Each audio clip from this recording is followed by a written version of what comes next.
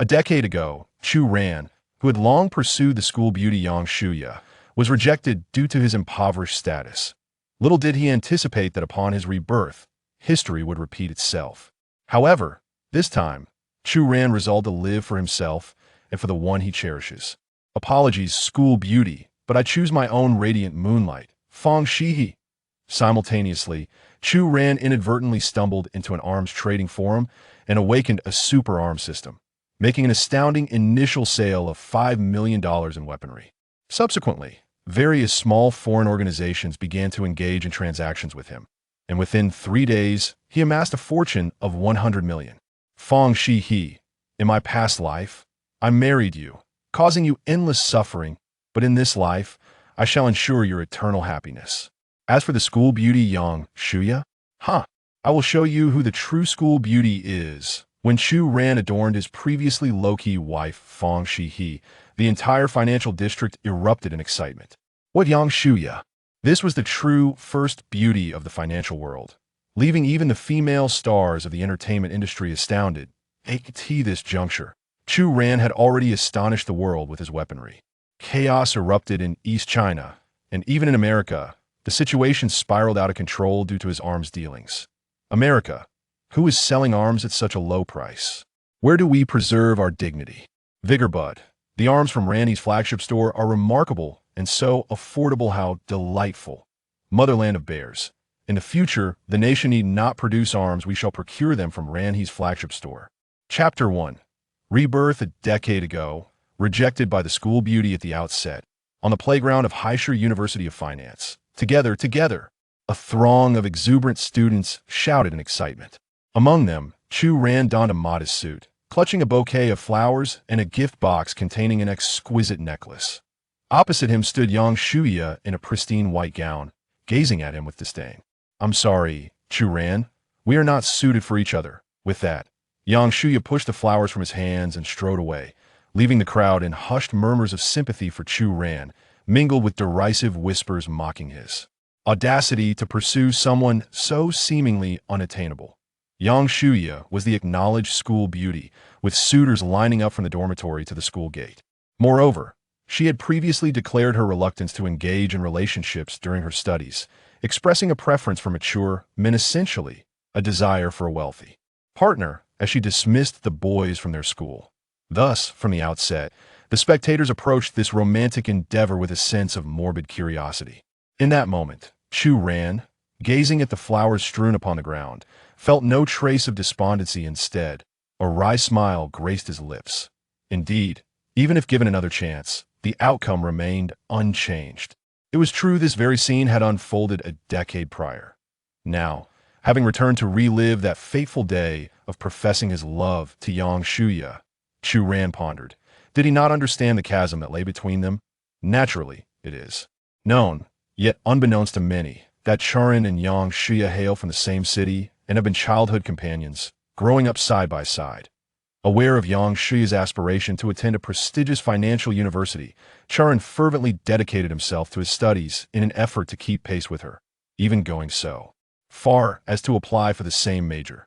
Throughout the years, Chu Ran remained a steadfast companion to Xihe, harboring affection for her in his heart. Each day, he would dutifully deliver breakfast to her, and to afford a birthday gift for her, he toiled part-time outside of school, often returning home exhausted in the dead of night. Despite these hardships, Chu Ran felt immense joy in witnessing Xihe reject suitor after suitor, believing naively that she was waiting for him. Thus, he chose this day, her birthday, to finally confess his feelings. However, to his dismay, Xihe rejected him outright, and in front of so many witnesses, her refusal was unequivocal. Yet that was a decade ago. For the present-day Chu Ran, this scene appears exceedingly juvenile. Having been reborn, what need is there for romantic entanglements? Surely, seizing the opportunities of this era to amass wealth is far more appealing. After years of navigating the complexities of society, Chu Ran understands the stark realities of life. With wealth, endeavors become remarkably effortless. Furthermore, who is to say that his ideal partner must be Xihe? A decade hence, his future wife will undoubtedly eclipse the likes of Xihe in beauty 100-fold. When their cohort graduated from the financial university, two significant events transpired. The microphone malfunctioned during Principal Zhang Weizhong's speech, and a classmate from their finance department, Fang Xihe, made a stunning entrance. Upon beholding Fang Xihe's exquisite visage, Chu Ran immediately recognized her as his true muse. Her modest demeanor and unadorned attire had rendered her unnoticed, and it was a lamentable revelation only at graduation that her allure had captivated the entire class of boys. However, Chu Ran was resolute in his newfound ambition. After graduation, he diligently sought opportunities and eventually secured an internship alongside Fang Xihe. As they grew closer, he learned of her impoverished background and made a point to assist her family in their remote mountain home. Before long, the innocent Fang Xihe found herself enchanted by Chu Ran, and they embarked upon the journey of marriage together. Yet, post-marriage, Chu Ran succumbed to a downward spiral of complacency in his work and failure in business, while Fang Xihe remained a steadfast source of support by his side. Ultimately, as Chu Ran descended into alcoholism and unhealthy habits, he was struck by a terminal illness. In the moment he witnessed Fang Xihe weeping before him, her image became increasingly vivid in his mind. Having been granted a second chance at life, he vowed that such a fate would not befall him again. As for young Xihe, perhaps she was merely a fleeting dream from his years gone by. With this thought, Chu Ran smiled faintly and pushed through the crowd, departing from the direction of young Xihe. From this moment forth, Chu Ran resolved to live anew for himself, and for Fang Xihe, the woman who loved him and whom he cherished in return. In the boys' dormitory, Chu Ran had just returned when several roommates surrounded him. The leader, Wang Rui, sighed, "Alas, my brother, we've all told you that women like young Xihe are beyond our reach. Yet you chose to ignore our advice. Now, being rejected in front of so many is truly..." "Well, enough said. We bought some drinks tonight. Let's ensure you get delightfully inebriated." The second roommate, Hao Jiangwo, also sighed. "We all knew how it would end. None of us had the courage to approach her. Honestly, she's not worth it." Zhang Hao, the fourth roommate, patted Chu Ran on the shoulder. "There are plenty of fish in the sea, my friend. I'll ask my girlfriend to introduce you to someone." Chu Ran scanned the faces of his roommates, a genuine smile breaking across his face. Truthfully, during his university years, he felt most fortunate to have such close friends. After being rejected by Yang Xihe, it was these very roommates who helped him cope.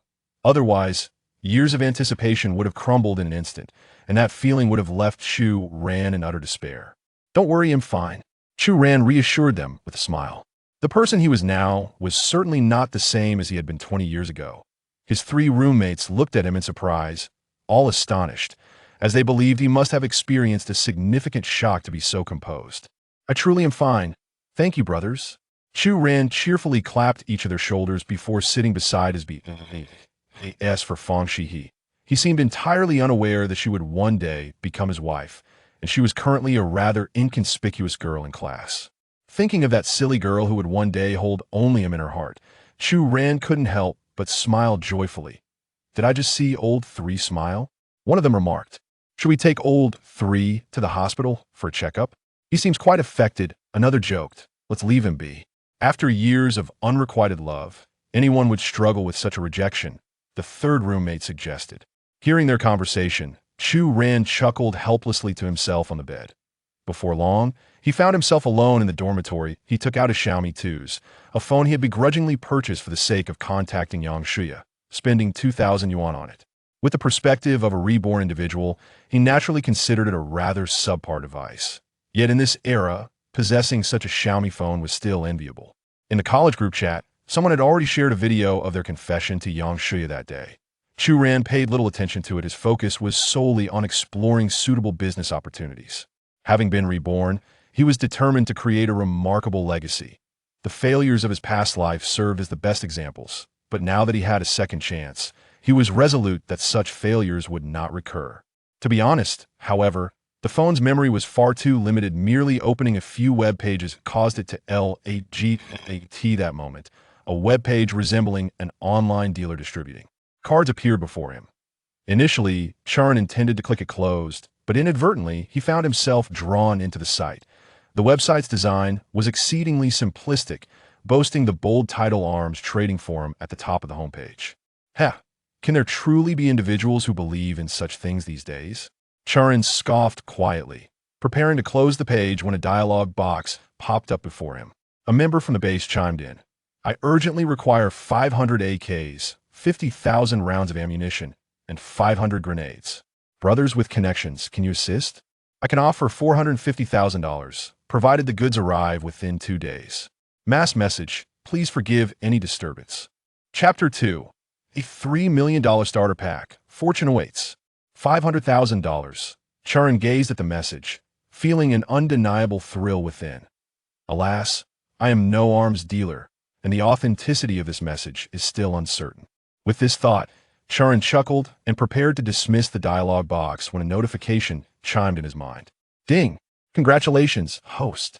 The Super Arms system has been activated. Immediately, a virtual panel materialized before his eyes. Host Chu Ran. Arms industry prestige, 0. Technological contribution value, 0.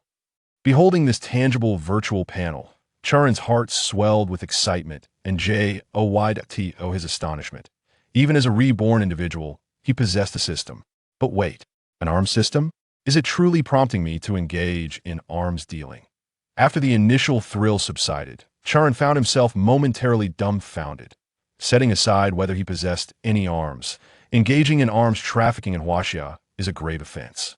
Could this absurd system be jesting with him? Upon initial activation of the system, the host is granted a beginner's gift pack comprising 1,000 basic firearms, 500,000 rounds of ammunition, and 5,000 grenades. The arms are stored within the system shop. Various arms can be exchanged in the arms shop, with all transactions conducted via monetary payment. Upon agreement to exchange, the system will directly deduct the amount from the host's bank account. Upon hearing this news, Chu Ran instantly perked up. Following the system's instructions, he indeed found the arms shop within. However, currently, it only features a section for basic firearms and 2 areas for ammunition and grenades. Within the basic firearms section, an array of handguns, automatic rifles, and assault rifles awaited, while the ammunition and grenade section overflowed with options, dazzling too. Behold, after a cursory glance at the exchange prices in the system shop, he discovered that the pricing of these arms was alarmingly low. In the forum earlier, someone requested an AK, which costs $200 to $300 on the international market, and its price domestically skyrockets to over $500 or $600. However, in the system store, it is merely $30. The ammunition is astonishingly inexpensive as well, while one bullet costs $5 internationally, is a mere 5 cents within the system shop. As for grenades, they are absurdly priced at $500 globally, yet only $50 here. Moreover, the system has generously provided a beginner's gift pack. The armaments contained within it alone are valued at over $3 million in the international market. This is a genuine windfall. Chu Ran sat up in bed, overwhelmed with excitement. After a moment, he began to inquire about some basic functionalities of the system. The Super Arms System Store encompasses all military hardware worldwide, and according to the system, it even includes certain weapons and equipment that are currently non-existent in the world, though all must be explored individually. The prerequisite for exploration is to diligently sell more arms to enhance his armament prestige. Even a slight increase could unlock a new category of weapons. Next, Chu Ran posed several questions regarding arms transportation. The host can opt for 2 transportation methods: hiring mercenaries for delivery or using the system's express shipping. Mercenary delivery. Once the store's talent area is unlocked, the host can purchase mercenaries at a premium to serve him. Once hired, these mercenaries will be entirely devoted to the host service, being the pinnacle of elite operatives globally. System express shipping. Charges are based on weight at $1,000 per ton, ensuring timely delivery, exceptional quality, and no errors. Simply place an order with coordinates, and it will arrive within a day, regardless of time or location. Upon seeing these 2 transportation options, Chu Ran could only express his admiration. The prospect of having the world's top mercenaries at his service is exhilarating. Unfortunately, he has yet to unlock the talent area, so it is imperative to swiftly elevate his prestige to access more functionalities. For now, he must rely on the express shipping option, which guarantees delivery anytime and anywhere. Truly remarkable. Although the cost of $1,000 per ton stings a little, he reassures himself that earning money will become effortless in the future. Once the talent area is unlocked, hiring a team of mercenaries for ongoing service would be ideal. Next, he pondered the matter of privacy. According to domestic laws, arms trafficking is a serious crime. While the prices are tempting, the risks are alarmingly high. Currently, arms transactions can only occur on this forum. And if he can easily find these arms trading forums online, the nation's intelligence agencies are undoubtedly capable of monitoring them as well. The system detected that the host is currently browsing an arms forum, and the Super Arms system can establish a clandestine flagship store for the host. This flagship store operates independently within the forum, granting the host the highest posting and browsing privileges. The host can engage in arms transactions freely, with absolute confidentiality. Even moderators will be oblivious, and the world's top hackers will be powerless to intrude. This truly felt like a timely opportunity, unexpected yet fortuitous. The prospect of an independent flagship store, where privacy is guaranteed and impregnable to the world's elite hackers, allowed him to trade without concern within the forum. Without hesitation, Chu Ran promptly logged into the account provided by the system. He proceeded to photograph the firearms and ammunition available in the system's store and posted them on his account's homepage. He understood that in the realm of social media, presentation is paramount, much like a first impression during a blind date. Potential partners often scrutinize one's social circle. A well-curated profile undoubtedly leaves a favorable impression. Now endowed with the highest privileges on the forum, Chu Ran could set various posting times for all his contributions and elevate his account's status indefinitely. Moments later, he transformed from a novice account into the most esteemed member of the forum, showcasing numerous images of firearms on his homepage. Should anyone stumble upon his account, the immediate impression would undoubtedly be that he is a venerable figure within the forum, well-versed in various firearms. More crucially, Chu Ran pinned a post on his homepage, asserting his ability to supply rifles, ammunition, and grenades, promising delivery within a day regardless of location. With all preparations complete, Chu Ran exhaled in relief. His next task was to wait. Advanced hunters often disguise themselves as prey. Whenever someone sought to procure arms, they would undoubtedly find him first, as those of his stature within the forum would.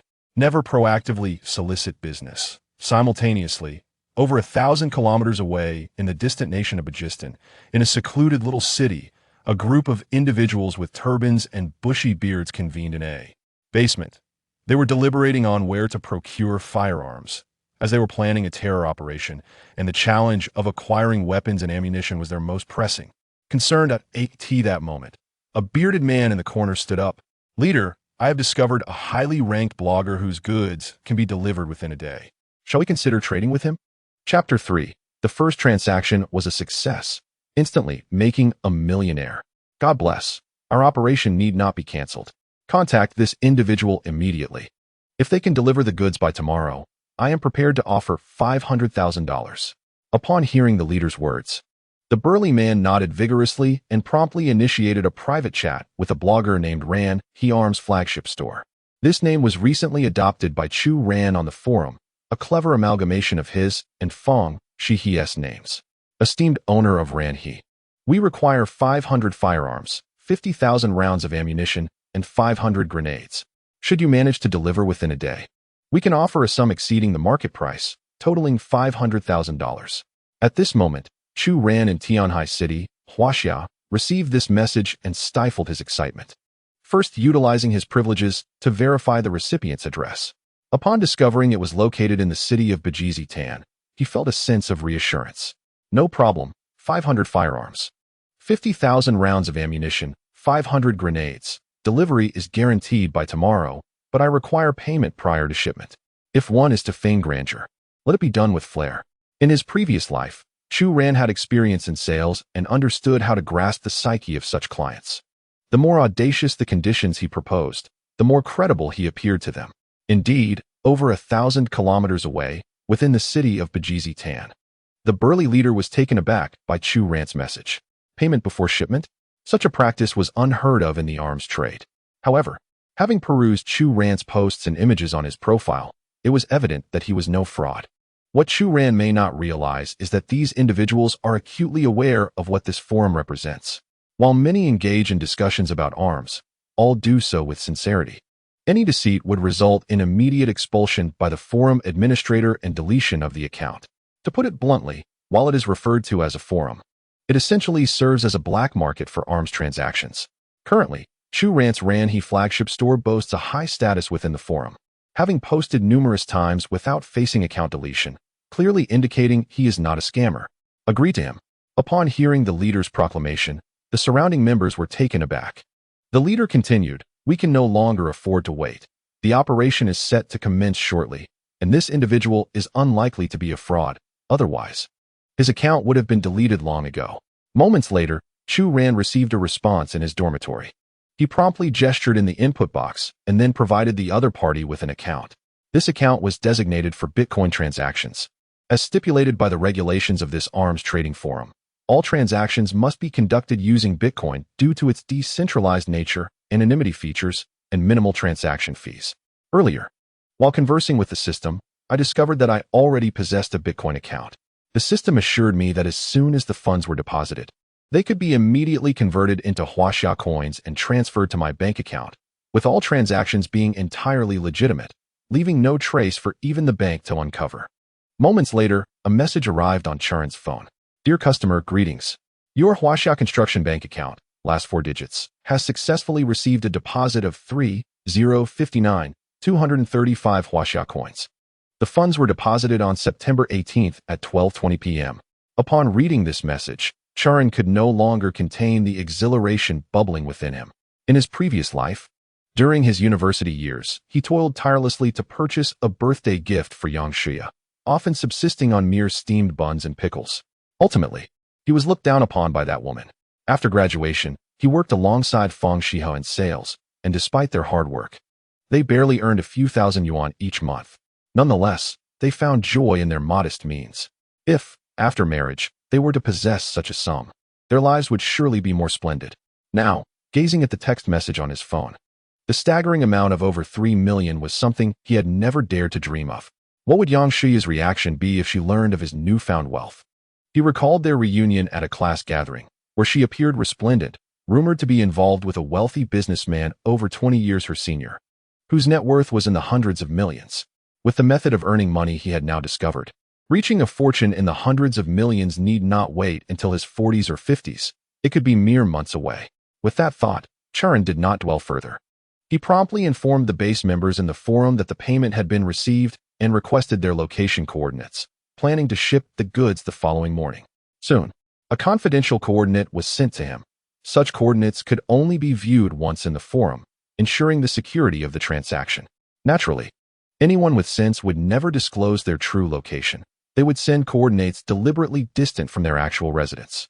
Chu Ran then meticulously prepared the 500 units, 50,000 rounds of ammunition, and 500 grenades required by the base members, entrusting them to the system for delivery.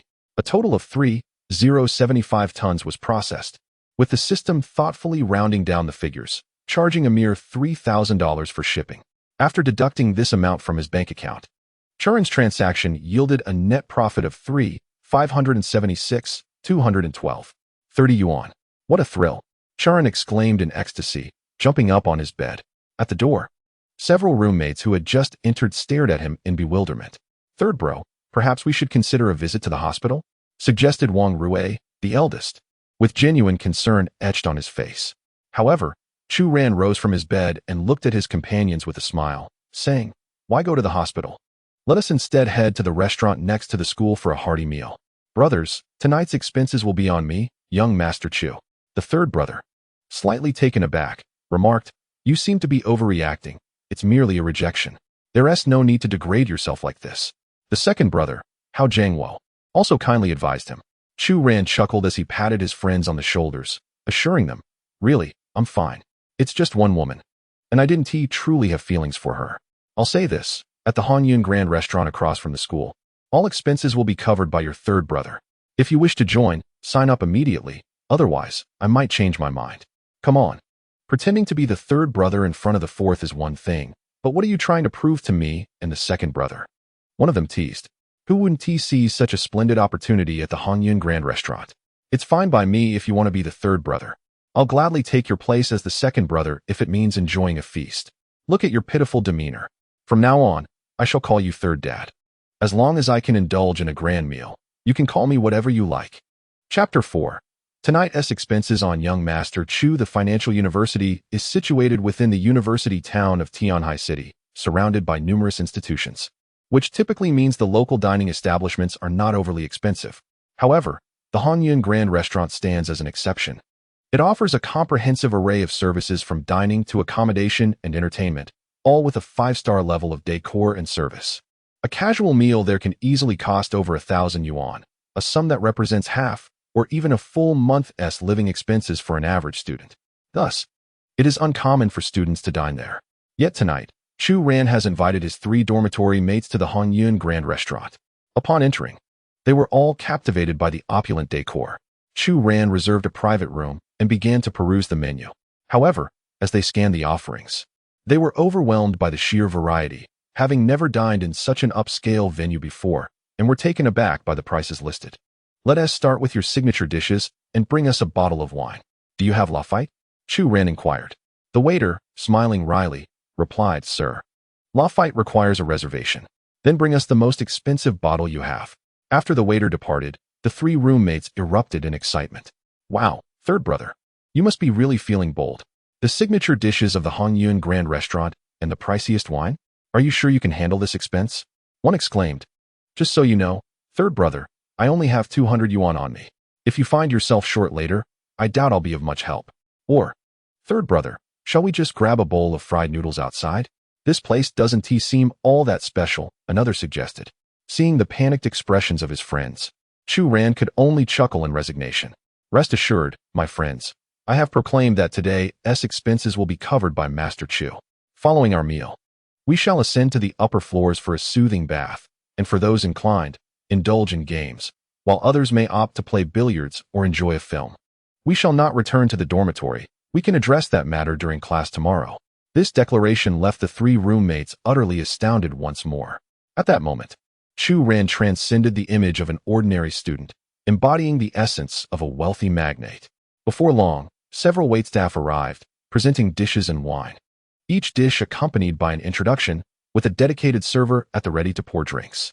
For Chu Ran and his companions, this scene, reminiscent of a cinematic experience, materialized in their reality.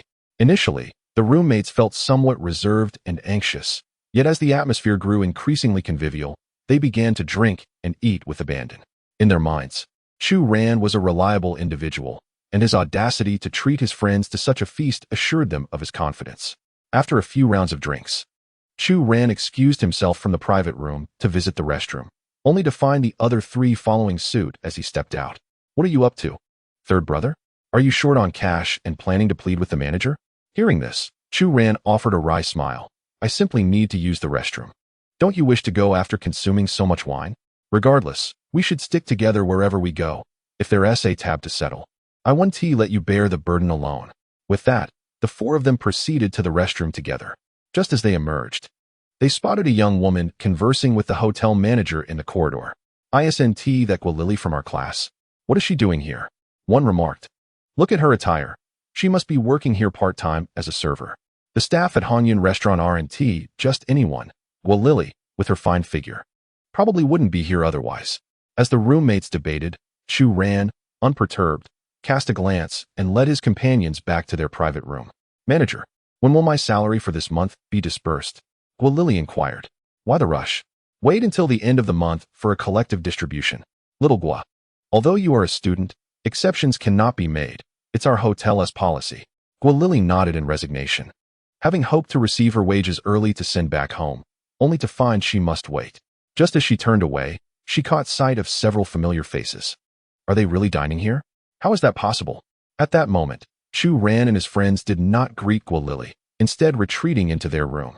Gua Lily quickly approached the server at the door. Excuse me, are they the only ones inside? Is no one settling their bill? The server shook her head. No? Just those few. Gua Lily found this hard to believe, as she knew well that Chu Ran and his roommates were not affluent. However, they were dining here, and no one had yet paid for them. Even if the 4 of them pooled their money, it seemed excessively extravagant. How much had they already spent at their table? Gua Lily inquired curiously once more. The waiter picked up the ordering device beside him, glanced at it, and then raised 2 fingers. Gua Lily exclaimed in astonishment. 2,000? No, it was 20,000, and that was merely for the meal. they had already reserved an entertainment room upstairs. A rough estimate suggested that their total expenditure would reach at least 50,000. Upon hearing this, Guolili was utterly stunned. At that moment, Chu Ran was oblivious to Guolili's inquiries, as he and his companions were merrily chatting and sipping fine red wine in the private room. At 9 o'clock in the evening, Chu Ran and his friends transitioned from the dining room on the first floor to the entertainment room above. After taking a shower and enjoying a massage, they began playing billiards and indulging in games. Throughout that night, Chu Ran reveled joyfully with his close friends, seemingly having forgotten about Yang Xihe's earlier rejection. Yet, while Chu Ran had moved on, some individuals could not forget. Guolili and Yang Xihe were dormitory mates. If they were ordinary individuals, they would have certainly shared the events of the evening. However, Guolili wrestled with her thoughts on the way and ultimately decided to keep the matter to herself, burying it deep within her heart. She resolved to investigate after class, intending to find out who had settled the bill. If it turned out that these individuals had pooled their resources and borrowed money, she would consider the incident as if it had never occurred. However, if it was revealed that one person had covered the entire expense, Guolili would not let such an opportunity slip away. The boys from dormitory 321 seemed to be decent looking, especially Chu Ran, who was exceptionally handsome. Yang Xihe had rejected him. Although Guolili felt she could not compare to Yang Xihe's looks, she was confident in her figure. If it turned out that Chu Ran had indeed paid the bill, Guolili would seize the moment without hesitation. With these thoughts in mind, Guolili glanced over at Yang Xihe, who was sitting on her dormitory bed, recounting to her roommates the tale of her proud rejection of Chu Ran. In truth, Chu Ran was very handsome and treated her well, but unfortunately, she was not interested in dating at the moment, as her studies took precedence. The other girls nodded in agreement, while Guolili lay on her bed, smirking quietly. If it truly came to light that Chu Ran had settled the bill tomorrow, she would relish in Yang Xihe's regret. Chapter 5. Delivered within a day, truly undeceptive. The following morning, after Chu Ran settled the bill, he roused several roommates to return to campus together. En route, he casually checked the delivery status of the system. It indicated that the package was in transit and would be completed in 30 minutes. Almost simultaneously, over 1,000 kilometers away, the members of the base had gathered. They drove in a convoy of pickup trucks, heading towards the location designated by yesterday's coordinates. The driver, sporting a bushy beard and a face covering, spoke in their native tongue. "Chief, there won't be any errors, will there? This was our first experience with the prepayment before delivery. What if that scoundrel deceives us and absconds with our money?" At that moment, the leader, seated in the passenger seat, closed his eyes and gently shook his head. "If he truly commits such an act, I will contact the forum administrator to ascertain his address. Even if it means pursuing him to the ends of the earth, I shall not relent." Soon, the leader's convoy arrived at the designated coordinates. However, the sky was clear and devoid of any unusual phenomena. With less than half an hour remaining until the delivery time, we had yet to detect any aerial vehicles in the vicinity. After the subordinate spoke, he promptly handed his tablet to the leader. "This is the situation detected by our personnel using domestic radar. Even accounting for some margin of error, there should be at least one aircraft approaching. Yet, the sky remains devoid of any planes." Upon seeing this, the bearded leader's fury caused his beard to tremble. "Hand me the phone. Immediately contact the administrator of the arms trading forum." The subordinate quickly nodded and retrieved a satellite phone from the vehicle, placing it in the leader's hand. Just then, a sudden and intense sound filled the sky. "What is happening? Leader, look up. Something is descending from above." At this exclamation, everyone lifted their heads. To their astonishment, amidst the cloudless sky and accompanied by a roaring wind, enormous silver boxes began to plummet downwards. "Take cover," someone shouted, and everyone hurriedly pulled the leader aside. The boxes struck the ground with a resounding thud, sending dust soaring as they bounced like balloons. It turned out that each box was equipped with airbags, designed to prevent the weapons inside from being damaged during the descent, while also ensuring the boxes did not embed themselves into the ground upon impact. Moments later, 5 silver boxes lay scattered haphazardly. The bearded leader swallowed hard and directed the nearby subordinates to inspect the contents. As they opened the boxes, revealing weapons and ammunition wrapped in oil paper, gleaming and pristine, everyone was left in awe. Report to the leader: 500 rifles, 50,000 rounds of ammunition, and 500 grenades, all delivered in brand new, unopened condition, with no damage detected.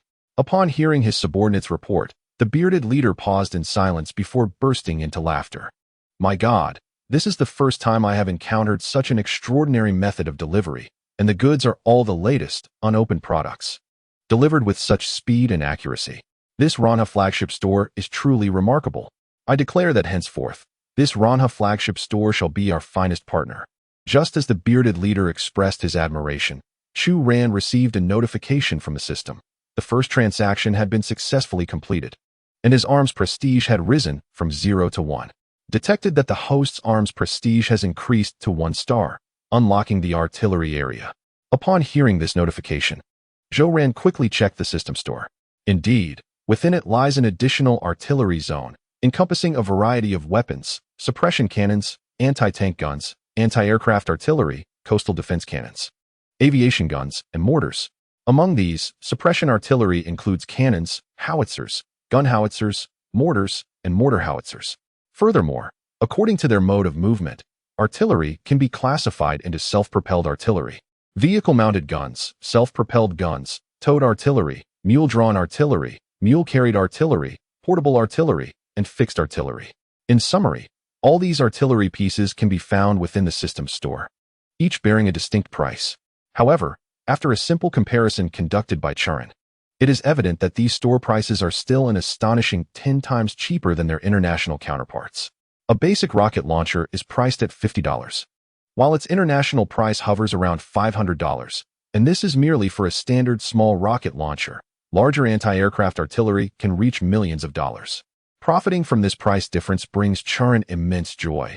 With a sufficient number of orders, becoming a billionaire could be achieved in less than a month. Thus, he commenced further promotion for his flagship store, knowing that greater fame would inevitably attract more orders. Reflecting on this, Chu Ran recalled the relentless pursuit of good reviews by merchants in his previous life, and he resolved to employ a similar tactic. Without hesitation, he promptly sent a reminder for positive reviews to the accounts of the members in his base. Before long, feedback was received, along with several images. The pictures depicted a pair of hands continually firing brand new firearms, accompanied by images of ammunition and grenades. The review concluded with a sincere message, prompt delivery, arriving within a day, exceptional value, and a perfect shopping experience, expressing gratitude to the owner and a desire for future transactions. Upon reading this familiar tone, Chu Ran couldn't help but chuckle. Who would have imagined that the fervor of online shopping would manifest itself in an arms trading forum? At that moment, Chu Ran was in class, and in his excitement, he unwittingly flung the pen he held, which landed squarely on the back of a girl seated diagonally across from him. Oh, his future wife? Indeed, seated there was Fang Xihe, the woman who would become his wife a decade later. Throughout their 4 years in class, Fang Xihe maintained an exceptionally low profile. No, it would be more accurate to describe her as hauntingly understated, while others were oblivious. Chu Ran was acutely aware that her demeanor stemmed from her family's unique circumstances. She seldom adorned herself, often donning a simple, loose-fitting tracksuit. Her short hair and angled bangs obscuring half her face, leaving her true beauty largely unseen. Whether during meals or after school, she was invariably solitary. Yet, on the day of their graduation in a past life, she graced everyone with her presence, adorned in a stunning evening gown, courtesy of an event arranged by their instructor. At that moment, the entire female population of the school seemed to lose its luster in the presence of her unparalleled beauty, a visage capable of instilling a sense of inferiority in everyone around. And now, the pen in his hand had inadvertently struck Fang Xihe on the back. Chu Ran found himself momentarily captivated as he observed Fang Xihe slightly turning her head in response. Chapter 6. Millions in orders, a step closer to my ambition. Oh, my apologies, that was unintentional, Chu Ran said after a brief silence, managing a smile. To his surprise, Fang Xihe merely shook her head, bent down to retrieve the pen, and gently placed it on his desk. Thank you, old classmate, she said, almost instinctively. Regrettably, he almost called her by the wrong name due to familiarity. Fang Xihe had already turned her attention back to her textbook, treating the incident as inconsequential. Ahem. Fang Xihe, to express my apologies, would you allow me to treat you to bubble tea after school? The curiosity piqued among his classmates, even Lao Si. Fang Xihe's deskmate and his own roommate turned to glance at him. Chu Ran waved his hand dismissively and continued to address Fang Xihe. What do you say, classmate Fang Xihe? She glanced at the teacher at the front, who seemed to have noticed them. Yet she lowered her head and replied in a voice barely above a whisper, "No need." Chu Ran chuckled and shook his head. As expected, his beloved had remained unchanged over the years. She could easily dismiss a stranger from miles away. But this was his beloved after all, who, apart from her parents, understood Fang Xihe better than he did. This silly girl was most afraid of being pursued. If he could muster enough courage, she would eventually begin to open up to him, just as she had done when he first pursued her. A refusal was quite normal. He could surely create more opportunities in the future. Just then, his phone vibrated slightly in his hand. Looking down, he noticed several roommates engaging in a discussion in their dormitory group chat, speculating that Chu Ran had begun shifting his focus. He chuckled softly but paid it no mind, for he had noticed several individuals on the forum initiating private chats with him. It seemed that the comments from the base's small members had made an impact. With this thought, Chu Ran hurriedly entered the forum to communicate with those individuals. A few minutes later, he identified a buyer named Devout Believer. Utilizing his privileges, he discovered that this individual was located in the region of Xihe. If it were indeed this nation, Chu Ran believed they possessed both the capability and intent to procure weaponry. "Dear sir, I came across your post on the homepage, and we are in urgent need of a batch of arms. Would you be able to assist us?" Chu Ran promptly replied in the input box, "No problem. Please provide a list of the arms you require." Before long, the other party sent over a list. Chu Ran glanced over it briefly, noting that they were requesting a total of 5,000 rifles, 500 handguns, 50,000 rounds of ammunition, as well as 5,000 grenades from various series, and finally, 500 artillery shells along with over 1,000 rounds. Equipped on such a scale, it would suffice to arm at least a regiment of troops on the side of the lush energy. However, Chu Ran paid little heed to this. After all, it was a lucrative venture. If these armaments were sold, a rough calculation indicated he could earn over 20 million Huaxia coins, bringing him ever closer to his modest goal of 100 million. The orders were plentiful and ready for dispatch. Yet our transactions mandated payment to be made prior to shipment. Observing Chu Ran's response, it was evident that the replies from the other side had also slowed. Nevertheless, after a moment's hesitation, they sent a message, "No problem, we respect your rules, boss. We will arrange the payment immediately. But we hope you can expedite the shipment as we are in urgent need." A few minutes later, over 30 million Huaxia coins appeared in Chu Ran's bank account. Suppressing his inner excitement, he replied that the payment had been received and he would arrange for shipment shortly, requesting their precise coordinates. The system's promise of a 24-hour dispatch essentially hinged on Chu Ran's mood. If the other party were truly in haste, he would simply annotate the order as urgent. According to the system, any marked urgent order could be delivered within 5 hours. By the time he completed all this, a class had already ended. Chu Ran entered the coordinates into the system and packaged the required arms. After deducting costs, the profit amounted to 20 million Huaxia coins, a figure that increasingly delighted Chu Ran. Moreover, the influx of orders seeking his services had notably increased, yet when he insisted on upfront payment, many individuals began to withdraw. Ultimately, only the lush energy struck a deal with him. Chu Ran remained undeterred. Payment prior to shipment was his fundamental principle. Once his mercenary group was established, he might consider experimenting with deposit payments to expand order volumes.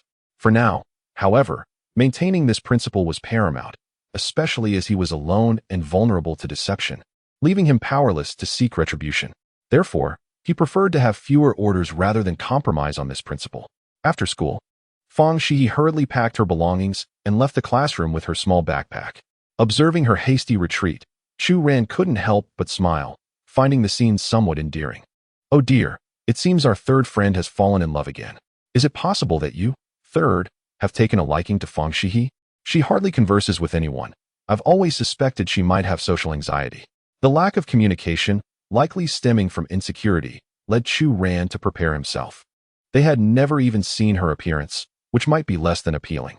Upon hearing his roommate's teasing, Chu Ran refrained from further comment. If Fang Xihe's looks were indeed unattractive, then there would be no beautiful women left in the world. Just as Chu Ran's attention was fixed on Fang Xihe, another pair of eyes nearby in the classroom was also watching him, those of Guoli Li, a classmate working part-time at the Hanyan restaurant. After experiencing the events of yesterday, she could hardly contain her eagerness to discover who had settled the bill, so she discreetly contacted her friends at the hotel for assistance. Ultimately, she unearthed the truth. It was Chu Ran who had paid the bill early that morning, using a credit card. According to her friend's descriptions, he casually swiped away 50,000 yuan without a second thought, undoubtedly a scion of affluence. Yet, Guo Lily was aware that Chu Ran, in his pursuit of Yang Shuyan, usually worked part-time like herself. As Yang Shuyan had mentioned, he had been quite pained to spend even 1,000 yuan on the necklace he had confessed with yesterday. How could he now spend 50,000 yuan so nonchalantly? Could it be that Chu Ran was an invisible rich heir, employing this facade to capture Yang Shuyan's attention? If that were indeed the case, then Yang Shuyan had truly missed a splendid opportunity. Regardless, this matter warranted further investigation. Guo Lily resolved to inquire more about Chu Ran's situation. She certainly could not recklessly approach him to become his girlfriend. Within the walls of the finance university, there were many suitors vying for her affection, none of whom piqued her interest, as like Yang Shuyan, she too had a penchant for the affluent. Perhaps Chu Ran was indeed the target of her aspirations. One could only hope. Chapter 7. Not only can he sell arms, but he can also engage in research. Meanwhile, at this moment, Chu Ran, having completed his transaction with the small disciples at the Power Seed, was in high spirits. Several of his roommates expressed their desire to visit an internet CAF. However, Chu Ran waved his hand, indicating he had other matters to attend to. His considerate leader, Wang Rue, inquired, Chu Ran, did you incur significant expenses last night? Be honest with me. Did you squander several months' wages? Is that why you're in such a hurry to work? Chuckling, he added, regardless, as long as my brothers are having fun, that's what matters. You all enjoy yourselves. I have some tasks to tackle. Watching Chu Ran's departing figure, his roommates shook their heads in exasperation. I've heard that everyone resorts to some form of catharsis after a breakup. Perhaps our third brother's method is to spend money as a means of release. Regardless, they agreed they could not let their third brother shoulder these expenses alone. They decided to meticulously arrange their schedules for the next few days, ensuring that when their third brother was absent, they would sign in for him and assist him with his part-time job after classes. Their leader was right. They supported this course of action. Everyone had enjoyed themselves immensely the previous night, yet none knew how much their third brother had ultimately spent. Unbeknownst to Chu Ran, his roommates were engaged in this conversation while he had already exited the campus, preparing to withdraw some cash from the bank. In this era where mobile payments were still not entirely convenient, many places still operated on cash transactions. Thus Chu Ran resolved to withdraw some to keep on hand. Just as he stepped into the bank, a girl wearing a hat hurriedly followed him from a distance. Hello, I would like to withdraw some money. At the bank counter, Chu Ran presented his card. The banking staff skillfully placed the card on the reader and prompted him to enter his password. Upon seeing the substantial amount displayed, the staff member was momentarily taken aback. Excuse me? Is there a problem? Chu Ran waited for quite some time, yet the salesperson did not inquire about him. So he took the initiative to ask her. At that moment, the salesperson hastily regained her composure and nodded. No, it's nothing. How much would you like to withdraw? 5,000. Chu Ran replied. The salesperson nodded eagerly, her previously smooth motions now appearing somewhat clumsy. Before long, Chu Ran completed his transaction, pocketing the cash and preparing to leave. Just then, the salesperson looked at him, her cheeks flushed, and called into the glass speaker. Hello, sir. Since your deposit amount qualifies, we can offer you an upgrade service for your bank card. After the upgrade, you will enjoy VIP treatment at our bank, no longer needing to queue, and will regularly receive our benefits and small products. I understand that you may not require this, but for someone of your standing, upgrading your card could serve as a symbol of status. Listening to the salesperson's enthusiastic pitch, Chu Ran readily agreed. After all, more money was bound to follow, and avoiding queues for withdrawals was undeniably advantageous for him. Under the thoughtful guidance of the salesperson, he filled out 2 forms, completing the card upgrade. Almost as soon as he stepped outside the bank, the excited salesperson covered her mouth with her hand and stood up. Isn't he just stunning? He seems like a student yet possesses so much wealth. What's wrong? Are you smitten? Who wouldn't be attracted to someone so handsome and affluent? Surely you must be interested? I'm nearly married. I shall let you have him. In the bank lobby, a girl with a hat and an exquisite figure sat on a chair, observing the animated expressions of the tellers. A smile crept across her lips. Yang Shuya, oh Yang Shuya, you have truly missed out on a fine man. Yet, I must thank you now. At that moment, Chu Ran had already left the bank and returned to school. A few of his roommates were still absent. and the arms shipment designated for Xihe had yet to arrive, leaving Chu Ran feeling rather bored. He decided to grab a casual meal at the school cafeteria. What he most anticipated was whether his prestige in the arms realm would rise slightly after Xihe's deal was completed. While walking, Chu Ran had a brief discussion with the system, as his system panel currently displayed the following. Host: Chu Ran. Arms prestige, 0. Technology contribution value, 0.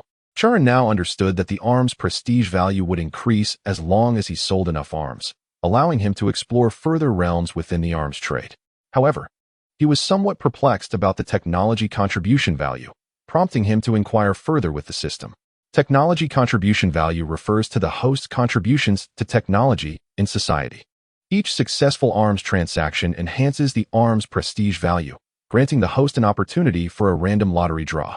There is a chance to acquire various technologies from the field of technology, which the host can utilize to contribute to advancements in technology. Upon hearing this, Chu Ran was quite astonished, as he never anticipated that the system had concealed such a feature from him. System: how long until my military prestige value upgrades? The host merely needs to complete the current order. Upon a successful transaction, the military prestige value will increase. Understanding now, Chu Ran realized that once he finished this order with the energy sprout today, he would be eligible for a lottery draw. He chuckled to himself, hoping to obtain a superior technology. Thus, he was eagerly awaiting the system's delivery of goods to the energy sprout, eager to conclude this transaction. Lost in thought, Chu Ran arrived at the university cafeteria, which was bustling with activity. The cafeteria at the financial university was indeed vibrant, teeming with students from the end of classes until 8 in the evening. He first topped up his card with some money before casually exploring the offerings around him. He recalled that Fang Xihe had once mentioned her favorite dish at school was egg fried rice, as she was reluctant to spend money and would always opt for that. Sure enough, Chu Ran spotted a familiar figure at the egg fried rice counter, a smile spreading across his face as he hurried over. Classmate, that will be 20 yuan. Please swipe your card, the cook behind the counter announced. Just as the girl was about to take out her card, she noticed one already resting on the card reader. Swipe mine. Wait, Fang Xihe began. But before she could finish her sentence, the sounds of the card being processed interrupted her. With a grin, Chu Ran addressed the cook. I'll have the same. Please swipe my card. The cook nodded, keyed in the amount, and began preparing the meal. A few minutes later, Chu Ran and Fang Xihe sat down at an empty table with their dishes. I'll pay you back, Fang Xihe said after a moment of silence. Her head lowered. Chu Ran replied with a smile. Well, it depends on whether you pay me back quickly or I swipe faster. Chapter 8. Quantum Peripheral Battery. Poised to break through an era, Fang Xihe felt she had never encountered someone quite like him. Even though she was typically timid, she couldn't help but ask, why do you do this? Because I find you quite endearing. Chu Ran pondered for a while before offering a rather lackluster reason. He had intended to say silly, but hesitated, fearing it might hurt her feelings. Yet, even with that, Fang Xihe still gripped her chopsticks a bit too tightly, her bangs partially obscuring her face, preventing Chu Ran from seeing her expression. However, he was well aware that beneath that hair lay an exceptionally beautiful visage, one he would be greeted by every morning for the next decade. You eat such simple food. Is it because you think you're too thin? Chu Ran remarked, poking at his own meal.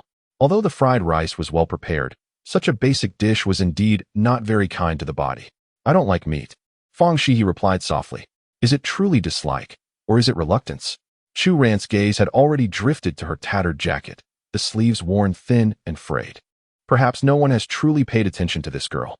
Her garment seems as though it could be worn for countless days without change.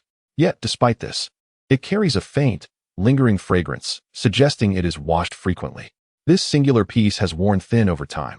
Chu Ran is aware of Fang Xihe's family situation. She has a younger sister and a brother, her father gone, leaving only her mother and grandmother to toil in the village. Although Fang Xihe has been attending school over the years, the money she earns from her part-time job and her scholarship is sent back home. Stay right there. I shall prepare another portion for you. Without waiting for Fang Xihe to protest, Chu Ran steps up to the display counter and orders another serving of succulent dishes, garnished with a chicken leg. Here, eat. I'm fine with just this, Fang Xihe replies hesitantly. If you do not eat, I shall throw it away. Please, don't waste it. Finally, Fang Xihe extends her small hand to grasp the meal box. Exactly. Not eating would be a waste. After all, this was paid for, and you are so slender. Though your figure is quite decent, You cannot survive solely on vegetables. Upon hearing Chu Ran's comment about her figure, Xihe lowers her gaze. Noticing that her shirt has become loose at the collar from too many washes, revealing a hint of springtime. In a flurry, she covers herself with her hands. Her flustered demeanor leaving Chu Ran somewhat exasperated. She blames herself for speaking carelessly. As Chu Ran, 10 years later, would come to know Xihe's body all too well. He realizes that while she may be slender, she possesses certain attributes that surpass many of her peers. Unfortunately, her choice of loose, worn clothing renders her form largely unnoticed by others. The atmosphere grows momentarily awkward, prompting Chu Ran to clear his throat. Come now, eat up, it's getting cold. Xihe seems unperturbed, quietly consuming her meal, though her body trembles slightly. Moments later, she appears to begin sobbing. Chu Ran is taken aback. Why are you crying? He truly did not expect Xihe to be so sensitive, shedding tears merely because he glanced at her. I didn't mean to. He hastily borrows some tissues from a nearby classmate and offers them to her. Yet, Xihe remains absorbed in her tears, leaving Chu Ran at a loss. After several minutes of effort, Chu Ran finally manages to soothe her. After all, he has had years of experience in comforting her. However, as they exit the dining hall, he finds himself both amused and bewildered, for Xihe has asked the restaurant owner for a takeout bag, packing up the leftover food. Oh, such an innocent girl. It seems I am the one who benefits from her simplicity. Chu Ran watches her retreating figure, silently expressing his thoughts. Meanwhile, within the borders of the neighboring nation, a convoy of trucks halts in the desert, surrounded by individuals clad in camouflage attire. These individuals are the ones who purchased arms from Chu Ran, and at this moment, they are gathered at the predetermined location, awaiting their delivery. Initially, a sense of trepidation enveloped them, as this was their first experience with the upfront payment and subsequent delivery method. However, the moment the sky was filled with an array of silver boxes, their anxiety transformed into exhilaration. As they opened the boxes to reveal the meticulously arranged firearms and ammunition within, a joyous uproar erupted among them. In a nation rife with conflict, only firearms could bestow upon them a semblance of security. Furthermore, these weapons were pristine and immaculate, a stark contrast to the second-hand arms they had previously acquired, which were often marred by wear and prone to malfunction. Now, engaging with the proprietor of Reborn, they experienced a remarkable turnaround, delivery within 4 hours of placing an order. This speed, coupled with the newness of the arms, ignited a flicker of hope for the future. Our plan is finally within reach, exclaimed the leader. Yao, let us leave a positive review immediately. This Reborn flagship store will undoubtedly become our most esteemed partner. Simultaneously, Chu Ran, having just parted ways with Xihe, received feedback from the system. Congratulations, host. You have completed a transaction, and your arm's prestige has increased. However, there remains a considerable distance to upgrade. We hope you continue your efforts. Congratulations, host. You have completed a transaction and earned a chance for a random draw. With the successful transaction, Chu Ran glanced at his virtual panel. Indeed, his arm's prestige had risen from 0 to 1. Thrilled at the prospect of a lottery, he purchased a bottle of cola and hurried back to his dormitory. Closing the door behind him, the lottery required a tranquil environment, and he even took the time to wash his hands. System, commenced the lottery. As his words faded, a virtual panel appeared before him with a simple message: lottery in progress. Well, this system is rather lackluster. While other features are robust, the lottery function is disappointingly simplistic. Lottery concluded. Congratulations, host. You have received a quantum peripheral battery exclusive to the SuperArms system. This battery boasts a high energy density, employing quantum technology for energy storage and release, allowing for a 5-minute charging effect and an impressive lifespan of billions of cycles. Its safety performance is equally commendable, remaining unscathed even in flames. Upon reading the system's description, Chu Ran felt a surge of joy. He had not anticipated such an advanced technology emerging from his first lottery. In this era, battery technology was still in its infancy, predominantly relying on lithium batteries, which were not widely utilized, as society was still in the exploratory phase. However, if he were to introduce this quantum peripheral battery to the market, the impact could be nothing short of explosive.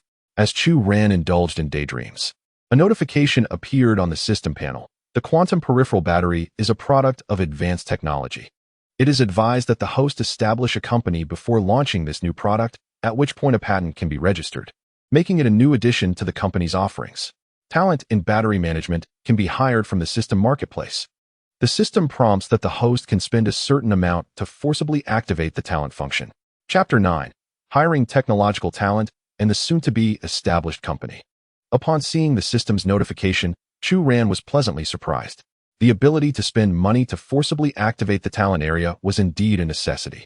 Moreover, having acquired the technology for the quantum peripheral battery, it would be impractical to launch it under the guise of a university student. It was far more prudent to establish a company and recruit a few talents to assist in managing it. In that moment, Chu Ran recalled the renowned battery giant, Contemporary Amperex Technology Company, Limited, which originally started as an energy company providing batteries for mobile phones and computers before evolving into a colossal battery enterprise, securing its place among the top 500 companies in the country and continuously supplying technology and products for numerous electric vehicles. Looking around, it appeared that the era into which Chu Ran had been reborn resembled the nascent stage of Contemporary Amperex, still merely a company providing batteries for mobile phones and computers. If he were to take the initiative and introduce the quantum peripheral battery, it could very well mark a revolutionary milestone for himself. Of course, Chu Ran had no intention of encroaching on Contemporary Amperex's territory. Even though they had grown formidable, he did not harbor any concerns. The technology behind the quantum peripheral battery was poised to eclipse centuries of industry advancements. Whenever Chu Ran chose to launch it within the next few decades, it would undoubtedly create a significant upheaval in the field. Without further ado, Chu Ran immediately inquired about the cost to forcibly activate the talent area. The result revealed that acquiring technological talent would require the expenditure of 1 million Huaxia coins. For the previous version of Chu Ran, this sum would have been astronomical. However, now he hesitated not for a moment and promptly spent the 1 million to activate the technology talent function. He also checked the cost for hiring combat-type mercenaries and discovered that it required 10 million. Well, in that case, Chu Ran decided to wait. After all, he was quite satisfied with the system's delivery service, and mercenary-type talents were primarily for deterrent purposes. He would choose to activate that option when his finances were more abundant. Activation successful. Technological talents have been fully displayed. The host may select freely for transactions. A friendly reminder, all technological talents are located globally. Once the host opts to hire, the system will instill a loyalty mindset in them, ensuring they seek out the host and remain dedicated to serving perpetually. The host need not worry about talent loss or betrayal. Upon reading this notification, Chu Ran felt immense satisfaction. The system was indeed impressive. Without dwelling on it further, he turned his attention to the technological talent area and selected the renewable energy battery sector. There are over 100 individuals of this caliber, all possessing formidable management skills and specialized knowledge in battery technology. After much deliberation, Chu Ran ultimately selected 3 individuals. The first is Xihe, currently employed at a renewable energy company in the United States, where he has received consecutive accolades for technological talent over the past 5 years. The company he manages stands at the forefront of American renewable energy, making him an undeniable asset in the field of technology, with a hiring value set at $5 million per annum. Although this figure is indeed staggering, the value he could bring to Chu Ran's new venture would far exceed this sum. Given Chu Ran's current rate of income, $5 million would be but a trivial matter, prompting him to proceed with the hiring without hesitation. The second candidate, Wu Shiliang, serves as Qi Qingshuan's indispensable assistant. While his expertise may slightly trail that of Qi, he excels in the commercial realm. Qi Qingshuan's sustained success in the U.S. is largely attributable to Wu's contributions. Thus, if Chu Ran wishes to recruit Qi, it is essential to bring Wu on board as well, with an annual salary of $3 million. The third individual, Xihe, is a professor at a laboratory in a domestic renewable energy company. At just 35 years of age, his contributions to the sector are remarkable. Nearly all domestic renewable energy products bear his influence. Thus, Xihe's presence in Chu Ran's company would undoubtedly be a significant boon. Notably, while Chu Ran has acquired the specific methodologies for developing quantum peripheral batteries, the intricate details require the expertise of professionals, a task far beyond his capabilities as an amateur. Xihe's hiring price stands at $2 million, a figure that, while substantial in the domestic context, appears quite reasonable compared to the previous 2 candidates. Upon selecting all 3 for employment, the system did not impose any fees. Instead, Chu Ran would provide their salaries regularly once they assumed their positions in his new company. This arrangement alleviated Chu Ran's current financial constraints, as he only had over 20 million Huaxia coins at his disposal. After securing these 3 technological talents, the system notified him that they would personally reach out to him within 2 days. Gazing at the 20 million Huaxia coins in his bank account, Chu Ran initially regarded this sum as a considerable fortune, but as he contemplated the expenses associated with launching a company, including registration, facility costs, employee wages, and construction, he realized he would swiftly find himself in dire straits. It became evident that he must sell his arms diligently. A few successful transactions would surely resolve his financial concerns. With this thought in mind, Chu Ran recalled his experiences earlier that day at the bank. Depositing funds in a bank can elevate one to membership status. Similarly, engaging in the purchase of arms from one's own store, provided the frequency and expenditure are substantial, can also confer membership along with enticing discounts. The disparity between the system and international pricing can reach tenfold. Thus, as long as profits remain high, offering discounts to attract clients poses no challenge. Without further ado, Chu Ran promptly published the membership regulations and pricing on his account.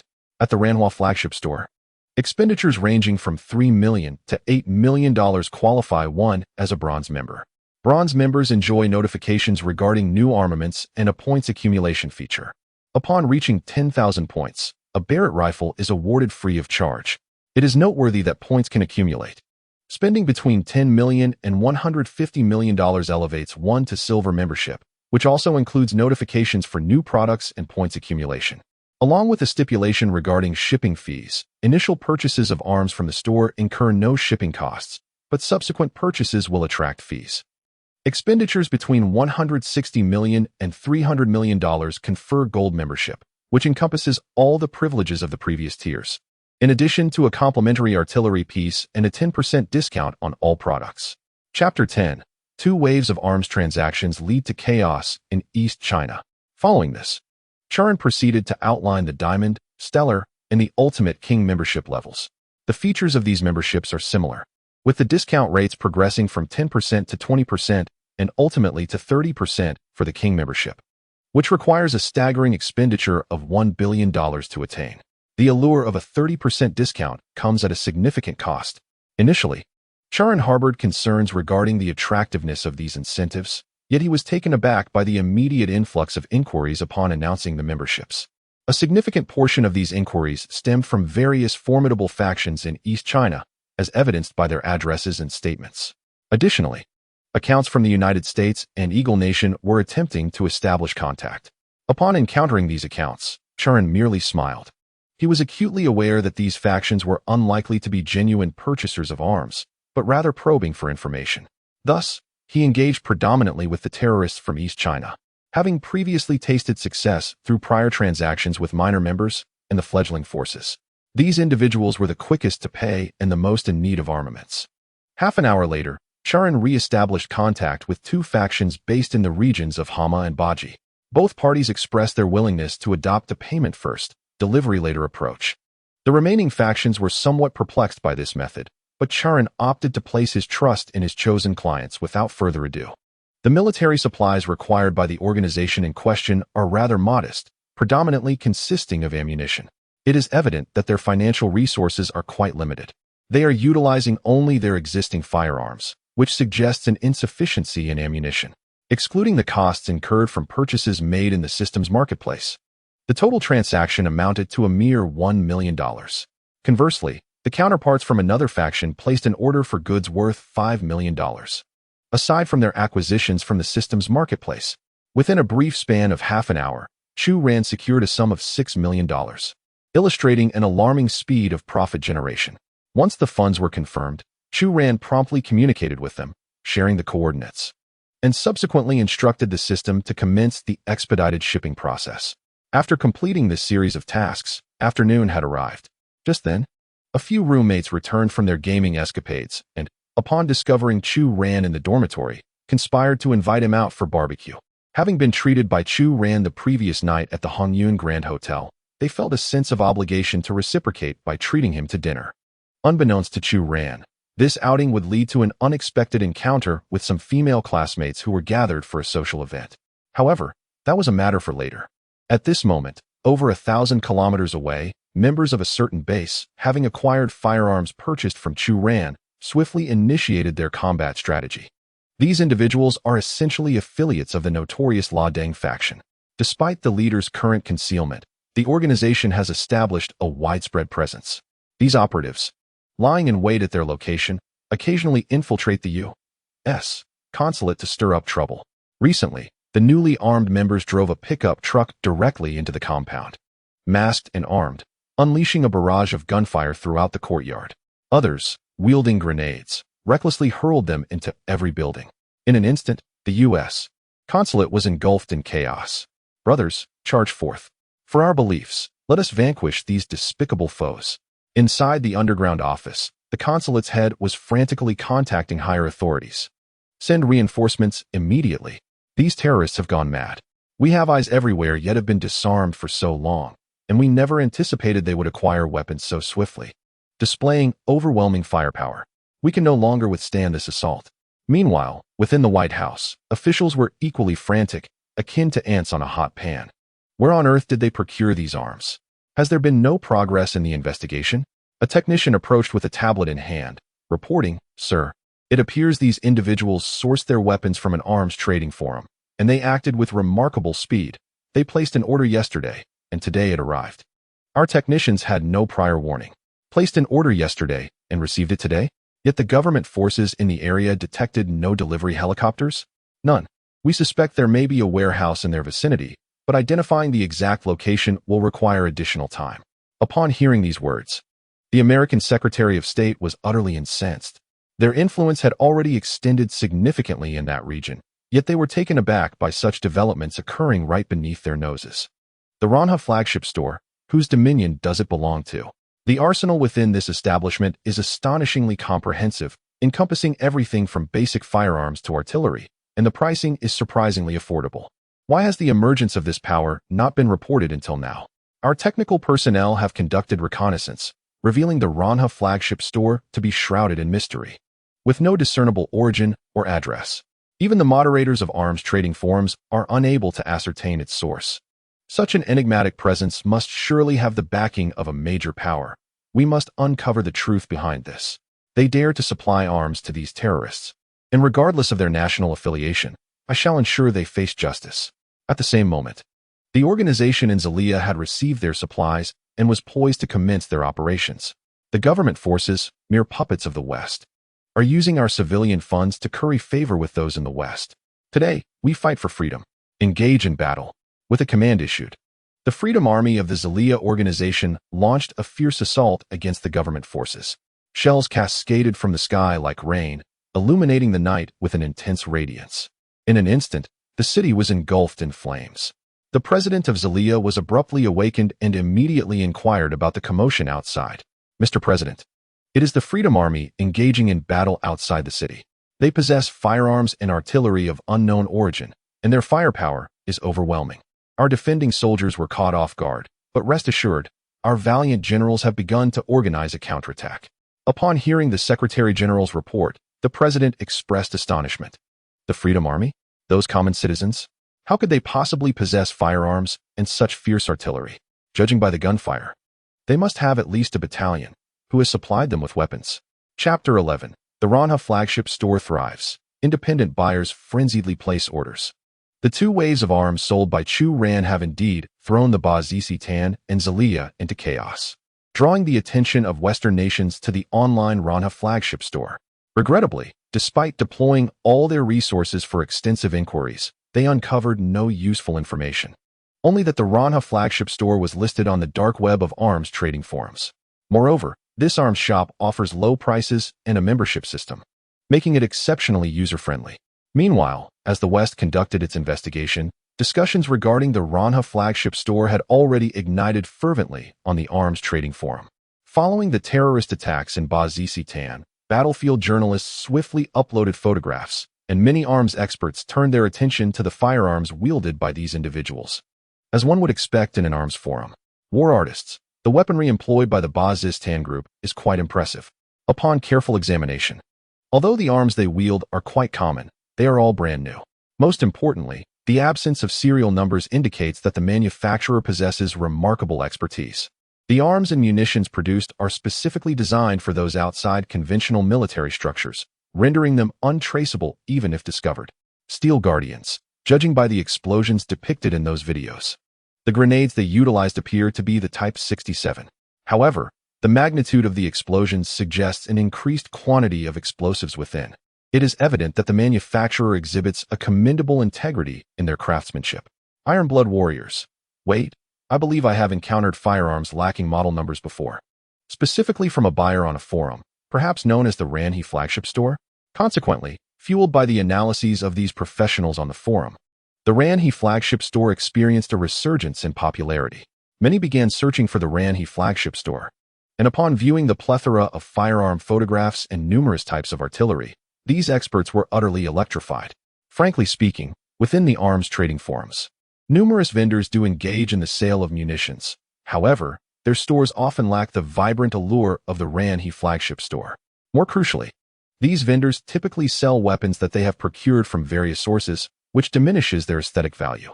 In stark contrast, the Xihe flagship store features arms captured in high quality, unwatermarked photographs uploaded directly by the Chu Ran system, tantalizing countless enthusiasts. For instance, each firearm is accompanied by a multitude of authentic images showcasing intricate details and components. For aficionados of arms, this experience is akin to an art connoisseur discovering exquisite human form art online, allowing for meticulous analysis of every nuance. Additionally, the store displays the manufacturing dates, all of which are recent, and even includes user manuals along with images demonstrating real-world effectiveness. This is what professionalism looks like. Moreover, it is not limited to just one category. A wide range of firearms is available, from basic handguns to artillery, rocket launchers, howitzers, and more, all showcased with detailed images. It is astonishing. The Xihe flagship store is indeed a treasure within the arms trading forum. Why did I not discover it sooner? Oh my! This flagship store even has a membership system, and the prices of all firearms are remarkably affordable, significantly lower than those in the broader market. However, you have overlooked the most critical aspect. The shipping speed of this flagship store is truly astounding. Orders can be delivered to your doorstep within 24 hours, indicating that they maintain warehouses globally. There are also comments below. Lo and behold, that member from the base appears to be affiliated with the Bazistan group. No wonder they are armed. It turns out they procured their weapons from here. The prospect of acquiring a firearm has become quite enticing, with the promise of delivery within 24 hours at remarkably affordable prices. However, the requirement of payment prior to shipment raises certain concerns regarding its legitimacy. The organization associated with Bazistan has already adopted such practices, yet one might question the credibility of the Xihe flagship store. Nonetheless, I have resolved to place my order. Apologies for my impulsiveness, but I have indeed proceeded to purchase a sniper rifle. As an aficionado of firearms, I find it nearly irresistible to encounter such competitive pricing coupled with the allure of brand new weaponry. Additionally, the confidentiality of the 20-hour shipping policy has truly captivated my interest. Within mere hours, the comments section beneath the Xihe flagship store transformed from a handful to hundreds, with the alarming pace of engagement continuing to escalate. At this moment, Chu Ran, the proprietor of the Xihe flagship store, is savoring barbecue outside the school. He has noted the store's performance through the persistent notifications on his phone, though a cursory glance reveals that most orders are from individual customers, which he does not find particularly concerning. Instead, he consulted with the system regarding the logistics of these scattered orders. The system informed him that while delivering to individual customers may be cumbersome, it poses no significant challenge, as fees are only incurred when shipments reach a tonnage threshold. Each of these individual buyers is acquiring merely 1 or 2 firearms, insufficient to meet the transport criteria, thus exempting them from shipping fees. Upon receiving this news, Chu Ran felt a surge of delight. He took a moment to announce that shipping fees for individual firearm orders would be waived. This announcement elicited a wave of positive feedback in the comments section, with patrons praising the Xihe flagship store for its exceptional business practices. No shipping costs, complimentary delivery, and a selection of brand new firearms. What more could one desire?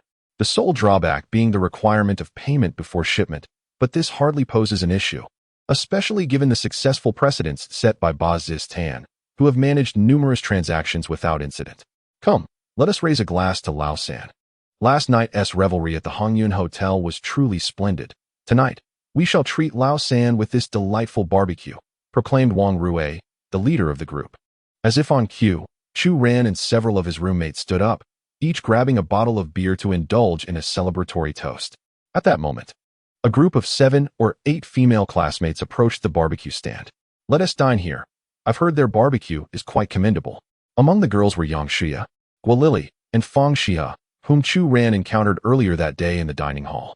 Chapter 12. The barbecue place. All 3 girls have arrived. In truth, Fang Xihe seldom attends such gatherings, but this evening marks a joint celebration between 2 dormitories, as the students from the Finance University are all classmates sharing the same residence. Guolili and Xihe share a dormitory, while Fang Xihe resides with several other girls from their class in a separate dormitory. During previous gatherings, Fang Xihe had consistently declined to attend, which caused some discontent among Xihe and her roommates. After much persuasion from her fellow dorm mates, Fang Xihe finally agreed to join the gathering, albeit with the caveat that it would be a one-time participation. She explicitly stated her intention to return to campus before 9 o'clock. What a facade! Despite being in university, she behaves with the aloofness of a primary school student. Have you noticed? We've been in the same class for a year, yet has anyone truly seen the real Fang Xihe? She is likely an unattractive woman. Otherwise, why would she hide her face? After all, who could possibly compare to our Xihe? Xihe, did you hear? Someone spotted Chu Ran dining with Fang Xihe in the cafeteria today, and they appeared quite close. Who would have thought that after being rejected by you, Chu Ran would pursue such a girl? The 2 girls, having exchanged their gossip, flattered Xihe while walking closely beside her. Xihe glanced at Fang Xihe, who walked with her head bowed, seemingly oblivious to their chatter. Oh, please refrain from such comments. We are all classmates. As for Chu Ran, his romantic pursuits are of no concern to me. Our relationship is merely that of ordinary classmates, and it will never evolve into anything more. Please do not mention him in my presence again. Upon hearing this, the 2 girls from her dorm fell silent, their heads bowed. At the Finance University, Xihe's words carry significant weight, primarily due to the numerous admirers vying for her attention. A mere summons of a few sycophants is enough to intimidate her peers. Thus, her dorm mates regard her with a blend of admiration and flattery. However, dissenters exist in every dormitory, and Guolili serves as the unpredictable variable in this equation. She has always disapproved of Xihe's behavior, and now, having uncovered Chu Ran's secret, she gazes at Xihe with a hint of pity. No relationship? I suspect that upon learning about Chu Ran's situation, you might be more eager than anyone to pursue him. She muses. Oh, Xihe, I wonder if you will come to regret your choices. As for Fang Xihe, Guolili believes she poses no threat to her. She perceives Chu Ran's interest in Fang Xihe as a fleeting distraction, a means for him to escape the pain of rejection from Xihe. With just a little effort, she feels confident she could redirect Chu Ran's attention toward herself. Stealthily assessing her own figure, Guolili feels a surge of confidence. What if Xihe is beautiful? Does she truly understand men? Does she possess such an enviable physique? And Fang Xihe? Her appearance remains a mystery, and her figure is obscured by the oversized athletic wear she dons daily. Guolili is convinced that this girl will not pose any competitive influence over her. At this very moment, Fang Xihe remains unaware that her courageous decision to join a gathering for a meal has provoked such contemplation from others. She walks with earnest intent, planning to return to school for further studies after dining, followed by a well-deserved rest. Occasionally, the scene from the restaurant flickers through her mind. How brazen could that fellow be? She has never encountered someone quite like him throughout her life. Yet, it seems he has treated her rather well. For many years, she has diligently worked her way through school, often reluctant to spend even a penny on meals, particularly when it comes to meat, which she rarely indulges in. However, today he astonishingly covered her meal not once, but twice, allowing her to savor an ample portion of meat, and before departing, she shamelessly packed up leftovers. Does he perhaps look down upon me? Wait. Why should I concern myself with his opinion? We merely shared a meal, and this young man, who professed his feelings to another girl just yesterday, is dining with me today. What does that signify? The more she ponders, the more anger wells within her. She suspects that Chu Ran's actions during the day might have been a mockery of her. If they cross paths again, she must demand clarity. Although she might not find the courage to voice her concerns, she cannot afford to appear foolish in this matter. "Boss, please bring us 50 skewers of meat, 20 lamb skewers, grilled bread, and a serving of enoki mushrooms wrapped in foil, along with several bottles of beer." As several girls entered the barbecue restaurant, Yang Shuya's dormitory members began placing their orders. Fang Xihe sat quietly at the table with a few other girls, her head bowed, clutching a cup of water. Meanwhile, not far away, Chu Ran and his dormitory friends took notice of this scene. "Wow, Chu Ran, look over there. Is that who I think it is?" exclaimed Hao Jiangwo, pointing toward the table of girls. Chu Ran and the other boys turned to look, and upon spotting Yang Shuya, they were left utterly dumbfounded. Goodness, what a persistent presence. How is it that they encounter her even while dining? No, this must be a case of fated adversaries. That woman showed no regard for the third member yesterday, and I must seek justice. With that, Zhang Hao stood up decisively. "What are you doing? Sit down at once. We're all classmates. Don't create awkwardness," cautioned Wang Ruiping, who typically kept a low profile, as he hurriedly restrained Zhang Hao. Chu Ran, maintaining his composure, added, "The eldest is right. Let us not escalate this. I shall go over." With that, he picked up a bottle of beer and strode toward the group. Witnessing this unfold, his roommates were taken aback. What on earth is the third one up to? Won't he really confront a girl? Will he? Don't just stand there. Let us go see. The three roommates hurriedly followed after him.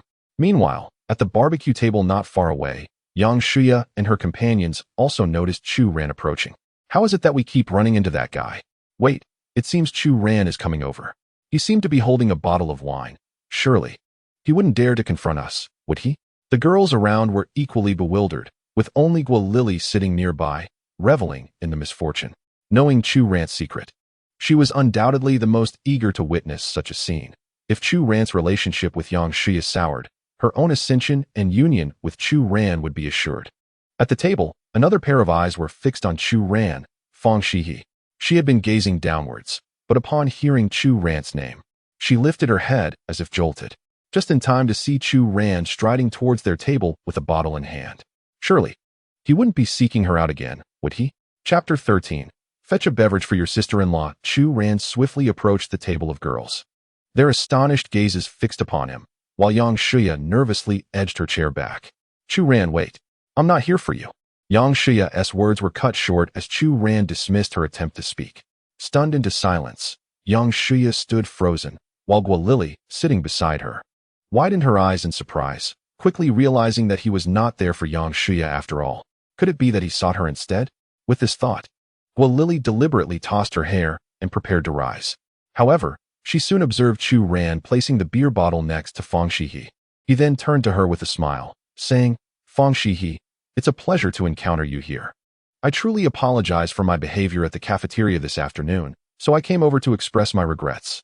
After speaking, Chu Ran took a sip of beer and turned to Zhang Hao, saying, "Go fetch a drink for your sister-in-law." "Sister-in-law?" Zhang Hao stared at Chu Ran in disbelief, as did Wang Rui and Hao Jiangwo, who followed behind, astonished by the rapid turn of events. The girls present were equally taken aback, especially Yang Shuya.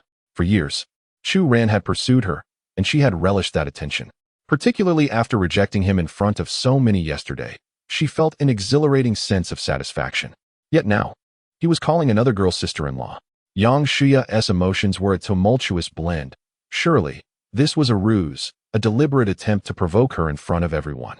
Guo Lily shared the same sentiment, convinced that Chu Ran could not genuinely be interested in such a girl.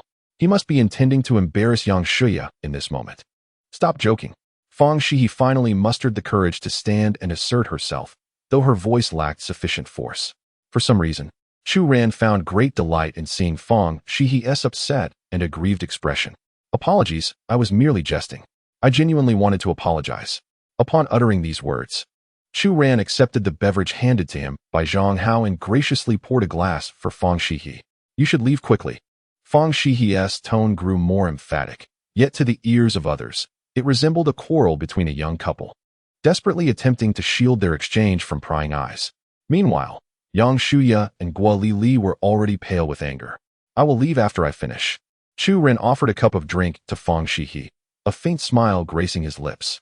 The three roommates trailing behind him were utterly perplexed. They had never witnessed Chu Ran display such audacity. However, for Chu Ran, this scene seemed entirely ordinary. as he approached it with the perspective of a man who had lived several decades in a previous life.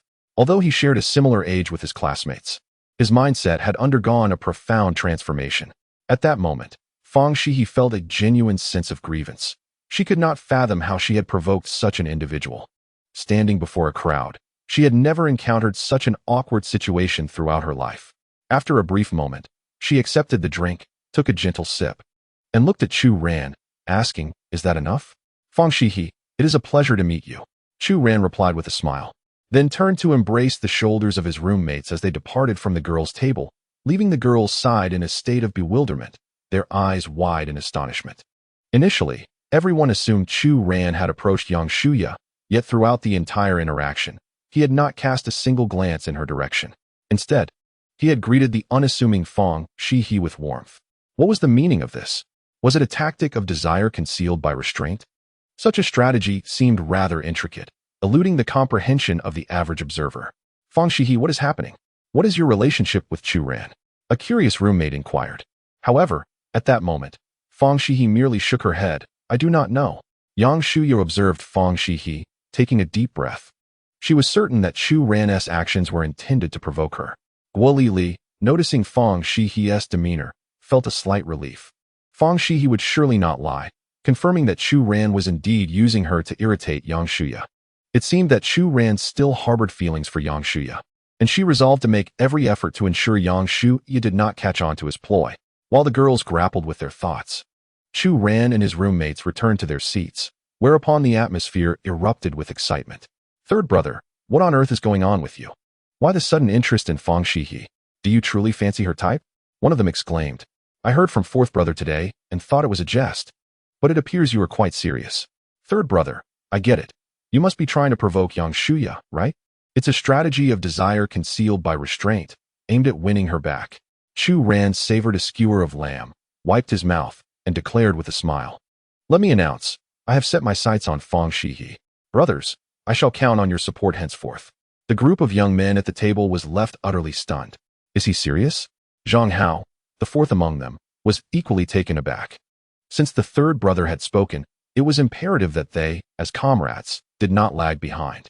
"Without further ado, I, as the hygiene committee member, can certainly ensure that Fang Xihe will no longer be on duty in our class." With a hearty laugh, Chu Ran raised his glass and began to toast with his roommates. In stark contrast to their table, the atmosphere among the girls was decidedly peculiar.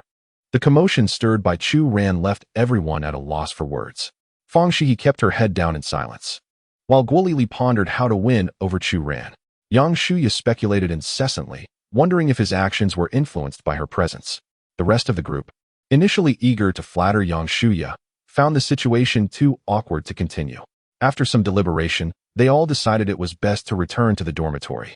However, upon reaching the counter to settle the bill, they heard the server announce, "Your table has already been taken care of by that young man over there. He asked me to convey a message. This meal is merely the beginning, and from now on, the meals for classmate Fang Xihe will be covered by him." At this revelation, all the girls turned their gaze towards Fang Xihe, particularly Yang Shuya and Guo Li, whose eyes sparkled with various emotions like sparks igniting. Fang Xihe stood there, dumbfounded. "Oh no, it seems that fellow is quite serious." Chapter 14. Orders overflowing, new energy company in preparation.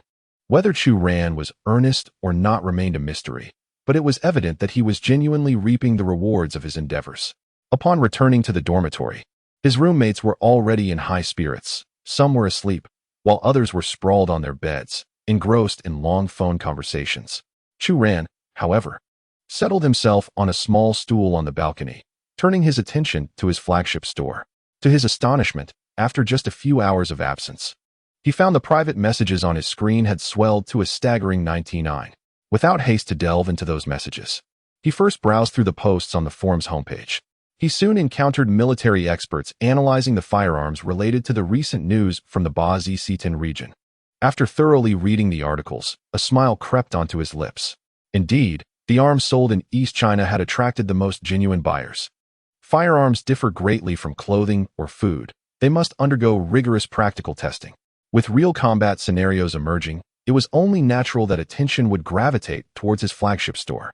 As of now, The forum was abuzz with discussions regarding the arms involved in the terror attacks, with a significant portion of the conversations revolving around his flagship store and the weaponry within.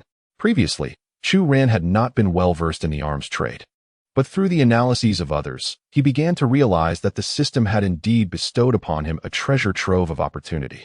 Due to the pristine, unopened firearms available in the store, many significant weapons lack serial numbers, a feature most sought after in the black market. Additionally, the flagship store boasts an unparalleled advantage that other establishments cannot match: the issue of delivery. While other stores typically restrict their deliveries to designated areas and require advance reservations, which may take a week to fulfill, the flagship store offers the convenience of placing an order for immediate delivery within 24 hours, eliminating the need for any waiting. This benefit is undoubtedly favored by those in dire need of firearms. Of course, for the collectors among individual buyers, it is a different matter altogether. Subsequently, Chu Ran began addressing the private messages and orders from these individuals. Upon a cursory glance, many were enthusiasts and collectors eager to purchase firearms for their collections. However, only a handful of substantial orders emerged, with numerous inquiries regarding the possibility of cash on delivery. Without hesitation, Chu Ran declined these requests. Moments later, Chu Ran successfully processed orders for over 100 individual buyers. Among them were those who favored sniper rifles, machine guns, handguns, and revolvers, alongside a few affluent individuals with a penchant for artillery, including one who wished to acquire an anti-tank gun. Ultimately, Chu Ran agreed to all requests, instructing them to send their coordinates and transfer the funds into the account. By the end of the night, Chu Ran's account had swelled by an additional $500,000. It is noteworthy that these military enthusiasts exhibited a rather cavalier attitude towards money. Chu Ran even found several firearms to be underpriced. Yet, reflecting on the bigger picture, a successful venture requires a focus on reputation. With the flagship store's burgeoning credibility, future business prospects would undoubtedly flourish. Thus, over 3 million Huaxiao coins were deposited into Chu Ran's account. As of now, the total funds in Chu Ran's account had reached 30 million. Consequently, the funds required for purchasing a venue would be nearly sufficient by tomorrow. The night passed without incident. The following morning, Chu Ran awoke early, preparing to attend school, only to receive a phone call as soon as he stepped out of the dormitory. The caller was Shun Ziming, who worked domestically. Unlike Qi Qingshuan and Wu Shiliang, he was relatively close by. After receiving the ideological indoctrination from the system the previous day, he had driven through the night to Tianhai City to find Chu Ran. Acknowledging this, Chu Ran felt compelled to respond promptly, as Shun would undoubtedly be a key figure in his future enterprise. He requested assistance from his superior, Wang Rue, to acknowledge his presence. Upon exiting the school, Chu Ran quickly spotted a Mercedes-Benz with a license plate from Suzhou, Hangzhou, parked nearby. Standing beside the vehicle was a middle-aged gentleman, impeccably dressed. Upon seeing Chu Ran emerge, the man did not express surprise, but rather nodded respectfully, opening the car door for Chu Ran to take a seat in the back. This small detail indicated to Chu Ran that the gentleman had already recognized and accepted him. After Chu Ran entered the car, Shun Ziming, seated in the driver's seat, smiled and inquired, "Where shall we converse, President Chu?" "There's a quaint CF ahead that is quite serene. Let us proceed there," replied Chu Ran. Upon hearing this, Shun Ziming nodded and drove off. Not long after their departure, a girl hurriedly approached, clutching a small handbag near the entrance of the Finance University. It was none other than Guoli Li, a part-time worker at the Hongyun Grand Hotel, who had just finished her night shift and was leaving for the day. By sheer coincidence, she had just purchased breakfast at the school gate when she spotted a familiar figure exiting the campus. Guoli Li rushed to a nearby spot to observe and witnessed Chu Ran entering Shun Ziming's Mercedes-Benz. In this era, who else but a tycoon could afford such a luxurious vehicle? Furthermore, the driver exhibited a respectful demeanor towards Chu Ran, personally assisting him in getting into the back seat. Having worked as a server at the Hongyun Grand Hotel for quite some time, Guoli Li was well acquainted with the protocol of high-ranking individuals entering and exiting vehicles. Typically, a driver would open the door for the boss, who would always occupy the rear seat for safety reasons. Now, witnessing Chu Ran being ushered into a luxury car, seated in the back, was telling indeed. "Chu Ran, you are mine. You must be mine," Guoli Li earnestly declared as she gazed at the receding Mercedes. At that moment, Chu Ran was oblivious to the fact that their casual encounter had ignited such a resolute aspiration within Guoli Li. He and Shen Ziming arrived at the CAF, casually ordered a few items, and began to discuss their vision for the new company. Shen Ziming, specializing in new energy, possessed an innate sensitivity to this field. After listening to Chu Ran's brief overview of quantum peripheral batteries, he became profoundly engrossed. Utilizing quantum technology to release and replenish energy departed from traditional battery concepts. Moreover, the effectiveness and safety of such batteries were exponentially enhanced. He had always deemed such advancements unattainable, yet here was a mere student, the CEO, who had genuinely accomplished it. In that moment, Shen Ziming's conviction that resigning from his previous company was an astute decision deepened.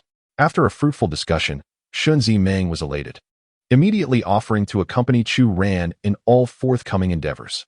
Having gained experience by supporting his former CEO from the ground up, he felt more than capable. Chu Ran shared his enthusiasm, as this was his inaugural venture, and having someone knowledgeable by his side was undoubtedly advantageous. With Qi Qingsun and Wu Shiliang still absent, expected to arrive the following day, they could only begin negotiations regarding the leasing of companies and factories with the expertise of Shen Ziming. Thus, from this moment onward, a groundbreaking new energy company was poised to reveal itself to the world. The name Chu Ran is destined to be known by all. Chapter 15. A billion-dollar order swiftly achieved a minor objective. Thus, throughout the morning, Chu Ran was engaged in site visits with Shen Ziming, ultimately selecting a dilapidated factory located at the northernmost edge of Tianhai. This site, once a fertilizer plant, had been left vacant following its closure, encompassing over 1,500 acres. While this area would suffice for an ordinary factory, both Chu Ran and Shen Ziming were acutely aware that their aspirations for this facility were to expand it to an extraordinary scale. Consequently, Chu Ran took note of the surrounding vacant land and discovered numerous undeveloped plots nearby. After discussions with the factory owner, he decisively opted to lease an additional 1,000 acres, bringing the total to 2,500 acres. Had it not been for his current financial constraints, Chu Ran would have genuinely desired to purchase this land outright. It is worth noting that the land he stood upon would soar in value over the next decade, potentially transforming into a high-end residential community, with prices per square meter exceeding 100,000. Regrettably, Chu Ran had no choice but to resort to leasing, securing the land for an annual rent of 10 million. Upon paying the deposit, he immediately felt the swift depletion of his funds, initially considering himself a minor tycoon with over 20 million. He realized that half of that was now consumed by the rental of the factory site.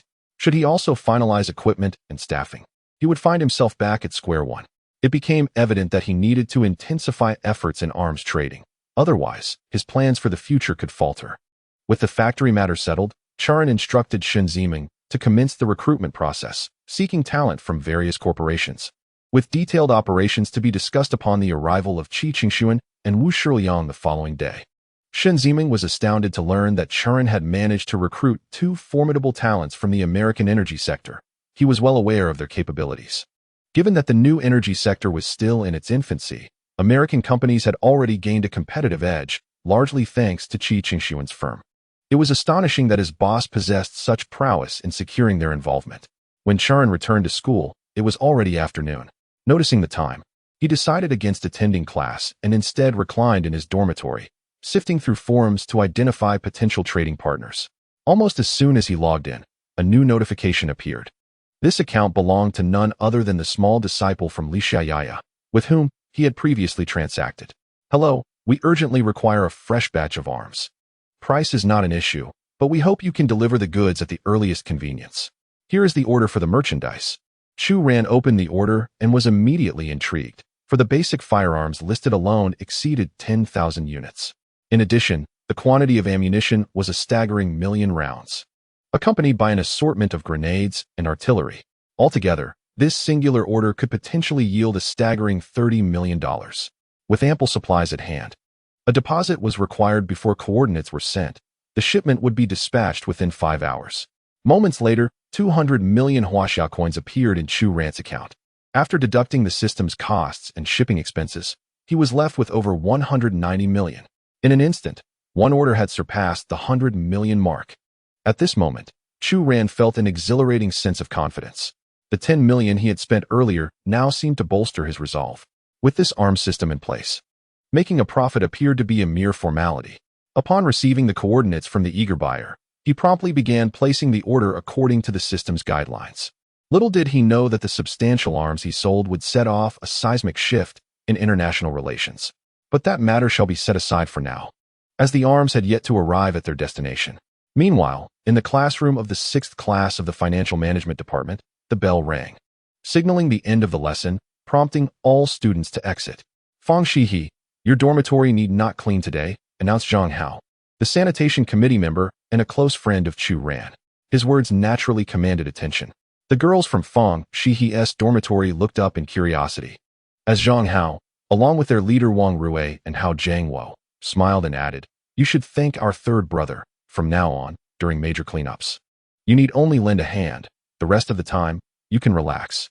Fang Xihe felt a mix of surprise and discomfort at such preferential treatment, particularly recalling Chu Ran's actions. "No need. I will do my own chores," she replied firmly, picking up a broom and beginning to clean. The other girls in the dormitory exchanged glances of exasperation, but since she had declined their help, they had no choice but to join in. Chu Ran's 3 roommates shook their heads in resignation, realizing that their friend would have to exert considerable effort to win over this girl. How insincere. At the classroom door, Yang Shuyo observed Fang Xihe bent over and cleaning, crossing her arms in dissatisfaction before departing with several other girls down the corridor. After finishing the classroom chores, Fang Xihe left on her own, heading straight to the dining hall. Perhaps she would be fortunate enough to avoid that irritating fellow today. For years, she had navigated school life independently, yet the memory of Chu Ran's unexpected actions yesterday left her astonished, tinged with a peculiar sense of anticipation. However, as soon as this hopeful thought surfaced, she swiftly quelled it. "Fang Xihe, how could you entertain such notions? That fellow could profess his love to another girl just a day prior and then seek me out the very next day. Can he truly be sincere? Thus, I shall focus on my studies. Graduating smoothly is the most favorable outcome." "Boss, 1 serving of fried rice," Fang Xihe had declared, promptly producing her meal card. It was then that a familiar figure made an appearance. "Boss, add another serving of fried rice, with a chicken leg for each, and let us settle it together." Moments later, Chu Ran and Fang Xihe found themselves seated across from one another. "Could you refrain from doing that in the future?" After a brief silence, Fang Xihe murmured softly. She seemed not to harbor any anger. Even her words conveyed a certain delicate fragility. "We're friends, right? It's perfectly acceptable for friends to treat one another to a meal. If it troubles you, then you can treat me next time," Chu Ran replied. Upon hearing this, Fang Xihe found herself at a loss for words. Friends? It seemed she had never truly had any. But do friends genuinely assist each other in such ways? Even Fang Xihe, not the sharpest, could likely discern that much. Chapter 16. Even the iceberg must melt. I shall treat you tomorrow. The dinner between Chu Ran and Fang Xihe concluded under an oddly charged atmosphere. Afterward, Chu Ran followed Fang Xihe to the entrance of the girls' dormitory. This place had once been familiar to him, as he had often come here to wait for Yang Xihe, bringing her breakfast. Fang Xihe took a few steps, but paused as she was about to return to her dormitory. "Tomorrow at lunch, in the cafeteria, I'll treat you. Then we'll be even." Chu Ran watched her hurry descent up the stairs, chuckling to himself. He had expected her to say something more, yet she had clearly kept this matter in her thoughts. Indeed, a girl as innocent as she seemed to have genuinely regarded him as a fleeting acquaintance. However, since she had already agreed to treat him, was that not a splendid sign? Surely, in Fang Xihe's world, she had not proactively invited a boy to a meal in many years. Chu Ran, just as he was preparing to leave the girls' dormitory, he heard a girl call his name. Turning around, he saw Guo Lily, clad in light attire. Chu Ran vaguely recalled that Guo Lily was reputed to be the second most beautiful girl at the university, following Yang Xihe. Of course, this perception existed before Fang Xihe revealed her true self. Once Fang Xihe stepped into the limelight, these so-called beauties would surely fade into the background. Although Guo Lily was not exceptionally striking, her physique was captivating. Standing at 5'8", with long, slender legs and a striking figure, she could undoubtedly excel as a model. Yet, it seemed he had little interaction with her. Was it perhaps due to the incident at Hanyan restaurant that night? "Ah, Guo Lily, is there something you need?" Chu Ran inquired with a smile. Guo Lily, holding a bag of clothes, intended to head out for a part-time night shift. However, upon descending the stairs, she encountered Fang Xihe, and shortly thereafter, she spotted Chu Ran leaving below. "Is it too much to ask for a mere chat?" Guilili queried. Remember when you were pursuing Xihe? You even asked me to deliver things on your behalf. Indeed, during his fervent courtship of Xihe, Chu Ran had enlisted the help of the girls in her dormitory to an extreme degree. I truly appreciate your assistance, Gua, Chu Ran replied with a smile. Drawing upon his experiences in both work and interpersonal relations from his previous life, he discerned that Guilili's approach was likely motivated by ulterior motives. Do you have time now? Shall we grab a cup of coffee? It's on me. Guilili offered generously, her eyes adorned with mascara that accentuated their allure. Any ordinary young man, faced with her figure and those enticing eyes, would undoubtedly find it overwhelming. Oh, Gua, you are far too gracious. You helped me. So it should be I who treats you. However, the coffee shop is a bit far. How about we settle for the milk tea shop right at the school gate? Sure, I enjoy milk tea, though I thought you might not be accustomed to it. Thus, the two made their way to the milk tea shop by the school entrance.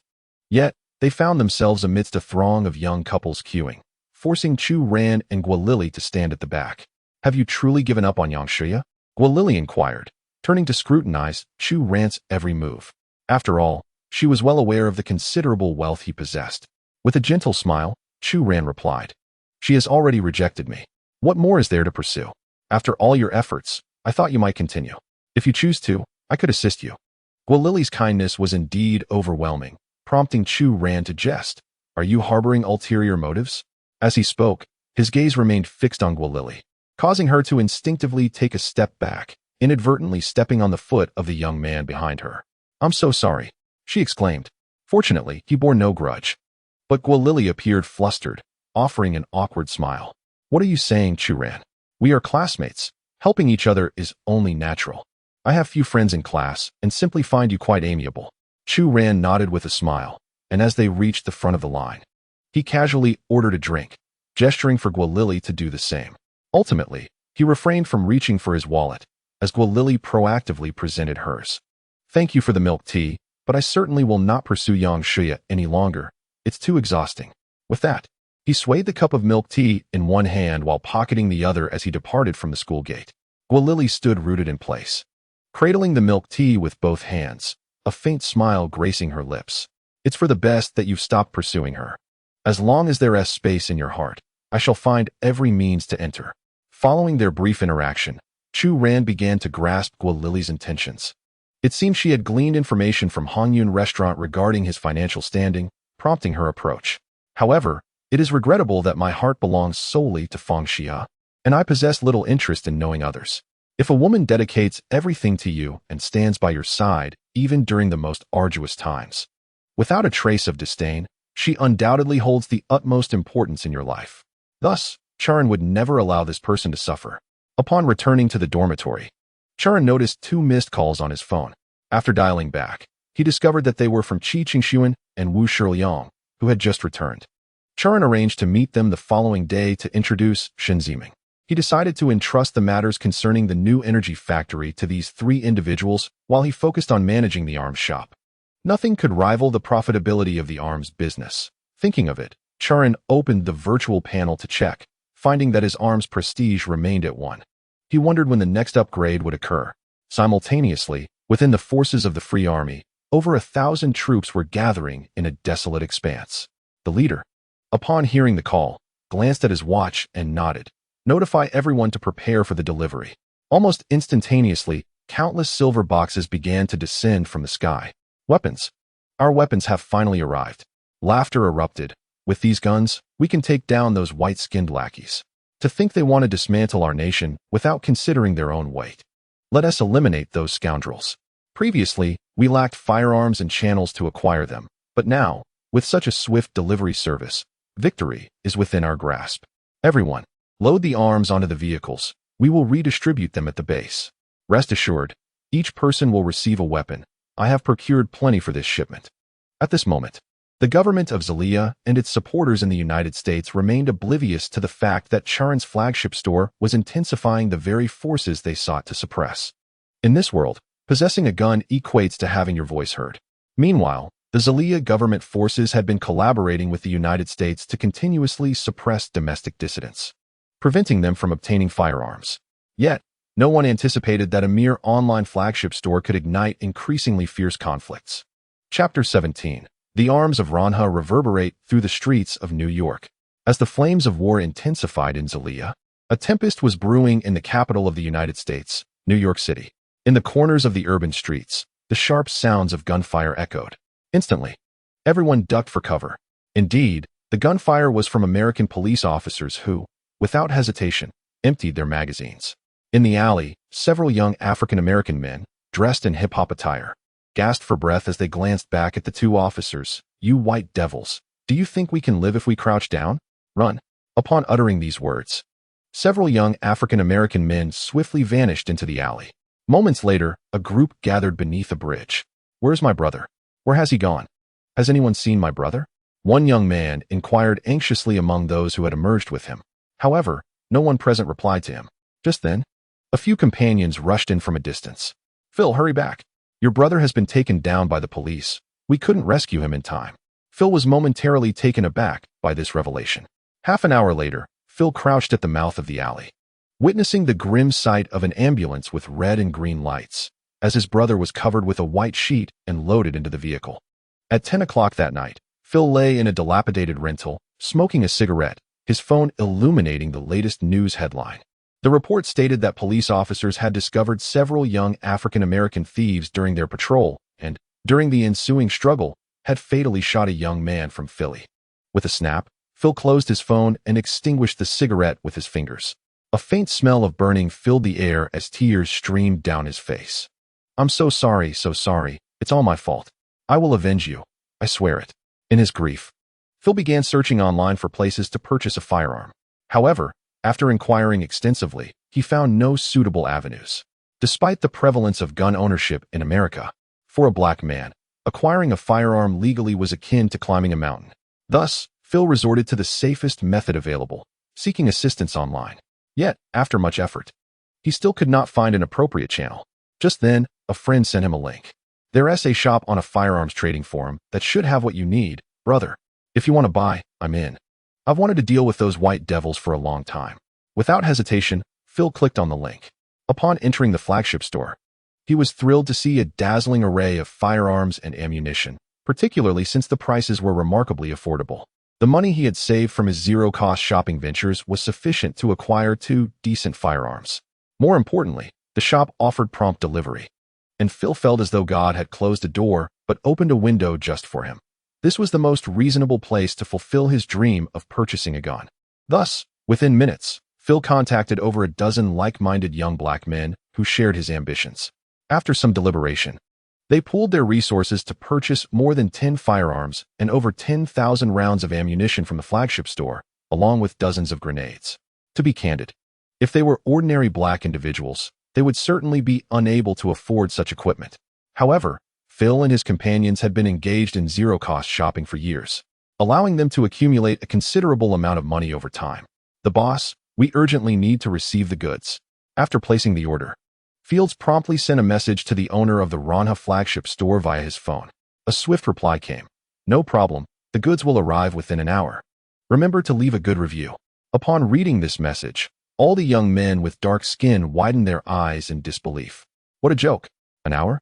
Not to mention the remote location, it would take longer than that just to drive here.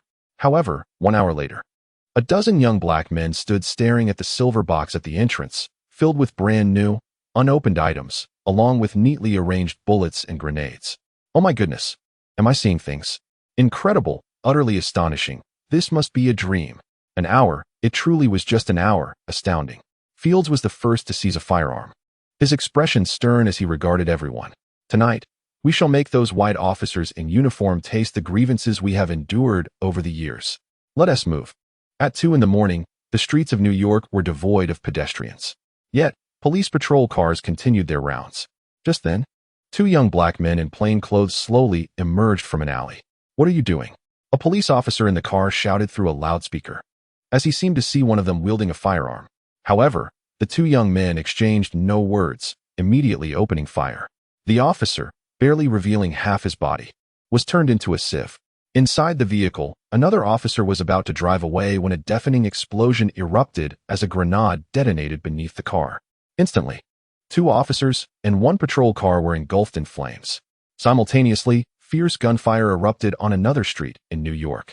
Headquarters. We are under ambush. The assailants are heavily armed. Requesting backup, requesting backup.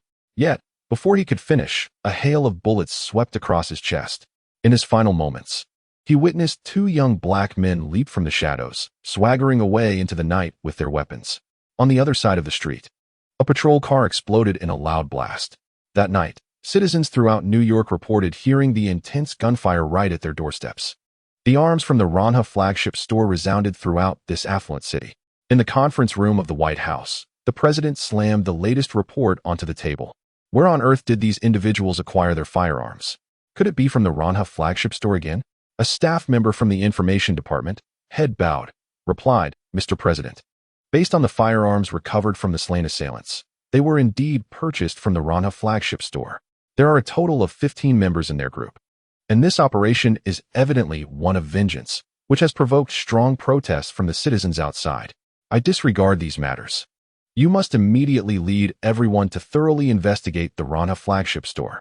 I demand to uncover its origin, to ascertain which nation is behind this establishment, and how they have managed to procure weaponry to infiltrate my city, while you, a bunch of imbeciles, remain utterly uninformed." Chapter 18. A global search for the enigmatic Ranha flagship store. As turmoil ensued in New York, the sun slowly rose over the land of Xihe. News of the events occurring in the United States swiftly reached domestic shores. Although the speed of news dissemination was not as rapid as it would be a decade hence, it was still significant. Countless military enthusiasts began to voice their opinions online, engaging in discussions and analyses regarding the recent tensions in East China in conjunction with the happenings in the West. At that moment, within the conference room of Xihe's highest leadership, a sharp sound echoed as the leader shook his head, pointing to the investigation results of the Ranha flagship store. "After all this time, we have yet to uncover anything. This is far too slow. Leader, our personnel have employed various methods, yet the Ranha flagship store is indeed like a phantom, devoid of any traceable information. I suspect other nations are experiencing similar outcomes, and the United States is even more anxious than we are. The entire inventory of the flagship store, when combined, could arm a small nation, and the weapons were all brand new and alarmingly diverse. Most concerning was the shipping speed. Regardless of location, items were dispatched in seconds, with a maximum delivery time of 24 hours. This is not characteristic of an ordinary private enterprise. We suspect it may be a covert operation orchestrated by a nation with ulterior motives. Regardless, it is implausible that anyone from our nation would engage in such activities, as we maintain stringent regulations over firearms, and no province or city would permit such a perilous enterprise to exist." Upon hearing this report, the leader continued to shake his head. "No, continue the investigation. Regardless of which nation it resides in, I demand to know the specific details." "Understood, leader. We shall exert ourselves fully." At this moment, not only Xihe but nations across the globe were mobilizing all available resources to relentlessly seek information on the Ranha flagship store. However, despite their efforts, they remained in the dark. In Tianhai City, within the male dormitory of the Finance University, Chu Ran lay in bed, promptly overhearing a discussion among his roommates. "Have you seen the news? Last night, there were numerous shootings in the United States, and reportedly over a dozen police officers were killed. Goodness, is it that severe? Who is responsible?" "It seems to be several individuals of African descent. They somehow acquired firearms, wreaking havoc throughout New York overnight. The headlines are currently analyzing which nation is deliberately destabilizing the U.S. government." "Hey, I must say, you seem quite invested in international affairs. So, what is the situation with the recent conflict brewing over in Yak?" "This perspective seems rather one-sided, my friend. It is not merely the conflict between the government forces and the Free Army. There are also the embassy attacks in Badist and the movements of Hamas and Balesin. In my view, this is undeniably a meticulously orchestrated conspiracy. It appears that someone is deliberately inciting turmoil in East China through the arms trade, aiming to create chaos in the United States. This would allow our nation to quietly develop and reap the benefits from the ensuing strife." Lying in bed, Chu Ran listened to his roommates' discussions, a bemused smile creeping across his face. He never anticipated that his casual foray into arms dealing would lead to such significant repercussions. "I swear to the heavens, I, Chu Ran, merely wish to earn some money, never intending to incite conflict among nations." Of course, selling arms inevitably leads to casualties. He now considered himself a capitalist and would not adopt a naive perspective. Would these events have unfolded without his flagship store? On the contrary, they would still occur. His mere presence merely accelerated the course of history. After attending his morning classes, Chu Ran eagerly rose to his feet, recalling that Fang Xihe had invited him to dinner. Meanwhile, Fang Xihe stood at the classroom door, her small backpack slung over her shoulder, looking at Chu Ran. Chu Ran, I'd like to eat in the dorm. Could you please pack me a portion? At that moment, Xihe slowly approached Chu Ran, speaking in a calm tone. Upon hearing this, their classmates looked at Chu Ran with great curiosity, as everyone was aware that he had been pursuing Xihe. However, after being rejected a few days ago, he had ceased his attempts to win her over, making it all the more surprising that she now initiated a conversation with him. The atmosphere in the classroom was peculiar, and Chu Ran was equally astonished by Xihe's words. This woman must have lost her mind, or perhaps she had taken too many medications. Otherwise, she would not suddenly approach me like this. You can go eat by yourself. I'm not your servant, Chu Ran replied, unceremoniously questioning her intentions. Xihe was momentarily taken aback. Her decision to speak with Chu Ran stemmed from curiosity, a test of sorts. Yesterday, she overheard her dorm mates mentioning that Chu Ran had accompanied Fang Xihe to the girls' dormitory, which she found implausible, even if there were some truth to it. It was undoubtedly a ploy by Chu Ran to capture her attention. However, her friends were somewhat skeptical, so she wagered with them that a simple remark could prompt Chu Ran to obediently do her bidding. After all, a little sweetness should suffice to keep a love-struck individual compliant. Yet, to her astonishment, Chu Ran responded in this manner. Chu Ran, you, Xihe exclaimed, pointing at him in frustration. However, Chu Ran had no desire to waste words with her and simply pushed past her, saying, "Step aside, I have matters to attend to." Having uttered these words, Chu Ran exited the classroom, leaving behind a group of astonished gazes. Xihe, in a fit of anger, shouted, "Chu Ran!" At the entrance of the classroom. Guilili observed this scene, her smile growing more pronounced. "Guilili, have you seen Fang Xihe?" Chu Ran scanned the vicinity, failing to spot the familiar silhouette of Fang Xihe. Guilili shook her head, replying, "She must have left early." "Chu Ran, your performance just now was remarkably bold." Ignoring her, Chu Ran dashed into the corridor. Moments later, at the fried rice counter in the school cafeteria, Fang Xihe, clad in loose athletic wear, reached out to swipe her card. Just then, a hand grasped her wrist. "Fang Xihe, it seems somewhat inappropriate for you to treat just yourself, considering our earlier agreement to dine together." Fang Xihe looked up to see Chu Ran smiling at her. A few minutes later, Chu Ran and Fang Xihe sat across from each other at a table, savoring their plain fried rice, which, despite its simplicity, was delightful. "Why did you leave so abruptly? I asked you to wait for me at the door, didn't I?" Chapter 19. A timeless strategy to win hearts. Fang Xihe lowered her head, momentarily at a loss for how to respond to Chu Ran's inquiry. She had merely felt uncomfortable earlier, especially witnessing Xihe's commanding demeanor towards Chu Ran, which had unsettled her deeply. "Were you angry just now?" "No." Fang Xihe shook her head defiantly, continuing to focus on her meal. Chu Ran was momentarily taken aback. How could he not understand his own girlfriend? Fang Xihe was the type who would never voice her troubles, keeping everything bottled up inside. Her current demeanor spoke volumes. "How about we grab a cup of coffee after we finish eating?" Chu Ran recalled the time, 10 years hence, when they were married. And during a shopping trip to a CAF, the attendant inquired about the amount of sugar. Fang Xihe had replied with one, leading Chu Ran to believe she favored bitter coffee. He was surprised to discover that she had never actually tried coffee, mistaking it for a sweetened beverage akin to milk tea. The moment she tasted it, her delicate features contorted into an awkward expression, which had once sent Chu Ran into peals of laughter. Yet, reflecting on it now brought a bittersweet pang, as it revealed that Fang Xihe had seldom ventured to experience such drinks throughout her life. For her, a few dollars for a cup of milk tea must have felt like an extravagant indulgence. "I have things to do." Fang Xihe's schedule was tightly packed each day, a reality Chu Ran was well aware of. Due to her family's circumstances, she worked at the school library and would head to a convenience store afterward. "Just half an hour. Once you're done, I can arrange for someone to cover your shift at the convenience store." Hearing this, Fang Xihe was taken aback. She was certain she hadn't mentioned her job to him. Chu Ran, sensing her surprise, chuckled, "Don't misunderstand. Many people in our class are aware of your job at the convenience store." Fang Xihe fell silent for a moment, gazing at Chu Ran and inquired, "Why do you wish to do this?" "Oh, Fang Xihe, We are friends now. Surely it is not inappropriate for friends to share a cup of coffee?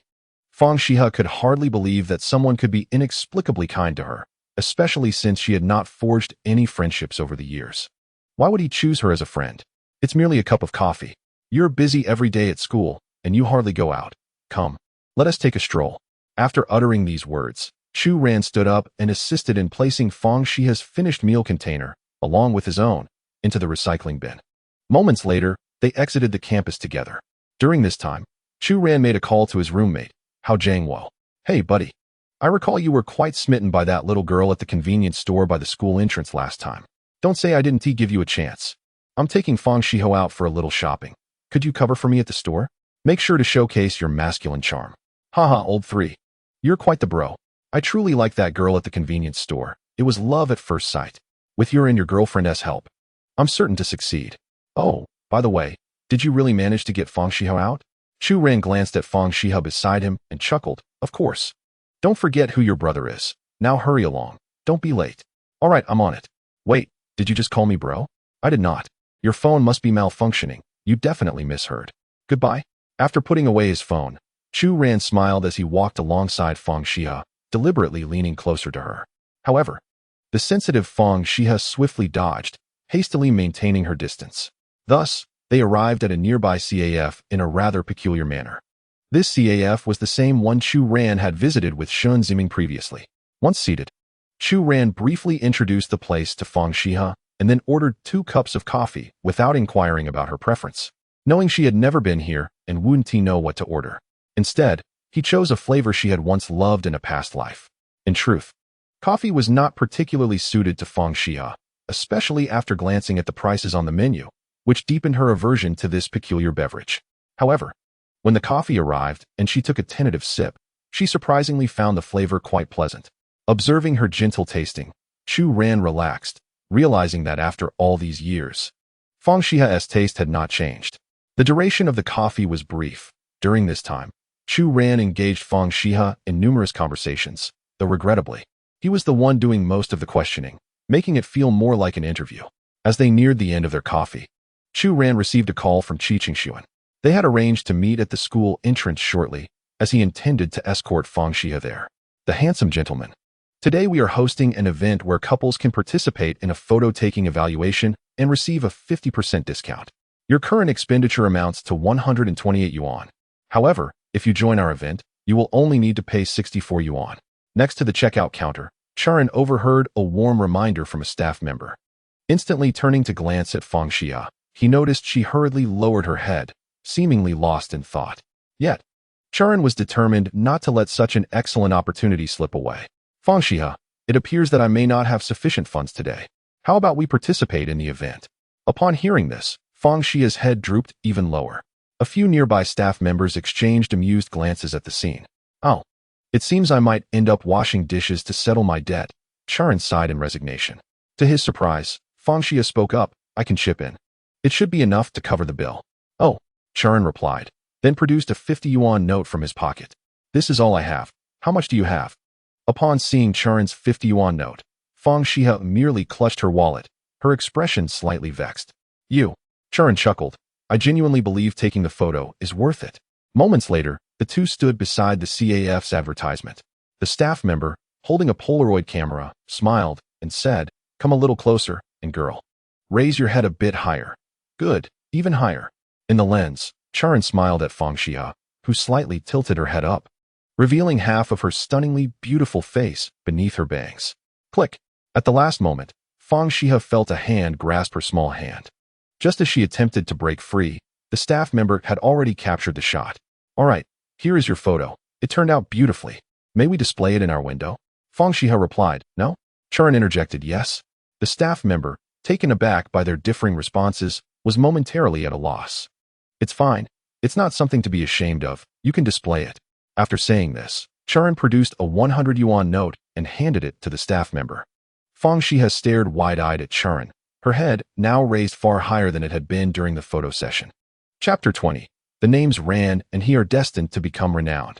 A few minutes later, outside the CAF, Chu Ran and Fang Xihe walked together down the street. Fang Xihe, why do you always lower your head and hide your face behind your hair when you are so beautiful? Xihe, trailing behind Chu Ran, who was retrieving the photos, pouted her lips in annoyance. You liar. What did you say? Chu Ran turned to look at her. Xihe lowered her head and said, I said you're a liar. What have I lied to you about? You claimed you didn't have enough money, but what did you pull out in the end? Well, you can't blame me. I truly didn't have enough before taking the photo, but then I suddenly remembered I had another bill. Xihe gazed at Chu Ran, her anger rendering her speechless. I simply desire a photograph of the two of us. If I have caused you any offense, I sincerely apologize. Upon uttering these words, Chu Ran offered a heartfelt apology. Over the years, he has keenly observed when Xihe tends to falter. For instance, at this moment, if he were to adopt a pitiful demeanor, she would likely begin to soften. This shall not happen again. Xihe murmured, then proceeded to walk away. Meanwhile, a smile of joy blossomed on Chu Ran's face. Indeed, in this world, no one understands Xihe better than he does. You are destined to be mine, Xihe. Upon arriving at the school gates, they found Shun Ziming's Mercedes parked there. Xihe, I won't be returning this afternoon. You'll be dining alone, so remember to eat some meat, all right? Chu Ran remarked before their separation. Xihe glanced at him but chose silence, walking away into the distance. Perhaps others might misinterpret her silence as indifference. Yet Chu Ran understood that if she were to look up at him, it signified that she regarded him as someone she acknowledged and felt close to. Otherwise, she would not have looked his way. Inside the Mercedes, Shun Ziming, Qi Qingsun, and Wu Shiliang observed Chu Ran bidding farewell to Xihe. Old Shun, that was just now the partner of President Chu, wasn't it? It must be. I've only seen President Chu once, and he struck me as both youthful and mature. That girl seemed grounded and quite innocent. President Chu's life is just beginning. Let us go. President Chu is coming over. We should get out. Hello, President Chu. The three exited the vehicle and shook hands with Chu Ran. Now that everyone is back, let us get in the car and find a place to chat. Chu Ran was eager to avoid being seen near the school, so he hurriedly joined the three in the car. Moments later, they found themselves back at the same CAF, seated at a window. This morning, President Chen already had a discussion with us. President Chu, your quantum energy battery is truly astonishing. We never anticipated such a new energy source. Old Qi and I came from the U.S., thinking their technology was advanced enough, but to discover such research in our homeland by you, President Chu. I assure you that if we commence production promptly, it will undoubtedly become a sensation. Chu Ran nodded with a smile. I share that sentiment. So let us ensure everyone remains occupied in the coming days. Rest assured, President Chu, we will accomplish the task and will not disappoint you. Although Wu Shiliang was in his 30s, his words were filled with fervor. Old Qi, please outline the specific plans for our recent arrangements.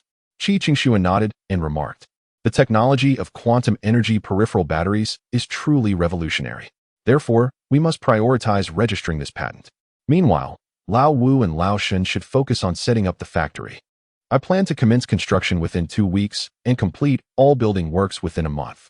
Our products must begin production during the construction phase, employing a staggered approach to simultaneously produce and build, allowing us to seize market opportunities ahead of our competitors.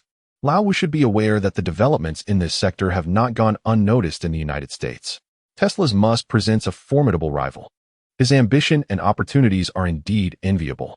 We must establish our presence in the market, showcasing our company's technology to instill a sense of caution among our competitors. Once the factory is successfully established, we will unveil our true ambitions, and I believe the world will turn its gaze upon us. Chu Ran nodded in agreement. Lao Qi's idea is quite commendable. Let's take this time to refine our plans further. Please prepare a related proposal for me. For now, let us proceed with what you just outlined, but we must act swiftly. I am eager to witness tangible results. Lao Shun, it is imperative that we do not compromise on quality during production. Our products must be of the highest standard.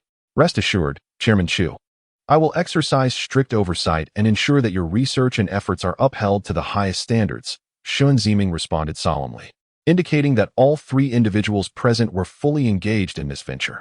Thus, Chu Ran felt a sense of reassurance in entrusting the company to their capable hands. Before departing, Chu Ran presented Qi Qingxuan with a sum of 100 million yuan. This is for the preliminary preparations of the company. If more funds are needed, do not hesitate to ask me. Even though Qi Qingxuan had been involved with large companies in the United States for quite some time, he was still taken aback by how a young individual like Chu Ran could readily provide such a substantial amount of money. The truth was, Chu Ran was exceptionally low-key. He did not drive and dressed very simply, making it difficult for anyone to perceive him as a billionaire. The group then proceeded to the site of the new factory, where Shen Ziming had already recruited several individuals, and everyone was busily engaged in their tasks. Upon seeing Chu Ran arrive, they all stood up to greet him. Chu Ran smiled and nodded, casting a profound gaze over the vast expanse of land before him. In a few months, this area would transform into a novel and promising place filled with potential. Chu Ran's clandestine business dealings were progressing in the shadows, while the visible enterprise lay ahead in the form of this land. Should he succeed in establishing the new energy company, it would mark the dawn of a new chapter in his life. Oh, by the way, Chairman Chu, what shall we name the new company? We plan to register it tomorrow, Wu Shiliang inquired. Taken aback by the question, Chu Ran paused momentarily before responding with a smile.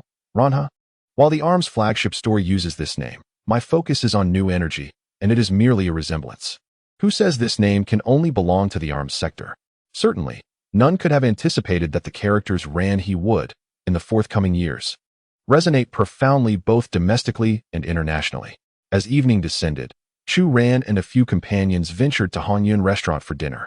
Given that Qi Qingxuan and his associates had just returned from abroad, it was only fitting for Chu Ran, as the host, to extend his hospitality.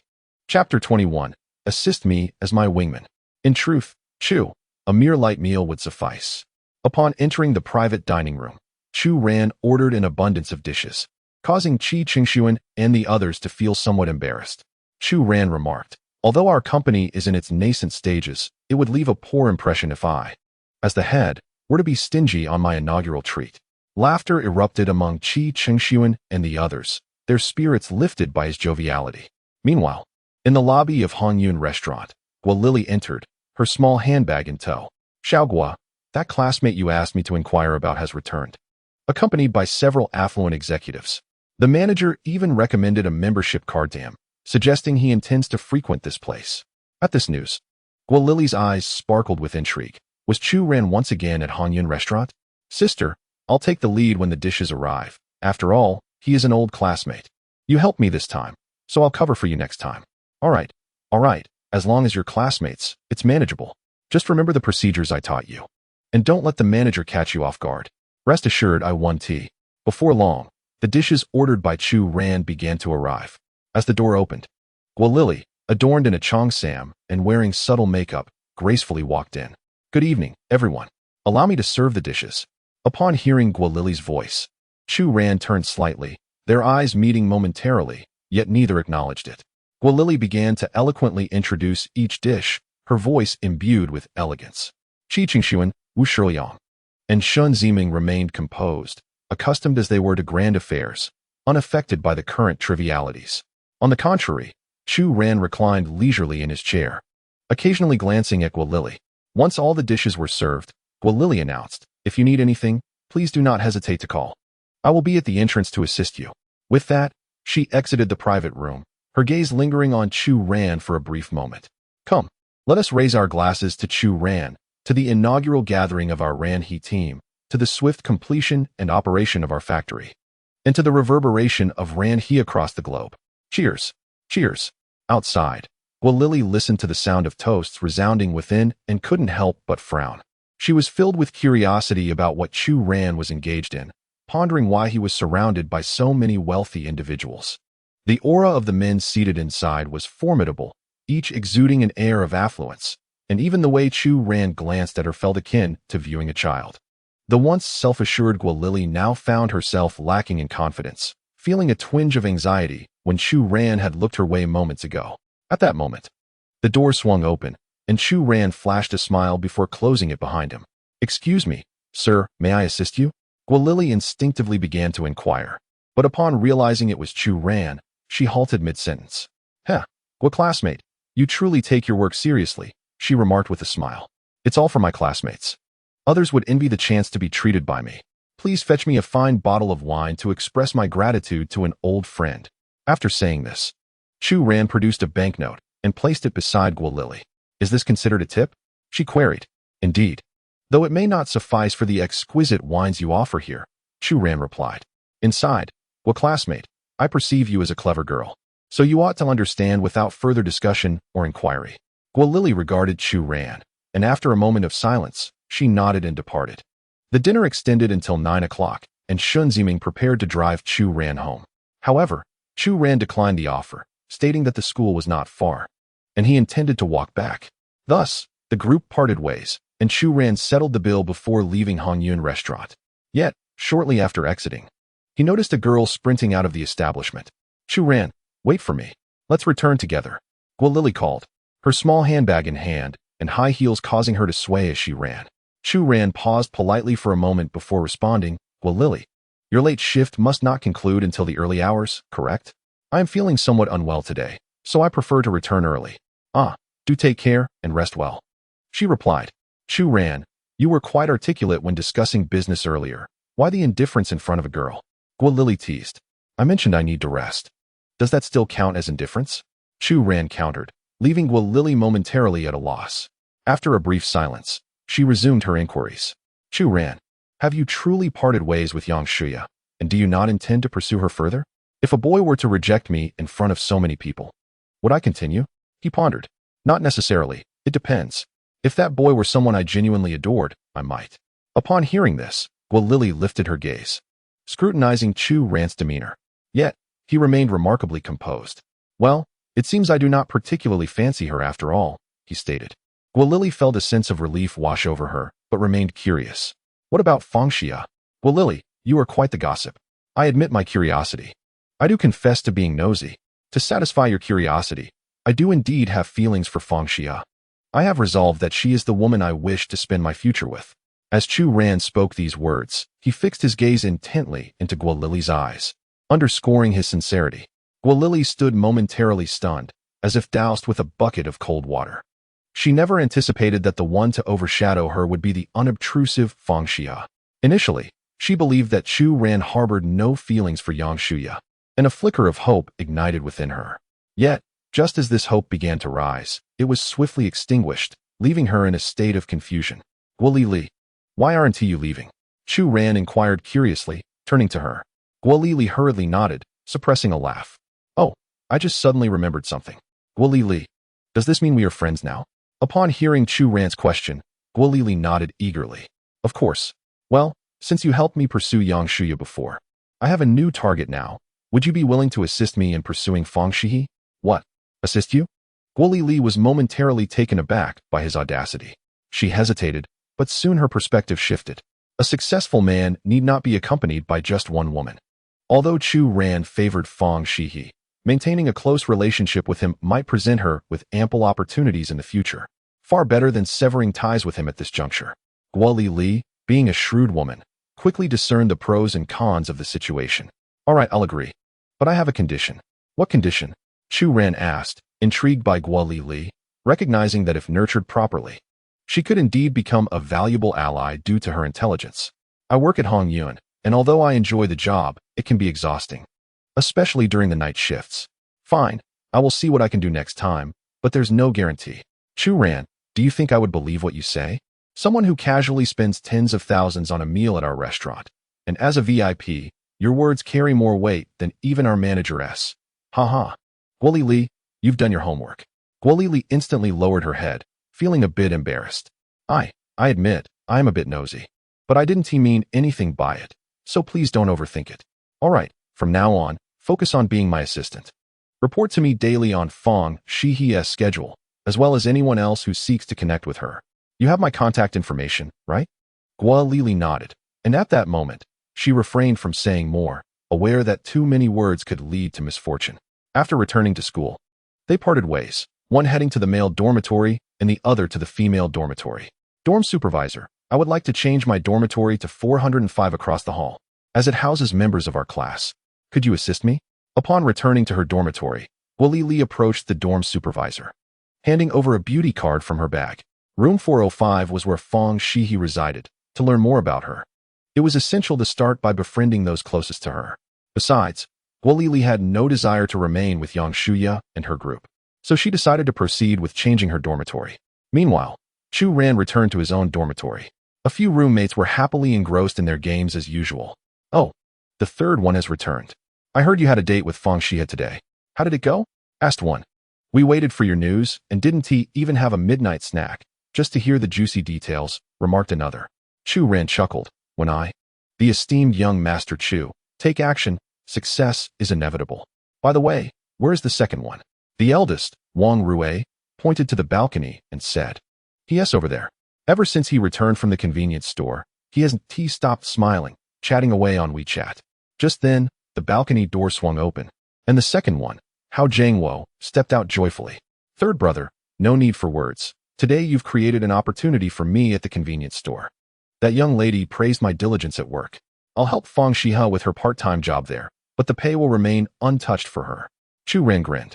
Good brother. How about you take over my old part-time job as well? Let me tell you, there were plenty of lovely ladies at those shops. Go away. Of the vast waters, I will only take one ladle. Oh, the ladle is delightful. Chu Ran laughed, gathering his toiletries before heading off for a shower, while the others erupted into laughter within the dormitory. At 10 o'clock in the evening, several roommates lay in their beds, discussing which movie was worth watching. Meanwhile, Chu Ran was under his blanket, perusing his arms dealership.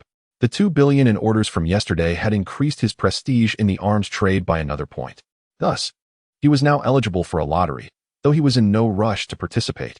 Instead, he began processing the orders from various merchants. In light of the recent attack in America, many were discussing the formidable delivery methods of the Xihe flagship store on the forums. In just one night, a dozen young men had gone on a rampage, all equipped with impressively high-quality weapons, unmistakably a mark of the Xihe flagship store. What they did not realize was that many inquiries regarding gun prices were coming from America to Chu Ran's arms shop. Chu Ran had compiled a straightforward order process into a table and sent it out. Anyone wishing to place an order simply needed to transfer the payment and send their coordinates to receive their weapons promptly. Although he was not overly concerned about these scattered clients, the volume was gradually increasing. His primary focus was naturally on orders at the national level. Just after he had sent out the order process to the smaller clients, he immediately received several inquiries from major merchants. One particular order caught Chu Ran's attention. It was from a client in a great nation. Hello, boss. I have a substantial order that I need. I wonder if you can accommodate it. Send it over. Chu Ran replied, If I can't handle it, no other merchant likely could. Shortly thereafter, a detailed order was sent back to him. 10,000 rifles, 500,000 bullets, 50,000 grenades, 50,000 artillery shells, 10,000 mortars, 500 anti-tank guns, and 10 howitzers of each type, with 500 rounds of ammunition allocated for each piece of artillery. Upon reviewing this substantial order, Chu Ran found himself instantly captivated. Engaging in business discussions, he felt somewhat overwhelmed. However, he was acutely aware that the weaponry in his flagship store was astonishingly inexpensive. Even if he were to manufacture them himself, the production costs would be comparable. Yet, the expense of operating machinery is considerable, not to mention the consumption of labor, resources, and time. Thus, why not invest in external procurement? This prompted the discussions regarding the order with Chu Ran that evening. Not a problem. The goods will be delivered within 10 hours.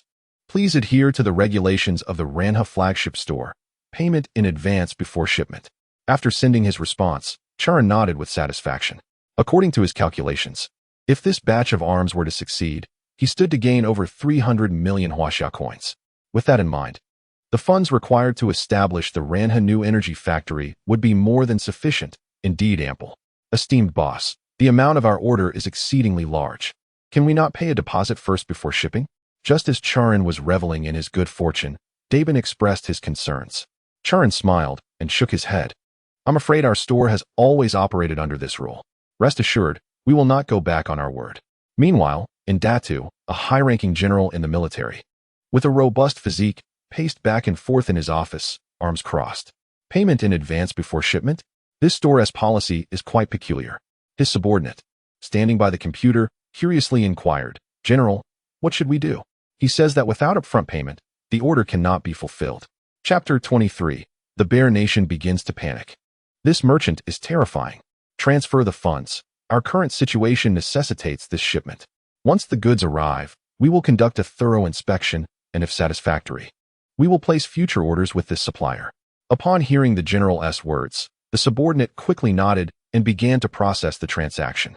In Tianhai City, within a male dormitory, Chu Ran, still pondering over the chat dialogue, received a text message notifying him that 400 million had been deposited. Wow! Chu Ran exclaimed, his excitement palpable. The other occupants of the dormitory, engrossed in their viewing, looked up at him, bewildered. What is up, third brother? If you want to watch, come join us. Hiding under the covers like that seems odd. Chu Ran waved his hand dismissively. Nothing. Continue watching. I was just daydreaming. The others scoffed and resumed their focus on the film. Meanwhile, Chu Ran eagerly checked his balance and, combined with the remaining over 100 million, found that he now had 580 million Huaxia coins in his account. Certainly, after dispatching the goods to the Bear Country, costs will be deducted. The transportation fees for the first shipment will be waived. Nonetheless, even in light of this, the funds at my disposal remain quite substantial. Moments later, Chu Ran composed himself and responded to the Bear Country, initiating the shipment upon receiving the coordinates, while indicating that future collaborations would necessitate transportation fees. The Bear Country was elated, as the cost of transporting such a vast array of arms is exorbitant, and to have it waived was indeed a stroke of fortune. This merchant is truly commendable. Subsequently, Chu Ran processed several personal orders, reaping an additional profit of several $1 million. In summary, while his roommates were yet to finish analyzing a film, Chu Ran had already fulfilled orders amounting to 350 million. Upon completing these transactions, he began to prepare for a lottery. That night, fortune indeed smiled upon him, and he hoped to draw something remarkable in the realm of technology. With excitement coursing through him, Chu Ran commenced the lottery. Lottery in progress. Congratulations, host. You have successfully drawn a quantum energy core battery. This battery not only boasts an exceptionally high energy density, but also features instantaneous charging, an extended lifespan, environmental friendliness, and heightened safety. Exceptional energy density. The quantum energy core utilizes quantum fields to store and release energy, achieving energy densities far surpassing those of conventional lithium iron phosphate batteries. This implies that within the same volume or weight, the quantum energy core can deliver multiple or even tens of times more electrical power. Instantaneous charging. Leveraging the quantum tunneling effect, the quantum energy core can complete charging in an exceedingly short duration, significantly reducing waiting times and enhancing operational efficiency. Extended lifespan. Due to its unique energy storage mechanism, which diverges entirely from traditional batteries, the quantum energy core is virtually unaffected by charge-discharge cycles, granting it an almost infinite cycle life.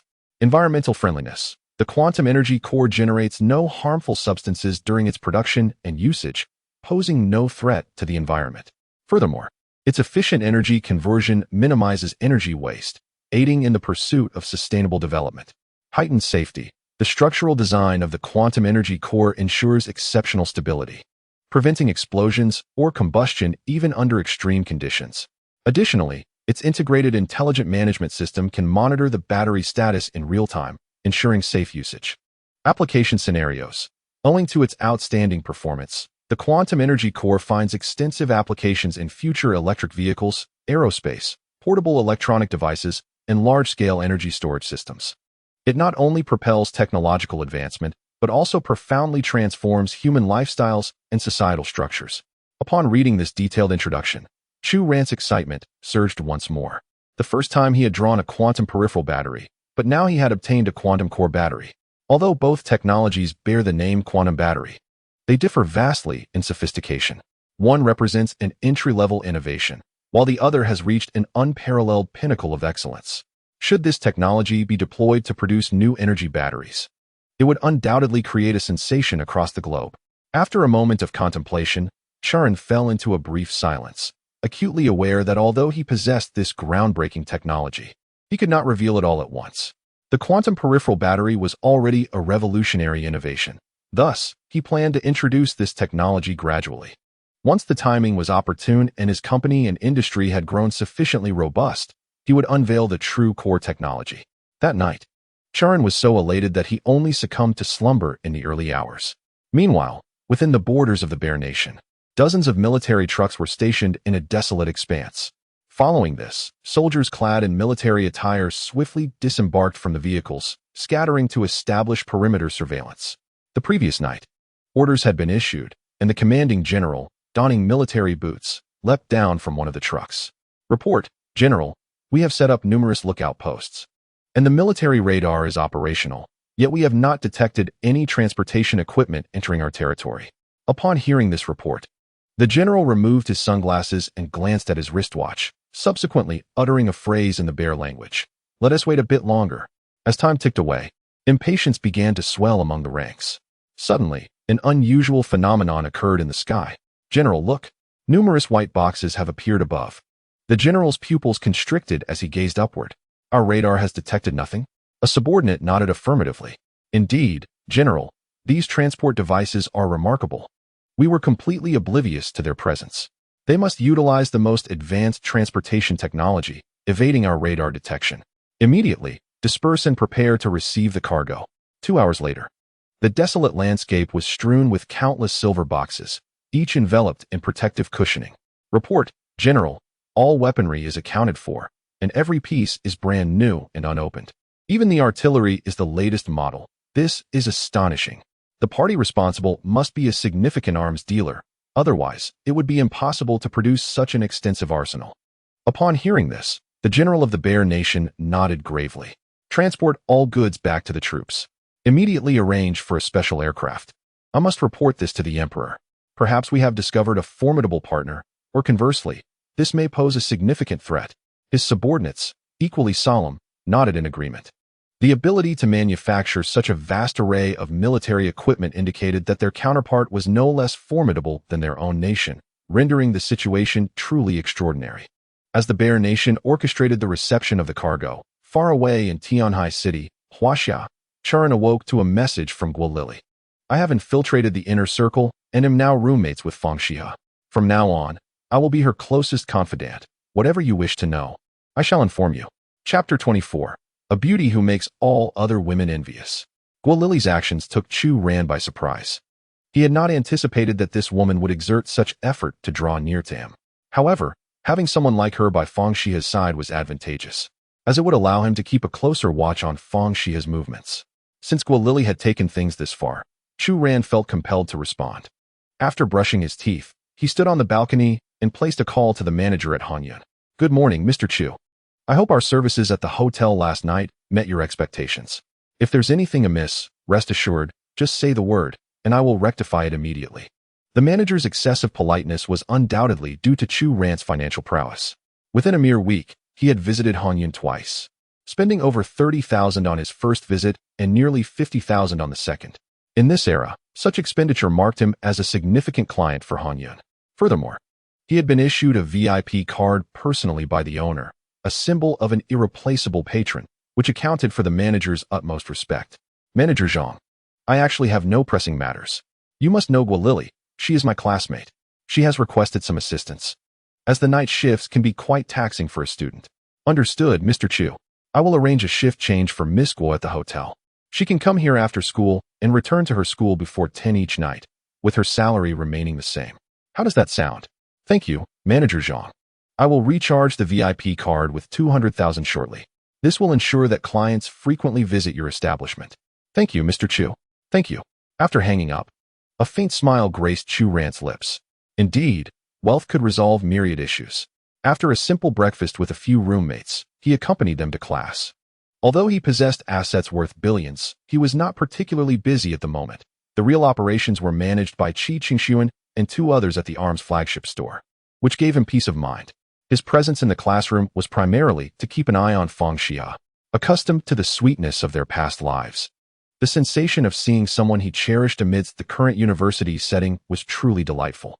As he entered the professional course, he chose a seat at the back.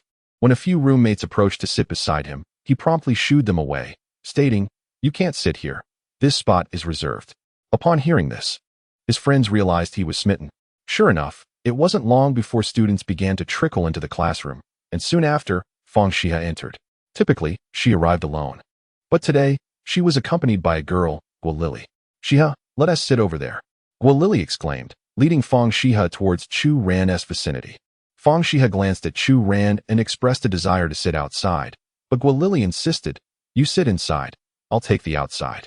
Upon observing Guolili's subtle gestures, Chu Ran felt a surge of gratitude for having such a reliable confidant. Certainly, even in the absence of Guolili, he would have devised a way to bring Fang Xihe over, but this arrangement was undoubtedly more efficient. Fang Xihe, my dear friend, are you truly afraid to sit beside me?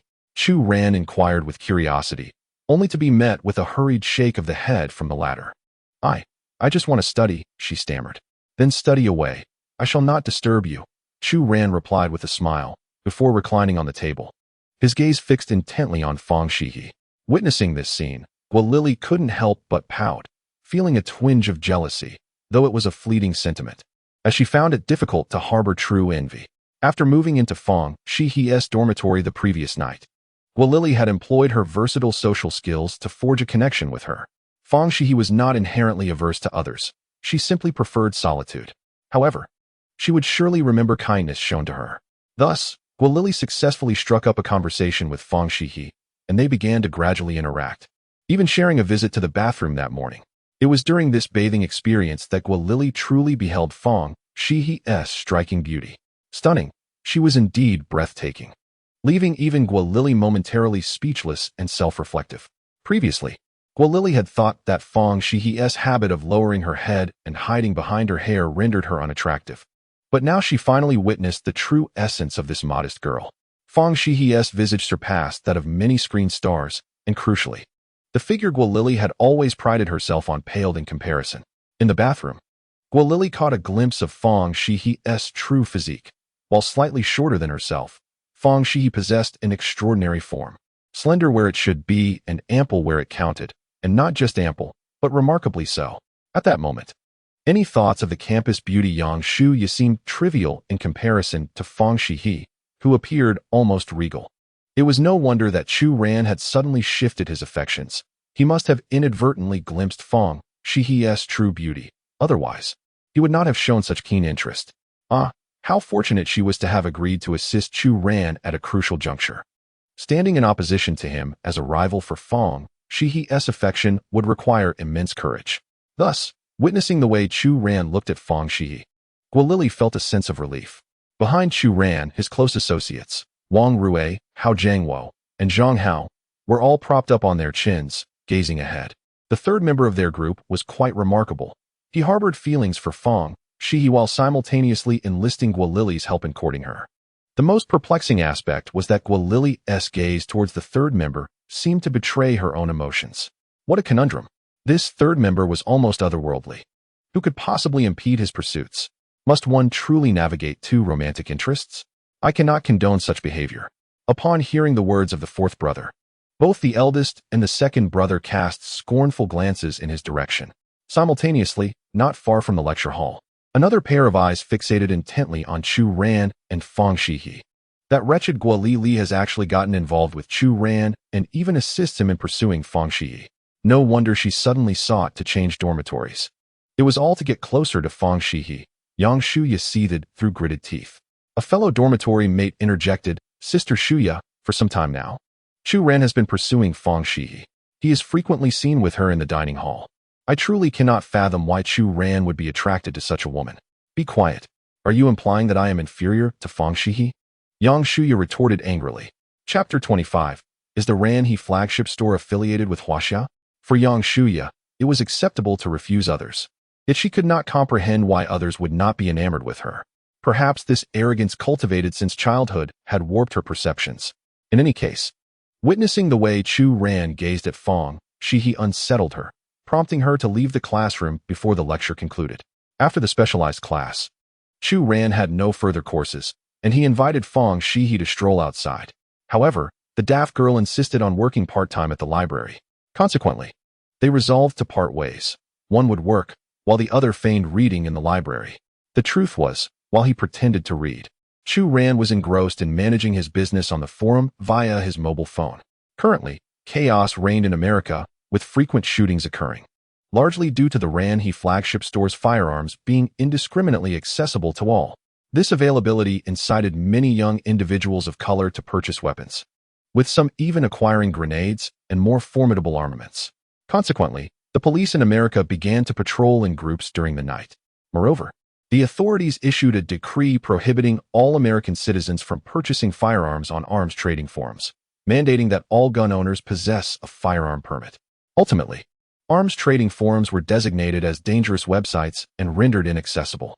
However, where there is a will, There is a way, as long as the Xihe flagship store exists.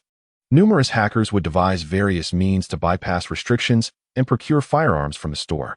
After all, the weapons available at Xihe were considerably cheaper than those found in many black markets. In summary, if one were to glance at their mobile phones, they would undoubtedly find reports of mass shootings occurring in various American cities, often involving automatic rifles, grenades, and mortars. All of this chaos stemmed from the formidable power of Chu Ran's Xihe flagship store.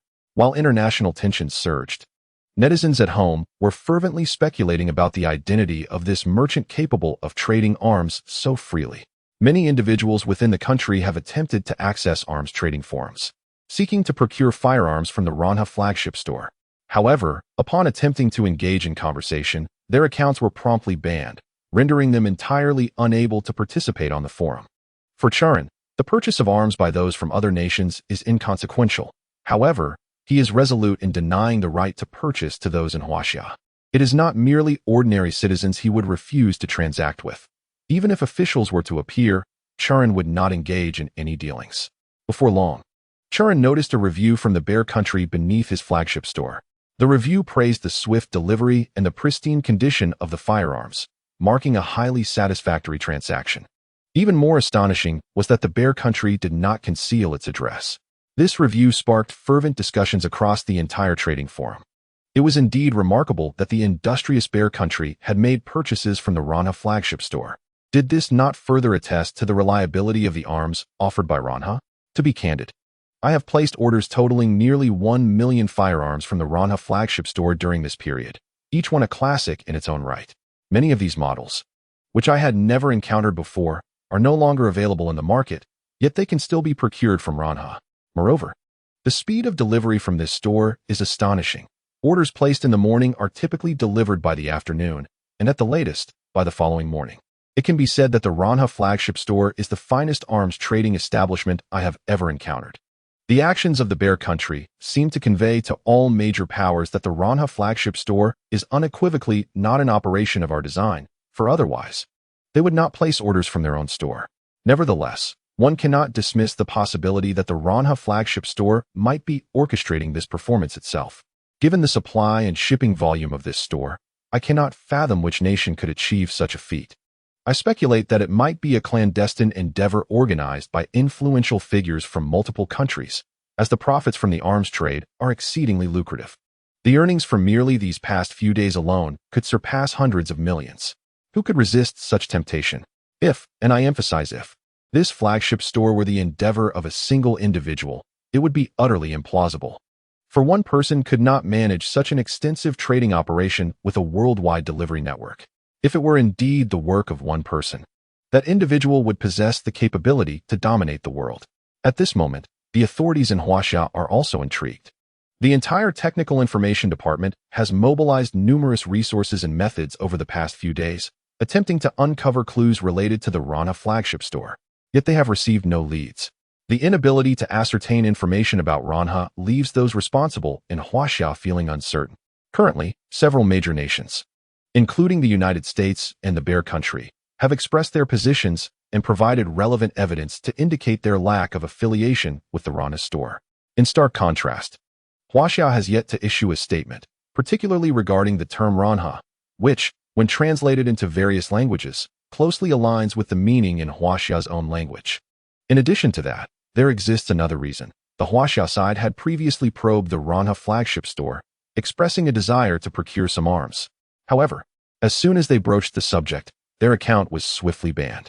Undeterred, the officials wondered if the manner of their inquiry had been unpalatable to the other party. They attempted with several accounts, all of which met the same fate. Ultimately, they resorted to circumventing the restrictions by using foreign accounts. Yet, when they mentioned that the transaction coordinates for the arms were within Xihe, the Xihe flagship store unequivocally declared that they would never engage in trade with anyone from Xihe and rebuffed their intentions. This rejection heightened the anxiety of the Xihe officials. Why would Xihe refuse to transact with them? Was it a manifestation of fear towards the Xihe nation?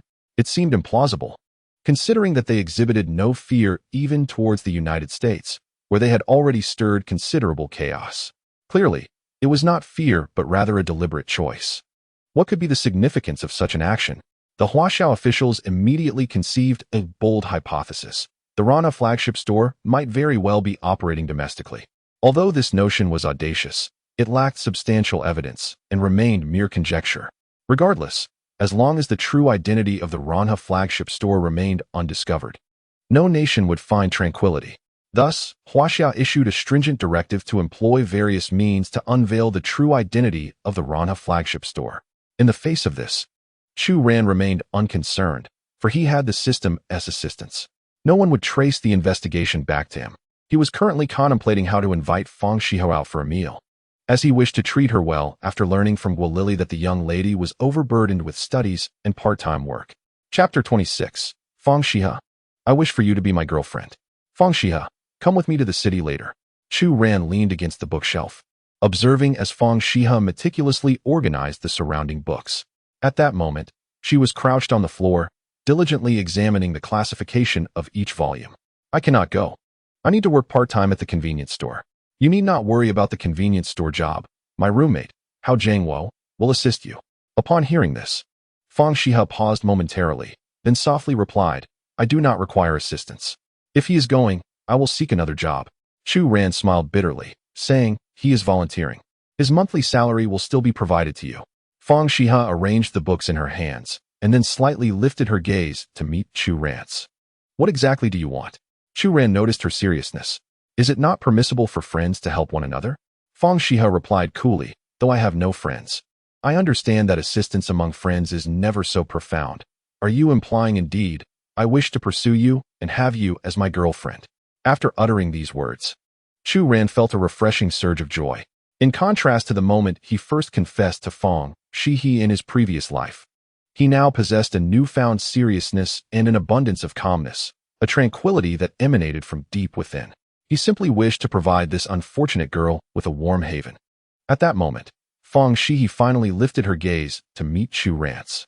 For the first time since his rebirth, he clearly beheld the exquisite features of his beloved wife. Her eyes, partially obscured by her short hair, shimmered like stars, radiating brilliance. They were clear and bright, seemingly capable of penetrating the depths of one's soul, drawing one into a captivating trance. Her nose was elegantly straight, and her chin bore soft contours, together forming a face that was both delicate and pleasing to behold. Her skin was fair and smooth, reminiscent of early spring petals, exuding an aura of freshness and tenderness.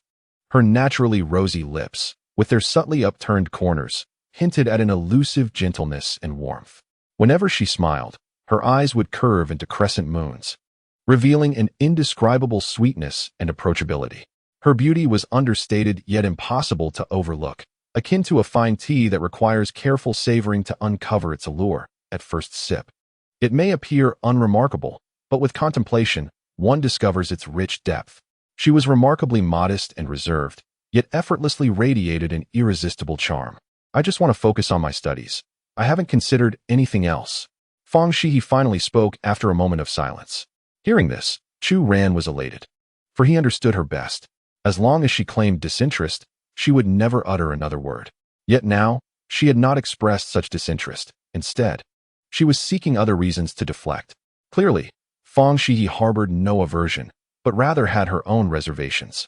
As for what those reservations might be, Chu Ran was well aware. Therefore, he was not angered. Instead, he smiled and said, Then I shall wait for your graduation. Fang Xihe, at a loss for words, lowered her head and began to organize her books again.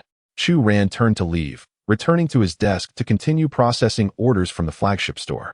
However, it wasn't long before Fang Xihe approached him slowly. Was what you said earlier true? Chu Ran nodded with a smile. Indeed it is. Fang Xihe hesitated for a moment, ready to respond, but Chu Ran interjected with a chuckle. I was just teasing, silly girl. I respect your thoughts. We can discuss it after you graduate. He then added, all right, get back to work. After school, I'll take you out to the city for some fun. You've been working too hard lately and need to relax. Fang Xihe, life is not solely about studying and earning money. You are still a student. So focus on your studies, and I will take care of the rest. Fang Xihe nodded obediently before departing. Observing the girl's innocent demeanor, Chu Ran understood that she was not truly naive. Rather, she was simply uncertain about how to navigate such situations for the first time. From childhood to adulthood, She had always focused solely on diligent study and hard work, never contemplating other matters. However, the emergence of her partner did indeed stir her thoughts. It was not due to the finesse of Chu Ran's romantic pursuits, but rather because this individual, with whom she had shared countless nights, truly understood her. Consequently, every action and utterance from Chu Ran left Fang, Xihe utterly defenseless, leading to unforeseen moments of vulnerability. After her afternoon shift at the library concluded, Chu Ran took the Navi girl on an excursion, boarding a bus to the city center. As the Finance University is situated within a university town, it is some distance from the bustling city. Thus, while seated on the bus, Fang Xihe experienced a rare moment devoid of academic and occupational pressures, a sensation that was immensely pleasant. At this time, the Tianhai city center was vibrant and lively. Chu Ran first disembarked with Fang Xihe in the heart of the city, where their initial stop was to procure new clothing for her. "I can still wear my current clothes," she protested at the entrance of the mall, reluctant to enter. Chu Ran smiled helplessly. He had attempted to persuade her numerous times, yet she remained resolute against entering. Unlike other girls, she was not swayed by the prospect of spending money. Her singular desire was to save her own funds. "If you refuse to comply, I shall return to school and announce over a loudspeaker that everyone should know you are my girlfriend," he playfully threatened. Fang Xihe's face flushed crimson in an instant. "Well, do you now consent to entering?" Chu Ran inquired with a grin. Moments later, they ascended to the third floor of a women's specialty store, where the garments displayed were from brands costing thousands. After merely browsing, Fang Xihe shook her head, declaring, "I still believe my clothes are quite satisfactory. I have several changeable outfits in my dormitory." "Fang Xihe, do you truly wish for me to broadcast this at school?" Chu Ran resumed his playful intimidation of the poor girl, a tactic that only he knew would work on her. In the presence of other girls, such a threat would likely be met with a challenge. "Go ahead and try." With no further explanation, Fang Xihe reluctantly followed Chu Ran, who addressed a store attendant. "Please assist her in selecting a few attractive outfits, preferably the most expensive ones you have." The attendant, upon hearing this, eagerly nodded. Soon, with the attendant's help, Fang Xihe began trying on various garments.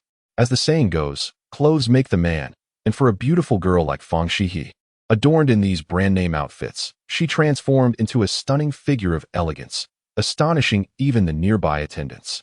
Chapter 27. The surprise at the girls' dormitory. This is the new campus bell. Let us purchase all the outfits you just tried on. How much will that be? Sir, a total of 5 outfits, after discounts, amounts to 10,500 yuan. In this era, spending over 10,000 yuan on clothing is undoubtedly an extravagant indulgence. At that moment, Fang Xihe immediately raised her head to voice her thoughts, but Chu Ran chuckled and remarked, "Do you understand the consequences of disobedience?" Fang Xihe promptly lowered her gaze. She was acutely aware of what disobedience entailed, yet she truly felt reluctant.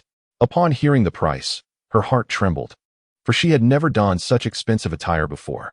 Over 10,000 yuan. This could very well equate to her family's expenditure over more than a year. "Just wear this outfit. Don't take it off," Chu Ran instructed Fang Xihe as they exited the mall. Fang Xihe still wished to express her thoughts, feeling that this amount was indeed exorbitant. "Fang Xihe, if you wish to be my girlfriend, you must be obedient. Moreover, you are now in college. Even if you are busy with studies and work, you should consider yourself. Shouldn't you? Do not dwell on other matters. As long as you are happy, I will fulfill your desires." Fang Xihe lifted her gaze to Chu Ran. "I have not yet agreed to be your girlfriend." Upon hearing this, Chu Ran smiled helplessly. Does that truly matter? It is merely a matter of time. The latter part of his statement was whispered, causing Fang Xihe to furrow her brow as she observed him. At times, she perceived this boy as excessively domineering. Yet on other occasions, she found merit in his words. Most importantly, he seemed to comprehend her fears and maintained a firm grasp over her emotions. Suddenly, Fang Xihe felt ensnared in a vortex. Uncertain of how to proceed, she could only sway along with the current. Time passed swiftly, and before long, evening had arrived. The two dined at a small restaurant, fatigued from their outing, and subsequently took a taxi back to campus. Just before they got into the car, neither of them noticed a passerby casually capturing a photograph, inadvertently including Fang Xihe's visage. This photograph would later catapult the previously unremarkable Fang Xihe into the limelight within the financial district. However, at that moment, neither Chu Ran nor Fang Xihe realized the impending consequences. Once inside the vehicle, Chu Ran handed Fang Xihe a box. What is this? She inquired with curiosity. A phone, for you to use. I will help you save my number shortly. Add me on WeChat. If you need to reach me, just call, understood? Fang Xihe frowned. I cannot accept this. Chu Ran insisted. You are a university student now. How can you not have a phone? It will be much more convenient for you to call home, rather than borrowing someone else's. Faced with Chu Ran's assertiveness, Fang Xihe felt no inclination to resist. After all, he spoke with undeniable reason. In this day and age, a mobile phone is truly indispensable. Several times, she had found herself in a flurry, unable to contact home when needed. I will pay you back. Upon hearing Fang Xihe's words, Chu Ran felt a mix of emotions, whether pain or resignation, he could not discern. Indeed, at present, I am not anything to Fang Xihe, not even her boyfriend.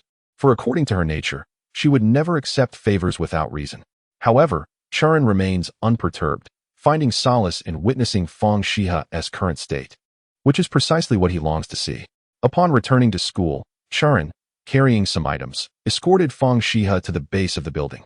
You should return and rest early. Do not overthink, he advised. Fang Xihe cast a furtive glance at Chu Ran, merely nodding awkwardly before ascending the stairs with her belongings. In the distance, within the former dormitory of Guolili, now occupied by Yang Xihe, several girls were engaged in discussion. Isn't that Chu Ran? Who is he escorting? I couldn't see clearly. That girl seems unfamiliar. Where are your eyes? That's Fang Xihe. What? Are you joking? That's Fang Xihe? Indeed, it appeared to be her. Her hairstyle and height matching. Yet today, she looked exceptionally stunning. At that moment, the dormitory door swung open, and Yang Xihe stepped outside. What are you all looking at? She inquired curiously. One girl hurriedly replied, Xihe, you must come and see something strange. Yang Xihe, intrigued, removed her outerwear and, donning slippers, approached the balcony. What peculiar thing? Look downstairs. Someone pointed towards Chu Ran. Yang Xihe scoffed. Oh, it's him? What does this mean? Is he attempting to harass me again? Didn't he just pretend to shift his affections to pursue Fang Xihe? A girl nearby whispered, Xihe, you might be mistaken.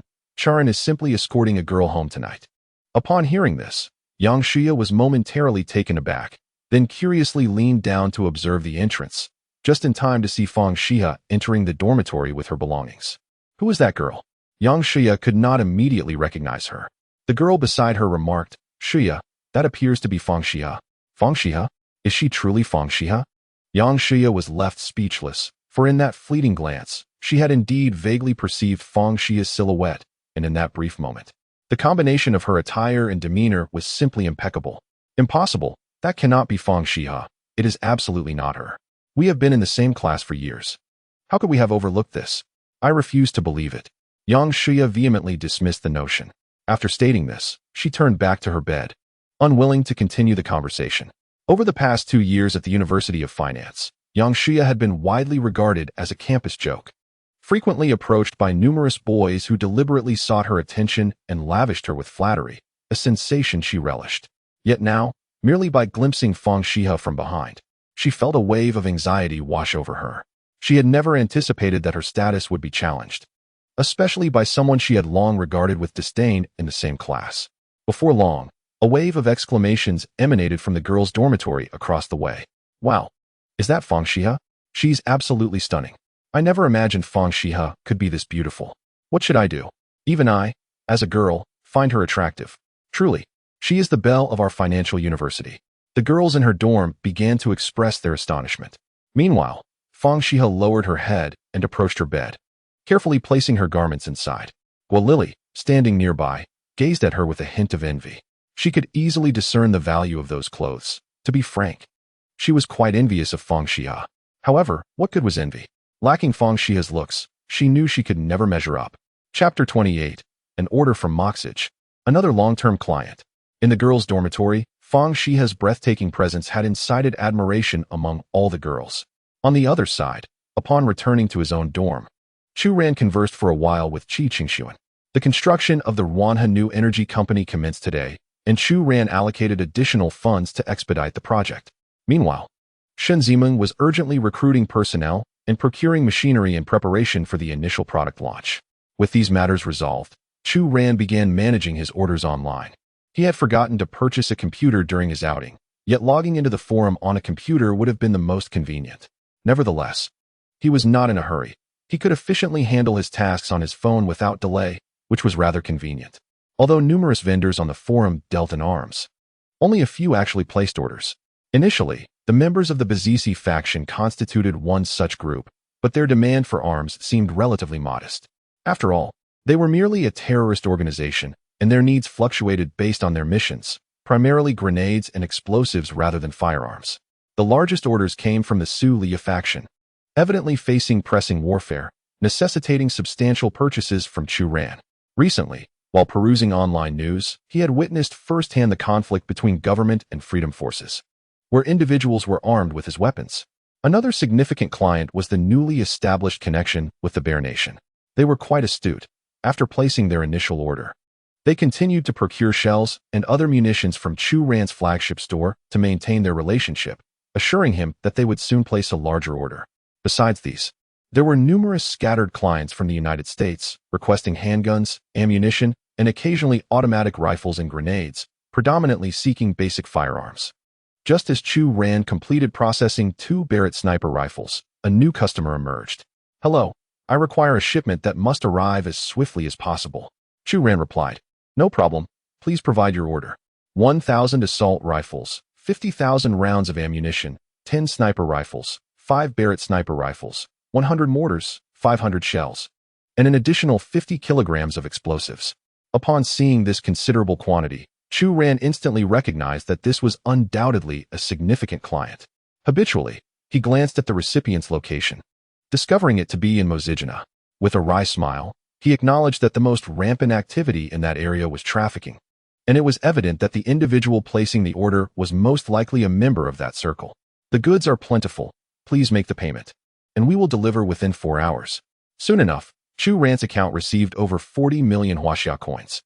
After deducting the payment for the project at Ranha Energy Company, he found himself with 100 million in savings. At this moment, Chu Ran couldn't help but reflect on how effortless it sometimes was to earn money. In the dormitory, several roommates were still debating which games were enjoyable, while he, unbeknownst to them, had amassed tens of millions. Life certainly had a way of playing tricks on people. Ding ding ding, the phone rang once more. Chu Ran glanced at the caller ID, and to his surprise, it was his mother. His parents resided in a small county in Guanghai, not far from Tianhai, but Chu Ran rarely returned on weekends, only making the journey during winter and summer breaks. His parents operated a restaurant in the county, working tirelessly every day. In his previous life, after graduating, he had taken a sales job and eventually married Fang Xihe, depleting all his parents' savings. However, his dissatisfaction at work led to a downward spiral, causing his parents great distress. Reflecting upon the tragedies of his past existence, Chu Ran felt a deep sense of emotion. Having been granted a second chance, he vowed not to let them endure the same hardships again. "Hello, Mom. You little rascal. How long has it been since you last called home? Do you still remember that you have a mother?" "Mom, I've been quite busy with school lately. And I've also taken on a part-time job, so I haven't had the chance to call. How have you and Dad been? Is your health all right? Don't overwork yourselves." "Huh. Old Chu, your son finally shows concern. After all these years, he has finally grown up." Then his father's voice chimed in.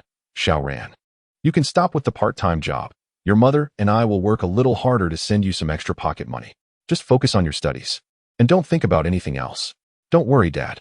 I've recently found a new job that pays well. It won't be long before I can bring you and Mom to Tianhai to enjoy a good life." "What are you talking about? You should be concentrating on your studies, not looking for work. And by the way, if you have the energy, you should also resolve that life affair of yours. Settle down with the daughter of the Yang family as soon as possible. Once you graduate, we can get married." Hearing his mother's words, Chu Ran chuckled. "Mom, my relationship with Yang Xihe is purely platonic. We want to end up together, so don't worry. There's no need to rush for a daughter-in-law. It will happen in due time. What is going on with you? Haven't you always liked Xihe?" "I quite like her too. Be honest with your mother. Does Xihe like someone else now?" "Son, when it comes to pursuing girls, one must have a thick skin." "Oh dear. Enough already. You're busy with your studies, and here you are, lecturing him. Focus on your studies, my son. Don't listen to your mother. If you don't pursue her, so be it. I don't have a favorable impression of that girl from the Liaoyang family either. She's been overly concerned with her appearance since childhood. Who knows what she'll be like in the future? All right, my son, study diligently. Tomorrow, I will transfer some money to you. Don't be frugal. Eat well." "Oh, Wait a moment. I haven't finished speaking to my son yet. The call abruptly ended as his father hung up. Chu Ran smiled wryly, accustomed to such antics from his parents. Second brother, bring that film over. I'd like to share in the viewing as well. Chu Ran called out to a few roommates engrossed in their movie analysis. Soon, the group huddled together, occasionally bursting into mischievous laughter. Meanwhile, over 800 kilometers away in Mozij, luxury cars lined the outskirts. Beside these vehicles stood hundreds of henchmen, the most formidable gunmen in the area. They were the very individuals who had been in contact with Chu Ran just hours earlier. At that moment, they had received their shipment, eagerly extracting weapons from silver boxes. Excitement palpable in their gazes as they looked to their leader. Boss, these rifles are stunning. We never anticipated such an impressive supplier could deliver within 3 hours, remarked one of the henchmen. The leader nodded in satisfaction. Indeed, this manufacturer is remarkable. The fact that they managed to transport goods without detection by our nation's military speaks volumes of their capabilities. We shall collaborate with them in the future. Chapter 29. The Internet Sensation. Fang Xihe surpasses milk tea sister? It was only the next morning that Chu Ran caught wind of a news story. Boss, Wang Rue is reading a report, he noted. Last night at 3 o'clock, there was a fierce shootout between the Mozij traffickers and government forces. The traffickers stormed the police station to rescue their leader. Media outlets have reported that the firearms used in the incident came from the Xihe flagship store. Upon hearing this report, a few in the dormitory began to gossip. Goodness, those Mozij guys are truly bold. They dared to confront the government with firearms and even storm a police station to rescue someone. That's impressive. The Mozij traffickers have always been formidable. But I am most in awe of the Xihe flagship store. How on earth are they so powerful to have supplied arms to that region? Boss, do you know this Xihe flagship store? Keep quiet. Let me think. I feel I might uncover something, Wang Rue replied. Haha, boss, don't overthink it. Even the Americans may struggle to find clues. What can you do? I know. At this point, Wang Rue stood up excitedly, and the dormitory's occupants looked at him with curiosity, including Chu Ran, who was equally intrigued by his enthusiasm. The Ranhua flagship store, indeed, a name replete with charm. If we consider its literal meaning, Ran signifies nature, while he embodies peace. The proprietor of this establishment must undoubtedly be a fervent admirer of tranquility, otherwise, such a name would not have been chosen. Upon hearing Wang Rue's words, the others in the dormitory collectively scoffed, returning to their respective pursuits. Only Chu Ran leapt from his bed with a smile, exclaiming, Boss, I find your reasoning quite compelling. Let us pursue this angle further. We are bound to uncover the true identity of this store's owner. In due time, the National Security Department will surely recruit you. Is that so, third brother? You concur that my notion is sound, correct? I knew it. Third brother, you are undoubtedly the epitome of discernment. Should I succeed, I will certainly take you to the club. Just as Wang Rue and Chu Ran were engrossed in their animated conversation, fourth brother Zhang Hao suddenly shouted from his computer. What the hell? Third brother, you're unbelievable. Chu Ran turned to him, curiosity etched across his face, while a few roommates leaned in closer to the screen. What is going on, fourth brother? What have you discovered? What? A girl from our school is trending online. The financial beauty has made headlines. Following the likes of Milk Tea Sister, she is deemed the most beautiful and purest college student. Is this for real? Come, take a look. You'll understand whether or not to berate third brother. After speaking, Zhang Hao spun the computer around to face everyone. Chu Ran chuckled as he glanced at the screen, soon spotting a photograph of Fang Xihe. It was indeed a candid shot taken yesterday while he and Fang Xihe were out shopping, capturing them as they entered a vehicle. Furthermore, there was another image of himself and Fang Xihe at the CAF that day. Third brother, no wonder you were so determined to pursue Fang Xihe. You had already realized she is a stunning beauty, hadn't you? Third brother, you truly are shameless. How could you not share such glorious news with your brothers? Are you afraid we might steal Fang Xihe away? She is indeed beautiful, far beyond my expectations. I never imagined there could be such a captivating girl in our school besides young Xihe. No, Fang Xihe's beauty is in a league of its own. The kind that ensnares one's gaze at first sight. The entire school forum was abuzz, with news of Fang Xihe spreading like wildfire. Many began to praise her as the most beautiful girl in the history of the finance department, the quintessential campus belle. Undoubtedly, she deserves this acclaim. Quickly, third brother, tell us, have you won over Fang Xihe? Upon hearing their discussions, Chu Ran replied with a grin. This matter is to remain confidential. What followed was a cascade of eager inquiries from his roommates. Meanwhile, on the school forum, the situation surrounding Fang Xihe continued to escalate dramatically. This matter initially emerged on the internet, where street photographers intentionally capture images of beautiful girls. Consequently, when Fang Xihe donned her brand name attire yesterday, a mere glimpse of her profile sent countless netizens into a frenzy. Moreover, the students from the finance university were equally exhilarated, as she belonged to their institution. Before long, someone unearthed a photograph of the nearby CAF where Chu Ran and Fang Xihe had previously been captured together. This image, in fact, showcased the only instance where Fang Xihe slightly lifted her head, revealing her stunning beauty.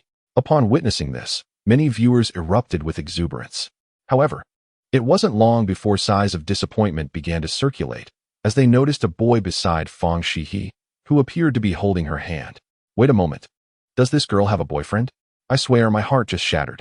The boy next to her seemed quite handsome, but no matter how attractive he was, he could never compare to my goddess.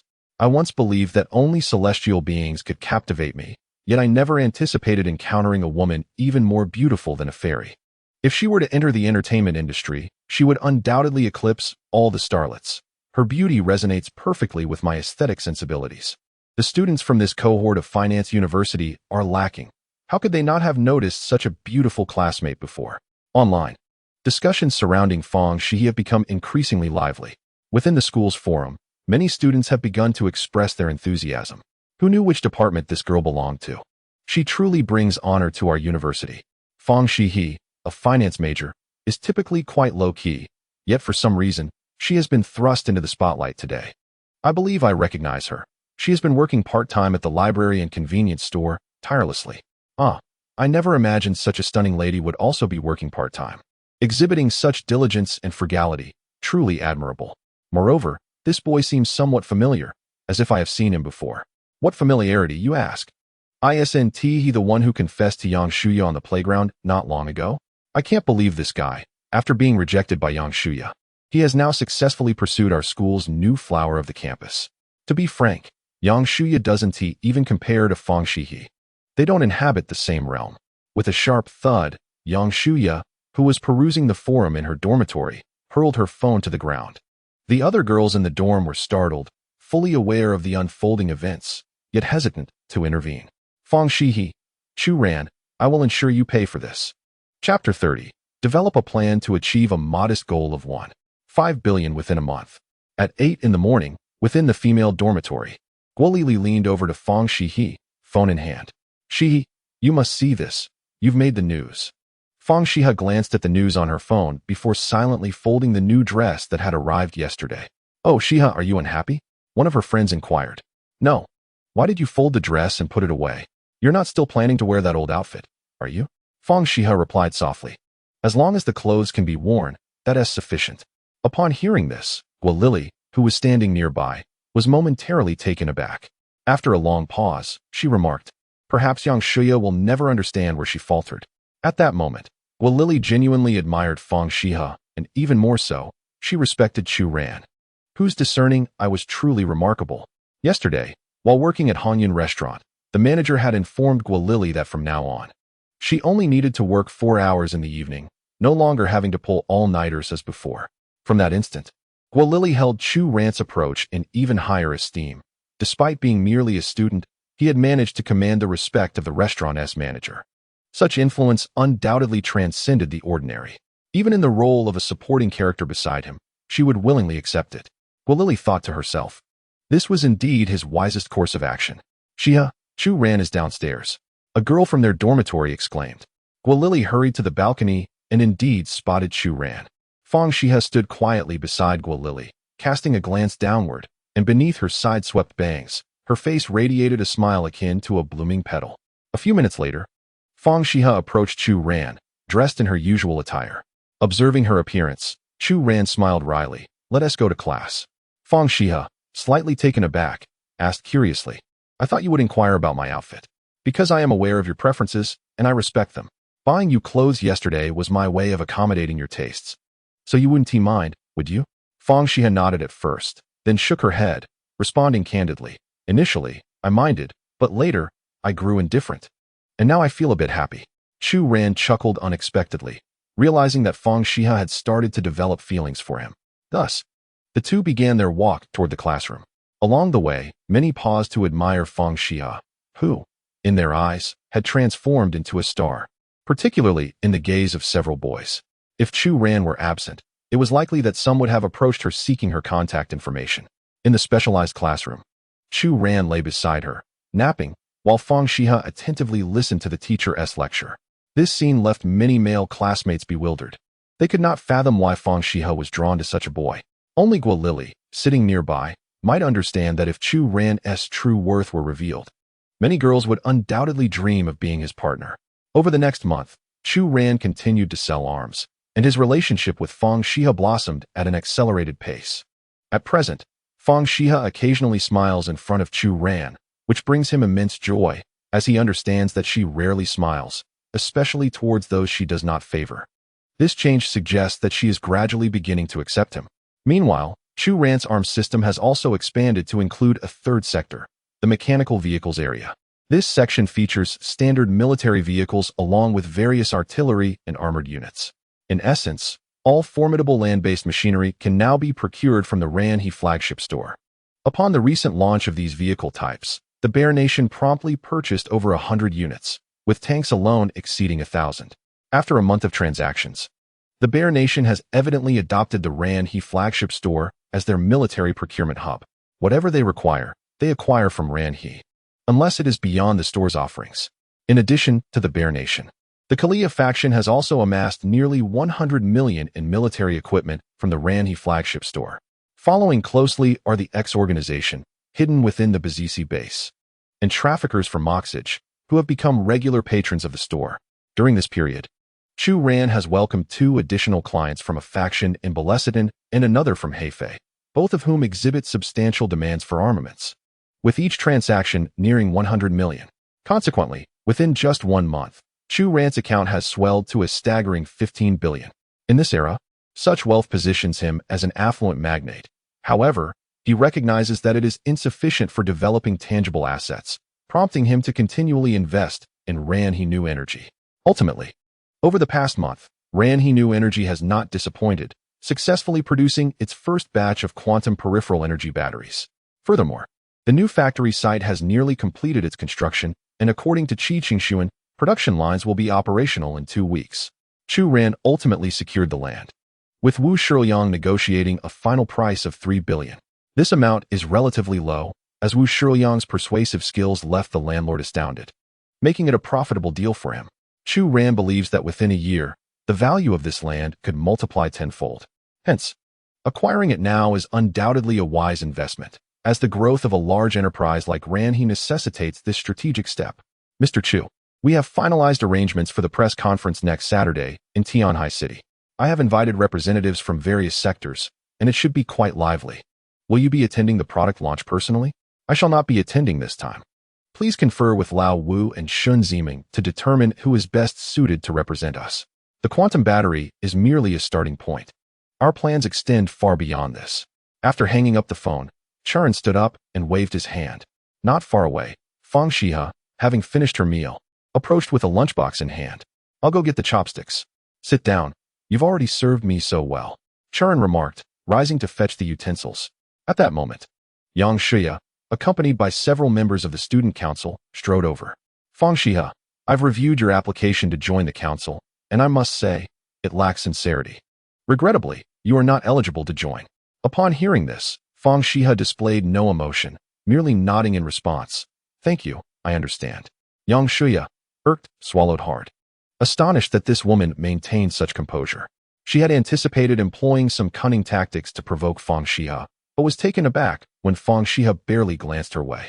Xihe, what's wrong? Chu Ran inquired, approaching with 2 pairs of chopsticks in hand. Upon seeing Chu Ran, Yang Xihe let out a cold laugh. Someone is eager for a scholarship. But university is not the same as high school. Simply excelling in academics does not guarantee credits or scholarships. Admission to the student council is essential. And as it happens, I am currently in the organizing department of the council. As she said this, Yang Xihe proudly glanced at the badge on her chest, as if this position bestowed upon her immense honor. What a trivial matter. So it's merely a student council position. Ran retorted. Don't boast. Who do you think you are? That single spot will elude you for your entire life. Is that so? What if I actually obtain it? Ran replied coldly. At that moment, he felt a warm grip on his hand, turning to find Fang Xihe tightly holding onto him and shaking her head. Ran gently stroked Fang Xia's hair and continued to address young Xihe. What will you do if I secure that position? You cannot possibly achieve it.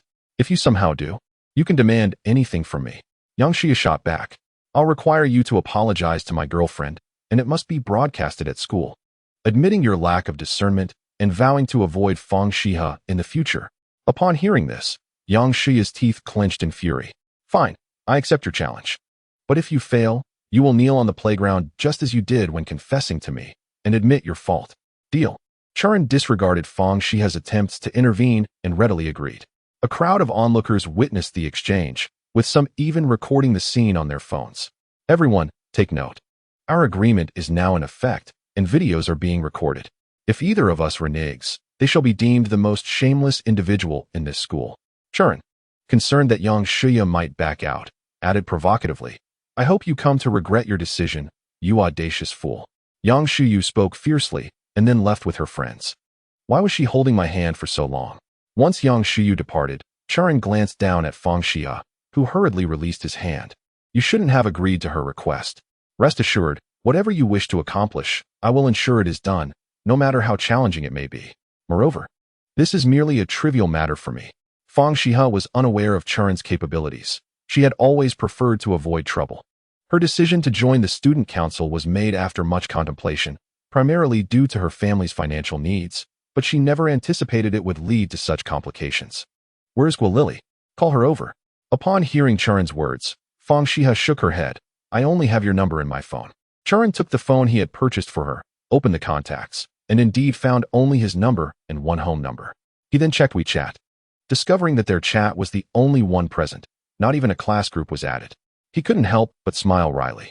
Fang Xihe's actions had a way of touching him through the smallest of details. Ultimately, Ran resorted to a video call on WeChat to summon Guilili to the restaurant. Ran, you truly possess audacity, daring to wager such a bet with Yang Xihe. Guilili, en route to the restaurant, expressed her exasperation upon hearing this. What does that mean? Is joining the student council really that difficult? Ran, generally uninformed about such matters, had never regarded those departments with much seriousness, despite their formidable appearances in university. Meanwhile, Fang Xihe occasionally lifted her head to glance at Ran while eating. Guilili explained, it wasn't difficult before, but now it has become so because you've offended Yang Xihe. She is the head of the organization department in the student council and the vice president, and there's a guy pursuing her. Hence, gaining entry is nearly impossible. Ran pondered for a moment and asked, aside from the standard application, is there any other way? Guilili rested her chin on her hand. The student council operates solely through standard applications. There aren't any special methods. If you're looking for a backdoor, that is certainly not an option at the moment, and I can't think of any other solutions. I recall that National Day is approaching, and the school is hosting a major event, right? Every year, the student council struggles with securing sponsorships at this time. Upon hearing Ran's words, Guilili suddenly perked up. Are you suggesting using this method to enter the student council? Haha, is there a hint of a plan? Guilili replied excitedly. This is more than just a hint. I am convinced it can succeed. If you can bring in a significant sponsor, even a modest investment would elevate your status in the student council immensely. Hey, Fang Xihe. You too.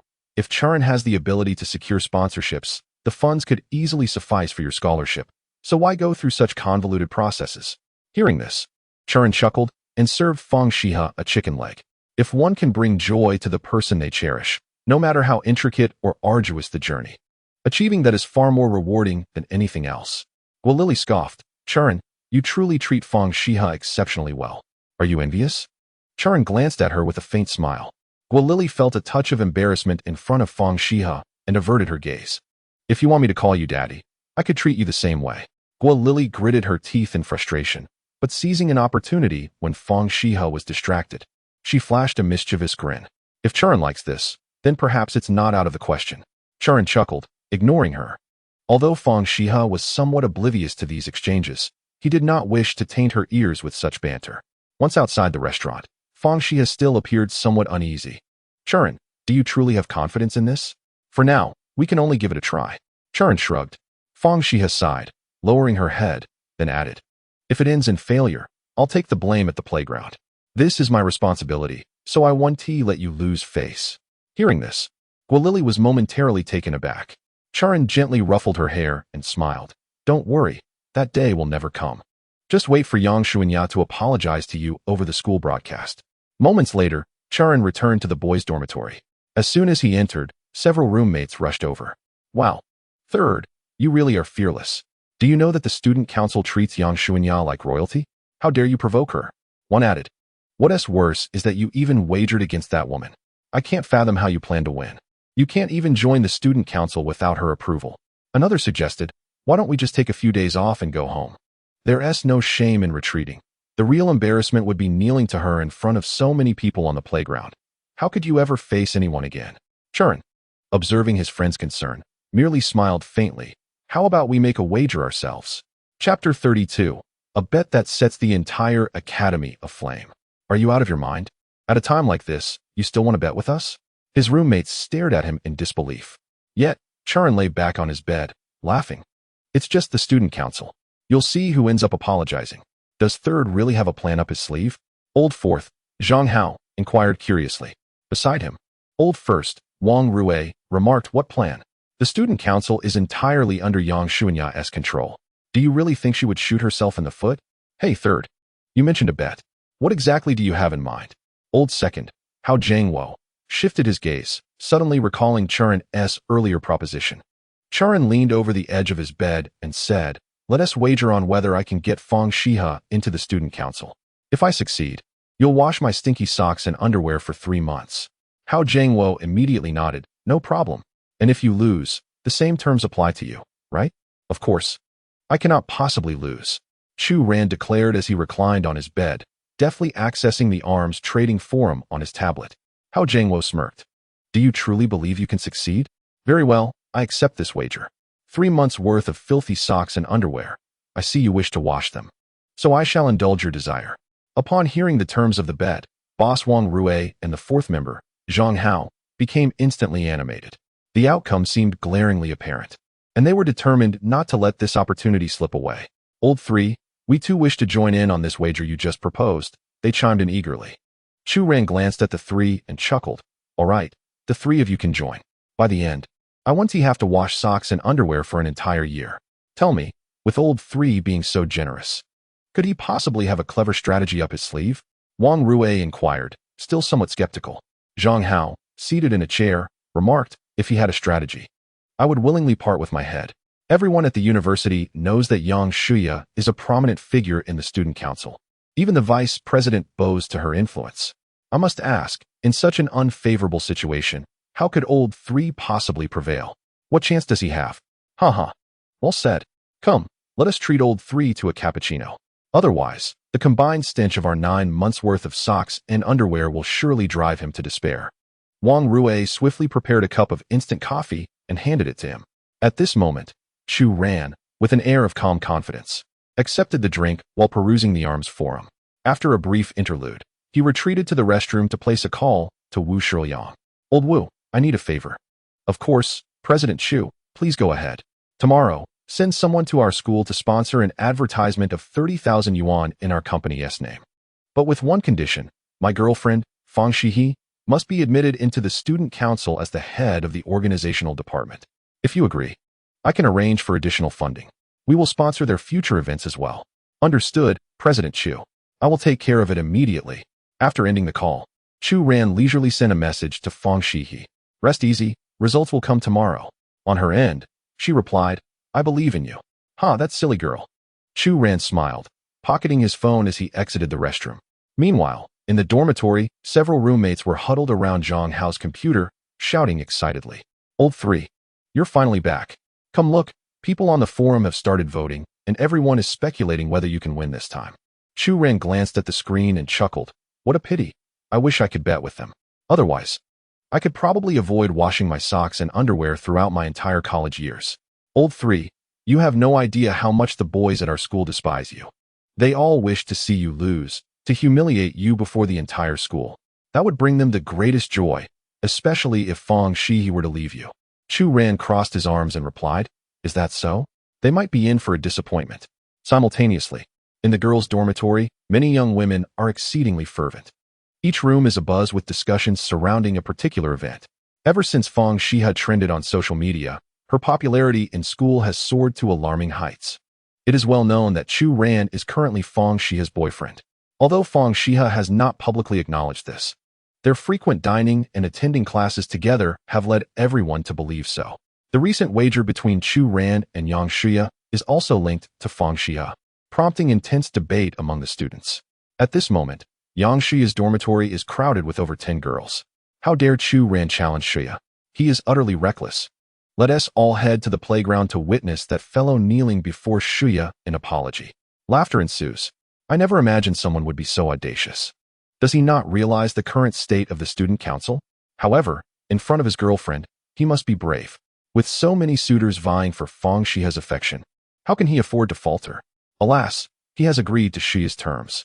If he loses the wager, not only will he lose face, but it's possible Fang Xihe may abandon him too. Listening to their chatter, Yang Xihe stands in the midst, a satisfied smile gracing her face. She then picks up her phone and declares, "Ladies, please quiet down for a moment. I need to step outside to make a phone call. Vice President Su must have awakened by now, and I shall discuss this matter with him." The girls nod in agreement. Moments later, Yang Xihe stands on the balcony, smiling as she speaks into her phone. "Vice President Su, have you heard about the situation between Chu Ran and me today? Rest assured, Xihe, although Luo has returned, these minor matters in the student council are under our purview. Fang Xihe stands no chance of entering our ranks." "Thank you, Vice President Su. I will treat you to dinner next week." "Really, Xihe? I have awaited this day for so long. Rest assured, I will handle this matter splendidly. I'll also speak to Luo shortly. Even if she is a relative of the principal, she must show him respect." "Thank you, Vice President Su." After hanging up, Yang Xihe looks triumphantly towards the opposite dormitory. "Fang Xihe, you shall never enter the student council in your lifetime. And as for Chu Ran, does he really believe himself to be formidable? Hehe, you and I will never be on the same wavelength." Meanwhile, in Fang Xihe's dormitory, the naive girl is engaged in a lively chat with Chu Ran via WeChat, occasionally smiling to herself. For her, such simple exchanges bring a profound sense of happiness. Guolili glances at the commotion in the neighboring dormitory and then at the serene Fang Xihe on her bed, suddenly chuckling. "Yang Xihe, your moment of embarrassment is swiftly approaching. It's a pity you are unaware of Chu Ran's true identity." Chapter 33. The Mercenary Awakens, Crafting an Invincible Empire. In the morning, Chu Ran opens his eyes and glances at the time. It is only 8 o'clock. Though he feels a bit tired, he steels himself to rise. Eager to share breakfast with Fang Xihe, he opened the nearby computer where notifications from the ARMS forum indicated several new transactions had emerged. To his astonishment, one order came from Elong, amounting to a staggering 200 million in arms. This order comprised a diverse array of light and heavy weaponry, as well as tank equipment and ammunition, all meticulously included. Elong, a nation of considerable wealth due to its oil reserves, placing such a substantial order was hardly surprising to Chu Ran. The other party indicated that this was their first collaboration, and if the arms from the Wanha flagship store proved to be as exceptional as rumored, they would become the closest of partners in the future. Chu Ran replied with a smile, and mere minutes later, the funds were transferred in full, the 200 million Huaxia currency entirely received. He promptly dispatched the goods. Just as he was about to rise from his bed, a notification echoed in his mind. "Congratulations, host. Your arms prestige has increased to 4 points, expanding the talent zone. In addition to technological talents, the system will now unlock talents of the all-round warrior type for you. Host, Chu Ran. Arms World Prestige, 4. Technological Contribution Value, 1. Oh, all-round warrior talents? This was indeed an enticing prospect. Chu Ran had long anticipated the opening of this area. Recently, when the technological talents were unlocked, he had assumed he could simply hire mercenaries with money. But the system informed him that unlocking all-round warrior talents was essential for them to assist him abroad. Ordinary mercenaries could only serve as bodyguards within the country, while all-round warrior talents could operate globally. System, let me see what all-round warrior talents are available. Chu Ran lay back on his bed, eagerly perusing the system mall. Soon, he encountered a variety of warrior types. These individuals hailed from different nations, each battle-hardened and trained by elite covert forces. Ultimately, Chu Ran placed an order for 5 all-round warriors, aspiring to form a formidable mercenary group, a grand dream of his. In doing so, his Rwanha flagship store could genuinely establish a reputation overseas. Jack Morrison identity, former Royal Marine of the Eagle Nation, currently the Chief Tactical Officer of a top-tier international security company. Experience, distinguished performance in the conflicts of Afghanistan and Iraq, earning multiple medals. After retiring, he joined the ranks of mercenaries, participating in numerous high-risk hostage rescues and asset protection missions. Expert in tactical planning and close-quarter combat. Hiring fee, annual salary of $50 million. Lena Wolf identity, former member of a Special Forces unit, now a senior consultant for a private military company. Experience, as a female Special Forces operative, she exhibited exceptional skills and leadership in various international joint operations. Post-retirement, she became a prominent figure in the mercenary world, specializing in covert operations and intelligence gathering. Hiring fee, annual salary of $40 million. Max Viking, a former Air Force pilot with Ridian, currently serves as the chief pilot for an international mercenary company. His experience includes executing numerous covert flight missions for NATO during the Cold War. After retiring, he utilized his aviation expertise to provide aerial support and tactical extraction services for the mercenary firm, earning an annual salary of $50 million. Zhao Tian, a former sniper from the Chinese Special Forces, now holds the position of chief instructor at an international security company. Renowned for his precise shooting skills during various domestic and international counterterrorism operations, he transitioned into the mercenary sector post-retirement, where he is responsible for training new recruits and offering advanced tactical guidance, with an annual salary of $40 million. Lana Savage, a former KGB operative from the Bear Nation, currently operates as a strategic planner for a private military company. During her time with the KGB, she was tasked with international intelligence gathering and counter-espionage efforts. Upon entering the mercenary industry, she leveraged her intelligence network and planning capabilities to provide clients with comprehensive security solutions. After securing the mercenary services, Chu Ran swiftly received a call. "Hello, Commander Chu, this is Jack Morrison. You can call me Jack. I believe you have hired me, correct?" Chu Ran stepped out onto the balcony to take the call. "Hello, Jack. I have engaged 5 team members like you. You all should decide on a meeting location to form your squad. Your mission is to gather intelligence from various countries overseas. During this period, the most crucial task is to expand your team by any means necessary. Anyone who can be of benefit to you should be recruited immediately." "Understood, Commander Chu. I will organize everyone." "Great, keep in touch." After hanging up, Chu Ran nodded in satisfaction. The Xihe flagship store not only aims to become the world's foremost arms dealer, but also aspires to evolve into a formidable empire. This is the true ambition of Chu Ran. "Hey, third brother, you finally emerged. You've been in the restroom so long. I was about to burst. You need to work on your kidney health." Chu Ran patted the shoulder of the second brother and walked out with a smile. Soon, he tidied himself up and left the boys' dormitory to wait for Fang, Xihe to come downstairs from the girls' dormitory. At that moment, the passing girls curiously eyed Chu Ran, with some even greeting him with cheerful smiles. Before long, Guo Lily and Fang Xihe descended the stairs. "Chu Ran, you've become quite the celebrity," Guo Lily exclaimed joyfully upon seeing him. Chu Ran simply smiled without responding, but took Fang Xihe's hand. "There are so many people." Fang Xihe attempted to pull away. Yet, Chu Ran held on tightly. "Now the entire school knows about our relationship. If I let go, it would seem a bit unfair, wouldn't it?" Fang Xihe lowered her head, not wishing to speak. Upon reflection, it seemed he had a point. "Chu Ran, do you have hope for your sponsorship? I have heard that Yang Xiyu informed the student union president last night, and that Xihe must not be allowed to join the student union. Even the principal's words hold no weight in this matter." Upon hearing Guo Lily's statement, Chu Ran chuckled. "Let us wait and see." Meanwhile, in the student union office at the Finance University, a group of officials busily organized various materials in preparation for the upcoming National Day celebrations. Everyone was occupied with arranging activities and seeking sponsorships. At that moment, Yang Xiyu entered cheerfully and greeted her peers. "Sister Xiyu seems particularly joyful today," someone remarked. "Haha, after hearing about your incident yesterday, I nearly burst into laughter." What was that Chu Ran thinking, daring to wager against our sister Xiyu within the student union? Who did not know that Sister Xiyu was the head of the organization department? The crowd chattered, showering Yang Xiyu with admiration. As the time for the student union meeting arrived, President Luo Tiantian and Vice President Xihe entered. President Luo, a junior, crossed his arms and surveyed all the members. In 2 weeks, it will be National Day, and our activities are nearly ready for rehearsal, but we are still far from securing enough sponsorship. What ideas do you have? Chapter 34. 60,000 yuan for a department. Head. The main officers of the student union exchanged glances, as securing sponsorships was indeed a challenging task. If one were to offer money, many would come forth, yet soliciting funds from others proved to be a daunting endeavor. At that moment, Yang Xiyu stood up and said, Luo Ge, I have a good relationship with the owner of the supermarket at the school gate. She mentioned she could contribute 300 yuan for sponsorship. Hearing this, President Luo smiled approvingly. Well done, Xiyu. Everyone, take a look at how resourceful our female colleague is, quietly securing 300 yuan. Su, what about you?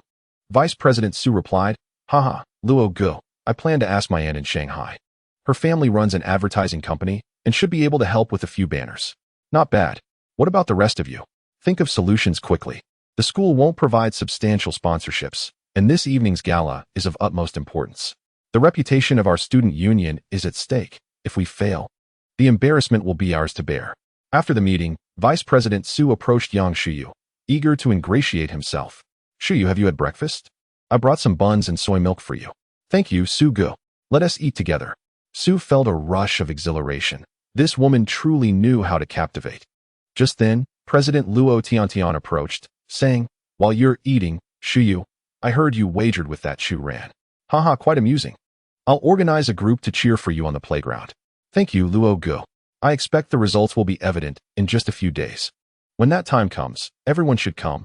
I'll buy you all drinks. Yang Xiyu cheerfully conversed, while many student union officials around them engaged in lively discussions. At that moment, 2 middle-aged men in suits arrived at the door. Excuse me, is this the office area of the student union at the University of Finance? 2 members of the student union hurriedly opened the door, inquiring, Indeed, who are you looking for, sirs? With a chuckle, a middle-aged man who led the group remarked, After much effort, we've finally arrived. It was not an easy task. He then produced his business card. Greetings, I am Zhang Xiaodian, the finance manager of Ranha New Energy Company. Upon hearing this introduction, all members of the student union curiously gathered around. The president, Luo Tiantian, along with Vice President Su Hai and Yang Shuya approached as well. Ranha New Energy? Hello, I am Luo Tiantian, the president of the student union. Please feel free to share your purpose with me. With this, Luo Tiantian took the initiative to engage in conversation. Zhang Xiaodian smiled and explained, I have been sent on a mission. I heard that your university is about to host a National Day celebration and evening gala that requires sponsorship, so I, representing the finance department of our company, have come to offer some financial support. At this revelation, everyone exchanged excited glances, astonished that someone would come to them with offers of financial assistance. Quickly, please have Mr. Zhang and his team take a seat in my office. Shuya, please fetch some water for Mr. Zhang. By the way, Mr. Zhang, do you drink tea? It seems we don't have any fine tea available. Although Luo Tiantian held the position of president, he was still a student, and his excitement rendered him somewhat incoherent. Zhang Xiaodian and his assistant settled into the student union office. Luo Tiantian attempted to contain his excitement, although he had never heard of this company. Any entity willing to invest in them was undoubtedly a blessing. Thank you immensely, Mr. Zhang. However, I am a bit curious. Might I inquire why your company is willing to sponsor us? Zhang Xiaodian replied, We are here on the orders of our big boss. Luo Tiantian, filled with joy, inquired, Could it be that your big boss's child is a student at our university? With a chuckle, Zhang Xiaodian responded, Oh, dear student, you are overthinking. The big boss likely does not have children yet, but he has tasked us with sponsoring your event, albeit with one condition. A condition? It was no surprise that such a prominent company would have stipulations attached to their generosity. Please, Mr. Zhang, state your condition. Whatever it may be, I will do my utmost to accommodate it. Zhang Xiaodian stated, Our boss's condition is that Fang Xihe must join your student union as the head of the organizational department. At this proclamation, Luo Tiantian was momentarily taken aback. Mr. Zhang, this. Dear Luo, do not be alarmed. Our big boss has assured us that should you accept this condition, the sponsorship could amount to 60,000 yuan, and furthermore, your student union would receive continuous sponsorship for all future events. Luo Tiantian swallowed hard. 60,000 yuan would suffice for organizing several events, and they were expected to be of exceptional quality. What was more crucial was that future sponsorship would be guaranteed. May I inquire about the nature of the relationship between Fang Xihe and your big boss? Zhang Xiaodian shook his head and replied, I'm afraid I cannot disclose anything. Xiao Luo, opportunities such as this should not be missed. Please contemplate it thoroughly. Should you have any thoughts, do not hesitate to call me. After speaking, he stood up, preparing to depart. However, before he could take more than a few steps, Luo Tiantian interjected, I've come to a decision, Director Zhang. This matter poses no issues. A minister's position in exchange for the sponsorship I've held for over a year is clearly a profitable endeavor, even for a fool. Hehe. It is evident that Xiao Luo possesses considerable acumen to ascend to the chairmanship. Upon concluding his statement, Zhang Xiaodian produced a bank card, stating, Here is a deposit of 30,000. Please ensure you finalize the arrangements promptly and give me a call. I shall transfer the remaining funds directly to you. Furthermore, for future sponsorship events, reach out to me directly. Thank you, Director Zhang. Thank you. Zhang Xiaodian chuckled lightly as he patted Luo Tiantian on the shoulder before exiting the office with his entourage. Director Zhang, allow me to see you out. Luo Tiantian hastily followed suit. Just then, they encountered Yang Xuanya, who approached with 3 cups of fine tea. Chairman, want to you have some? Luo Tiantian shot her a glare, then accompanied Zhang Xiaodian to the door. Xiao Luo, complete the task swiftly. I await your call. Rest assured, Director. I can have it done by tonight. Please anticipate my call. Luo Tiantian vigorously waved goodbye as he watched the two depart. Before long, other members of the student council gathered around. Su Haidao inquired, How did it go, Luo Ge? Did he truly provide the funds? Luo Tiantian waved the bank card in his hand. He has given 30,000 up front. The remaining 30,000, As he spoke, Luo Tiantian turned his gaze towards Yang Xuanya, while the student council erupted in excitement. Haha, how impressive. He just handed over 60,000? 60,000? Goodness, that's enough to invite a third-tier celebrity. Luo Ge is incredible, securing such a substantial amount with a mere gesture. The crowd buzzed with excitement as Luo Tiantian approached Yang Xuanya. Luo Ge, is it true? Do we really have enough funds for the event? Yang Xuanya asked, still somewhat naive. Chapter 35. I only regret my past life. I shall not regret this one. Old Su, please come to my office. Luo Tiantian disregarded Yang Xuanya's question and called out to Vice Chairman Su Haidao. The two entered the office to discuss matters, while Yang Xuanya began to sense an unsettling premonition. A few minutes later, Su Hai emerged with his head hanging low. Su Ge, what did Luo Ge say to you? Yang Xuanya quickly inquired. Su Hai slowly lifted his head to meet her gaze. Xuanya, I'm sorry, but you have been dismissed from the student council. Upon hearing this, the once lively student council hall fell silent. Yang Xuanya stood in shock. Su Ge, what are you saying? I haven't done anything wrong. Why would I be dismissed? This is no time for jokes. It's true, Xuanya. The sponsorship funds from Director Zhang came with a stipulation.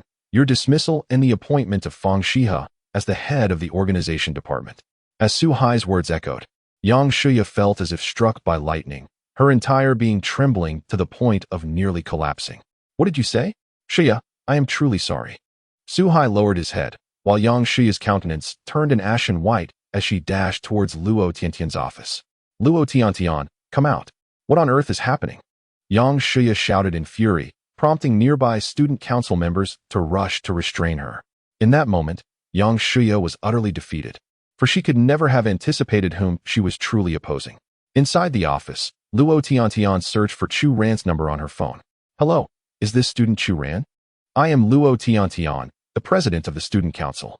At that moment, Chu Ran was dining in the cafeteria with Fang Xihe, and upon realizing the call was from Luo Tiantian, he smiled slightly. President Luo, what can I do for you? Please, student Chu Ran. I intended to reach out to student Fang Xihe, but I didn't have her number. I came across yours while consulting the student council statistics.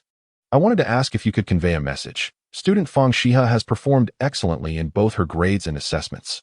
If she is willing to join the student council, we would like to offer her the position of minister of the organization department. She is right beside me. Why don't you speak to her directly? Chu Ran replied, smiling as he handed the phone to Fang Xihe. Fang Xihe, while enjoying her meal, looked up curiously as the phone was passed to her. The student council president wishes to speak with you. Oh, taking the phone, Fang Xihe politely greeted, Hello, President.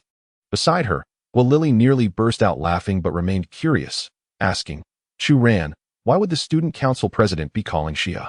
Has your side begun to make moves? Indeed, in this day and age, having wealth facilitates matters, Chu Ran chuckled, knowing Lily understood his capabilities. Meanwhile, Fang Xihe, holding the phone, replied calmly, I can join the student council, but I do not wish to take on any ministerial role. Being an ordinary member suffices. Lily looked at Fang Xihe in disbelief. Xihe, are you serious?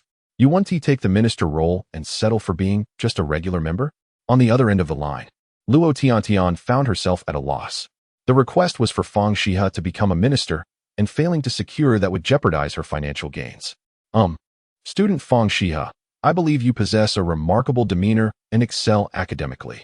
Our student council truly needs individuals like you.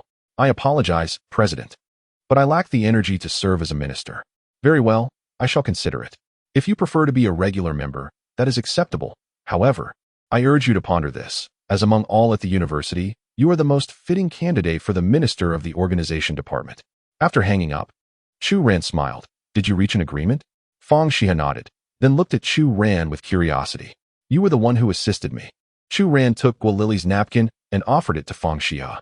As I promised, whatever you wish to pursue, I shall support you in achieving it. Fang Xihe gazed at Chu Ran, her innocent face shimmering with unshed tears, yet she quickly lowered her head. Ahem, well, I shall take my leave. Lily, displaying her cleverness, stood up, grasped her lunchbox, and departed. Chu Ran gently extended his hand, brushing through Fang Xihe's hair. Fang Xihe, I shall always be here for you. Whatever you require, I will assist you. At that moment, Fang Xihe unexpectedly clasped Chu Ran's hand. I am sorry. What are you apologizing for, you silly girl? Chu Ran replied. I mentioned that we could only pursue romance after graduation, yet your actions leave me utterly confounded. Chu Ran chuckled. Enough of the tears. There are many people in the cafeteria. It's our first meal together, and you are crying again. What a sentimental soul you are. I am not overly sentimental. I have seldom cried in my life. However, you possess an uncanny ability to stir my emotions and discern my needs. Chu Ran, smiling, refrained from elaborating further, jesting that he would be her husband a decade hence. Having spent so much time together, if I were unaware of these things, it would indeed be time for me to cease existing. Upon leaving the cafeteria, they proceeded to class. During this session, Chu Ran noticed the absence of Yang Xihe. At 3 in the afternoon, with no classes to attend, Chu Ran prepared to return to his dormitory to check on the flagship store. At that moment, a call from Yang Xihe interrupted him. He glanced at the caller ID and eventually pressed the answer button. Yang Xihe, are you having second thoughts? On the other end, Yang Xihe took a deep breath and said, Chu Ran, let us meet. I apologize, but meeting at this time is inappropriate. I fear I may relent. It would be best for you to complete your responsibilities. By the way, I will return shortly to arrange a post. Let us set the apology time for tomorrow at noon when everyone is present, so they can hear your voice. Chu Ran, do you truly intend to do this? You will regret it. I, Chu Ran, have indeed experienced regret, but that was in a past life. In this life, I shall not. You jerk, Chu Ran. Cursing me will not change anything. Your invincible demeanor from that day still lingers, almost frightening my girlfriend. Well, I shall take my leave. I am going out to dinner with her. With that, Chu Ran hung up. Meanwhile, Yang Xihe seethed with frustration, stomping her feet in her dormitory. Back in his dorm, Chu Ran reclined leisurely on his bed. Soon, several roommates returned. Old 3, your luck is truly remarkable. I am not sure what transpired in the student council, but Yang Xihe has been dismissed. The eldest, Wang Rue, arrived swiftly with the news to share with Chu Ran. Oh, is that so? Chu Ran responded with a smile. Does that mean our wager still stands? Of course it does. Just because Yang Xihe was dismissed does not guarantee that Fang Xihe will join the student council. Wang Rue remarked, just as a loud bang echoed through the room. The dormitory door swung open violently, revealing Old 2, Hao Jiangwo, and Old 4, Zhang Hao, storming in. Standing silently beside Chu Ran's bed. What are you two up to? You've nearly broken the door down. Wang Rue remained oblivious to the truth of the situation. Chu Ran chuckled. Have you both already discovered it? Zhang Hao, in an instant, donned a mask of anguish and said, Third brother, I no longer wish to gamble. I was wrong, truly wrong. The second brother grasped Chu Ran's arm, exclaiming, Third brother, no, I too was mistaken. I should not have followed you into this wager. No. No, what are you two doing? We haven't lost yet, have we? Is it really necessary to act this way? The eldest, Wang Rue, hurried over to inquire, his innocent eyes reflecting a naive bewilderment. Chapter 36. The Quintet, Forging an Invincible Legion. A few minutes later, Wang Rue learned the truth and found himself slumping into a chair. Meanwhile, Chu Ran reclined happily against the bed, engrossed in his computer. Eldest brother, I have a few pairs of smelly socks in my cabinet. You three should practice your sense of smell, for that odor may be overwhelming for you at first. Upon hearing Chu Ran's words, the three of them felt an urge to perish. On the computer in the room, Chu Ran paid no heed to his distressed roommate, but continued trading with his clients. After completing an order, Elang promptly sent a screenshot of positive feedback. Chu Ran's flagship store, Xihe, had gained a terrifying level of notoriety within the entire arms trading forum. Almost everyone who entered could spot his shop on the homepage. With privileges surpassing those of the moderators, this prominence was indeed justifiable. It was likely that even the forum's moderator was unaware of how a second moderator had emerged amidst the chaos of their once thriving forum. Soon enough, Elang's subsequent wave of orders arrived, each commanding a staggering 2 billion in arms contracts. Chu Ran felt a genuine thrill.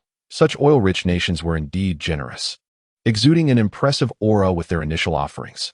He understood Elang's objectives somewhat better, namely, to amass power in East China, wooing smaller nations to oppose the United States. Not to mention, the Ute ethnic group's unwavering loyalty to the U.S. made it clear that Elang's primary target lay with Israel. After processing the orders, his three roommates dashed out, claiming they would investigate how Yang Xihe had departed from the student council. Chu Ran, however, had no such inclinations. Instead, he picked up his phone to contact his mercenaries. "Hello, Commander Chu." Jack quickly answered the call. Chu Ran replied, "Jack, from now on, please call me Mr. Chu. I'm not fond of the title Commander." "Understood, Mr. Chu. I have gathered with the other 4 teammates, and we are preparing to rest before delving into this country." "All right, Jack, you are all professionals. You may make your own decisions. However, I have but one objective, to rapidly expand your team. Should you require any armaments, do not hesitate to inform me. Send me the coordinates when the time comes, and I shall arrange for their delivery. By the way, I can initially provide you with 200 million Huaxia coins to facilitate your operations, but remember, I expect to see tangible results within a month." "Understood, Mr. Chu. I will promptly act upon your directives. Within a month, I will ensure the personnel count reaches 300, each one a formidable warrior." "Excellent. Request your equipment at any time. I shall see to it that your needs are met, understood?"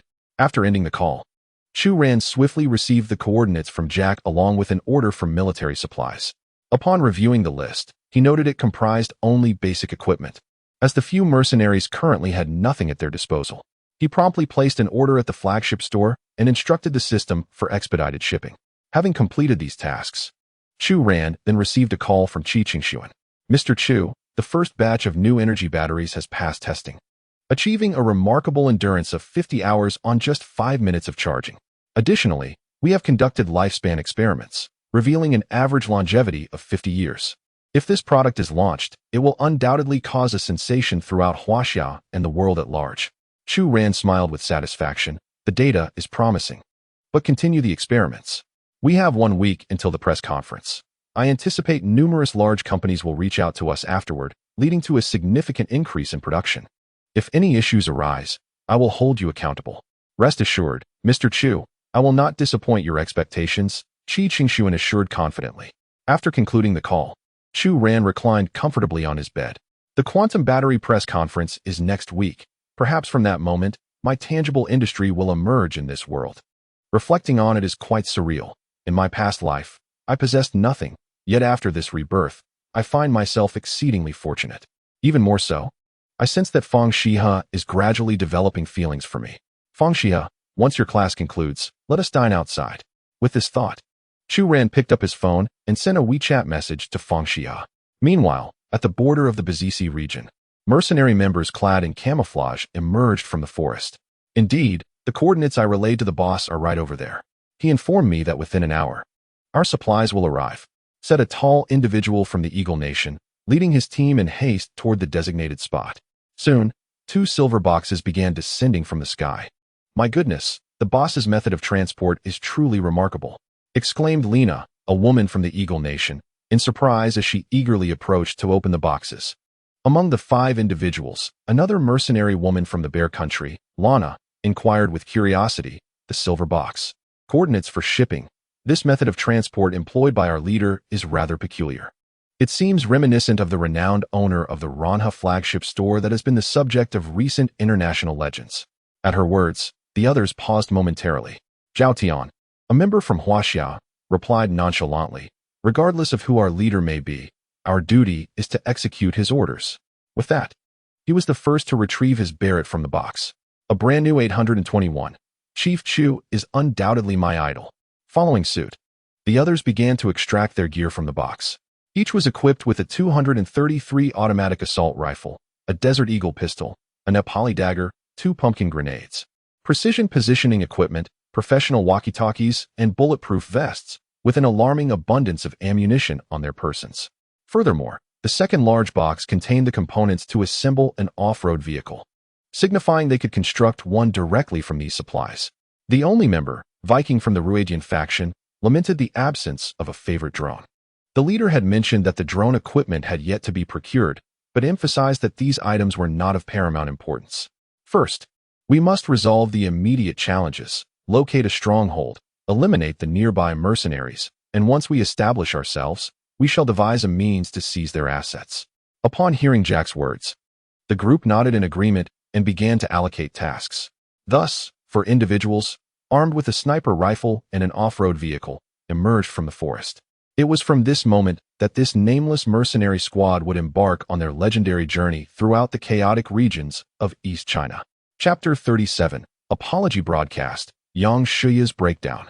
In the male dormitory of Financial University in Tianhai City, Chu Ran had just finished his morning routine and was heading downstairs to meet Fang Xihe for breakfast. At that moment, Zhang Hao rushed in, carrying a wash basin. Brothers, the student council president is coming to our floor. Everyone, tidy up quickly, otherwise, my role as the hygiene committee member will be quite challenging. At that point, most of the dormitory occupants were still asleep, with only Chu Ran dressed and ready to leave. Old 3, you must help me, Zhang Hao implored, looking at Chu Ran in desperation. Chu Ran chuckled, hygiene committee member. Do your job well. I'm off to find my girlfriend for breakfast. Just as Zhang Hao was about to dissolve into tears, a voice echoed from outside the dormitory. Brother Luo, this dormitory belongs to Chu Ran and his crew. No sooner had the words left his mouth than there was a knock on the door of dormitory 321. Is Chu Ran there? Upon hearing the knock, the occupants of the dormitory froze in shock. What is going on? No one ever knocks on the door to enter. It seems to be President Luo Tiantian. Zhang Hao, terrified, clutched the bed railing, wondering why they were the first dormitory to receive a visit.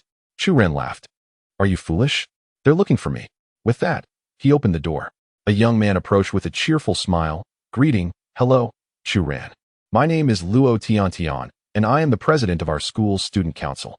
Several individuals in the dormitory curiously gathered by the window to witness this encounter. Zhang Hao, in particular, observed with intrigue, as it was his first time seeing the student council president speak so kindly to someone. Hello, President Luo. Is there something you need from me? Chu Ran inquired, smiling. Luo Tiantian stood at the door, responding with a grin. Not much, really. 2 executives from Ranha New Energy reached out to me yesterday, and I was wondering if you were familiar with them. I'm not quite sure, Chu Ran replied, slightly pouting. Luo Tiantian keenly observed Chu Ran before nodding and saying, no worries. I'm here to inform you that if Fang Xihe agrees to be our minister of the organization department, we would be delighted to welcome her. Of course, even if she chooses to join as a regular member of the student council, she would be equally welcomed. I hope you can relay this message to her and assure her not to dwell on the incident with Yang Xihe from a couple of days ago. That woman has already been dismissed by me. We do not welcome such individuals in our student council, and she is unworthy of being our minister. Within the dormitory, apart from Chu Ran, the 3 roommates stared in astonishment at the scene. Even the student council members at the door and the onlookers were equally bewildered. Thank you, President Luo, for taking the time to come here. I will certainly pass on the message, Chu Ran replied politely with a smile. Luo Tiantian quickly responded. It's my pleasure, my pleasure. I shall take my leave now. You may bring Fang Xihe over any time, as long as the forms are filled out.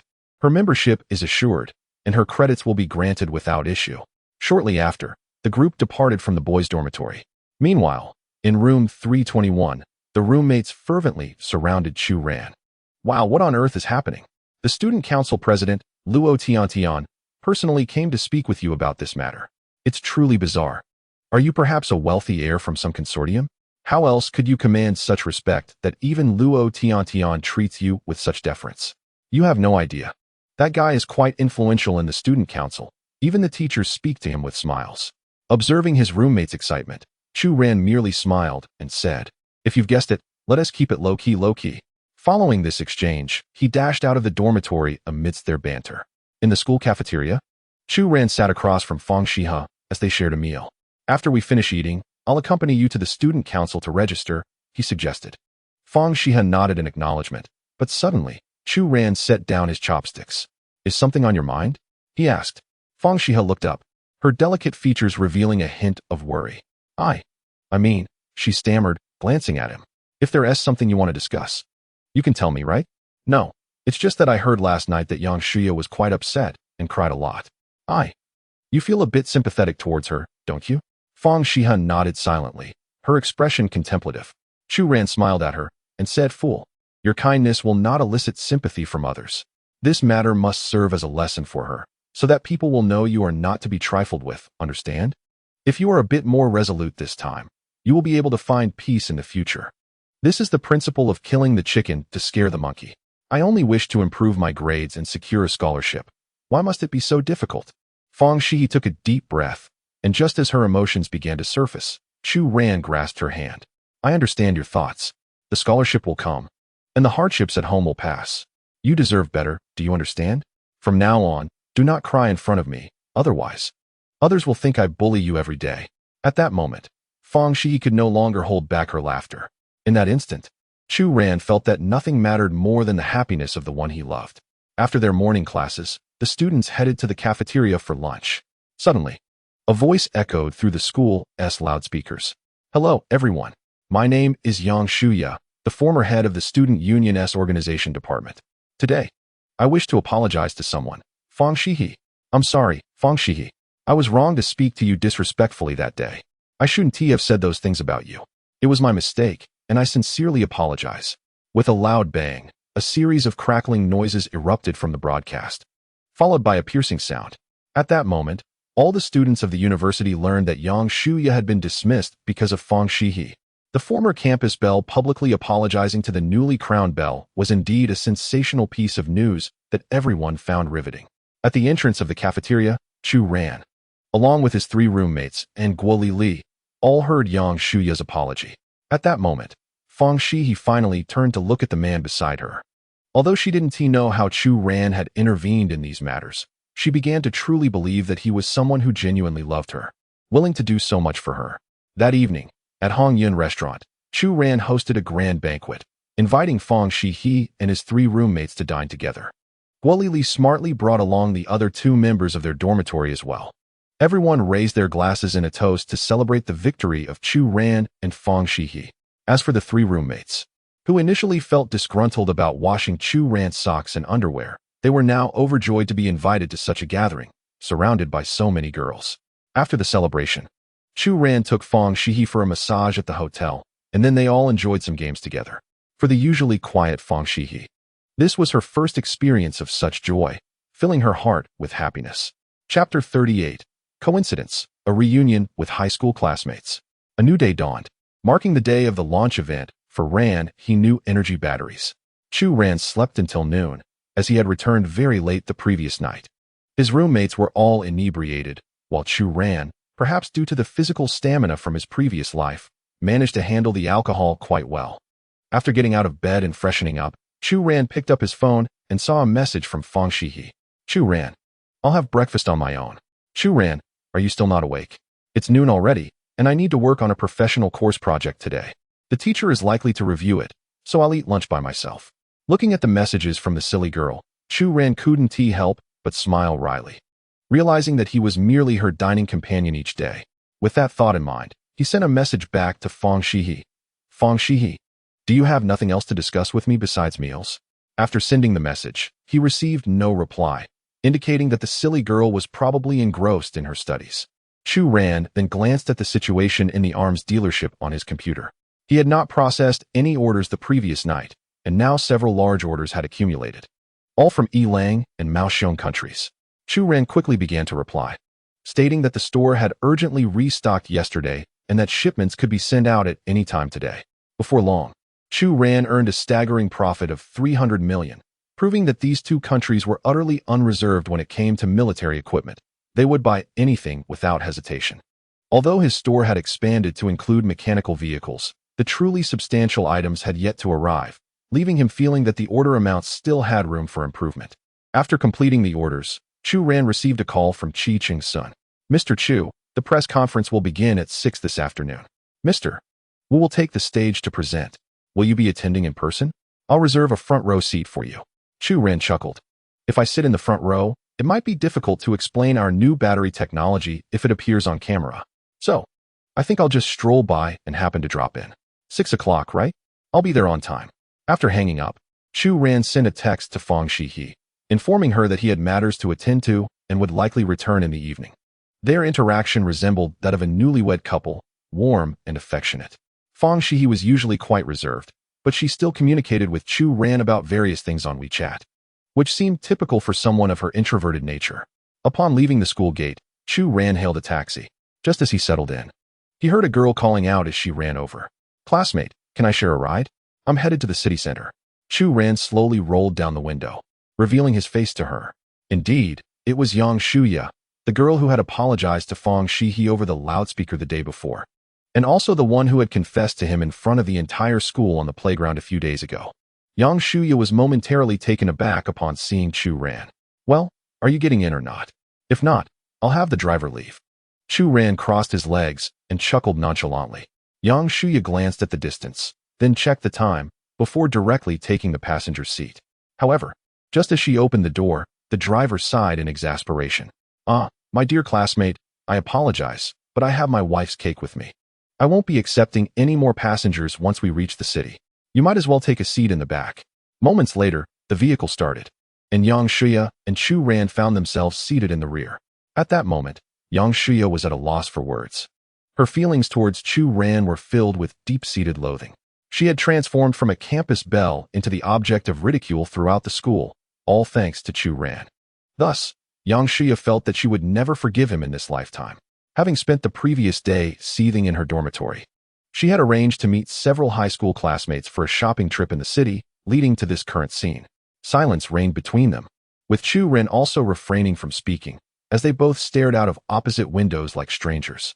Half an hour later, they arrived in the city. Driver, please stop in front of that hotel, Yang Xihe instructed.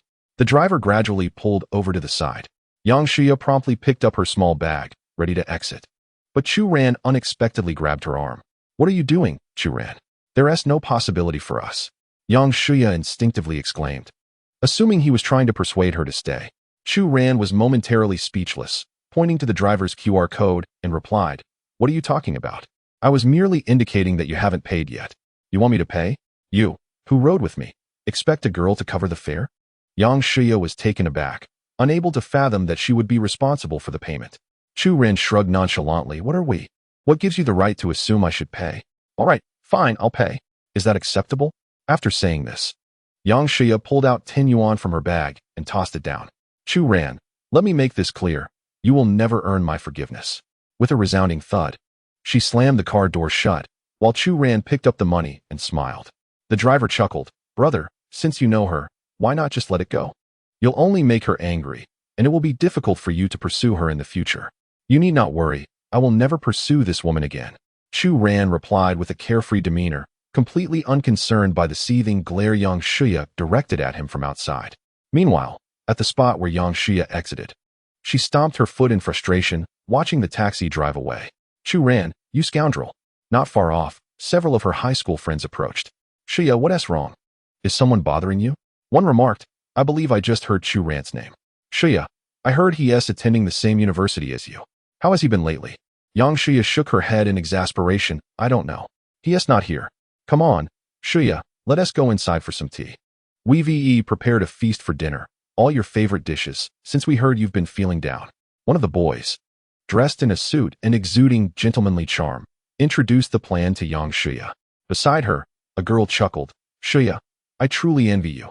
Yang has liked you since high school and still hasn't given up. Stop joking." Yang Xihe glanced at the boy named Yang, who smiled and said, "Everyone, let's head inside. I've had some tea prepared for us to enjoy while we chat." Thus, the group moved indoors, and Yang Xihe curiously inquired, Yang, "I heard your family is letting you take over the business, and you're venturing into the electric vehicle industry. Is that true?" Before Yang could respond, a girl nearby interjected, "Xihe, you may not know this, but Yang entered his family's business even before graduating from university.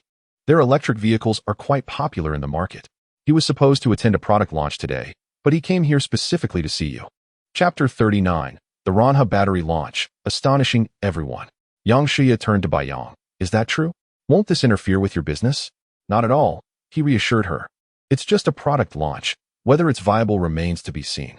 Come on, let us go inside and have some tea.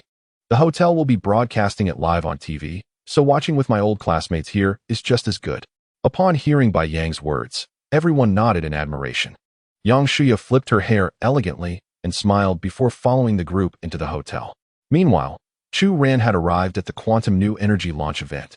Qi Qingshuan and Wu Shiliang had deliberately created a grand spectacle for this launch, inviting many industry friends and competitors, as well as numerous experts and analysts. Finally, media reporters were present, which were also crucial, so Qi Qingshuan had generously invited representatives from various major platforms.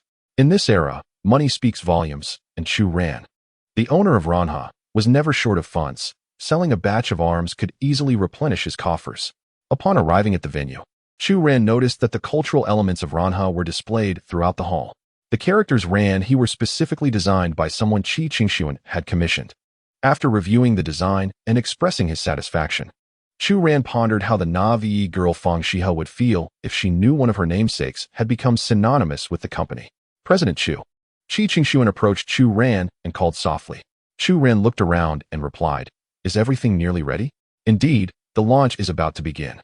The front row is filled with some of the most renowned manufacturers in the industry, including general managers from car manufacturers, Lei Dami from the mobile industry, Rin Changhai from Xiaowei, and Dong Yuzhu from Ligay. They are all keenly interested in our new product. All right, let's ensure that Old Wu highlights our strengths. And we should have enough supply, right? Please rest assured, President Chu." Recently, President Shun has been diligently overseeing the production line, ensuring the processing is meticulously monitored. We can absolutely guarantee that our supply of products will keep pace.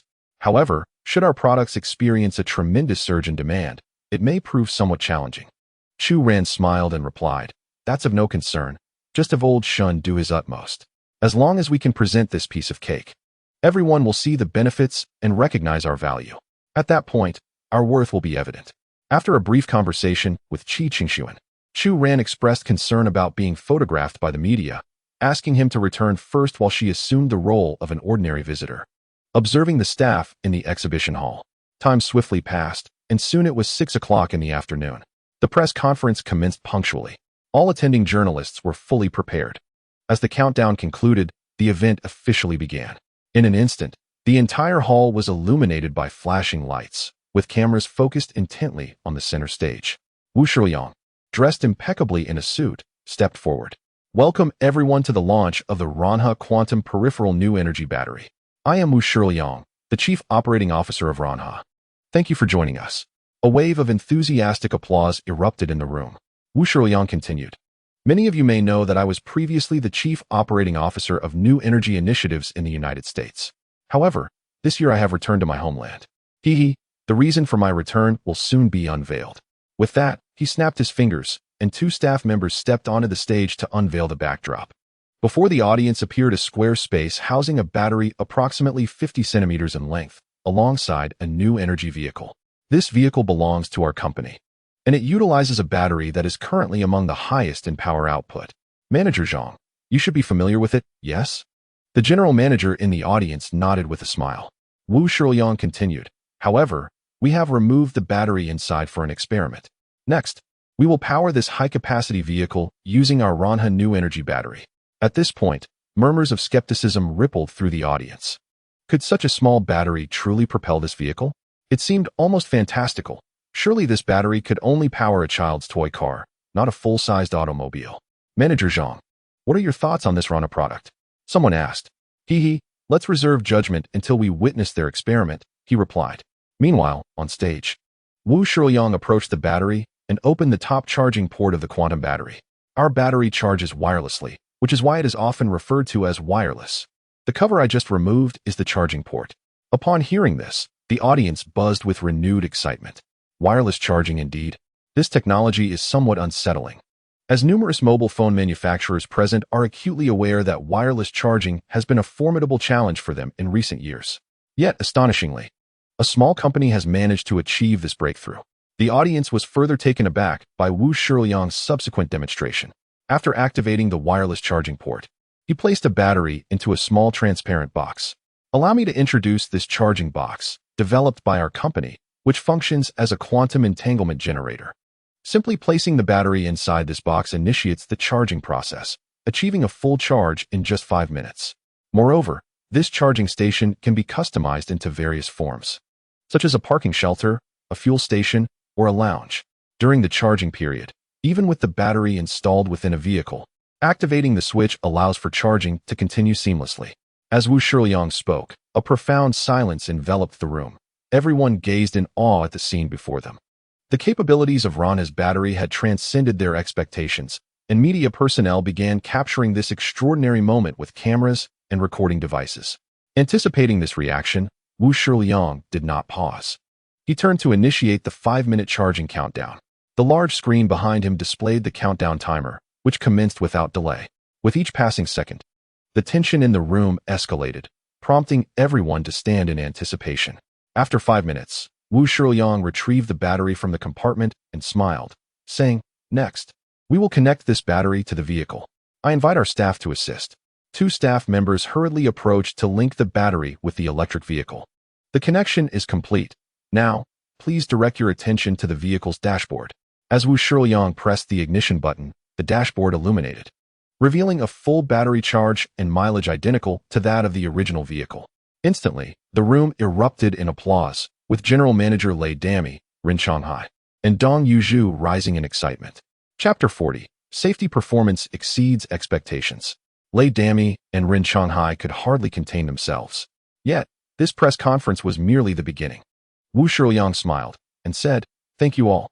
To provide a more vivid demonstration of the effectiveness of our Rana battery, we kindly request our staff to bring forth some commonly used devices for our experiment. No sooner had he spoken than Ranha's workers appeared, bringing with them 3 high-power refrigerators, 5 high-power air conditioners, 3 high-power 45-inch televisions, and 5 high-power, high-decibel speakers. Our staff has now brought all the equipment, including some appliances from our competitors, which I believe Director Dong is quite familiar with.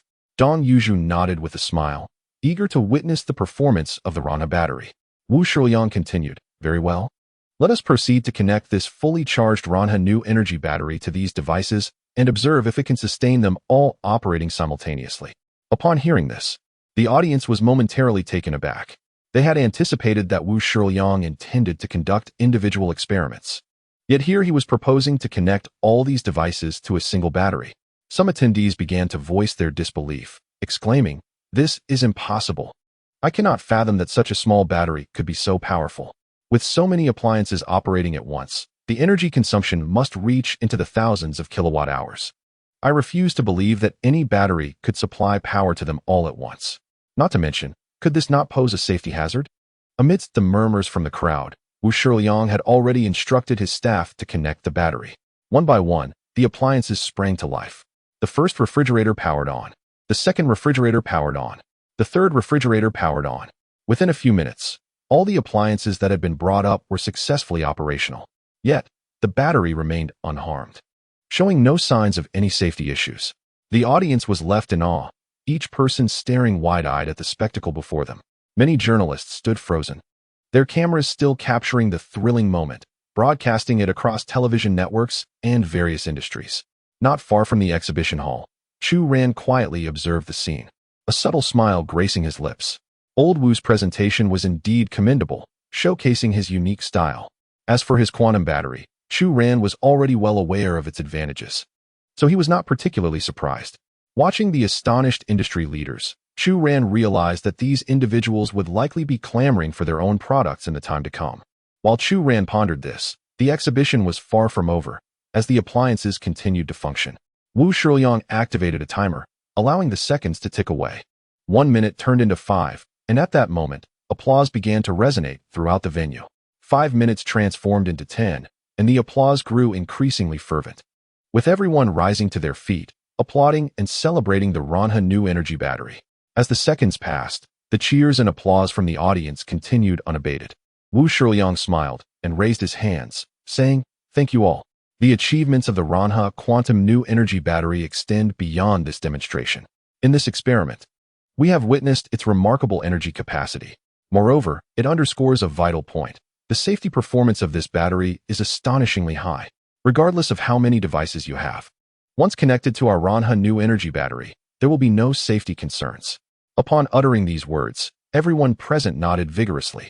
Such confident assertions were not mere bluster from Wu Shiliang, but rather the tangible results observed during the live demonstration. In the ensuing moments, Wu Shiliang took advantage of the exhibition stage to elucidate the technology and core principles behind this quantum battery. With a resounding crack, he instructed someone to break open the battery, revealing its utter emptiness. The crowd was once again taken aback. How could such a void produce such an abundance of electrical energy? Wu Shiliang smiled and explained, "Indeed, this exemplifies the technology of our Ranha new energy battery. It operates on the principle of quantum density compression. The entire battery contains no physical matter. It solely comprises our specialized casing and unique compression function. When the battery's charge is depleted, it can continue to be recharged within the charging chamber. In essence, this device may not be aptly termed a battery. It is more accurately described as an energy reservoir." As he spoke of quantum density compression and the instantaneous charging enabled by quantum entanglement, Wu Shiliang himself marveled at the wonders of this technology. Upon hearing his words, all attendees gazed at him in astonishment. Such a miraculous innovation had indeed come to fruition. Typically, one might encounter such concepts only within the realm of science fiction, yet now, this technology lay before their very eyes. This evening's exhibition was destined to gain international acclaim, and the name Ranha would undoubtedly herald a revolutionary transformation across various industries. Rin Shanghai, the CEO of Xihe, seated in the front row, remarked profoundly. Lei Dami nodded in agreement. "Rin is absolutely right. I never anticipated that our country would harbor such an impressive company. I am now curious about the identity of its founder. Prior to this, I only knew that Qi Qingshuan, who returned from America, was associated with the company. Yet the true chairman has yet to make an appearance." Rin Shanghai shook his head, indicating he was equally unaware. At that moment, Dong Yuzhu, the chairperson of Ligue, whispered, "Regardless of who it is, this individual must be a prodigy, as the creation of such technology has already garnered global attention." Lei Dami inquired, "Dong, what are your thoughts? After tonight, this technology will surely gain worldwide recognition, and we must act swiftly to secure our stake." Rin Shanghai interjected, "Whatever the company, any that utilizes Ranha's products will inevitably become an object of desire globally. We must negotiate with Ranha. Everyone deserves a share of this opportunity." Meanwhile, Wu Shiliang continued to elaborate on his innovations on stage. Chu Ran glanced at the time. It was getting late. He chose not to linger any longer and turned to leave the exhibition hall, heading directly back to his dormitory. The bait had been cast. Now it was merely a matter of who would bite first. On his way back, Chu Ran placed a call to Qi Qingshuan. With the supply of batteries secured, discussions for collaboration were about to commence. Every company must engage in negotiations, but for now, no decisions will be made. We shall contemplate which partnership to pursue only after thorough discussions and evaluations. From this night onward, Ranha's resolve has solidified, destined to evolve into a national enterprise. Chapter 41. What type of woman does the CEO of Ranha prefer? As Chu Ran pondered over his upcoming product launch, in a luxurious hotel in Tianhai City, Yang Xihe was enjoying drinks and conversation with a group of high school friends, simultaneously watching the television in the hotel's private room. This gathering was spontaneous, lacking a specific theme, since Bai Yang's task was to attend the launch event. Everyone had gathered to watch it with him. Initially, the launch event appeared somewhat tedious, and the students engaged in their own discussions, including Bai Yang, who was amusing himself with his admiration for Yang Xihe. However, as the Ranha new energy launch progressed, Curiosity sparked among the attendees when Wu Shiliang placed the battery into the charging dock. Wow, is there really such technology? Wireless charging? That's impressive. How does this work? Baiyang, is your new energy development this advanced? Baiyang could only smile wryly at these remarks, shaking his head without offering an explanation, for he himself was taken aback by the new product's capabilities. Yang Xihe, too, was captivated, her astonishment evident as she observed the scene.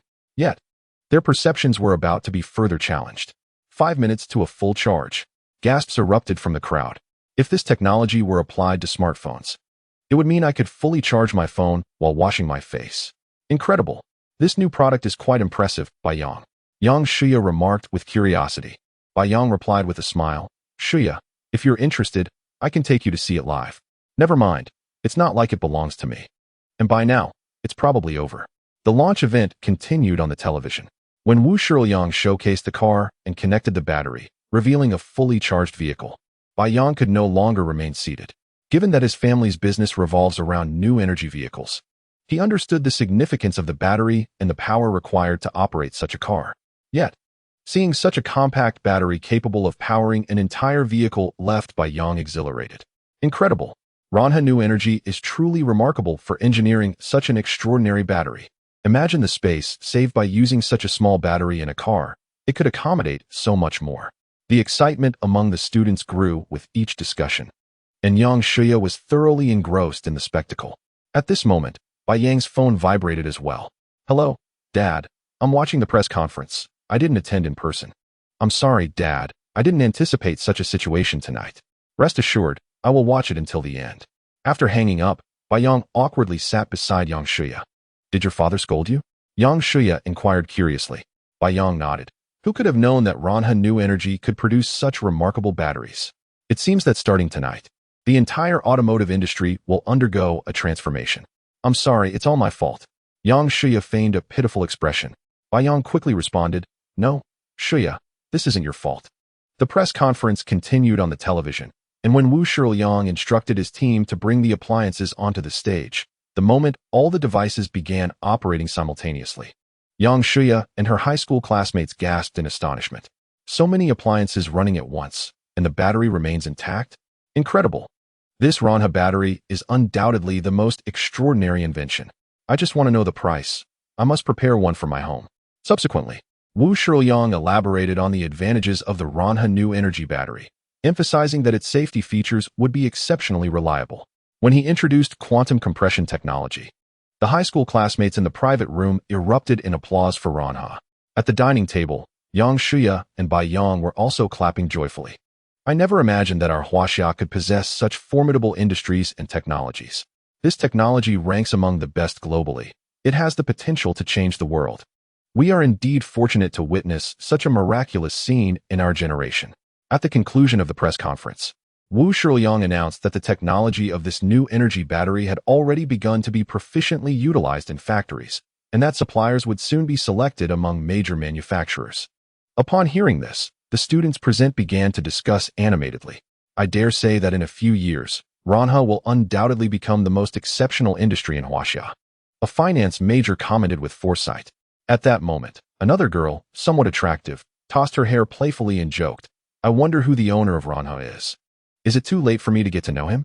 Another girl chimed in, You can forget it. Among our classmates, only Xihe has that capability. Hearing this, everyone burst into laughter. Yang Xihe, feeling a bit shy, responded, Jinjin, don't say that. The owner of Ranha must be very capable. How could he be interested in us, who are still in school? Right now, I just want to find a stable partner. If possible, marrying after graduation would be great. Upon hearing this, Baiyang felt a sudden itch in his heart, as if being nibbled by 1,000 ants. Xihe, actually but before he could finish, the phone on the table rang again. The previously serious atmosphere in the room erupted into laughter. I'm sorry, I need to take this call. Baiyang hastily picked up his phone, turned his head, and whispered, Dad, I understand. I will be there shortly. Please do not rush me. All right, I know. I will do my utmost. After hanging up, Baiyang awkwardly glanced at Yang Xihe. I apologize, Xihe, but I must take my leave for a moment. We shall reconnect later. He addressed his classmates. I am departing now. Please continue to enjoy yourselves. I have settled the bill, so indulge in merriment. With that, Yang dashed out of the private room. Nearby, a female classmate named Jinjin leaned toward young Xihe. Xihe, look at him. What a remarkable individual. After all these years, he still thinks of you. Now he has his own career. If you two were to be together, you would be the lady of the house. How impressive. Young Xihe smiled. Thank you. I am aware, but perhaps it is best to wait until after graduation. Isn't it too late for that? Surely you aren't still pining for that Chu Ran. He is nothing but a loser. His parents merely run a restaurant. How can he possibly compare to Yang? Upon hearing Chu Ran's name, Yang Xihe couldn't help but feel anger rise within her. Chu Ran is nothing but a clown. We could never be together. Exactly. It's good that you've come to terms with that. The high school reunion continued, while Chu Ran arrived at school at 9 o'clock that evening, having missed the completion of the Ranha New Energy press conference. Yet, before returning to his dormitory, he had already received news from Qi Qingshuan. President Chu, my phone is nearly overwhelmed with calls. As of now, 50 companies are eager to collaborate with us. Chapter 42. The school is abuzz. Who is the mastermind behind Ranha? Chu Ran calmly replied to Qi Qingshuan's message with a single word, delay. Upon returning to the dormitory, the atmosphere among the boys was lively, buzzing with discussions about the Ranha New Energy launch. It seemed that the reputation of Ranha was already beginning to take root. As Chu Ran stepped into the dorm, he was met with the exuberant shouts of his 3 roommates. Haha, life in Huaxia is magnificent. We are witnessing such incredible technology emerge. One exclaimed, did you know? The press conference just concluded, and discussions about Ranha have exploded across the internet. The people of Huaxia are applauding tonight's event. Absolutely stunning, truly remarkable. What a pity our 3rd roommate isn't here. Let's toast to his absence and celebrate when he returns. With that, the 3 roommates raised their beers in a toast. The moment Chu Ran opened the door, he was taken aback by their enthusiasm. What on earth are you all doing? There are still 2 years until graduation. Is it too soon to celebrate? The eldest, Wang Rue, chuckled, look at this guy. Our 3rd roommate is so engrossed in his romantic endeavors that he is oblivious to such significant happenings. The second, Hao Jiangwo, chimed in, 4th. Tell our 3rd brother what momentous event transpired in our country tonight. As the words of the 2nd roommate faded, the 4th, Zhang Hao, approached with a beer in hand. 3rd brother, tonight, something truly monumental occurred in our nation. Rolling, what an unremarkable fellow. After downing a bottle of liquor, I shall speak of the matter at hand. Old 3, Hao Jiangwo pushed Zhang Hao aside, embarking on a self-indulgent performance for Chu Ran. Old 3, you missed the launch event of Ranha New Energy tonight. It was an utter disaster. This event will undeniably alter the landscape of international relations. Ranha New Energy is poised to shine brilliantly both in Huaxia and on the global stage.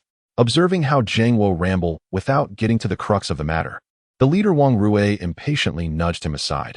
Let me take the floor, Old 3. Ranha New Energy, a remarkably new company, unveiled a quantum compressed energy source tonight, capable of powering various electrical devices and vehicles. Its charging speed and technology are nothing short of revolutionary, and its safety features are astonishing. Old 3, do you grasp the implications of this? It signifies that Huaxiao may ascend to the status of the world's foremost power. Chu Ran blinked, curiously inquiring. Wang Rue, momentarily taken aback, quickly nodded. It's certainly a possibility. In any case, this new energy technology is truly revolutionary, destined to impact our nation's standing. Witnessing his 3 roommates in a drunken stupor, Chu Ran felt genuine joy at heart. Having lived together for so long, he recognized their intrinsic goodness, particularly Wang Rue, who was inherently suited for public service, harboring many traditional views and a profound pride in his identity and country. The emergence of Ranha's new energy technology indeed ignited dreams within the hearts of these passionate youths. That evening, they began to fervently rally for the newly established company. In numerous male dormitories, celebratory drinking commenced, with some intoxicated individuals leaning out of windows shouting praises for Ranha. Eventually, even the female dormitory began to buzz with discussion. In Fang Xihe's dormitory, several girls were also conversing about the events of the night. Yet, Fang Xihe remained at her desk, diligently focused on her academic work. Xihe, don't you think the name Ranha sounds quite familiar? Guo Lily approached with her phone, her curiosity piqued. Fang Xihe glanced at the news, then revealed a flawless smile. Sister Lily, I am studying. Guo Lily, with a resigned pout, awkwardly seated herself beside her. By the way, why didn't Chu Ran invite you to dinner tonight? Fang Xihe bit the end of her pen and replied. He mentioned he had something to attend to, that he was busy outside. Something? He has something to do? How can that be? Today is Saturday, Guolili exclaimed, standing with excitement as she looked at Fang Xihe. Fang Xihe sighed at her enthusiasm, and Guolili promptly complied and sat down. How strange. Look, the launch event for Ranha New Energy is taking place tonight, and Chu Ran is nowhere to be seen. Could there possibly be a connection? Fang Xihe had already donned her headphones, activating the Do Not Disturb mode. However, Guolili remained deep in thought, her brow furrowed. After witnessing Chu Ran's secret, she felt that anything was possible with that individual. Sharing her sentiments was Luo Tiantian, the president of the student council, who was seated in the dormitory, intently engrossed in the news on his phone. On his desk lay an unremarkable business card inscribed with Ranha New Energy Company, Limited. Financial manager Zhang Xiaotian. Chu Ran, Fang Xihe Ranha? Luo Tiantian murmured, trembling slightly as he picked up the card. Could it truly be that person? Outside the dormitory, cheers continued to resonate, and from this moment forth, the name Ranha would undoubtedly become renowned worldwide. That night, the internet became inundated with fervent netizens, leading to its paralysis. Even Weibo was ablaze with news regarding Ranha and various analyses of quantum battery technology. Many professionals began to voice their opinions online, and overnight, Ranha transformed from an obscure new company into a beacon of national pride. At the Ranha New Energy launch event, a reporter inquired, Mr. Lei, what are your thoughts on this Ranha New Energy launch? The camera shifted to Lei Dami, who excitedly exclaimed, Incredible! I can only say it's astounding. A company like Ranha has achieved a remarkable feat, providing a new direction for all domestic brands. I want to take this opportunity to tell the behind-the-scenes leader of Ranha that our Dami products will forever choose to collaborate with you. The price is irrelevant. What matters is that we contribute to the strength of domestic brands. Soon, the camera turned to an interview with Ren Shanghai, the CEO of Xihe. Mr. Ren, what kind of impact do you think Ranha's launch will have on our domestic brands? And what collaboration strategies will Xihe implement moving forward? Ren Shanghai replied with a smile. Clearly leading the way, absolutely leading. While domestic and international markets are still unfamiliar with new energy technology, Ranha has developed the quantum compression battery with their unique technology. I believe that Ranha's new energy will have a tremendous effect both domestically and abroad. Foreign brands will no longer underestimate us. As for our collaboration strategy at Xihe, I can only say one thing: unconditional compliance. If Ranha agrees, Xihe is prepared to invest 10 billion for this partnership. Chapter 43, Planning the Double 11 event. Preparing for a major sales surge. Soon, the interviews with Lei Dami and Ren Shanghai went viral online, igniting fervent discussions among netizens. What a phenomenal technology has emerged domestically. To be honest, I haven't cried in years, but tonight I couldn't hold back. What Mr. Wu from Ranha said was so profound. We have overcome challenges for so many years for this moment of madness. The era belonging to Huaxia is indeed approaching. My husband was equally moved to tears. The technological advancements in Huaxia have indeed progressed at an astonishing pace, and the company Ranha has instilled a sense of renewed hope in all of us. With the emergence of such technology, the future will undeniably undergo significant transformations. Our generation is truly witnessing history. By the way, have you noticed that recently, a military trading forum that has sparked considerable online debate also mentioned the name Ranha? It appears that there is a flagship store associated with Ranha that sells arms to numerous countries. What are you saying upstairs? Do you believe that selling arms domestically in Huaxia is feasible? That is a serious crime. This Ranha is not the same as the one you think. Indeed, selling arms within Huaxia could lead to dire consequences, given the severity of such actions. Ranha is merely an emerging new energy company, and it has not engaged in any illicit activities. Please refrain from spreading rumors. Thank you. The discussions among netizens online are indeed quite fascinating. Meanwhile, in Tianhai City, after a bustling day, Chu Ran has calmed several of his roommates and now sits on his bed, perusing his military trading forum. At this moment, he notices that his attribute panel has changed again. Host, Chu Ran. Military trading value, 4 points. Technological attribute value, 1 point. It seems that these technological advancements can only enhance his points once they are recognized by the world. Without dwelling on this any further, Chu Ran shifts his focus back to his trading forum. The current orders are not numerous, predominantly consisting of requests for firearms and ammunition. After processing a few orders, Chu Ran begins to ponder how he can further increase his shop's sales. Currently, his frequent trading partners are primarily from the Bear Country and Elong. So his thought is to expand his clientele by acquiring a few more customers. At that moment, he stumbles upon an advertisement released by a shopping platform. Double 11 gift package reservations now open. Double 11.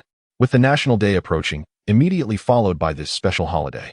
He is acutely aware of what it signifies as a Huaxia citizen. If, 2 months from now, the ARMS flagship store could hold a similar event, slightly reducing the prices of these arms and implementing some promotional discounts, it would surely be irresistible to foreign buyers. With this thought in mind, Chu Ran nods happily, deciding to exert himself over the next 2 months, gearing up for an aggressive campaign during Double 11, aiming to unlock the next military trade region. According to Chu Ran's predictions, the forthcoming military trade region will likely encompass aerospace technology, including drones, fighter jets, bombers, and so forth. The advent of such items would render every order an immeasurable asset. Not to mention, during this period, Chu Ran receives daily messages from Bear Country and Elong. Their primary aspiration is to acquire an aircraft from the Ranha flagship store. After all, the construction of such machinery is undeniably costly. However, given the discounted event and pricing at the Ranha flagship store, it is certain that the cost will not be exorbitant upon launch. In essence, the underlying principle remains unchanged. Purchasing is undoubtedly swifter than manufacturing. For these two nations, the most abundant resource they possess is wealth, as oil and arms hold little value in their possession. After establishing some straightforward rules for the Double 11 event, Chu Ran was on the verge of slumber when his phone buzzed with a message from the mercenary, Jack. Mr. Chu, we have infiltrated a small city adjacent to Bazisi, where we have recruited 20 mercenaries. Our next step is to find a place to rest. Our team predicts that within half a month, we will expand our ranks to over 1,000 individuals, at which point we can subtly seize control of certain minor factions and emerge as local warlords. Chu Ran nodded in satisfaction and sent a hand gesture in response. He naturally placed his trust in the mercenaries' skills. However, he remained uncertain about how far they could advance. As he contemplated this strategic move, a sense of trepidation washed over him. After all, this era is far removed from the Republic of China. Establishing a warlord faction is indeed a formidable challenge. Although they are abroad, substantial financial resources are still a necessity, and the outcome remains uncertain. If this mercenary group can solidify its position, then his military forces can clandestinely develop and, at that point, Chu Ran may truly realize his dream of an invincible empire. Yet, for now, his immediate task is to diligently accumulate wealth and relentlessly expand his imperial ambitions. That night, the raucous festivities outside the dormitory persisted until the early hours of the morning.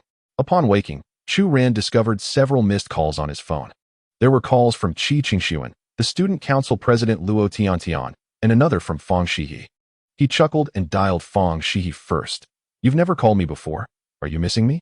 At that moment, Fang Xihe was studying in her dormitory. Responding softly to Chu Ran's call, she said, I am not. I just wanted to ask if you're going out for dinner today. Of course. Come downstairs. I'll be there shortly. After hanging up, Chu Ran called Qi Qingxuan. Mr. Qi, I can manage other vendors. But there is one I cannot delay, the officials from the Ministry of National Defense of Huaxia. They contacted me this morning, expressing a desire to meet you. Chu Ran was not surprised, knowing that the release of Ranha New Energy would inevitably attract official attention. Inform them to meet me in your office this afternoon. I shall make an appearance. After ending that call, he proceeded to contact Luo Tiantian. President Luo, is there something you need? You called me early in the morning. On the line, Luo Tiantian hurriedly responded, Is this Chu Ran? There is not much to say, just that in a few days, there will be National Day celebrations. I have reserved a wonderful spot for you. Will you bring Fang Xihe along to join us? Thank you, Chairman Luo, for your concern. We shall see when the time comes. Chu Ran has already discerned that Luo Tiantian seems to have caught wind of something. Yet he does not worry that she will divulge it. Those who can ascend to the position of student council president are undoubtedly astute, having kept his own secrets. She is unlikely to recklessly disclose any information. Chapter 44. I am a merchant, only discussing interests. After making 3 phone calls, Chu Ran descended to find Fang Xihe for breakfast. At the base of the girls' dormitory, a familiar sight greeted him as he saw Fang Xihe, adorned in designer attire. Making her way down. Why the change of outfit today? Chu Ran inquired curiously. Fang Xihe replied softly, That outfit needs washing. Chu Ran smiled as he appraised her from head to toe, nodding in satisfaction. Stop looking and let us hurry. Fang Xihe felt quite uncomfortable in such fine clothing. Since descending the stairs, she had lost count of how many eyes were upon her. She was far more accustomed to her usual attire. Moments later, the two sat across from each other in the dining hall, enjoying their meal. Noticing Fang Xihe yawning, Chu Ran expressed concern. You should read less at night and rest earlier. You've been studying all day. I turned in quite early, but many were discussing Ranha's affairs until past midnight. Fang Xihe replied, sounding somewhat reproachful, while Chu Ran chuckled with delight. It seems you're not fond of this Rana company? Fang Xihe shook her head. Not at all. I don't even know them. Oh, by the way, Guilili mentioned that Ranha is your creation, and that the name is an abbreviation of our initials. Uft. Chu Ran nearly spewed the soup he had just sipped. Fang Xihe remained calm, offering him a tissue. No, do you truly believe what she said? Chu Ran asked, intrigued. She shook her head, stuffing a small dumpling into her mouth. But the name does sound quite lovely. Hearing this, Chu Ran beamed, his earlier concerns dissipating. After breakfast, Fang Xihe prepared to return to her studies, while Chu Ran headed to the company to meet with representatives from the national department. He was eager to ascertain their perspective on his enterprise. The emergence of Ranha New Energy Company had indeed brought prestige to the nation. Yet Chu Ran remained a businessman at heart, intent on securing his own interests. Upon exiting the campus, Chu Ran approached a BMW 4 Series. A young man in the driver's seat hurriedly emerged to open the door. Hello, Mr. Chu. President Qi sent me to pick you up. Chu Ran nodded. Qi Qingshuan was meticulous in his work, anticipating arrangements that Chu Ran hadn't even considered. Thank you. Chu Ran entered the vehicle, and the driver promptly started the engine, smoothly departing from the school grounds. Meanwhile, a taxi came to a gentle halt at the school gate, and Yang Shuyan stepped out, clutching her small bag. Just then, a BMW passed by her, and in that moment, she caught a fleeting glimpse of what appeared to be a familiar face in the back seat. Was that Chu Ran? A wave of skepticism washed over her, followed by a cold smirk. It must be an illusion. How could that guy possibly be in such a luxurious vehicle? The BMW swiftly made its way to the premises of Ranha New Energy Company. Throughout the journey, Chu Ran had encountered numerous sports cars and luxury vehicles. When did all these cars arrive? Upon hearing Chu Ran's inquiry, the driver promptly replied, Mr. Chu, they all arrived this morning. Mr. Qi mentioned that all guests should be accommodated, so we cleared out the parking lot. Eventually, it became overcrowded, and they all ended up here. Chu Ran couldn't help but smile wryly. Indeed, fame can bring recognition overnight.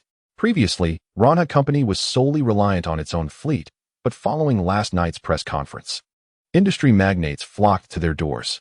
Upon entering the office area, it was evident that the corridor was bustling with people. The driver whispered, Mr. Chu, Mr. Qi asked me to take you through the fire escape. It's less crowded, and we can reach his office directly. Soon, they ascended the stairs and arrived at Qi Qingshuan's office. Mr. Chu. Qi Qingshuan hurried over to shake hands with Chu Ran. When will your team arrive? Chu Ran inquired directly. Qi Qingshuan invited him to sit on the sofa, saying, They will be here shortly. We will meet in this office. What are your thoughts? Chu Ran asked while sipping tea. Qi Qingshuan replied with a smile. Our enterprise is just beginning. If they propose any conditions, we can agree to half. The rest will be our decision. I despise being taken advantage of, regardless of who it is. Hence, even as a new enterprise, we must assert our stance. Upon hearing these words, Qi Qingshuan recognized that the young CEO possessed remarkable determination. Before long, a secretary knocked and entered. Mr. Chu, Mr. Qi, they have arrived. As soon as the words left her lips, 3 middle-aged men entered, all impeccably dressed in suits, wearing glasses, and exuding a spirited demeanor. Qi Qingshuan hurried to greet them, while a younger man began the introductions. Hello, Mr. Qi. This is our Deputy Minister of Defense, Sun Liangshan.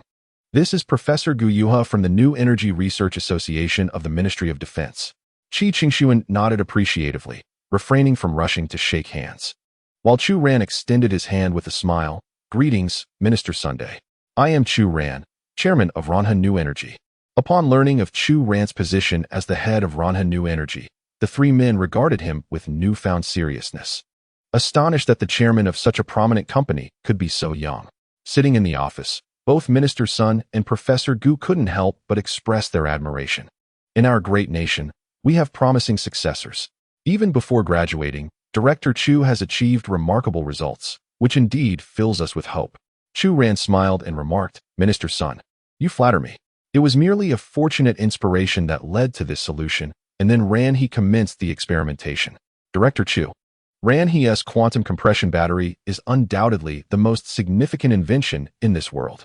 Just last night, several old friends and I were so exhilarated that we could hardly sleep. The prospect of visiting your esteemed company today has made me even more delighted. However, I am curious to know what motivated you to embark on this venture into renewable energy. Chu Ran replied with a smile, Professor Gu, as a researcher in this field, you are surely aware that renewable energy will inevitably occupy a more substantial role and yield greater benefits in future lifestyles. Moreover, the advantages of renewable energy are numerous. My initial aspiration was to create an accessible and convenient battery for everyone. Now, with the advent of quantum peripheral batteries, this may indeed be just the beginning. Upon hearing this, Gu Yuha's eyes brightened instantly. When you say it is the true beginning, does that imply that in the future, you will create products even superior to quantum peripheral batteries? This statement astonished even Minister Sun, who was beside him. However, Chu Ran reclined on the sofa and chuckled. Today, let us not discuss that. Let us focus on the purpose of your visit. Chapter 45, Military-Civilian Collaborative Enterprises, Chu Ran's Commanding Presence. Upon hearing Chu Ran's words, both individuals present exchanged a resigned smile. Minister Sun spoke first. Director Chu, our purpose for visiting is quite straightforward.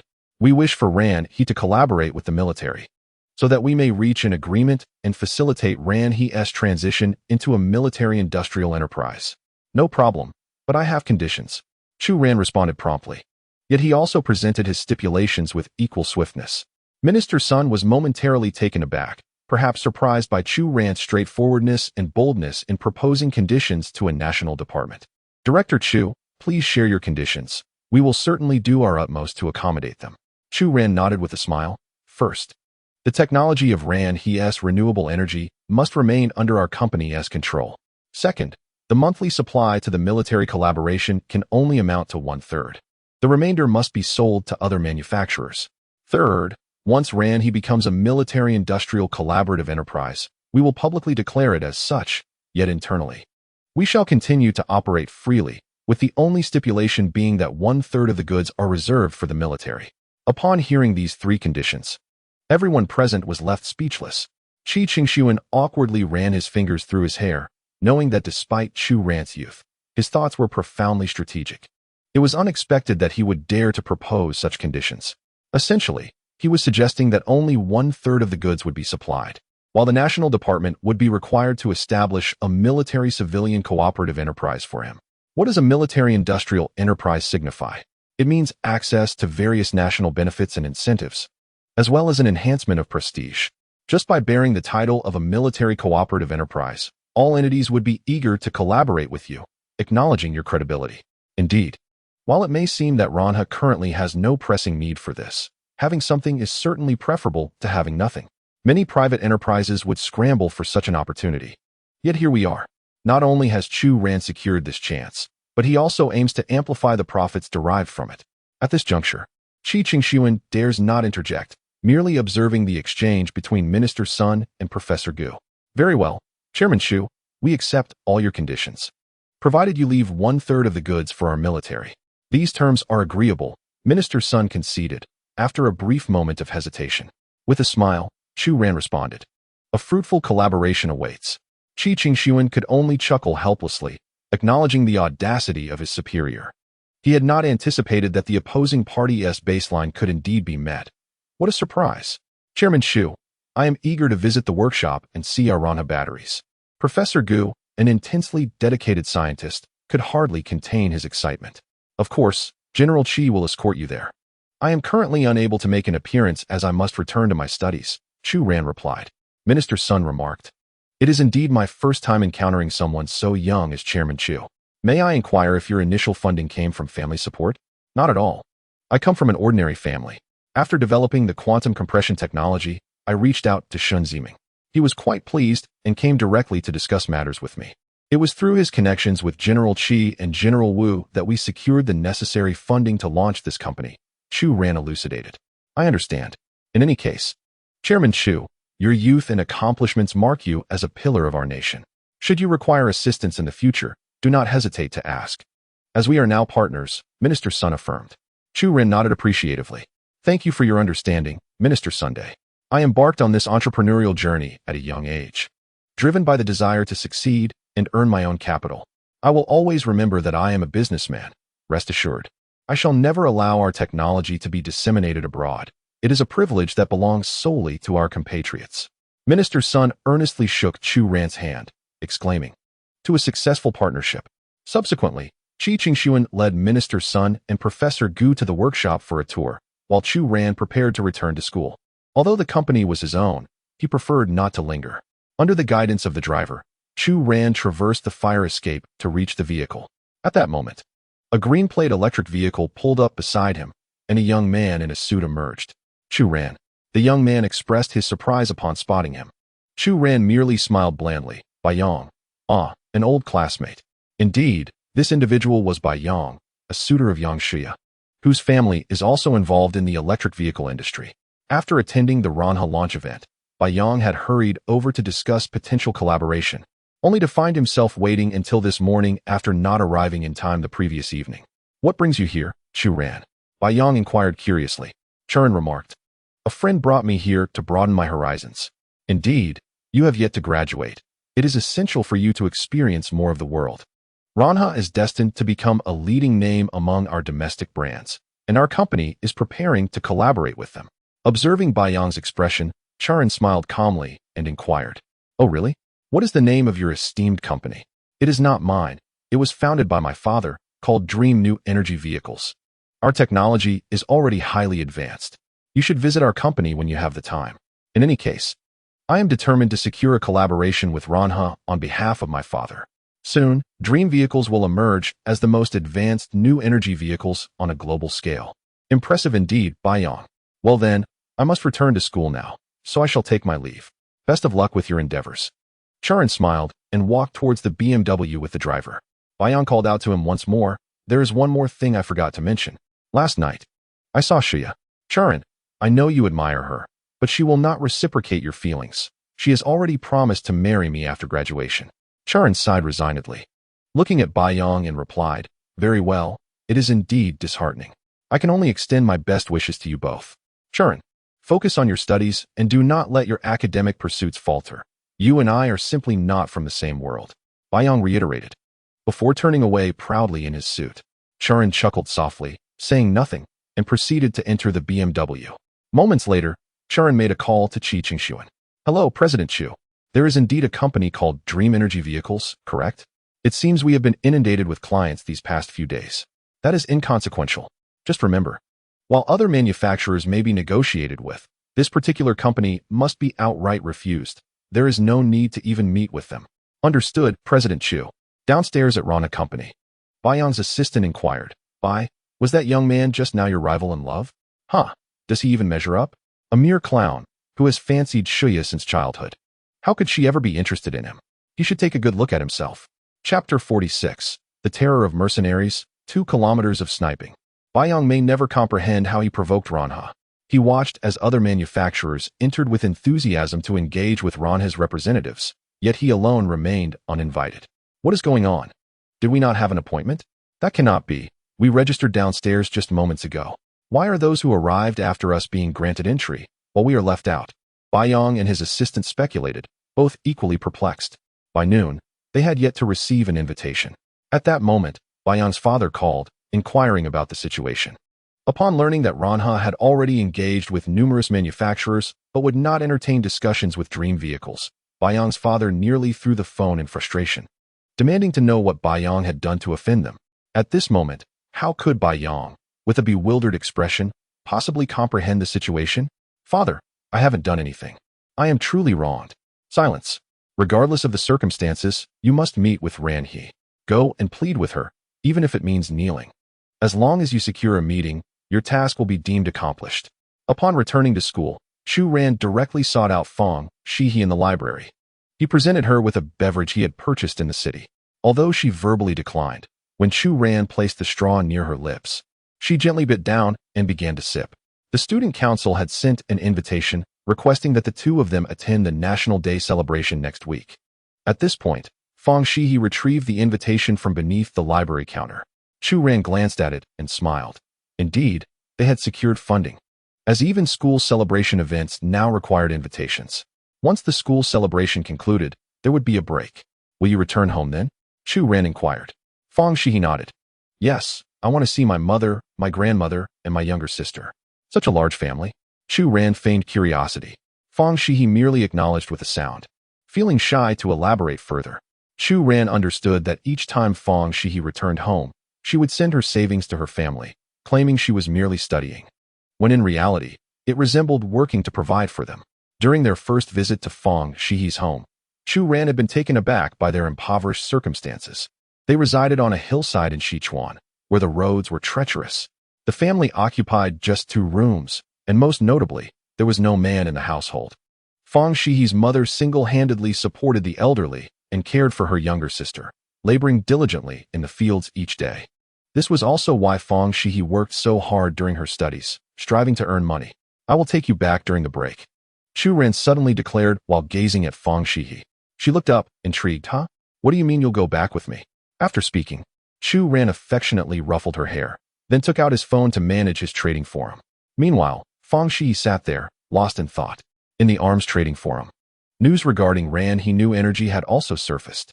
Within this forum, countless bored individuals engaged in discussions about various topics.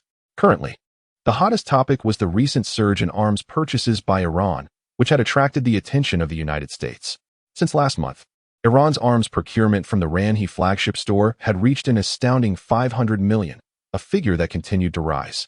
As soon as Chu Ran logged in, he noticed that an account from Iran had sent another order.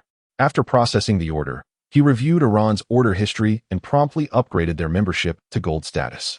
Congratulations! You have now become a gold member. Henceforth, you will receive a 10% discount on your purchases, and with this order, we will gift you a grenade launcher. The representatives on the other side expressed their heartfelt gratitude, acknowledging the 10% discount.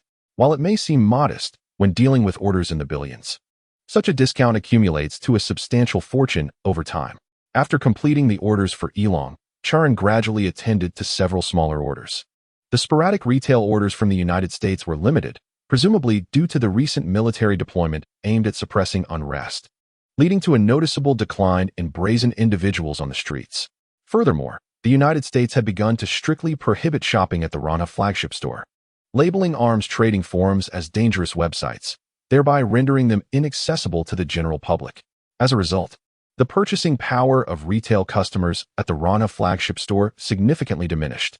After muttering a few curses against the U.S. government, Chu Ran resumed processing other orders, recognizing that even the most formidable retail purchasing power could not match the magnitude of his transactions with the Bear Nation and Elong.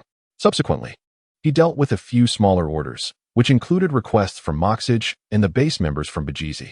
Both organizations had shown considerable demand for arms, having previously purchased ammunition but now increasingly acquiring substantial quantities of firearms.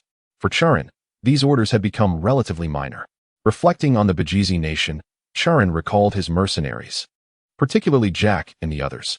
Upon logging in earlier, he noticed a post on the homepage indicating that a group of mercenaries had recently been spotted around Bajizi, exhibiting a rather audacious demeanor. This squad had absorbed several mercenary organizations, eliminating their leaders with ruthless efficiency, leaving them leaderless, and subsequently began to assimilate members from smaller organizations. The post included some distressing images of fallen mercenary leaders, depicting gruesome deaths. Moreover, analysts suggested that many had been taken out by snipers, using large-caliber Barrett rifles, with estimates placing the shooting distance at around 2 kilometers. It was noted that few possessed the skill to shoot accurately at such a range, unless they are exceptionally proficient snipers. Chu Ran found the analyses within the post intriguing, and the image of Zhao Tian, the sniper from Huaxia, surfaced in his mind. Currently, even Chu Ran was unaware of Jack and his team's whereabouts. They had entered a state of free-range existence, yet he held ample confidence in their capabilities. With 500 million in funds at his disposal and the goods from Ranha beginning to circulate, he anticipated receiving more capital soon, alleviating the immediate need to invest further. Chu Ran intended to observe how far Jack and his team could advance. If they proved exceptionally capable, he would consider hiring additional personnel to bolster their efforts. Should this endeavor come to fruition, it would undoubtedly become Chu Ran's ultimate trump card. Chapter 47. Is the Ranha flagship store truly of Xihe?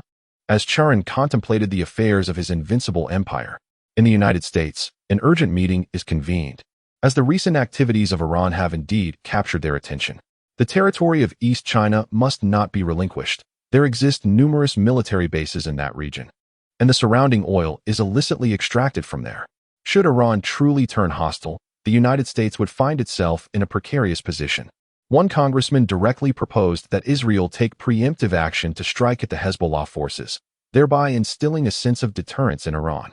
However, another congressman countered that the situation in East China is fraught with tension, and the forces in Myanmar have begun to spiral out of control.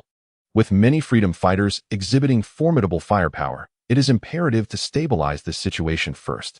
An additional congressman suggested that the situation in Russia also appears to be unsettling, as they have recently discovered that Russia is incessantly purchasing arms from the Ranha flagship store at a military trade forum, undoubtedly preparing a significant move. Thus, the United States should refrain from acting hastily in East China. At that moment, President Biden sat beside the microphone, visibly agitated, and kicked the ground in frustration, lamenting the disruptive influence of the Ranha flagship store. They have sold arms to various regions, leading to a situation that is increasingly unmanageable. Initially, these areas possessed only limited weaponry, but now, emboldened by firearms, they have begun to assert themselves. Hearing this, the members of Congress nodded in resignation. This issue is indeed grave. The Ranha flagship store has become a considerable liability, its true origins obscured from view. If we were to intervene in East China, the matter of the Ranha flagship store must be addressed. Otherwise, many unarmed individuals in the region will face ruin as they procure arms from the store to defend their homes. Historically, during World War II, China serves as a prime example. Had the Ranha flagship store existed then, it is conceivable that China could have expelled Japan within merely a year rather than a decade. The implications of the Ranha flagship store extend beyond this. Previously, the United States profited from arms sales worldwide, which sustained a significant portion of our military. However, since last month, our arms trade has stagnated, as no one is willing to purchase our weaponry, fully aware that the Ranha flagship store offers cheaper options with expedited delivery. The members of Congress' suggestions have illuminated the peril posed by the Ranha flagship store to President Biden. After a brief moment of contemplation, he resolved that, by any means necessary, the situation concerning the Ranha flagship store must be uncovered. This detestable online shop has made me feel as though I have swallowed a fly. It cannot be allowed to continue its rampant activities. As soon as President Biden concluded his remarks, a congressman stood up to assert that the information regarding the Ranha flagship store is exceedingly difficult for our technical personnel to trace online. Clearly, the opposing party has employed advanced encryption.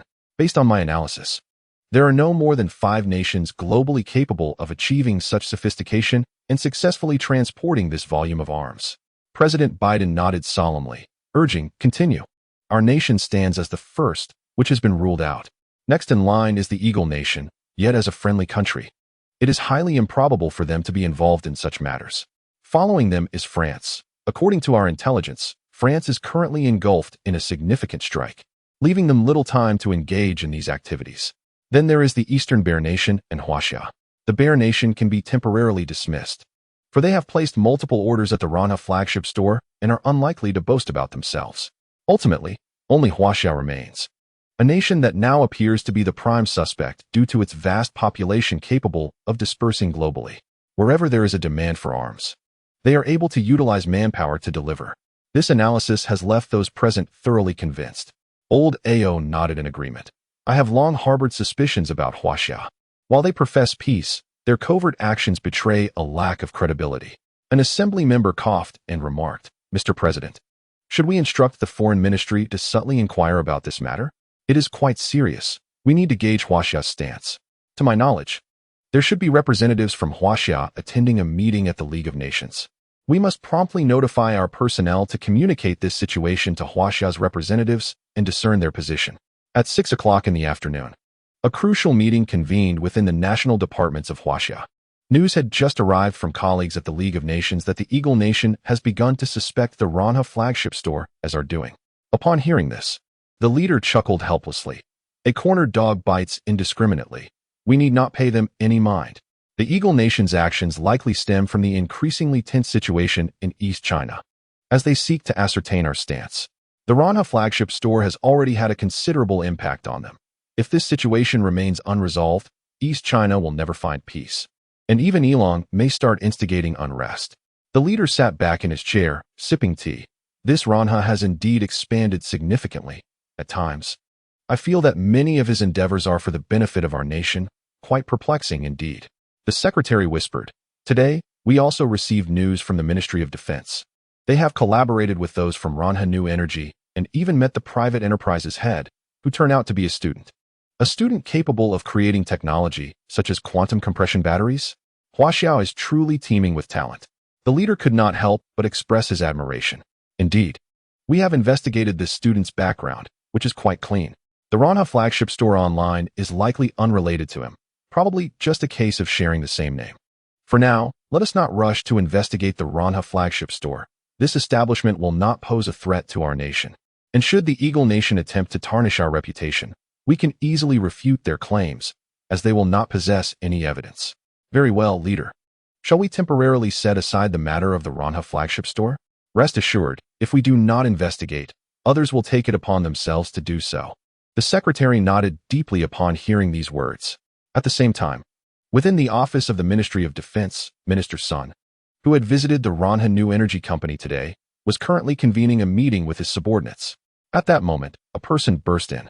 "Minister Sun, I heard that you have just finalized a collaboration with Ranha." Upon seeing this individual, Minister Sun shook his head in exasperation. "We are in a meeting, Lao El. Can't you be more observant? It's not that I lack awareness, but our electromagnetic cannon cannot afford to wait, leader. We have been struggling with battery issues for some time, and now that Ranha has emerged with this quantum compression technology, how can we not be anxious?" Chapter 48. Quantum Energy and the Experiments of the Electromagnetic Cannon. Indeed, the Ministry of Defense of Huaxia is diligently engaged in the development of electromagnetic cannon technology. Let us briefly introduce this formidable weapon. The electromagnetic cannon is an advanced kinetic projectile weapon that utilizes electromagnetic launch technology. Its operational principle involves the acceleration of metal projectiles through the ampere force generated by the electromagnetic field within the system, enabling them to achieve the kinetic energy necessary to strike a target. Unlike traditional artillery, which relies on the pressure of combustion gases, the power source of the electromagnetic cannon is electricity. Thus, it necessitates a significant energy supply.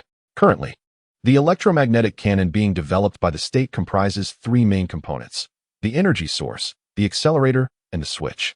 The energy source typically employs devices capable of storing 100 megajoules of energy. Presently, the experimental energy sources include battery arrays, magnetic flux compression devices, and unipolar generators. Due to the substantial energy consumption during the firing process of the electromagnetic cannon, its energy system must be capable of providing sufficient power to meet launch requirements. However, these energy sources have proven inadequate in supplying enough energy for the electromagnetic cannon, and the Ministry of Defense has been grappling with this conundrum for an extended period, unable to produce a suitable solution to facilitate its launch. Professor Lao El, the most eccentric of the faculty involved in the electromagnetic cannon's research, has made the Ministry of Defense his residence, tirelessly working in the laboratory. Yet, despite his relentless efforts, he has still not identified an appropriate energy source. However, just last night, while immersed in his experiments, a student rushed in, frantically holding a mobile phone. Initially displeased, Professor L's demeanor transformed into sheer enthusiasm upon seeing the quantum battery showcased by Wu Shiliang on the screen. He nearly embraced the student's phone in fervor, eager to seek out the head of Ranha immediately. Ultimately, Minister Sun intervened, assuring him that he would facilitate the negotiations with Ranha, which calmed Professor L somewhat, though he remained adamant about wanting to accompany them. Minister Sun, fully aware of the situation, knew that if Lao El were to present himself in such a state at Ranha, the negotiations would likely collapse. Thus, this morning, he and Professor Gu proceeded without Lao El. Consequently, Lao El found himself filled with regret for not attending Ranha himself and witnessing the quantum compression technology firsthand. "Lao Lu, I comprehend your sentiments, yet our collaboration with Ran, he has only just been established. I urge you to remain composed. we have yet to conduct any experiments, and it remains uncertain whether this new technology can be applied to the electromagnetic cannon.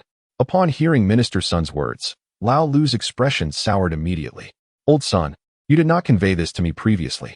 Regardless of the circumstances, I must reclaim the quantum compression technology. I wish to conduct the experiments myself. Minister Sun sighed in resignation. I fear this matter cannot unfold as you desire.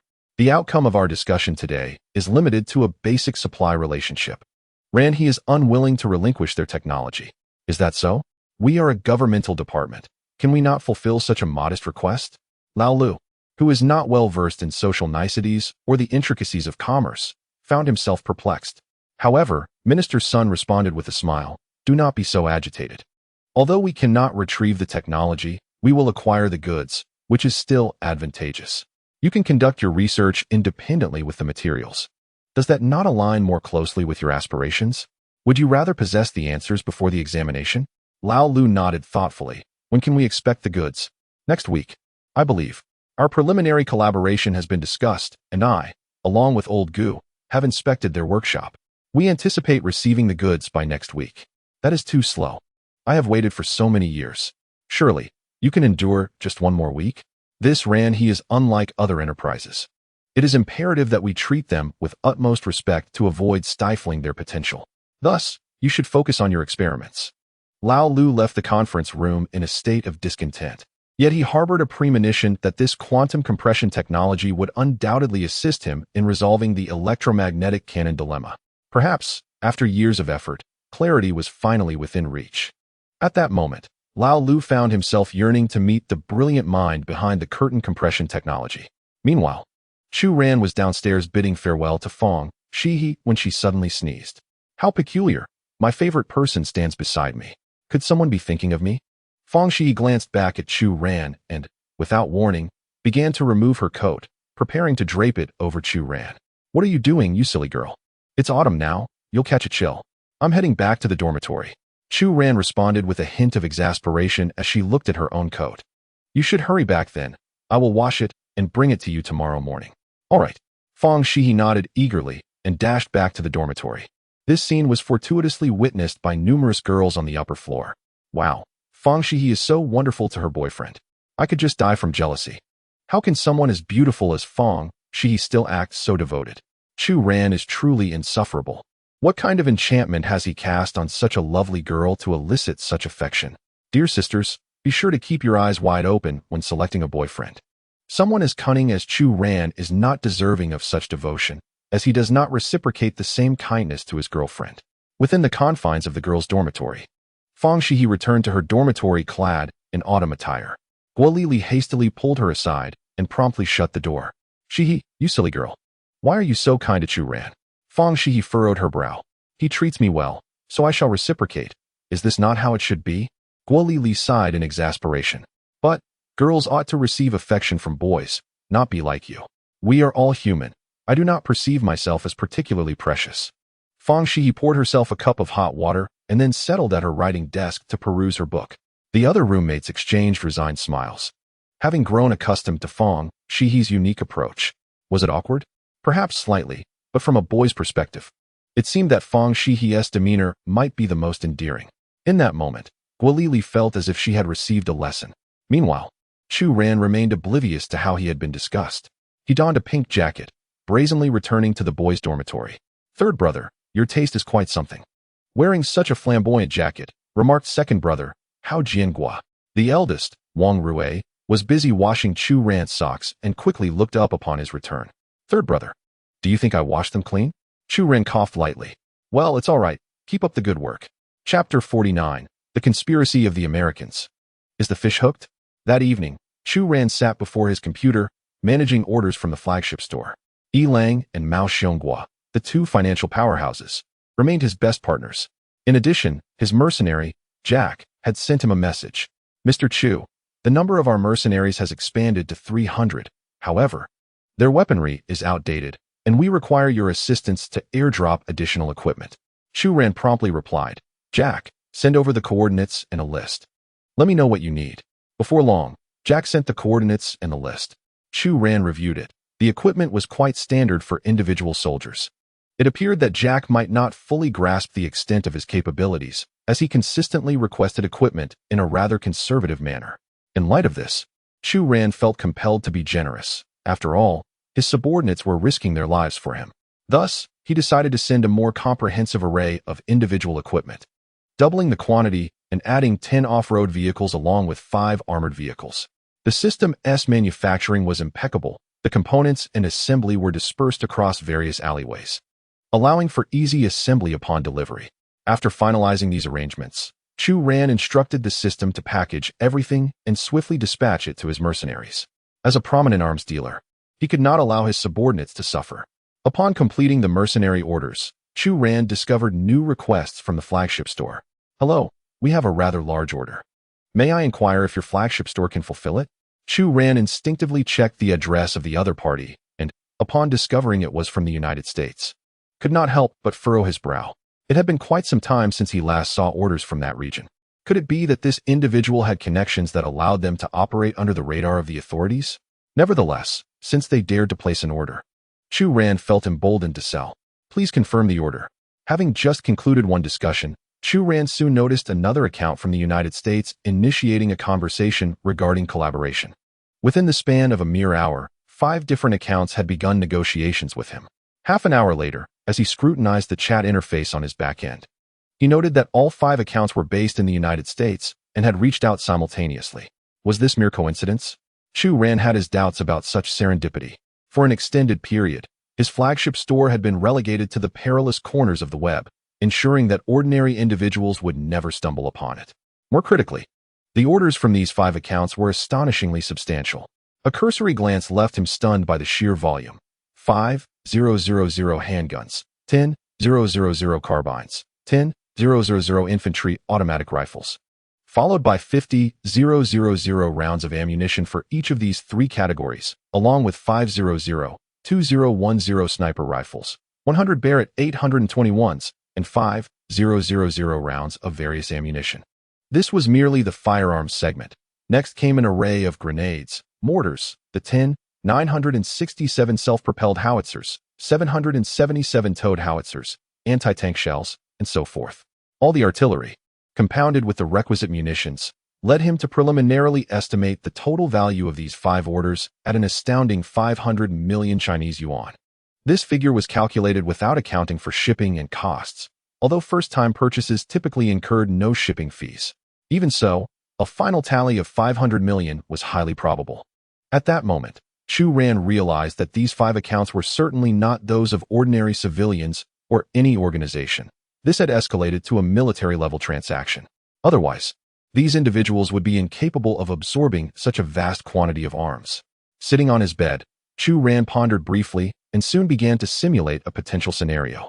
Initially, the United States had underestimated his flagship store, resulting in an influx of arms into their territory, which subsequently led to chaos in many cities.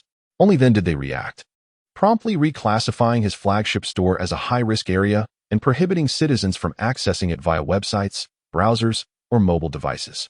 Yet, unbeknownst to them, while their nation imposed restrictions, others began to descend into frenzy, particularly in eastern China, where chaos reigned supreme, with various factions entangled in disorder. Meanwhile, Ilang was incessantly procuring arms from him to stockpile equipment. The United States maintained bases in these regions and held considerable ambitions. Now that turmoil had erupted, they would undoubtedly seek an opportunity to eliminate his flagship store. Thus, the United States has begun to seek solutions online, attempting to employ official power. Alas, they remain oblivious to the fact that their own address is visible to others.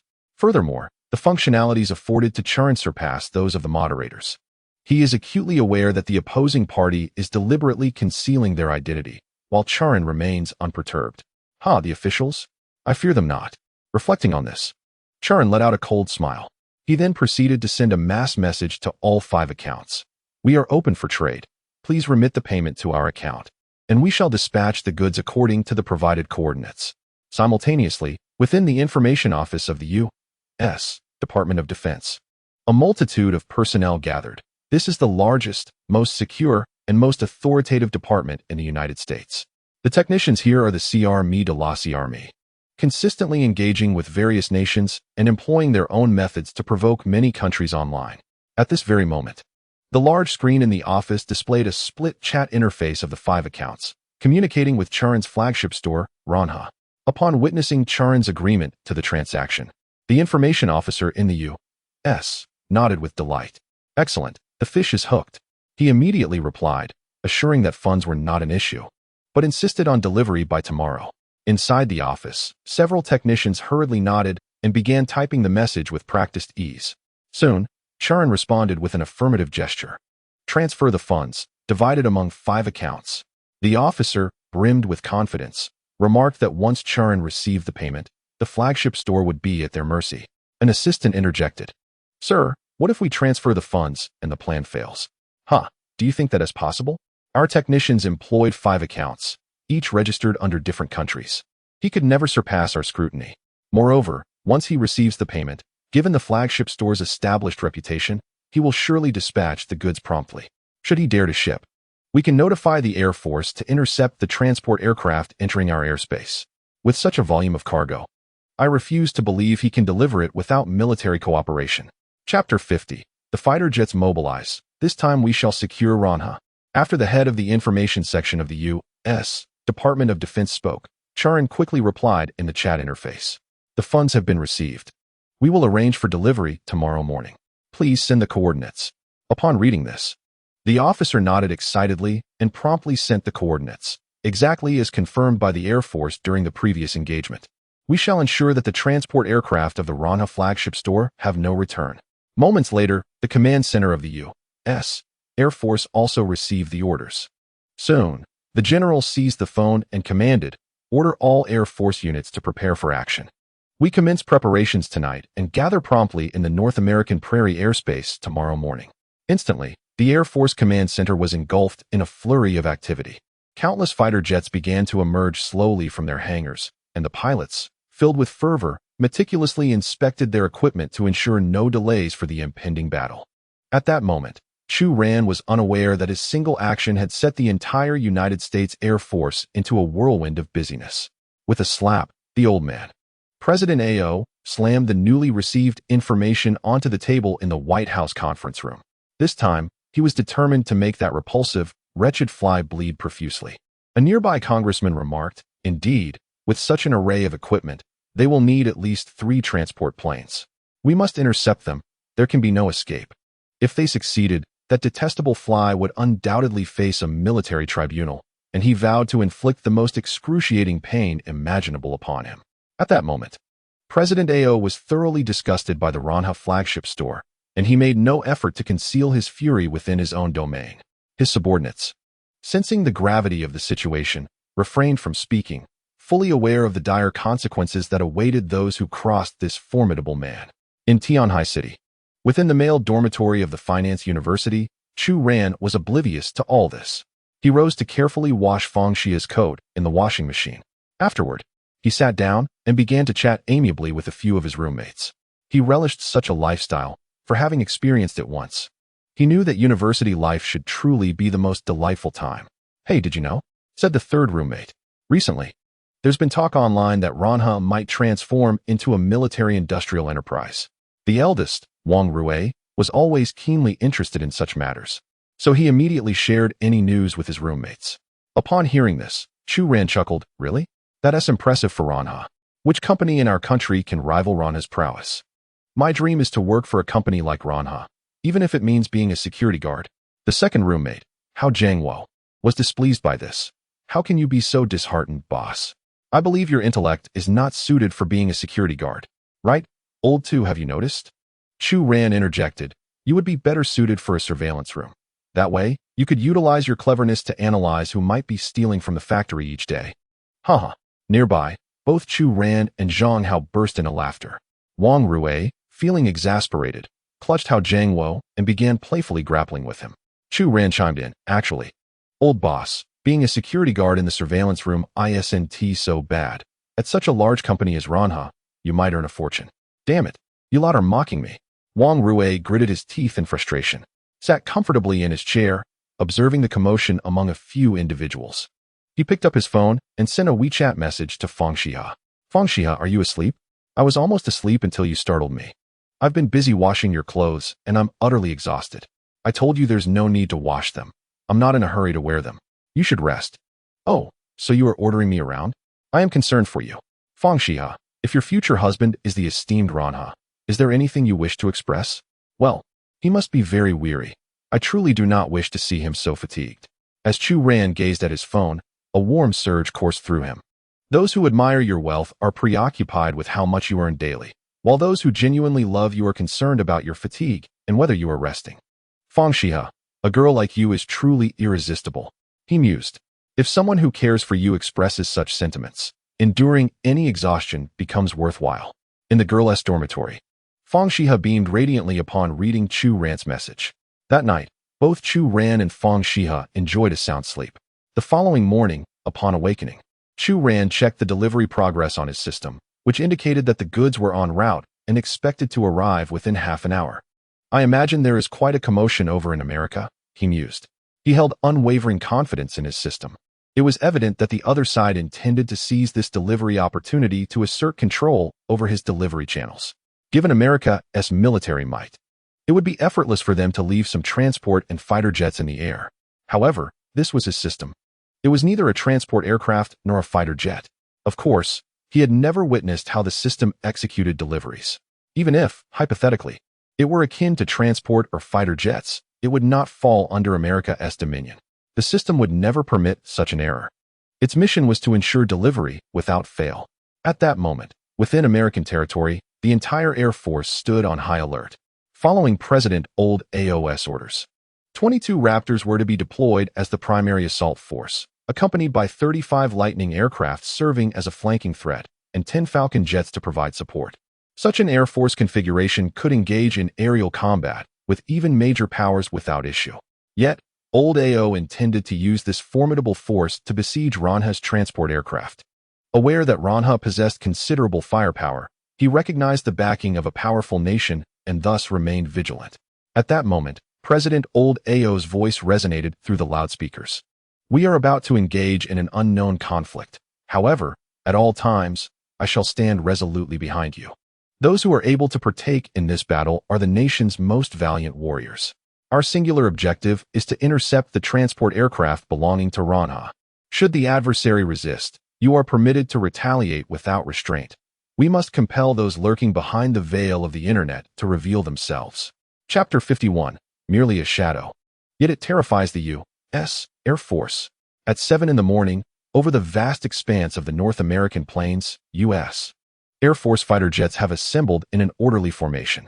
5 F-22 Raptors lead the charge, flanked by 2 F-35 Lightnings providing support, followed closely by 10 F-16 Fighting Falcons in the rear. These aircraft have already assumed the most meticulous offensive posture in the skies.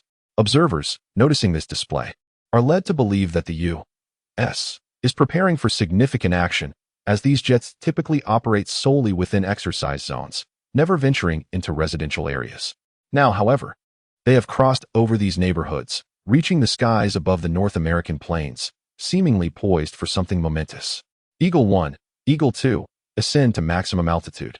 Our orders extend beyond mere interception. We must ascertain the origin of their approach.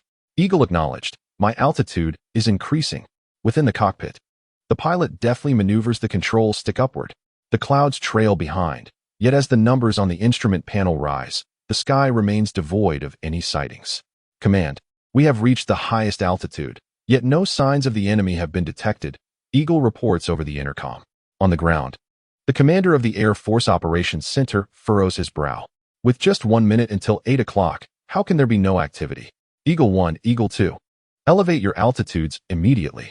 I demand control over half of U.S. airspace under our watchful eyes. As the command is issued, the 2 F-35 fighter jets begin their ascent. As the most sophisticated assets of the current U.S. Air Force, their capabilities are unparalleled. Thus, if they fail to detect anything, it would imply that Ranha's aircraft has indeed not appeared. Minutes pass before Eagle 1 reports. We have ascended to the maximum altitude and found no sign of the enemy. Shortly thereafter, Eagle 2 echoes. We have reached the highest altitude, and there is no enemy presence. Upon hearing this, The Air Force commander's eyes widened with concern. The previously silent veteran, old AO, can no longer contain his anxiety. With the delivery time imminent, why have they yet to spot Ranha's transport aircraft? Are they perhaps preparing to renege? The head of the Ministry of Defense's Information Department urgently interjects. We are currently negotiating with the manager of the Ranha flagship store. A technician swiftly inputs inquiries into the chat interface. As the delivery time approached, an inquiry arose regarding the absence of our goods. Shortly thereafter, a response arrived from Chu Ran. Dear, what was promised at 8 o'clock shall indeed be delivered. We, at Ranha, will not delay, so please be patient.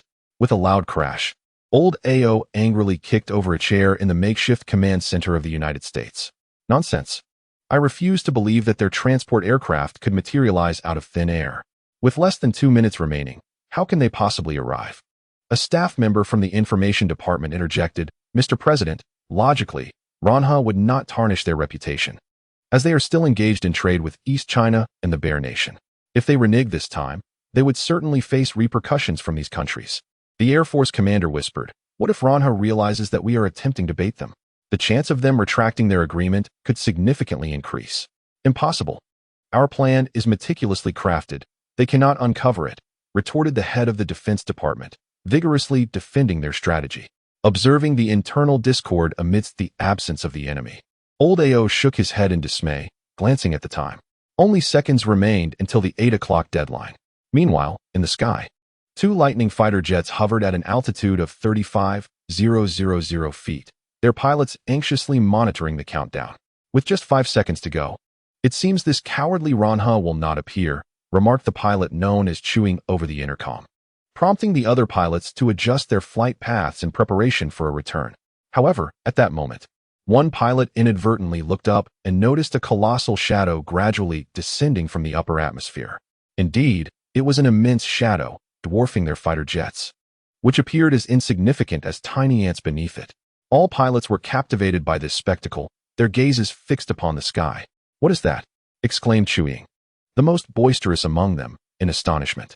In an instant, all pilots were left dumbfounded. As this enormous shadow continued its descent, not only the fighter jets at the highest altitude, but also the 16 auxiliary jets below caught sight of it. Quickly notify command. An unidentified flying object has been spotted in our airspace. A pilot shouted, prompting all to take the same action, seizing their radios to report to the command center. Report. An unidentified flying object has been spotted in our airspace. Report. An unidentified flying object has been spotted in our airspace.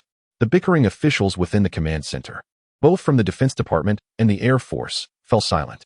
Old AO immediately approached the command desk, insisting, retrieve the latest footage from our fighter jets at once. The Air Force commander hastily nodded, urging his team to adjust the view of a reconnaissance aircraft. Soon, a colossal shadow loomed on the command center's screen, now hovering ominously above the heads of all fighter jets. What on earth is this? Old AO shouted, pointing at the screen. The Air Force commander, equally bewildered, shook his head in disbelief. He had never encountered such a terrifying aerial object. Merely a shadow, yet its presence was profoundly intimidating. Suddenly, the screen began to tremble violently. The unidentified flying object appeared to warp, evidently affected by some unseen force.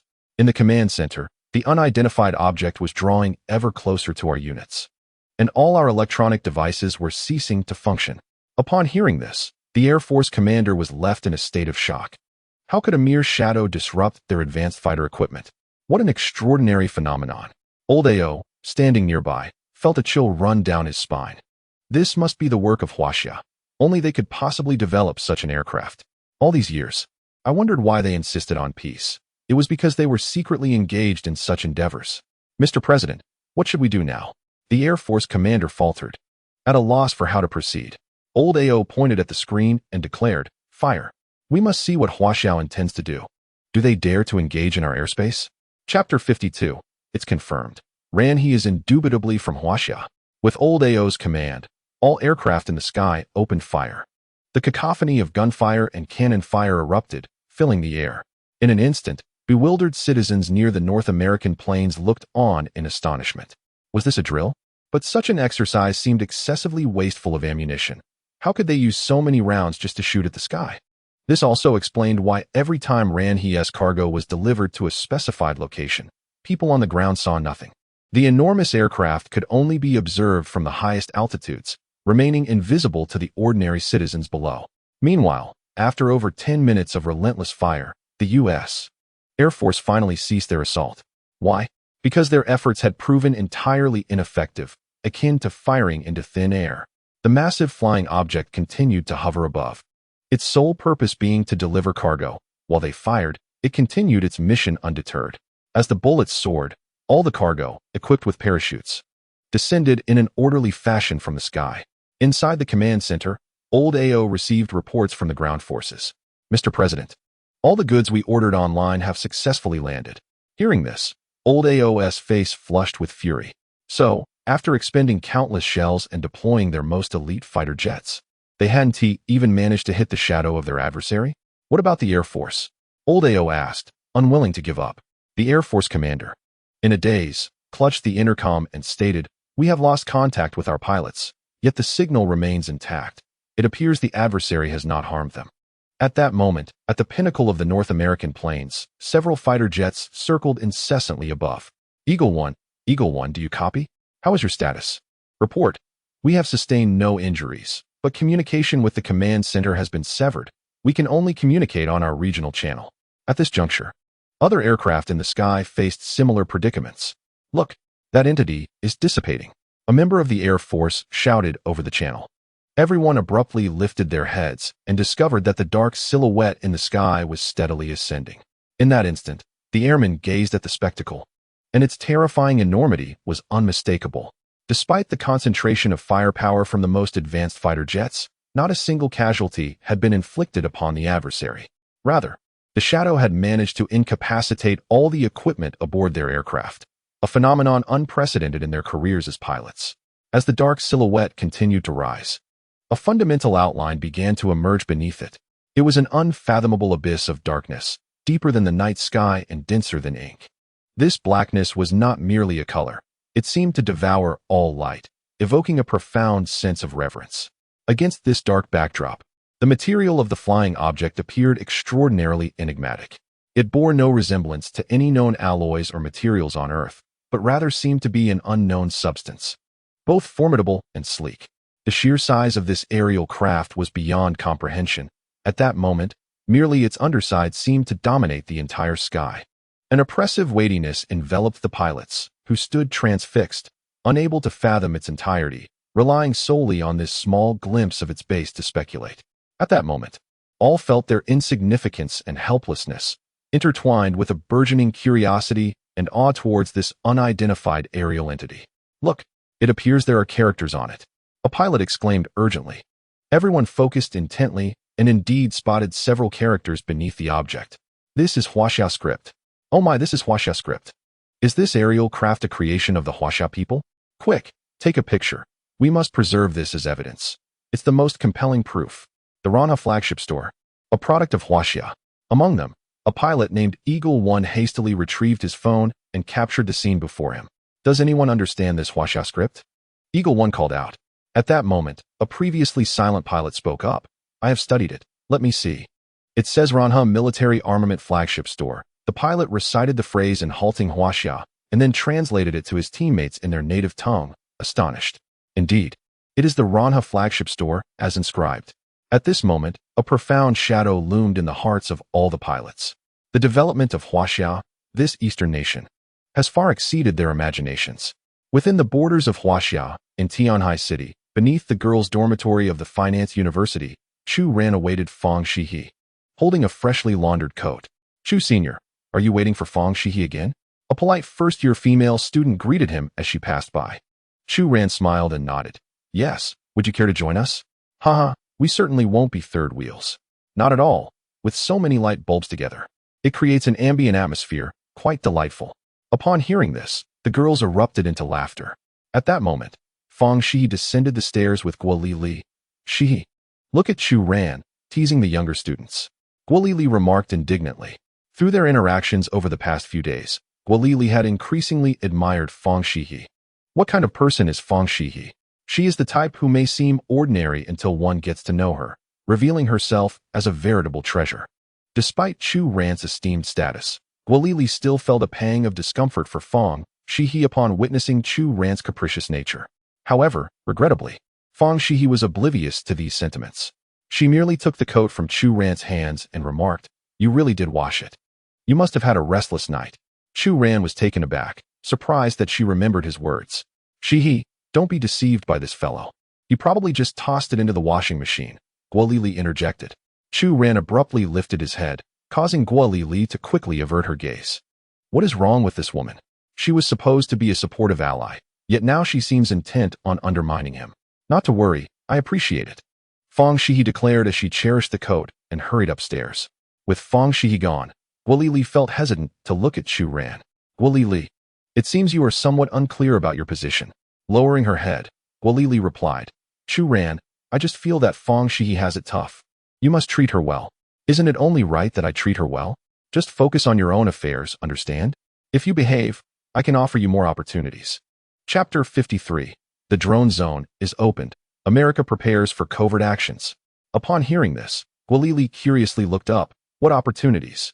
You are merely a small service staff member at Hanyun, correct?" Chu Ran inquired with a smile. Guolili nodded eagerly.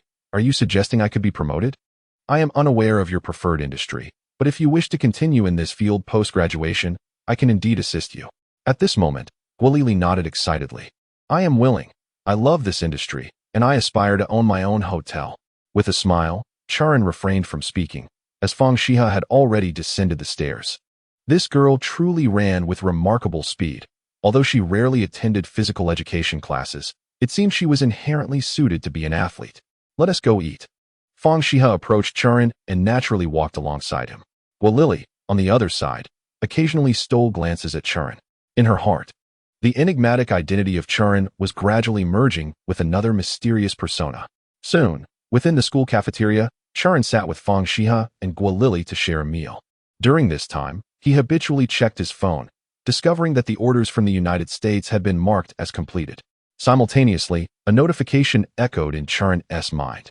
"Congratulations, host. Your arms prestige has risen to 5 points, and a new armaments domain is about to be unlocked." Upon hearing this, Chu Ran quickly focused his consciousness inward. Indeed, he saw that his arms prestige had transformed into 5 points on his panel. Moreover, a drone section had emerged within the system's marketplace. Chu Ran had anticipated the newly opened domain would pertain to aviation, yet he had not expected it to be solely a drone section. It appeared the system was rather frugal, prepared to drag out the excitement. Nevertheless, drones constituted a commendable field. In this era, drone technology had only just begun to be applied in military contexts. If he could excel in drone development, it would undoubtedly provoke significant reactions. "The food is getting cold." Fang Xihe raised her small hand, nudging Chu Ran's bowl towards him. Chu Ran smiled and replied, "I know. Just give me a moment to wrap this up." Before long, Chu Ran uploaded several photos of drones to his flagship store, tagging a few popular models alongside their prices. "Dear all, we at Rana have just launched a new drone category. For those who are fond of drones, feel free to place your orders. These drones can be utilized in military operations, featuring functions such as self-detonation, detection, and reconnaissance, with varying functionalities corresponding to different prices. The prices are undoubtedly more affordable than those outside, and you can investigate for yourselves. However, the quality of our Ranha products is guaranteed, so rest assured." After posting this announcement, Chu Ran proceeded to eat, oblivious to anything else. Meanwhile, on the arms trading forum, Chu Ran's post had drawn many eager enthusiasts and experts to browse the Ranha store. There was a saying on the arms trading forum that resonated with truth: "Women shop on Taobao, while men browse Ranha." Although the number of users on foreign Taobao was indeed limited, the sentiment remained similar. Each would willingly spend their money on what they cherished. An extraordinary pleasure in its own right. At the very moment Chu Ran was dining with Fang Xihe, all American fighter jets that had besieged the Ranha flagship store had completed their landings. Dozens of pilots stood in the command room, hands clasped behind their backs, reporting on their observations. In the hands of President Lao Ao lay the video footage captured by the pilot of the Eagle soaring through the sky. At this moment, Lao Ao had viewed this segment 5 times, yet each viewing left him incredulous that such a colossal creation could originate from the lands of Huaxia. I found myself pondering what materials Xihe had developed to achieve such a grand endeavor and produce this aerial marvel. Upon hearing Lao Ao's words, a nearby defense committee member murmured, "Mr. President, we have consistently underestimated Xihe, believing it to still be the slumbering dragon of yore. However, it appears they have lain in wait for many years, preparing to assert their dominance at this pivotal moment." At this juncture, the committee member produced his mobile device, pointing to a headline that read, "This is the most talked about news from Xihe in recent days. A private enterprise has harnessed quantum compression technology, capable of fully charging a 50-centimeter battery with quantum energy to power a new energy vehicle, providing a complete energy source." He queried, "Mr. President, has our nation's scientific community even dared to dream of such technology?" Lao Ao perused the news on the phone, then shook his head in disbelief. Was Xihe truly poised to surpass us? Their actions clearly seemed aimed at undermining our nation. Our immediate course of action must be to gauge Xihe's intentions on the international stage while concurrently mobilizing our talent to adapt their technology, particularly this flying apparatus. We must expedite our development. Otherwise, we risk facing catastrophic repercussions. Lao Ao nodded, affirming, "Proceed with your proposed plan immediately. We must act swiftly. Xihe's advancements have far outpaced ours. But what shall we do with this video?" The committee member replied, "Mr. President, this footage cannot be released just yet. Let us wait until our personnel have made significant progress in studying this flying object, then we can inquire with Xihe about their situation." "Very well," Lao Ao consented. "Let it be as you suggest." At 6 in the evening, within the conference room of Xihe's highest leadership, the Secretary General stood before the leader after concluding a call with the Ministry of Foreign Affairs. "The United States has unexpectedly altered its stance. It seems they are testing our resolve, and our diplomats have even sensed a hint of reverence in their words, leaving us to wonder about their ulterior motives." Upon hearing this, the highest leader chuckled. "This is likely connected to the events that transpired this morning with the United States. They intended to intercept the transport aircraft of Ranha, but an unforeseen incident occurred." "What sort of incident might that be?" "The flagship store of Ranha seems almost miraculous. Despite the U.S. deploying numerous air forces, including stealth fighters, they were unsuccessful. This situation is utterly absurd. Xihe, Ran, this shop, as long as it is not from the United States, is satisfactory. At present, it appears to harbor no malicious intent and is merely engaged in honest commerce. So we need not worry. As for the stance from the United States, let us wait and see. Perhaps in due time, we may encounter unforeseen news." Chapter 54. Marketing Drones. Can mercenaries capture a city? While the two great nations engage in a covert rivalry, the instigator of this matter, Chu Ran, reclines leisurely on his dormitory bed, managing online orders. The launch of the drones has indeed garnered considerable interest from clients. In the forums, many individuals have begun to analyze their potential. In this era, drones are just emerging, thus their application on the battlefield remains limited. After perusing several posts, Chu Ran was compelled to marvel at the impressive proficiency exhibited by these individuals, as their analyses closely mirrored the descriptions within the system. Over the course of a day, the shop has sold dozens of drones, yet Chu Ran finds this figure somewhat disheartening. He yearns for a substantial order. A significant order would yield results, thereby attracting further clientele. However, after a day of waiting, he finds himself devoid of any customer inquiries, which leaves him in a state of impatience. "Hello, dear clients. Our newly launched drones can perform excellently in combat. I sincerely hope you will consider purchasing some to test their capabilities." Thus, Chu Ran sent out orders to clients in Maoxiongua and Yilang, but received no response, indicating they were likely offline. With a sigh, Chu Ran resolved to continue reaching out to smaller organizations. In that moment, he felt as if he had returned to his previous life in sales. Just then, a member from the small organization that had first purchased arms from Chu Ran responded, "Boss, can your drones really be utilized on the battlefield?" Chu Ran hastily replied, "Of course, I can introduce you to several commonly used drones.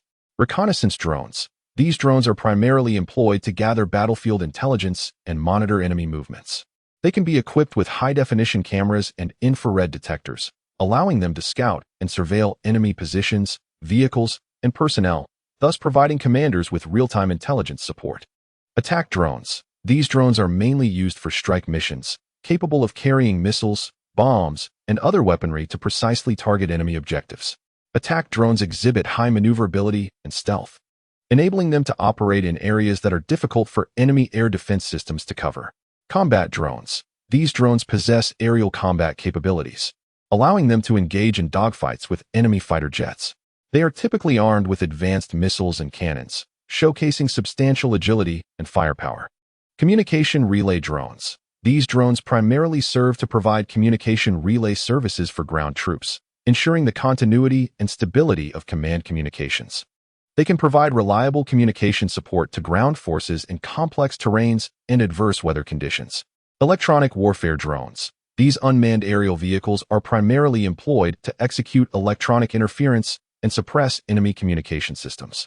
They can emit jamming signals, disrupting the normal functioning of enemy communication equipment and diminishing their operational efficacy. Thus, Chu Ran sent a multitude of messages in one breath. Yet the response from the Xihe organization was rather lackluster. Meanwhile, in a certain underground chamber within the borders of Xihe, a technician hurriedly reported the situation to his superior. "Leader, this drone appears quite promising. If we integrate these into our current plan, they might prove to be highly effective." The leader, a bearded man referred to as the chief, leaned in to briefly review the chat records. "Let's order a batch of these drones that can disrupt enemy signals, and also procure some of those attack types, along with a few reconnaissance models. Having collaborated with the Xihe flagship store for quite some time, I have great faith in them. I hope they do not disappoint us this time." Soon thereafter, Chu Ran received the order information from within Xihe. 10 reconnaissance drones, 20 attack drones, and 20 electronic warfare drones. We are not well versed in these drone models, and we hope you, dear boss, can assist us in selecting a few options, along with usage instructions, right? Chu Ran promptly replied, "Yes, there are user manuals available, and they are quite convenient. I will help you choose a few cost-effective models right away." A moment later, Chu Ran selected several commendable drones, packaged them, and arranged for shipment. As the other party was evidently not short on funds, they promptly unified the payment of $5 million. One cannot help but marvel at how these terrorist organizations consider money to be of little worth in pursuit of their ideals. After dispatching the goods, Chu Ran glanced at the news, finding it rather uninteresting. Just as he was about to retire for the night, a thought struck him regarding his mercenaries. If they had drones, their operations would surely become more convenient, wouldn't they? Thus, Chu Ran directly called Jack on an international line. "Hello, Jack. Mr. Chuan, how may I assist you?" One could hear the bustling activity on Jack's end, indicating they were still occupied. Chu Ran inquired, "I have a few new drones. Do you have any need for them?" "Drones? Really? Mr. Chuan, our current operational plans are in dire need of such equipment. If you can provide them, I assure you, by next month, we will secure a city for you." Upon hearing Jack's words, Chu Ran was taken aback. "Goodness, are you now expanding towards urban areas? A city? Are you progressing this quickly?" Jack chuckled. "Mr. Chu, we are fortunate to have encountered several commendable organizations. Last month, we successfully brought them under our wing and have now devised a comprehensive plan. If you could assist us by supplying some high-quality drones, particularly of the attack variety, it would undoubtedly yield extraordinary results. Haha, I have models of all kinds here. You are the expert, so simply send me an order once you're ready." "All right, Mr. Chu, I will take care of it immediately," Jack replied. "Is there anything else, Mr. Chu? Exercise caution. I desire your success, but I do not wish for any casualties among you. You are my core members, understand?" "Understood, Mr. Chu. We will be vigilant." After hanging up, Chu Ran nodded with satisfaction, sensing that the mercenaries were making progress. If Jack and his team could indeed capture a city, it would allow him to deploy another batch of mercenaries to bolster their strength. Before long, Chu Ran received the order details from Jack. It must be said that professionals are indeed exceptional. The drones listed by Jack were all the finest available in Chu Ran's store. However, these items were for his own people, and regardless of the cost, Chu Ran was willing to invest. Swiftly, he dispatched the batch of drones and selected the fastest delivery option. At that moment, Chu Ran was oblivious to the profound changes this shipment of drones would bring to the modern warfare landscape. Chapter 55. The astonishing capture of a city at 10 o'clock in the evening, China time. Several military vehicles came to a slow halt on the outskirts of a small city called Lava, located thousands of kilometers from China. A group of equipped youths disembarked, led by Jack, who had been in constant communication with Chu Ran. Upon exiting the vehicle, Zhao Tian, a Chinese man, emerged holding a Barrett sniper rifle.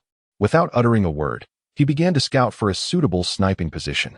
The Russian woman, Lena, and the woman from the Bear Country, Lana, both clad in tactical outfits, approached with assault rifles in hand. Only the pilot, Viking, expressed his boredom, saying, "Jack, you promised me a surprise today. What is it?" "Patience, you will find out shortly. Everyone, ensure your subordinates are ready at all attack points. Tonight, I intend to present a surprise to everyone within the city of Lava, and let them know that from this evening onward, Lava will soon take on a new name." After speaking, Jack glanced at his watch and nodded. "Once you have arranged your men, join me in the forest. The boss has sent us a surprise." The group, taken aback by the revelation, was thrilled to learn that their leader had sent them a delivery. Moments later, they swiftly organized their mercenaries. As they arrived moments ago, only a few of their own vehicles were present. However, at the hillside, there were several hundred mercenaries clad in camouflage, poised with the most advanced weaponry, ready for action. Meanwhile, atop the mountain, Jack had gathered several of his team members at the designated location for the cargo delivery. As time pressed closer, the group began to grow somewhat anxious. Just then, Jack quietly uttered, "Time's up." No sooner had the words left his lips than white parachutes began to descend from the sky, each bearing silvery boxes. "Captain, what exactly is inside those boxes? Aren't we supposed to take down the armed stronghold in Lava? Surely, we don't need the boss to deliver more munitions?" Lena inquired with curiosity. Jack chuckled and replied, "While the arms we've secured here are indeed sufficient for our needs, there is something within those boxes that we lack in our current arsenal." With that, Jack opened one of the boxes and retrieved a reconnaissance drone. A drone? The previously bored Viking suddenly perked up with excitement. As an aircraft expert, he often felt out of place in the team. Lana was an intelligence specialist, adept at swiftly acquiring information through various means. Lena, a military strategist, could professionally analyze whether a battle should be fought and how to approach it. Jack, as the leader, possessed remarkable commanding abilities, while Zhao Tian was an impeccable marksman. Yet, Viking felt constrained by the absence of equipment that aligned with his expertise. To his surprise, the arrival of the drones, albeit far from a true aircraft, provided him an opportunity to showcase his skills. Minutes later, all 5 silvery boxes had been opened, revealing a staggering number of reconnaissance drones, hundreds in total. "Viking, you'll handle these attack drones. I'll take a few reconnaissance models, and Lena, you can use several jamming drones to disrupt their electronic devices. We'll split up and execute our plan.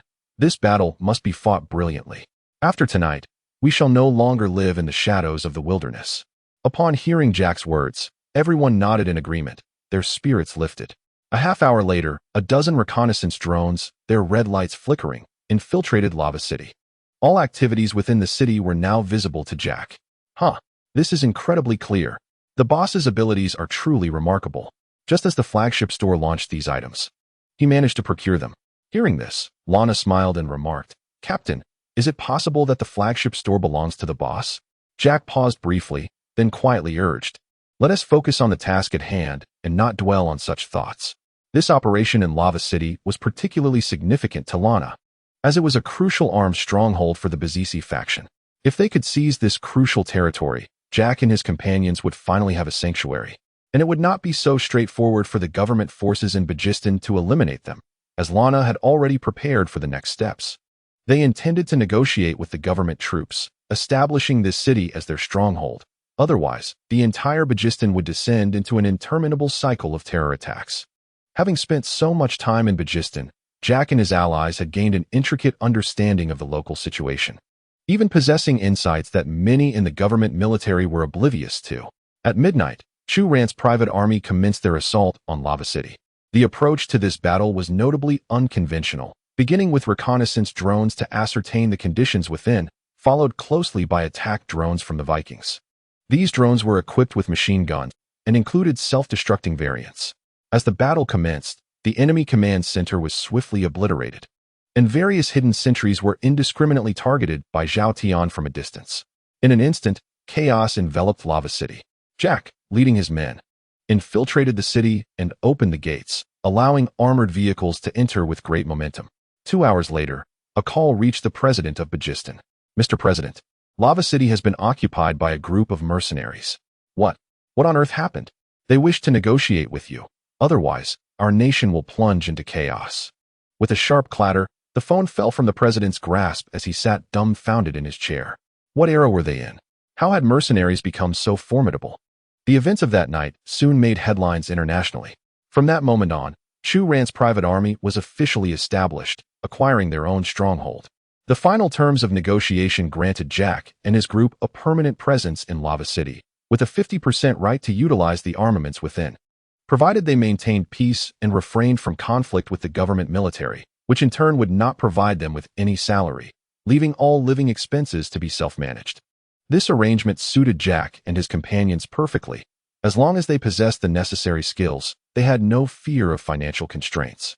However, the implications of this news extended beyond the prowess of mercenaries and the helplessness of the Bagistan government. It underscored the terrifying reality of drone warfare. In this small-scale conflict, drones played a profoundly alarming role. Chapter 56. The surge in drone purchases, the expansion of the mercenary corps. Shortly after the news broke, military trading forums buzzed with activity as individuals began posting. Did everyone catch this morning's news? I have a brother working as a war correspondent in Bagistan, and he has sent me information that is far more complex than it appears. The mercenaries secured Lava so easily last night, primarily due to their vast arsenal of drones. The Lava military simply did not have time to react and was caught completely off guard. Upon reading this post, many military experts grew increasingly intrigued. I have always believed that future warfare would predominantly involve drones and machines, never anticipating that this notion would indeed manifest itself. The prowess of Ranha's military technology is truly remarkable, having foreseen such developments. If it were not for Ranha's drones, the losses incurred by the forces in Baji-Sitan would not have been so profound. Upon examining the photographs from the scene, it became evident that many soldiers fell victim to unintentional assaults, with numerous fragments of drones scattered about, likely remnants of self-destructing models. Such scenarios evoke astonishment. Who would have imagined drones could be utilized in such a manner? As a military expert, I find myself profoundly impressed by the drones from Ranha's flagship store, prompting me to consider purchasing a few for personal experimentation. Consequently, netizens, drawn by curiosity, began placing orders en masse, and within mere minutes, the sales of drones soared into the hundreds. Meanwhile, members of the small base were left in disbelief. Just the previous night, they had procured arms from Ranha, intending to execute an assault on an American military base today. However, upon witnessing the unfolding news, their plans were postponed. Observing the online discourse surrounding drones, the members of the small organization stood dumbfounded, fixated on the boxes of drones they had acquired. The leader, seated, was so exhilarated that he leapt to his feet, proclaiming, "It seems fate has intervened to thwart our plans. Everyone, immediately learn to operate these drones. Our operation is scheduled for tonight. Once it commences, you shall deploy these drones for suicide bombings. As long as the individuals inside are eliminated, our mission will be deemed a success." The members of the small base promptly rose to salute. Thus, after a wave of promotion from Chu Ran's private army, the members of the small organization prepared to commence their performance. From that moment onward, drones from Ranha's flagship store became highly sought after. Chu Ran awoke past 10, having indulged in late slumber due to a night of restlessness. He noticed a message from Fang Xihe, suggesting a breakfast outing with Guolili. After a brief reply, he habitually opened his computer to check the flagship store and was instantly taken aback by the surge in orders for drones, which had skyrocketed into the thousands, all private requests. Additionally, inquiries began pouring in from Mao Xiongua and Yi Lang, eager to secure significant quantities of drones. What transpired overnight? Why the sudden shift in demand? Chu Ran pondered aloud, subsequently browsing military forums, where he discovered that last night, Lava City had fallen to a band of mercenaries in Baji-Sitan. It was then that he realized the true extent of Jack and his team's success, notably their extensive use of drones, which had vividly illustrated the pivotal role drones play on future battlefields. It seems the most effective marketing strategy is to leverage one's own mercenary forces to perpetually create extraordinary events. With a resigned smile, Chu Ran contemplated the absurdity of his thoughts, aware that as an arms dealer, a touch of madness was a prerequisite. His ambition was to forge an empire of weaponry, and this private militia of his would undoubtedly evolve into the most formidable battalion in the future. Without hesitation, he devoted an hour to processing these orders, subsequently addressing the responses from both the Bear Nation and Elon. Both great powers were not financially constrained. Notably, the Bear Nation placed a substantial order of 1,000 drones of each type to test the waters. Having completed these transactions, Chu Ran was just about to rise when he received a call from Jack. "Mr. Chu, I am pleased to report that we have succeeded. We have been occupied from yesterday until today, hence the delay in our communication." Chu Ran responded with a smile. "No worries. I have seen the news. You did well. I will arrange for several more team members to join you for better collaboration. Jack, I hope you can expand this team further. Rest assured, Mr. Chu, I will accomplish the task." After ending the call, Chu Ran glanced at the funds in his account, which were bolstered by a bonus of 1 billion. He withdrew 300 million to employ 10 specialized mercenaries from the talent pool. Each of the 10 recruits was a professional in their respective fields. Though the expenditure made him wince, he was optimistic about their potential contributions in the future, akin to those of Jack and his team, prompting him to proceed with the hiring. Once the arrangements were made, he sent a message to the recruits instructing them to head to the lava camp, where they would be contacted. After attending to these matters, it was nearly noon. A few roommates returned from class, teasing Chu Ran for being too lazy as he had only just gotten out of bed.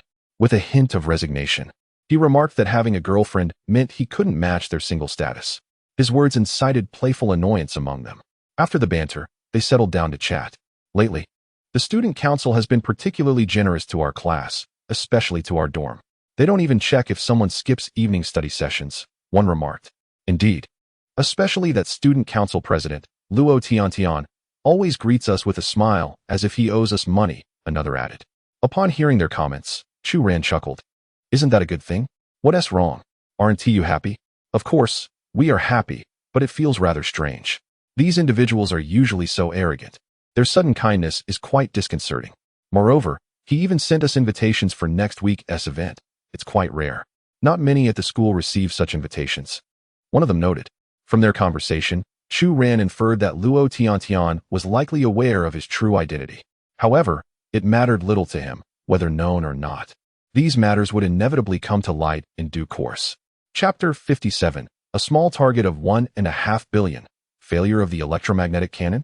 In the ensuing days, Chu Ran found himself engrossed in the business of selling drones and arms. After attending to these matters, he would often dine with Fang Xihe, and the two would occasionally stroll around the campus. To Fang Xihe, Chu Ran had become an inseparable companion, and this burgeoning sense of security brought her immense joy. The revenue from the arms flagship store was now measured in billions, and before he realized it, Chu Ran's account had amassed a staggering sum of 1.5 billion. Meanwhile, He New Energy began to witness a frenzied influx of income. Within less than a week, cooperative orders had emerged, encompassing over 10 companies, all engaged in close collaboration. However, the monthly supply volume was rather meager, as it was quite a challenge for He to fulfill the demands of so many clients. Chi Cheng-sun had called several times, expressing that the new factory space was becoming inadequate. Initially, they had believed that the spacious facility would suffice for significant ventures, but now, with success arriving sooner than anticipated, they found themselves in need of more space. In light of this, Chu Ran decided to forego the income from He New Energy's orders for the time being, and instead sought to acquire 2 additional plots of land nearby to transform into factories. This move undoubtedly sent ripples of excitement throughout the domestic market. Having secured collaborations with numerous large enterprises and purchased 2 substantial plots for factory use, it was clear that He harbored increasingly lofty ambitions. Economic experts predicted that within the next decade, He would rank among the Fortune 500 companies, aiming to become one of the top 5 enterprises in the country. In essence, He New Energy had emerged as the most coveted workplace for contemporary youth. Just yesterday, the International Environmental Association, the Electric Energy Association, and the International Bureau of Future Development all bestowed new awards upon He. Such opportunities for recognition were unprecedented. And in the words of today's youth, He had fulfilled the dreams of their generation, destined to become an enterprise of great admiration. Despite the accolades, Chu Ran remained unfazed by the news, fully aware that he possessed the quantum core technology. The mere existence of quantum peripheral technology had already incited such fervor in the world. He pondered the reactions that would ensue once the core technology was unveiled. A wry smile played on his lips, for perhaps the world had only glimpsed the tip of the iceberg, as the He arms had yet to make their debut. At 6 o'clock on a Saturday afternoon, a luxurious specialized vehicle slowly approached a clandestine experimental base in a certain region of China. As the vehicle came to a halt, Professor L, who was researching the electromagnetic cannon, rushed out with palpable excitement. Had the batteries from Ran he finally arrived? Minister Sun chuckled, "Old Lu. We have negotiated with Ranha for quite some time before they finally agreed to send us this battery as a gift. The actual shipment won't arrive until next week. So you must be assured that I will not disappoint your expectations. The electromagnetic cannon, I shall surely develop it." Having said this, Professor Lu swiftly cradled the battery and dashed away. Minister Sun shook his head with a smile. That old Lu. A moment later, Professor Lu entered the laboratory. Beaming as he carried the battery, he immediately set about examining it, eager to observe the movement of the quantum within. The staff hurriedly began assisting him, while old Lu, equipped with his instruments, delved into meticulous research. However, the deeper he probed, the more astonished he became. A genius. This was undoubtedly the work of a genius. The individual who could conceive such quantum compression technology was akin to a reincarnation of Einstein. How did he even come up with the idea of compressing quantum into such a minuscule space? Time flew by, and after an entire afternoon of investigation, old Lu had yet to uncover any secrets. Reluctantly, he decided to temporarily set aside the research and handed the battery over to the staff, preparing for the electromagnetic cannon experiment. After all these years, he had finally awaited this moment. He hoped that Rana's battery would not let him down. As he spoke, old Lu closed his eyes and inserted the battery. Outside the laboratory, leaders from numerous countries and personnel from the Ministry of Defense were anxiously awaiting this moment. The battery was installed, and the power connection commenced. Once connected, they began interfacing with the electromagnetic apparatus. All electromagnetic devices were now linked. Professor, the instruments indicate that the electromagnetic cannon is now fully charged. Upon hearing this, old Lu felt his heart leap into his throat. Marvelous. This single battery could completely energize the electromagnetic cannon. It was undoubtedly our beacon of hope. At this moment, outside the laboratory, Minister Sun excitedly picked up the intercom. Old Lu, what are you hesitating for? Begin the experiment at once. Professor Lu, holding the intercom, replied with a hint of annoyance. I know. I have awaited this moment for so many years. How could I be unaware? All personnel immediately prepared for launch. As the countdown commenced, 10, 9, 8, 7, 6, 5, 3, 2, 1. Launch. With old Lu's thumb pressing down on the launch button, the entire laboratory trembled. The immense energy of the electromagnetic cannon surged forth, undulating like waves before everyone's eyes. Boom. A flash of lightning erupted, followed by a colossal wave of energy surging from within the cannon. With a thunderous roar, a specially designed titanium alloy panel outside the laboratory was obliterated, and even the distant desert began to swirl with flying sand and stones. This was the might of the electromagnetic cannon, such immense power unleashed with a single shot. Upon witnessing this situation, everyone was utterly astonished. After a brief silence, an overwhelming wave of excitement erupted as countless voices began to cheer. We have succeeded.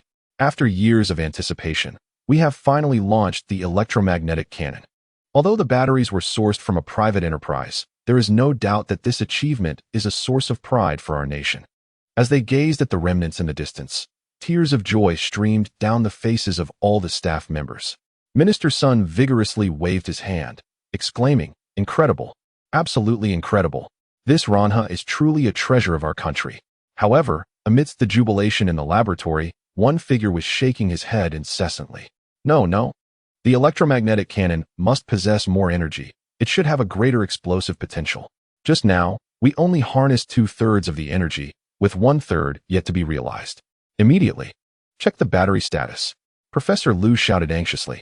The staff members hurriedly nodded, but then reluctantly spoke up. Professor Lu, please look, the battery's energy has been depleted. Our electromagnetic cannon has not yet unleashed its full potential.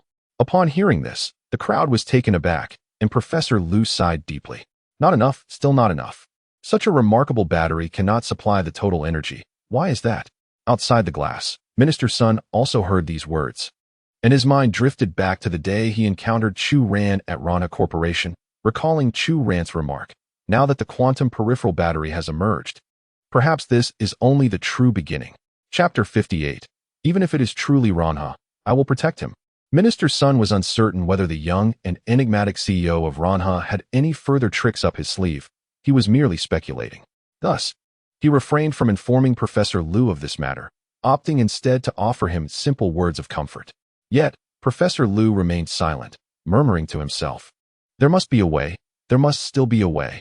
Observing Professor Liu's anxiety, Minister Sun let out a resigned sigh. Nonetheless, regardless of the outcome, the fact that the electromagnetic cannon had reached this stage was already remarkable. He needed to report this good news swiftly to the nation's highest leadership.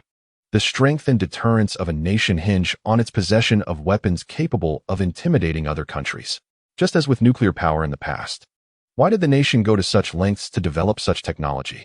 It was to ensure its standing and voice in the world. Although there is no war at present, a weapon like the electromagnetic cannon, characterized by its high intensity and destructive capability, is undoubtedly something coveted by all nations. The concept of such a weapon had its nascent form in the 19th century, yet for years, many countries struggled with the challenge of compressing its energy device to maximum efficiency.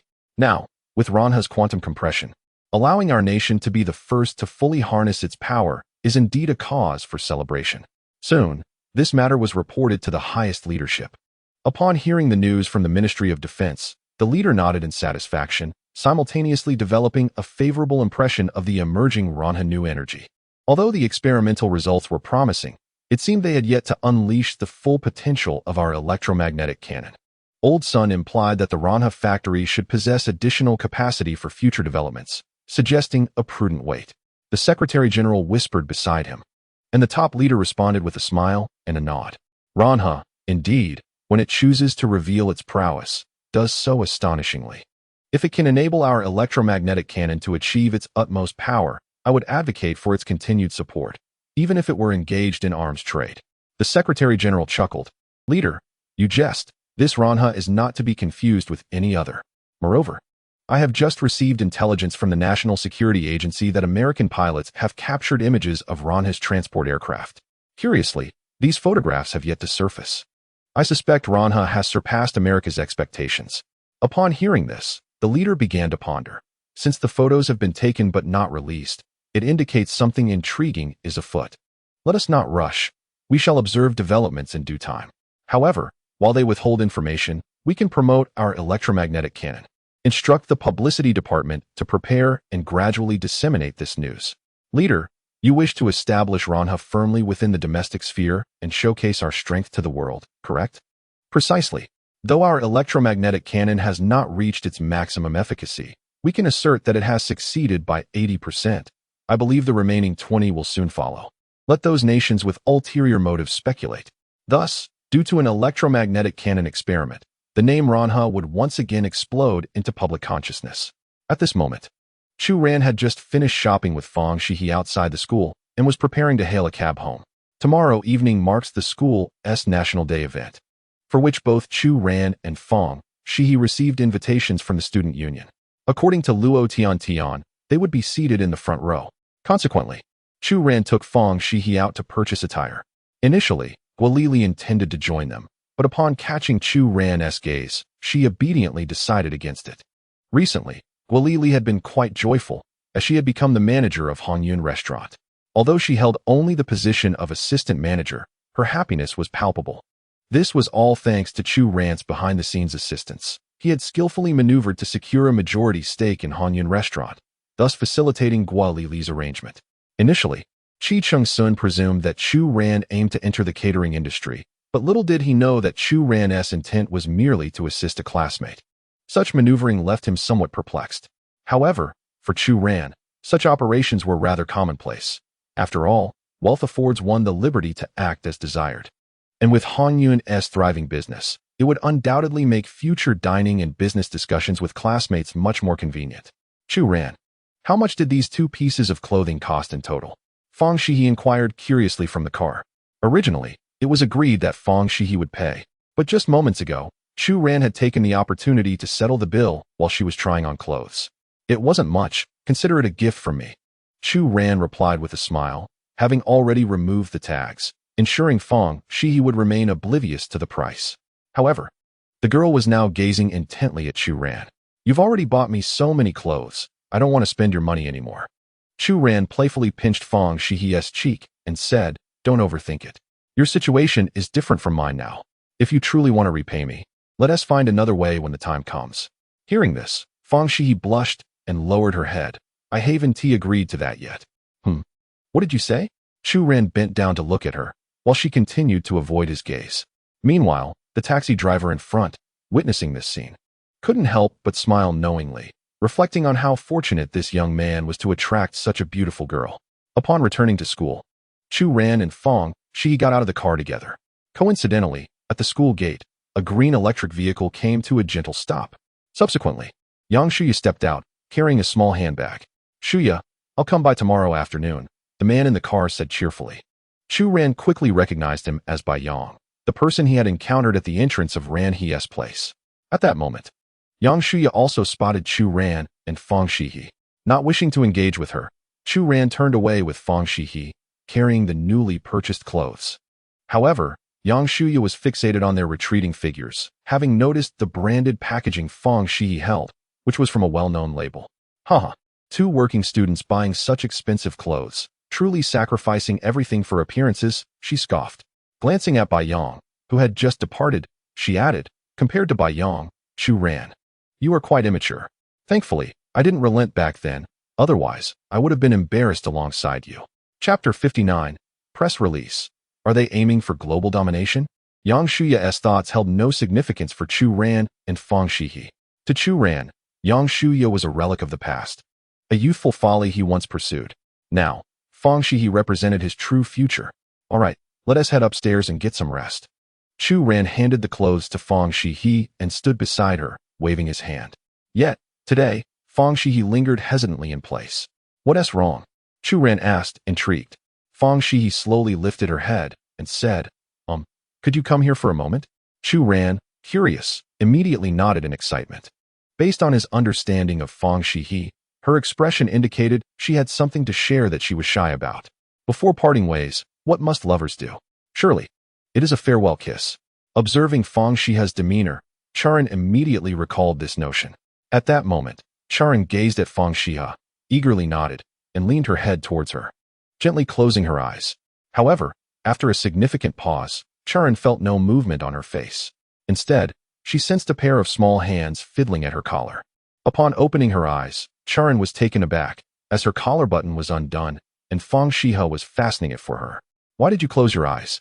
Fang Xihe inquired curiously as she secured the button. Charan cleared her throat and replied, Oh, it's nothing.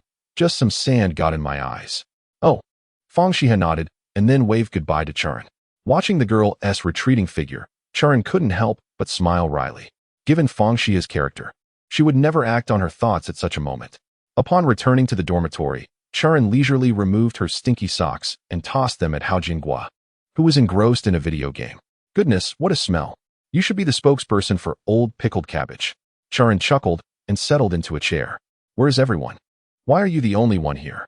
Lao San went out with his girlfriend, and Lao Da is in the conference room for a speech gathering.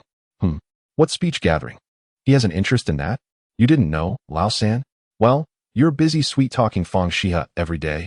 How would you know about such things? What's the matter? Hurry up and tell me. Guess what? Our country's electromagnetic cannon experiment was a success. Did you hear? Upon hearing this, Charan couldn't help but feel intrigued. Really? It was successful? Yes, the news just broke an hour ago. It's all thanks to Wanha, apparently.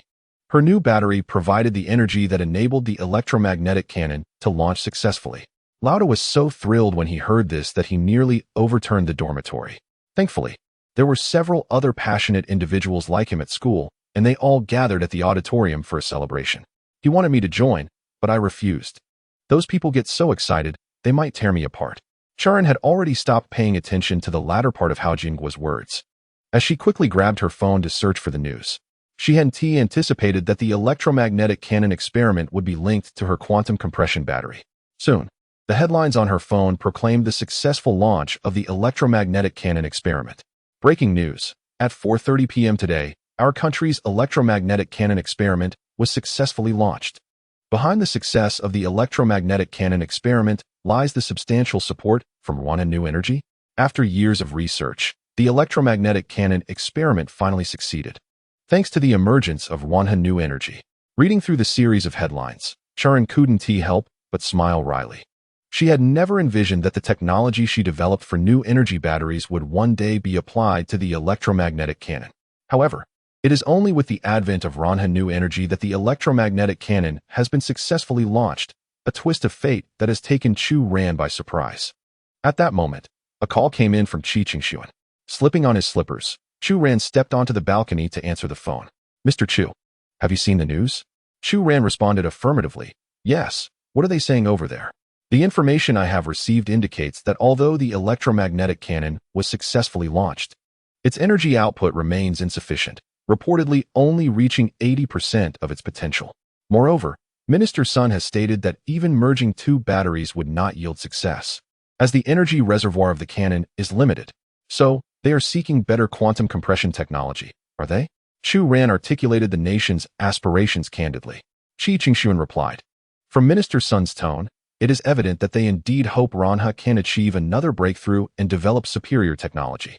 However, I must say that our current peripheral batteries are already quite advanced. Let us leave it at that for now. If we do develop promising technology, Wanha will certainly share it. After hanging up, Chu Ran nodded with a smile. He indeed possessed superior quantum compression technology, but it was not feasible to unveil everything at once. At present, he was merely an ordinary university student, and the existing quantum peripheral technology was already formidable. Thus, the core technology would need to be withheld for the time being. The calmness exhibited by Chu Ran contrasted sharply with the fervor online. Since the afternoon's announcement of the electromagnetic cannon's successful experiment, the entire nation had erupted in excitement. Online, countless netizens praised the strength of Xihe. Of course, behind this admiration lay the acknowledgement that it was Wanha that had afforded the electromagnetic cannon its unprecedented opportunity. Consequently, the current online sentiment towards Wanha was one of national pride. Any manufacturer collaborating with Wanha would undoubtedly be embraced without hesitation, as Wanha had, unbeknownst to many, captured the hearts of the populace. Simultaneously, this news had also reached foreign shores, with the U.S. Department of Defense being the most anxious. Xihe, that detestable Xihe. Is it finally revealing its true colors? Old AO fumed in the conference room, addressing everyone present. All the surrounding officials sat in resigned silence. Mr. President, I propose we release the video from earlier. Let everyone see that Xihe is intent on global domination, persistently researching such high-tech weaponry. The others nodded in agreement upon hearing this suggestion. I concur. That video has been preserved by us for an extended period, and our researchers have diligently examined it. Yet to no avail. Given this circumstance, let us seize the opportunity to unveil to the world the true intentions of Xihe. They aspire to unify the globe and wield such formidable weaponry. Chapter 60. The video unveiled. So this is the might of my country. That evening was destined to be explosive. At around 5 o'clock, news from Xihe announced the successful launch of an electromagnetic cannon, igniting a frenzy among the citizens and instilling trepidation in numerous other nations. By 8 o'clock that night, an American news channel broadcasted a report. Good evening, viewers. Today, we received footage from the Department of Defense, suspected to be of the latest aerial object from Xihe. It has also been confirmed that the frequently active Wanha Arms flagship store online is indeed Xihe's. We will now present a video captured by American pilots during their mission. Please enjoy. As the announcement concluded, a video filmed on a mobile phone appeared on the screen. Oh my goodness, what is that? The footage revealed pilots shouting over the intercom, while the individual filming trembled, pointing their phone towards the sky. Above the fighter jet loomed a massive shadow, and as the pilot zoomed in, the viewers finally glimpsed a mere fragment of the aerial object. It was an extraordinarily enigmatic black base, exuding an aura of reverence. On this base, there was an inscription. Could it be the characters of Xihe? Countless viewers witnessed this moment. The inscription was indeed in Xihe script, translating to Wanha Arms. Upon seeing this scene, the audience erupted in fervor. Oh my goodness! What on earth was that in the video? Why does it evoke such an unsettling feeling? Is it a new invention from Xihe? How has Xihe progressed so swiftly? Wanha Arms belongs to Xihe? How is that possible? What is impossible? The aerial object in the video bore the characters of Xihe. Oh my goodness, it is astonishing. It resembles a spacecraft. I have truly never seen such an aerial phenomenon. In the United States, the news had just been released, and many viewers were already in a frenzy.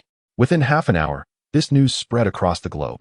At the moment of viewing, all nations were left in shock, particularly those that had engaged in trade with Ranha. Initially, they had questioned which major power Ranha belonged to, only to discover it was indeed the nation of Xihe. Most crucially, the delivery they received was from such a colossal aerial object, which not only was immense, but also possessed an alarming speed. It is highly likely that after placing their orders, these individuals would arrive at a speed of hundreds, even thousands of kilometers per hour.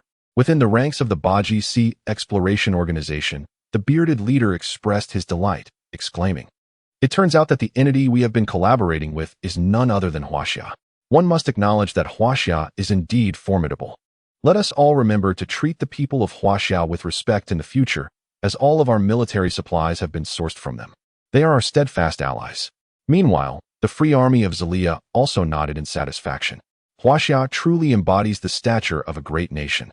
Their unwavering support throughout our collaboration has remained undisclosed, likely out of concern for detection by the United States.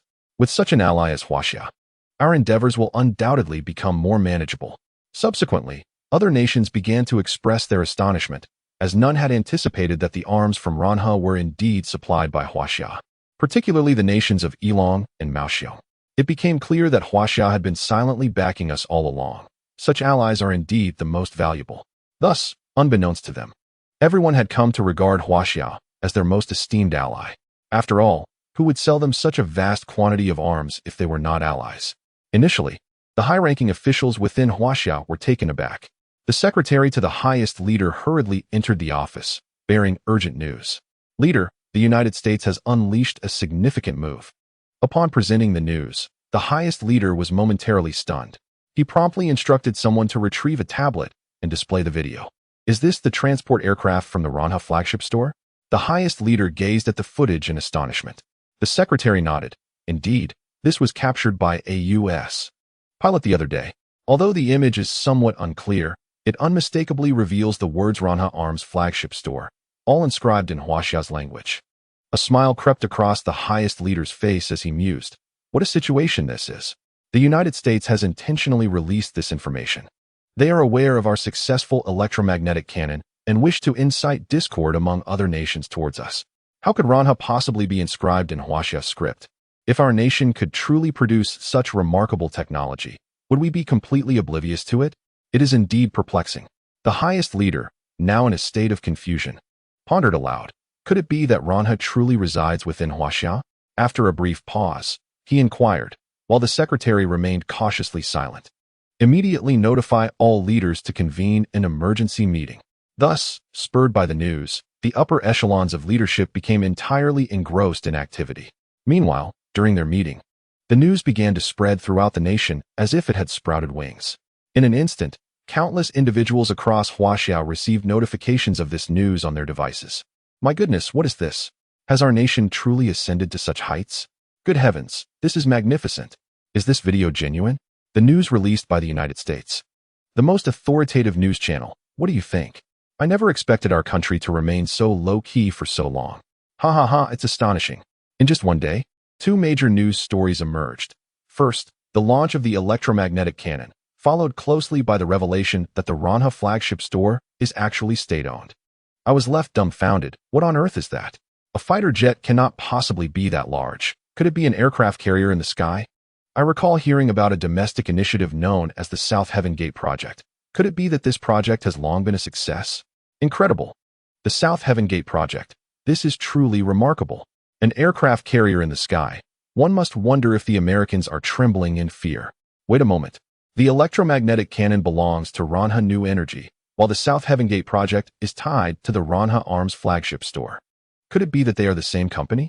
Goodness, don't spout nonsense. If this is true, it would be explosive. One company capable of producing two such monumental projects is nothing short of miraculous.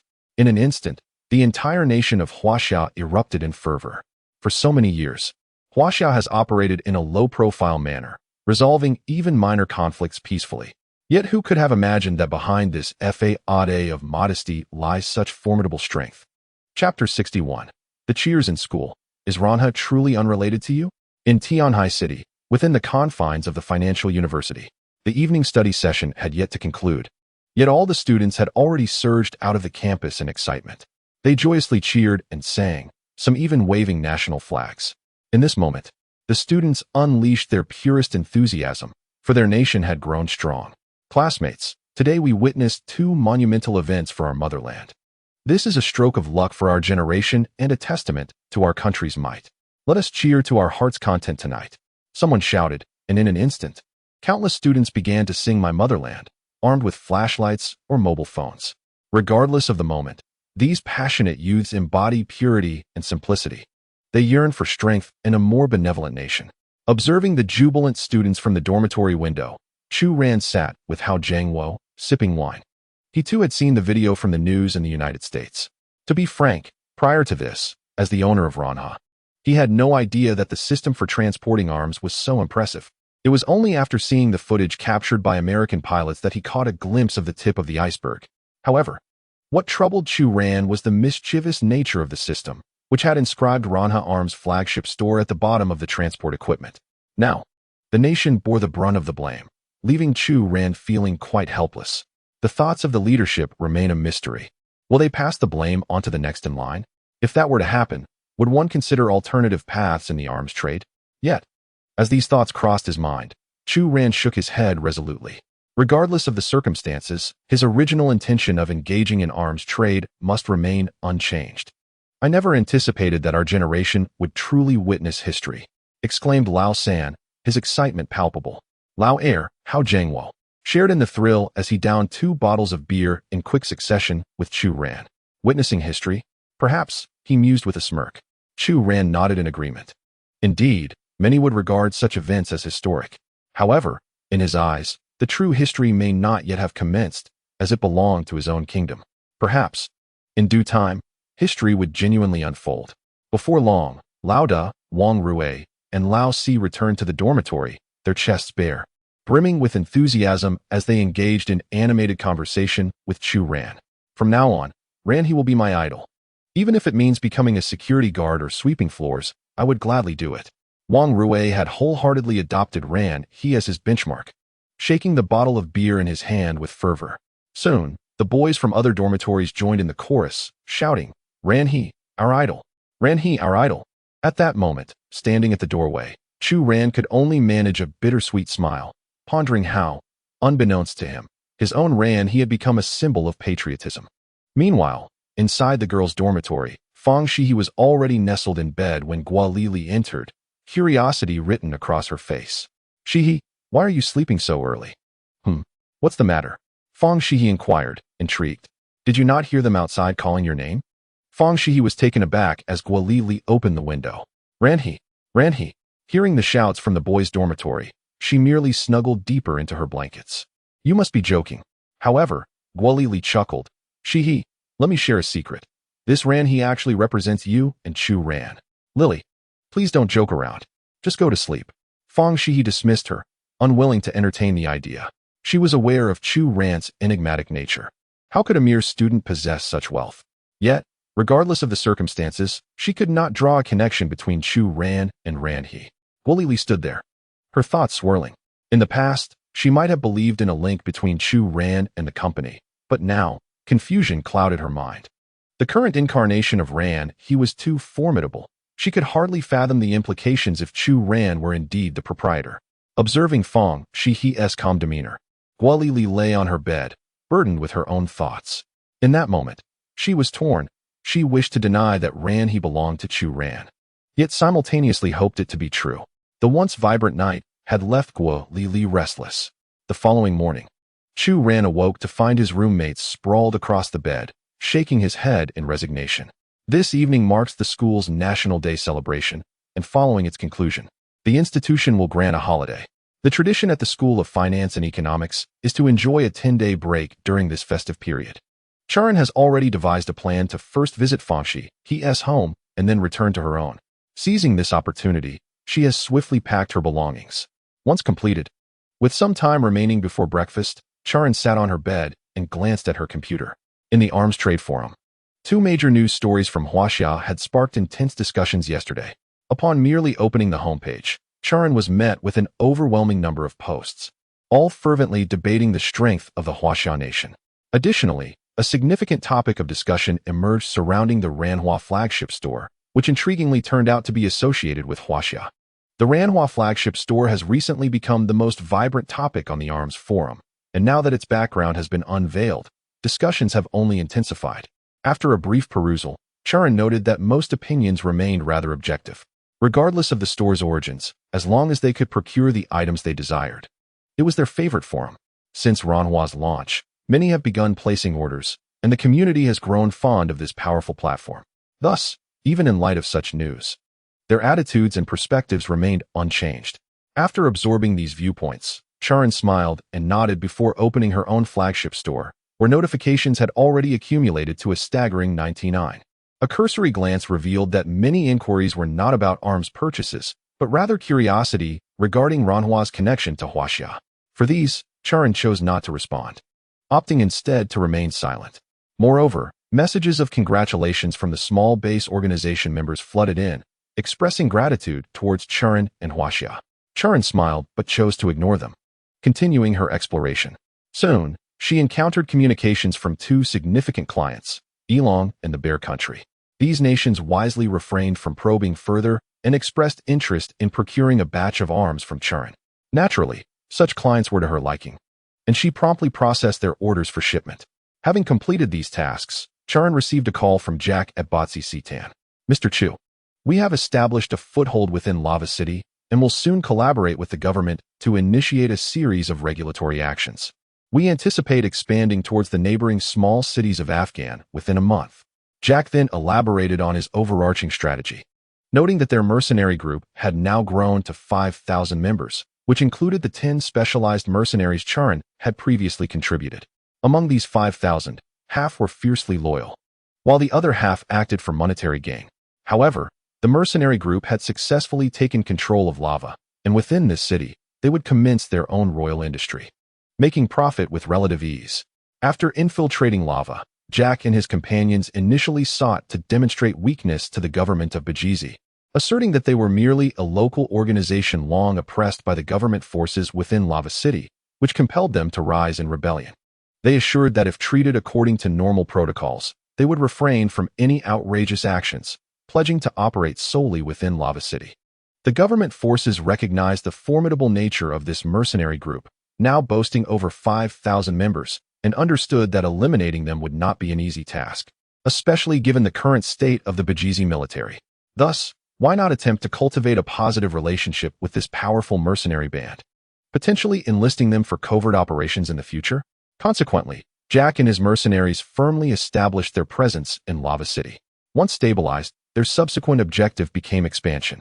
While they could not overtly expand into Bajizi, at least they needed to project a semblance of a preference for peace. However, subtle expansion beyond their borders was certainly feasible.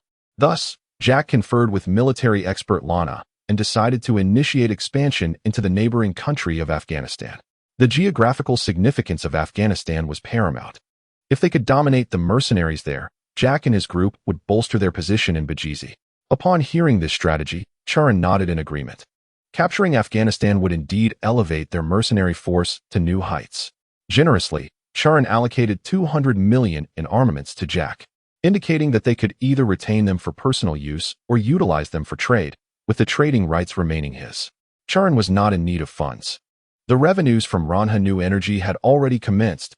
Unlike others who relied on loans, he had financed everything himself, including the land, thus avoiding rental expenses. One could only imagine how swiftly the revenues would return under such circumstances. Moreover, due to the transition to a military-industrial enterprise, Ranha New Energy had secured contracts with numerous large companies nationwide. A break-even point within a month was a conservative estimate, and according to Chi Qingshuan, substantial profits were expected in the first month, with a significant leap to becoming one of China's leading cutting-edge enterprises starting from the second month. In addition, the ARMS flagship store had gained tremendous notoriety due to two major news stories the previous day, making the name Ranha widely recognized. The store's popularity surged. And just last night, Chu Ran's earnings approached 200 million. Thus, would Chu Ran be short on funds? Naturally not. Even after allocating 200 million to the mercenary group, his accounts quietly held 18 billion in reserves. Just as Chu Ran was about to shut down his computer, a new order arrived from Elong. requesting nearly 100 million rounds of ammunition. Clearly, Elong's recent military operations had become increasingly audacious, as they were now preparing for formal confrontation with the United States. After Chu Ran dispatched the goods, he heard a series of notifications resonate in his mind. Congratulations, host. Your arm's prestige has reached 6 points. System notification: you have missed the lottery twice. Please complete the draw promptly. Otherwise, if you miss it 3 times, the system will reset your progress. Upon hearing this, Chu Ran was genuinely startled. It seemed that his intention to save up for a grand prize would lead to a reset instead. Lottery time. He did not dare to delay any further. The hard-won opportunity to draw must not be squandered. Lottery commencing. Congratulations, host. You have drawn the quantum compressed carbon fiber technology. The announcement left Chu Ran astounded. Remarkably, it was once again related to quantum compression. It appeared that he had an affinity for this term. He was familiar with carbon fiber technology, acknowledging its indispensable role in aerospace materials, renowned for its exceptional performance and resilience under extreme conditions. However, the addition of quantum compression to the system's technology indicated that this variant would be even more formidable. The quantum compressed carbon fiber technology, based on the principles of quantum mechanics, utilizes specific processes to precisely manipulate the quantum states between carbon atoms at a microscopic scale. This compression not only enhances the bonding strength between the carbon atoms, but also optimizes the overall performance of the material. Comparative advantages over traditional carbon fiber technology include superior strength and toughness. Quantum compressed carbon fiber exhibits heightened strength and resilience, allowing it to maintain stable performance in extreme environments. Lighter weight. Through quantum compression, the density of the carbon fiber is optimized, resulting in a significantly lighter material, which is crucial for applications requiring high performance and portability. Enhanced thermal and chemical stability. Quantum compressed carbon fiber possesses elevated thermal and chemical stability, ensuring consistent performance in harsh conditions such as high temperatures and strong acids or bases. After absorbing the system's explanation, Chu Ran stood there, momentarily dumbfounded. He found it difficult to fathom the transformative impact such a remarkable technology could have on a nation. This advancement not only surpassed traditional carbon fiber, but left it far behind. If successfully developed, it would undoubtedly astonish the world once more. Just moments ago, he had been troubled over how to allocate the $1.5 billion in funding, and now he had found a new endeavor. It seemed the time had come to embark on a second industry. After a brief moment, Chu Ran calmed his excitement and initiated the second lottery. Lottery in progress. Regrettably, you did not draw any useful items this time. Please do not be discouraged. The system will compensate you with 2 Raptor fighter jets. Initially, upon hearing the word regrettably, Chu Ran felt a wave of disappointment. But upon hearing about the 2 Raptors, he sprang up from his bed in exhilaration. This system is rather generous, isn't it? It has directly supplemented 2 Raptor fighter jets as a reward. I just spoke with Jack, and he mentioned a deficiency in aircraft. Having planes in the next battle would undoubtedly make things significantly easier. I never anticipated that 2 would arrive so promptly. Chapter 63. This is a man you can never provoke. Soon, 2 F-22 Raptor fighter jets appeared in Chu Ran's warehouse. Upon closer inspection, they were entirely new and unopened. This system is truly impressive. However, these 2 jets would be of no use to me personally, so they would have to be dispatched to Jack and his team instead. Chu Ran recalled that within the mercenary group, Viking and the 2 mercenaries sent in the second wave were all exceptional pilots. Without delay, Chu Ran called Jack. Send me a secure coordinate. In 2 hours, I will deliver 2 Raptor fighter jets to you. Upon hearing this, Jack was momentarily dumbfounded. Mr. Chu, are you joking? The Raptor fighter jets, are they the main combat aircraft from the United States? Chu Ran affirmed with a sound, leaving Jack speechless. After a brief moment, filled with excitement, Jack sent over the coordinates. Chu Ran promptly replied with a message, confirming the delivery would arrive in 2 hours. At this moment, Jack could no longer contain his excitement and immediately gathered Viking and the other 2 pilots. What's going on, Captain? The 3 of them asked curiously. With a humble touch to his nose, Jack responded, Mr. Chu has given us 2 magnificent fighter jets. What? Fighter jets? Viking was the first to express his astonishment, while the 2 mercenaries looked at Jack in disbelief. Moreover, the names of these fighter jets will likely astonish you even further. Captain, stop teasing us. What kind of fighter jets are they? I can guarantee that any fighter jet will elevate our team's combat strength by at least 50%. Jack chuckled. They are F-22 Raptors. Upon hearing this, Viking and the other two pilots were utterly dumbfounded. It is known that while the Raptor may not surpass the F-35 Lightning, its capabilities are not to be underestimated. They were merely a typical military outfit. With these two formidable aircraft, they could easily dominate any opponent. Thus, amidst the excitement, 2 hours later, the two F-22 Raptors arrived at the agreed-upon coordinates. Viking and the other two pilots eagerly rushed over. This marked the beginning of a new chapter for Chu Ran's private armed force. In Tianhai City, within the Finance University, the aftermath of last night's frenzy left the school cafeteria nearly empty. Chu Ran, Fang, Xihe, and Guolili arrived at the cafeteria together.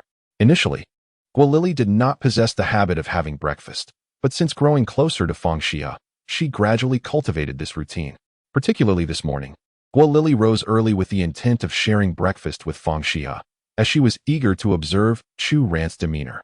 Last night, Guolili tossed and turned, unable to slumber, preoccupied with pondering whether Chu Ran bore any connection to the name Ranhe.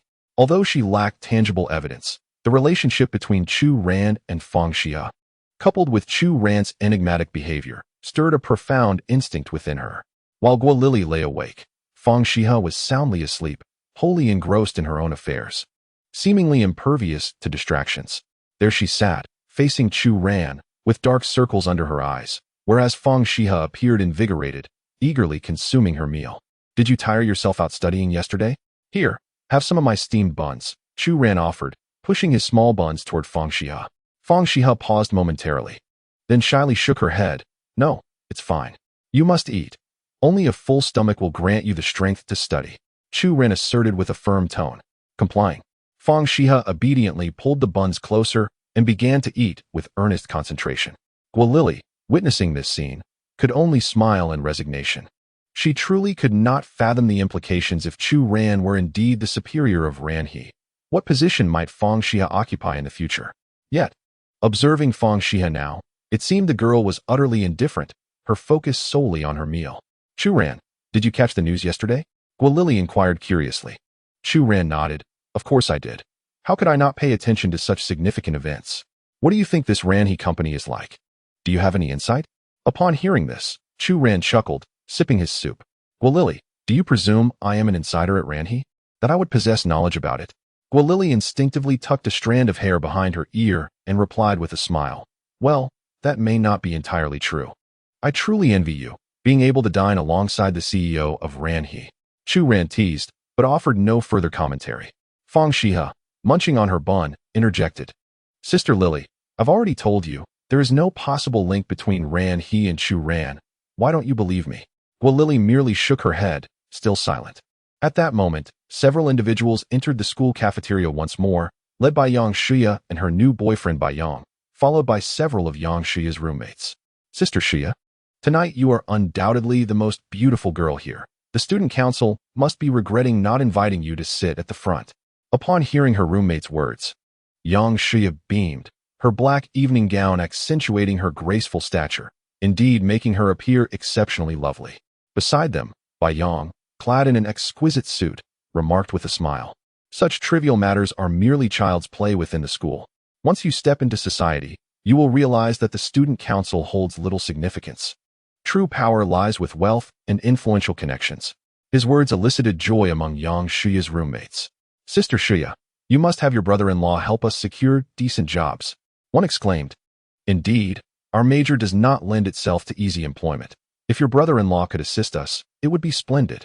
Yang Xihe glanced at Yang with a smile, who nodded proudly, assuring them, rest assured, as friends of Xihe, you are also my friends. Dream Motors ranks among the top 500 enterprises in the country. I will arrange positions for you when the time comes. Upon hearing this, Yang Xihe's 3 female roommates erupted in excited shrieks. Meanwhile, not far away, Chu Ran and Guolili observed the scene. Fang Xihe seemed oblivious to it all, focused intently on her meal. Guolili cast a glance at Chu Ran, then smiled wryly. She regarded Yang Xihe with a sense of pity. This unfortunate woman. If only she knew that the man she abandoned was someone far beyond her reach. Such a thought was amusing to her now. Sister Xihe, look at those people over there. At this moment, Yang Xihe's roommate spotted Chu Ran and the others. Chapter 64. You owe our brother Chu an apology. Following her roommate's gaze, Yang Xihe noticed Chu Ran, Fang Xihe, and Guolili. Ah, fate has brought us together, Bai Yang remarked curiously. What is the matter, Xihe? Do you have an unpleasant history with Chu Ran? It's nothing. It's all in the past, Yang Xihe replied nonchalantly, choosing a seat to join her friends. What on earth happened? Tell me, and I shall ensure that this fellow receives his due. Bai Yang, embodying the archetypal antagonist of a city novel, was visibly incensed, believing that his goddess should never be wronged. Yang Xihe shook her head, unwilling to elaborate, yet her roommates seized the opportunity to share the details. Brother Bai, let us enlighten you. There indeed was some discord between Sister Xihe and this Chu Ran not long ago. Minutes later, having heard the full account, Bai Yang rose in a fit of rage. Chu Ran, this scoundrel has no shame. How could he put Xihe in such a position? Humiliating her in front of the entire school? Is he even human? His voice was raised, ensuring that Chu Ran and Guolili, seated nearby, could hear. What on earth is this fool doing? Chu Ran remarked, somewhat irked. It took audacity to insult him in the school cafeteria. Guolili looked at Chu Ran and said, Don't be angry. Chu Ran, this guy wouldn't dare act up here. Huh? He comes to our school to bully others. And I'm not supposed to be upset? Upon uttering these words, Chu Ran rose abruptly. Beside him, Fang Xihe stood obediently. Across from them, Yang Xihe, upon noticing Chu Ran's stance, instinctively moved closer to Bai Yang. Chu Ran, Xihe is your classmate after all. You cannot let your grievances against her lead to her humiliation before the entire school. Is it not an act of bullying to demand an apology? At this moment, Bai Yang, resembling a fool, incessantly conversed with Chu Ran. With a resigned smile, Chu Ran retorted, Silence, you imbecile. I once held feelings for this woman, but I now have a girlfriend. She is the one who has disrespected my partner, and I am not permitted to retaliate, am I? With that, Chu Ran grasped Fang Xihe's hand. The young girl stood quietly beside him, fully aware that he was genuinely angry, typically gentle in her presence. Chu Ran's current fury left no room for doubt. Even Fang Xihe herself felt a surge of indignation, unknowingly. She had come to regard Chu Ran as her closest friend, and she would not tolerate anyone speaking ill of him. Chu Ran, you think you can just dismiss this? Very well, for Xihe's sake, I shall duel you. With that declaration, Bai Yang began to remove his outer jacket. Chu Ran, exasperated, regarded this fool before him, pondering how his father could have squandered his dreams on such a son. Just then, a group of students clad in uniforms surged into the cafeteria. I heard there are outsiders causing a ruckus at our school. Let us see who it is, boomed Luo Tian, the student council president.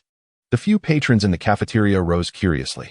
In mere moments, Bai Yang and Yang Xihe found themselves surrounded by several members of the student council. Chu Ran, are you all right? Luo Tian approached Chu Ran, speaking with an unusual warmth. This surprised Yang Xihe in her eyes. Luo Tian was typically an arrogant individual, often looked down upon by many in the school. Yet now, he spoke to Chu Ran in such a tone. It's nothing. What brings you here, President Luo? Chu Ran surveyed the crowd, internally marveling at Luo Tian's social acumen. We just finished cleaning up after an event and were about to grab a bite when we heard about this incident. Luo Tian then turned to Yang Xihe and Bai Yang. Yang Xihe, although you are not part of the student council, let me inform you that our university does not welcome those who flaunt their dominance here. If you have any sense, leave quickly, or we shall take action ourselves. Bai Yang, the scion of a prominent energy automobile enterprise, was accustomed to polite conversations with executives, and now, surrounded by students at a university, he found it intolerable. You are the student council president, are you not? Let me tell you, this university is not under your control. Yang Xihe tugged at Bai Yang, but he remained oblivious to his faults, instead pointing at Luo Tian and saying, If you truly believe you're impressive, try stepping into the real world. He scoffed. It doesn't concern you how I manage my life outside. Here in my domain, even a dragon must be coiled, and a tiger must lie low. Just as Luo Tian finished speaking, a dozen or so student council members stepped forward, effectively blocking Bai Yang's path. What do you want? Do you believe I want to call the police? This is a society governed by law, Bai Yang declared, clutching his phone, only to have it snatched from his grasp a moment later. You want to call the police? What will you report? You come to our school to bully others and still have the audacity to demand respect? Apologize to our brother Chu. Yes, apologize. Insulting someone warrants an apology. The student council members surrounded by Yang, causing him to become increasingly anxious. At that moment, Yang Xihe raised her voice. Luo Gu, this is my boyfriend. He works for Dream Motors. Please show some mercy and don't make things difficult for him. Aware that her status held little weight, she invoked the name of Dream Motors in hopes of swaying the situation. However, Luo Tiantian glanced at Chu Ran beside him and then burst into laughter. Dream Motors? What a joke. Never heard of it. Both Yang Xihe and Bai Yang turned pale with indignation. Were these really students? This was utterly absurd. Before Bai Yang could voice his protest, Yang Xihe quickly covered his mouth. She had sensed that the situation was precarious and dared not allow Bai Yang to speak recklessly. Enough, Yang Xihe. I want to make it difficult for him, but I have one demand. Your so-called boyfriend must apologize to Chu Ran. Otherwise, you know the consequences. After making this declaration, Luo Tiantian glanced back at Chu Ran. What do you think of this approach? Chu Ran simply smiled faintly and nodded in agreement. At that moment, Bai Yang wanted to argue but heard Yang Xihe whispering in his ear, Luo Tiantian has significant influence here. You cannot contend with him. Just bow your head for now. Upon hearing this, Bai Yang was seething with anger. To apologize in front of so many people, especially in front of the one he admired, felt like a dagger plunged into his heart. Chapter 65. I will make you pay?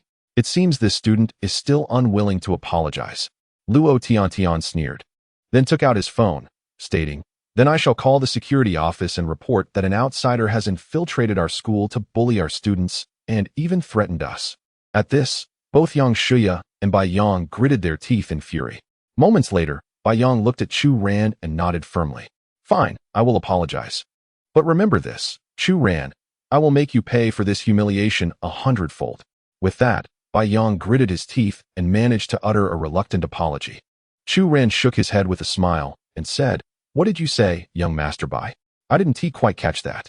Beside her, Guo Lily stifled a laugh, while Fang Xihe watched the scene with a sense of vindication. Brother Chu said he didn't hear clearly. Continue. Luo Tiantian, holding her phone, playfully tapped Bai Yang's cheek. Yang Xihe, infuriated, was about to intervene, only to be restrained by Guo Lily. Xihe, this is a matter between men. Why are you meddling? Bai Yang clenched his teeth, his lips nearly bleeding. Chu Ran, I'm sorry. This exclamation was loud enough for many in the school cafeteria to hear. Numerous students pulled out their phones, capturing the unfolding drama. All right, enough. Just leave. Chu Ran, eager to avoid further delay as he had plans to accompany Fang Xihe to the library, urged them to disperse. With Chu Ran's concession, Luo Tiantian waved her hand, clearing a path. Thus, Yang Xihe, along with her two roommates and Bai Yang, left the cafeteria in embarrassment, their untouched meals sitting forlornly before them. Before departing, both Yang Xihe and Bai Yang cast furious glances back at Chu Ran. Luo Tiantian called after them. You dream-chasing young master, don't let me catch you at the finance university again. If I do, I'll surround you each time. A chorus of laughter erupted from the surrounding student council members. Chu Ran glanced at Luo Tiantian and chuckled. Thanks, President Luo. In truth, even if Luo Tiantian hadn't intervened, he, as the boss of the Ranha group, might have taken matters into his own hands. However, at a critical moment, Luo Tiantian and the student council had arrived. Now, with a smile, Luo Tiantian remarked, You're too polite, Chu Ran. We are classmates after all, and besides, Xihe is now a member of our organization. We cannot allow these outsiders to bully her. Thank you. Fang Xihe rarely expressed gratitude, but offered a heartfelt thank you to Luo Tiantian, clearly on Chu Ran's behalf. No need for thanks. Be sure to come to the event tonight. I've reserved spots for you all. Hearing this, Chu Ran nodded, absolutely. The group exchanged a few more pleasantries before Chu Ran and Fang Xihe took their leave. Guo Lily chose not to follow as a third wheel, instead remaining to speak with Luo Tiantian. President Luo, I have something I wish to discuss with you. Luo Tiantian nodded, and they sat down at the same spot as before. Why are you so kind to Chu Ran and Fang Xihe? Guo Lily asked directly. Luo Tiantian smiled. Is that not a good thing? Haha. If the situation were reversed and you were the one involved, I would treat you just as well. Guo Lily scoffed, then glanced around, lowering her voice to ask, You are aware of Chu Ran's background, correct? Luo Tiantian paused momentarily, then smiled. I'm not sure what you mean. Haha. President Luo, you are quite astute, yet sometimes your silence inadvertently confirms my suspicions. With that, Guo Lily stood up. Goodbye. As Luo Tiantian chuckled and shook her head, she resumed enjoying her breakfast. Meanwhile, at the entrance of the financial university, Bai Yang approached his car with palpable anger. Chu Ran, that audacious little brat. I will make him regret this, I swear. At that moment, Yang Shuyan hurried out after him. Bai Yang, are you all right? Bai Yang glanced at Yang Shuyan, took a deep breath, and changed his expression. Shuyan, I am fine. These are merely trifles. I want to stoop to their level. Though I am of similar age. To me, they are just a bunch of immature children, resorting to petty schemes for their fleeting amusement. Yang Shuyan nodded in agreement. Bai Yang, you are indeed far more composed and mature than they are. My judgment has not faltered. That is all I need to hear, Shuyan. I suppose I will not be able to attend the ceremony tonight, but would you care to join me for a Western dinner? I have long lost interest in such school events. Let us engage in something more befitting adults. Upon hearing this, Yang Shuyan hesitated. Bai Yang, perhaps I will wait a bit longer. I am not particularly inclined to go out tonight. Bai Yang felt a surge of frustration, yet upon seeing Yang Shuyan's distressed expression, he managed to suppress it. Very well, I shall take my leave. Call me if you need anything. With that, Bai Yang got into his car and drove off. Outside, Yang Shuyan continued to wave and smile. Bai Yang returned the gesture, but as the vehicle sped away, he erupted in frustration. Damn it, a bunch of ungrateful scoundrels. After uttering this, Bai Yang retrieved his phone and dialed a business associate. Zhao, haha, it's me, Bai Yang. I need a favor, if you don't mind. Rest assured, I have already shown my father the orders from your factory, and he will resolve them promptly. It's nothing serious. Just an oblivious college student who has been pestering my girlfriend for years and is now resorting to slandering me. It's at the financial university. This brat has been harassing my girlfriend for quite a while, and now he is attempting to tarnish my reputation. Handle it as you see fit, haha. What? You'll come personally? I am even more eager to see you now. If you manage this well, I will take all future orders from your factory. All right. I will wait for you here. After ending the call, Bai Yang abruptly braked and parked a few hundred meters away from the university. Chu Ran. This time you will pay the price. At that moment, Chu Ran remained oblivious to Bai Yang's schemes. Instead, he was in the library, engaging in light-hearted banter with Fang Xihe. What do you mean by going home with me? Our place is not suitable. Just moments before, Chu Ran had suggested returning home with Fang Xihe. This instantly made her feel a mix of hesitation and apprehension. I am not going to visit. I merely want to familiarize myself with the entrance. Chu Ran whispered. What if I can't find it when it's time to deliver the betrothal gifts? That would be quite awkward. Oh, it's far too early for that. Fang Xihe, flustered, replied. Upon hearing these words, Chu Ran could not help but smile with delight. Chapter 66. Chu Ran, don't leave after school. I'll wait for you at the school gate. Chu Ran had nearly grasped the nuances of Fang Xihe's demeanor. She was the type of girl who appeared aloof on the outside, yet was warm-hearted within. And she harbored a fear of unfamiliarity. The fact that Fang Xihe instinctively uttered such a phrase indicated that in her heart, Chu Ran held an irreplaceable position. Please sit over there. I need to attend to some matters. Fang Xihe gently urged Chu Ran, who nodded with a smile and proceeded to a nearby window. Glancing at the arms forum on her phone, Chu Ran discovered that her company, Ran He, had surprisingly been listed among military enterprises in the United States. This revelation prompted a resigned smile from Chu Ran, for she had little regard for such matters. I might forego the profits from the American market, but should you wish to retract your stance later, it will be contingent upon my disposition. Reflecting on this, Chu Ran suddenly recalled the quantum compression carbon fiber technology she had drawn from the system yesterday. With ample funds at her disposal, it seemed prudent to expedite the establishment of her second tangible venture. Moments later, Chu Ran retrieved her phone and called Chi Cheng's son. Old Chi, are you busy? She inquired. Mr. Chu, things have been going well lately. Orders have stabilized. However, I find myself hesitant to venture out, as I have been inundated with inquiries from those eager to collaborate with Ran He. Chi Cheng's son replied. With a chuckle, Chu Ran responded, all right. Discreetly make your way to our school. I have matters to discuss with you. Chi Cheng's son was the public face of Ran He, and his experience made him the first person Chu Ran thought of for launching a new entity. With his insights and assistance, the emergence of her second enterprise would surely be expedited. Meanwhile, at the entrance of the finance university, Bai Yang had waited for an extended period before finally encountering the individual he had anticipated. A Hummer SUV rolled to a stop, from which emerged a portly man dressed in a white shirt, adorned with a large gold chain, sporting a crew cut, and donning dark sunglasses. Zhao. I've finally awaited your arrival, Bai Yang exclaimed, hurrying over to greet him with a handshake. The portly man smiled, nodding in acknowledgement, and removed his sunglasses, revealing a small scar the size of a pinky finger near his temple. Brother Bai, upon receiving your call, I immediately dismissed all my engagements and rushed over. How dare that little brat oppose you? He must be blind. Upon uttering these words, the portly man waved his hand, and instantly, 7 or 8 young men in suits descended from the vehicle. Bai Yang beamed with delight at the unfolding scene. Ha ha, Xiao, this is quite the spectacle. Of course.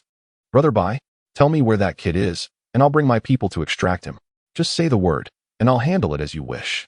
Xiao, adorned with his lavish gold chain, spoke with unabashed bravado. However, Bai Yang hastily grabbed him, saying, Wait, General Xiao, although we intend to deal with him, it would be rather impolite to do so within the school premises. Please wait here for a moment while I devise a plan to lure him out. We shall confront him at the school gate.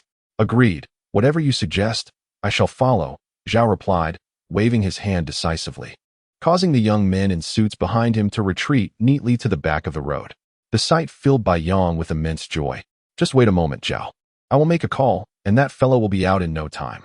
With that, Bai Yang stepped aside and searched through his contacts for Chu Ran's number. It was the same number he had retained since their high school graduation. He was uncertain if the lad had changed it, but Bai Yang resolved to give it a try. Before long, Chu Ran, who was inside the library, received an unfamiliar call. Assuming it was work-related due to company matters, he answered, Hello, who is this? Ah, Chu Ran, it's Bai Yang. Oh, Bai, what brings you to call me again? Are you looking to arrange something? Indeed. I am simply inquiring whether you dare to come out. Of course, what would I have to fear? Just tell me the location, right at your school gate. If you have the audacity, step outside, and ensure that those brash lads from earlier come as well. I intend to make them beg for mercy. Haha, very well. Just wait. After hanging up, Chu Ran muttered a curse under his breath, shook his head, and returned to managing his flagship store, where several billion worth of orders awaited his attention. As for that fool at the school gate, he could wait. Did he truly believe that a bit of money made him so audacious? As time passed, half an hour later, at the entrance of the finance university, Bai Yang once again called Chu Ran. However, this time, as soon as the call connected, it was abruptly terminated. Enraged, Bai Yang erupted in a tirade. Damn it! That coward dares not show himself. Hearing this, Xiao, with a cigarette in his mouth, approached slowly. Bai, there's no need to go to such lengths. I can take a couple of men inside and bring him out. Bai Yang shook his head. No, Xiao, it would be complicated once we enter. The lad has connections at the school. Let's not make it more troublesome. Just give me a moment. I will find a way to lure him out. With that, Bai Yang called Yang Xihe. Hello, do you have any way to coax Chu Ran to meet me at the school gate? Yang Xihe hesitated on the phone. It might be difficult. He is not keen on talking to me right now. Think of something. Just get him to the gate. Xihe, I must vent my frustration today. Otherwise, how can I continue to navigate the business world as a dreamer? Bai Yang roared in anger over the phone, while Yang Xihe stared blankly at her device, surprised to see Bai Yang, usually so gentle, exhibiting such a fierce demeanor. Bai Yang, please calm down. I will think of a way. Ensure he comes out. After hanging up the phone, Yang Xihe hesitated for a moment, but ultimately decided to call Chu Ran. Chu Ran, you initiated this conflict. Therefore, it is only fair that Bai Yang gives you a thorough lesson. Soon, Chu Ran, seated in the library, received Yang Xihe's call. However, upon seeing the caller ID, he promptly ended the call. Undoubtedly, this woman was merely seeking to provoke him. At this moment, he had no desire to engage with those two clowns. Meanwhile, at the entrance of the university, Bai Yang and the plump Xiao were waiting. A Mercedes-Benz slowly came to a halt nearby. The car looked somewhat familiar. Xiao, intrigued, glanced at the vehicle, and then a man emerged from the car. Goodness, is that Xihe from Ranha? Upon seeing the individual, Xiao was so startled that he stumbled off the car. Chapter 67. What? He is the president of Ranha? Hearing Xiao's words, Bai Yang was momentarily taken aback. Xiao, what did you just say? Xiao hurriedly adjusted his clothing and replied, That is Xihe from Ranha. I saw him in the corridor during my last visit to the company. What brings him to this place? Indeed, why would he come to the School of Finance? Should we go over and greet him? That makes sense. We can pretend it's a chance encounter and engage him in conversation. This is the perfect opportunity to make an impression. I didn't get to meet with Ranha last time, and my father scolded me for several days upon my return. This time, I must give him a surprise. With that, Zhao and Bai Yang made their way towards Qi Qingxuan, who was currently on the phone with Chu Ran. Mr. Chu, I have arrived at the school gate. All right, I'll wait for you here. After ending the call, Qi Qingxuan was approached by two individuals, one stout and the other slender. Excuse me, you must be President Qi from Ranha, right? The stout one exclaimed first, while the slender one chimed in, Hello, President Qi. I am Bai Yang from Dream Automobile Company, and this is Zhao from Feda Electronics. We recognized you from a distance and rushed over to say hello. Qi Qingxuan nodded slightly and exchanged brief handshakes with the two. I apologize, gentlemen, but I am waiting for someone. Bai Yang quickly interjected, I'm not sure who you're expecting, but I have classmates here at the School of Finance who could assist you. Yes, President Qi, Bai has a wide network here. You can reach out to him for any assistance, Zhao enthusiastically added. Qi Qingxuan shook his head. No need, they will be here shortly. Please, feel free to continue. Exchanging glances, Bai Yang and Zhao shared an awkward smile, but remained nearby, observing Qi Qingxuan. President Qi, our company boasts significant domestic production and sales figures. I wonder if your esteemed company might consider. I'm sorry, but I have matters to attend to today, so I cannot discuss work. Before Bai Yang could finish speaking, Qi Qingxuan directly interrupted and refused. Zhao Fadi and Bai Yang both smiled again, respectfully positioning themselves before Qi Qingxuan. It was no joke. This moment presented the perfect opportunity to make an impression. If they could embed themselves in Ranha's memory, even securing a modest order could elevate their domestic sales dramatically. Bai Yang was determined not to let this golden opportunity slip away. He even envisioned returning home to tell his father about meeting General Manager Ran of Ranha in person, certain that his father would commend him for it.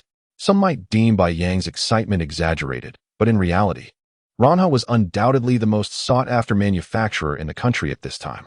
In recent days, Ranha had first become a military supplier, and subsequently signed over 10 contracts with various companies, each of which stood as a paragon in the industry. According to public sentiment, Ranha was poised to become the pinnacle of enterprises in the future. Any collaboration with Ranha, even if it merely yielded a small benefit, would be immensely advantageous. This was also why Qi Qingxuan had expressed his reluctance to venture outside when he called Chu Ran earlier. Too many sought to partner with Ranha. Regrettably, all collaborations with Ranha were determined by Chu Ran and the company. Without the nod of approval for a signing bonus, no partnership could be established. As for the Dream Company brand, Qi Qingxuan was well aware of it and remembered it vividly. Not long ago, after a conversation with officials from the Ministry of Defense, he received a call from Chu Ran, who explicitly stated that he could collaborate with anyone except for Dream Automobiles. Thus, upon hearing Bai Yang's introduction, Qi Qingxuan's lack of disdain was his most gracious form of dismissal. At that moment, Bai Yang and Zhao were still basking in their delight, declaring that if an opportunity arose, they would certainly showcase themselves before Qi Qingxuan. Soon after, Yang Xihe rushed out from school. Bai Yang, she called. Bai Yang looked at her and replied, What brings you out here? I was worried about you. You're not actually planning to confront Chu Ran, are you? Bai Yang sneered. That brat just insulted me. Rest assured, I will make him beg for mercy. After saying this, Bai Yang glanced at the row of suited brothers behind Zhao. Yang Xihe was taken aback upon noticing the gathering. So many people? Bai Yang, be careful. Don't escalate things. Bai Yang retorted, I've said it before. I want him to learn a lesson. Sister-in-law, don't worry, with me around. Brother Bai will be fine. Just stand by and watch. Zhao Fadi interjected. Meanwhile, Qi Qingxuan observed the group from a distance, having vaguely caught the mention of Chu Ran.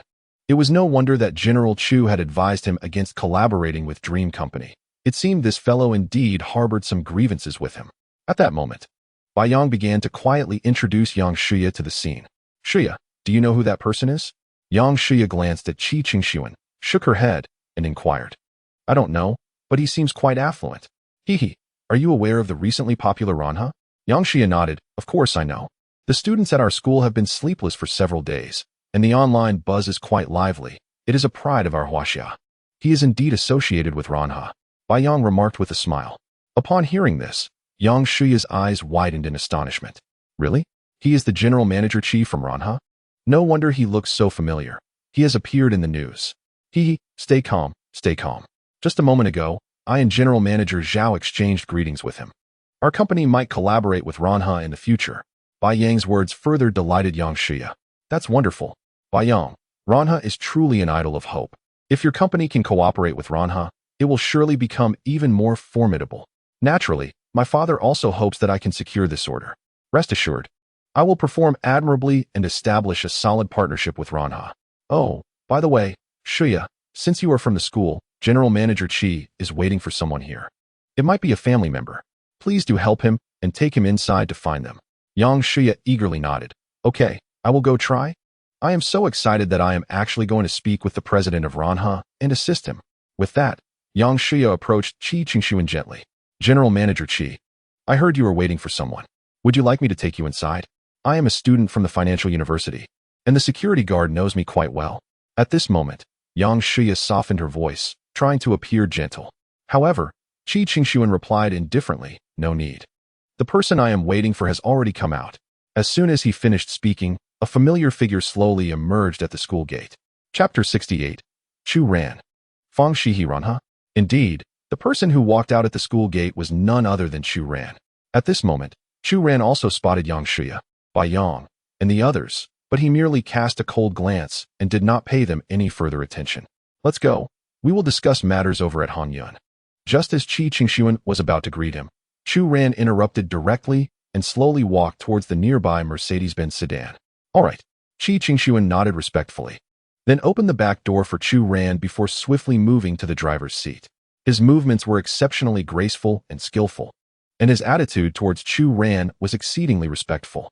Watching the Mercedes-Benz slowly depart, Yang Xihe, Bai Yang, and the plump Zhao were left stunned at the entrance of the financial university.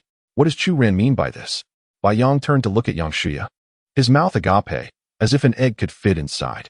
Yang Xihe stood there, staring blankly at the departing Mercedes-Benz, feeling as though she had been struck by lightning, completely frozen in place. She was unaware of the relationship between Chu Ran and the CEO of Ranhua. Yet witnessing the CEO's utmost respect and humility towards Chu Ran triggered a cascade of thoughts. She recalled her recent dismissal by Luo Tiantian from the student council and pondered why Luo Tiantian treated Chu Ran with such deference today. Everything began to intertwine in her mind. Impossible, absolutely impossible. Yang Xihe vigorously shook her head, refusing to believe what she had just witnessed, or that there could be any connection between Chu Ran and Ranhua. Beside her, Bai Yang swallowed hard. Xihe, what do you mean by impossible? Do you know what the relationship is between Chu Ran and this Qi CEO? I don't know. I don't know, Yang Xihe muttered incoherently, shaking her head. At that moment, she wished fervently that what she had seen was merely a dream. Xihe, think carefully. What is the situation with that Chu Ran? Why is he so familiar with CEO Qi of Ranhua? There must be a reason. If he truly has such a close relationship with Qi, could you possibly speak on my behalf? Chu Ran must still have feelings for you. All you need to do is say a word. It doesn't have to be much, because our company genuinely wishes to collaborate with Ranhua. At that moment, Bai Yang's thoughts were consumed by the desire for collaboration, overshadowing any notions of revenge. Even the ever-curious Zhao Pengzi chimed in, sister-in-law, just think it over. This Chu Ran seems to have a rather extraordinary connection with CEO Qi. If you have a good rapport with Chu Ran, you must help us out. I came here to assist Bai, and I harbor no ill intentions. Zhao Pengzi was already eager to distance himself from any responsibility. Bai Yang shot him a glare, signaling for him to keep quiet. Yet Yang Xihe stood there, shaking her head incessantly. I don't know. I truly know nothing. As she spoke, she seemed to lose herself in thought and turned to walk back into the school.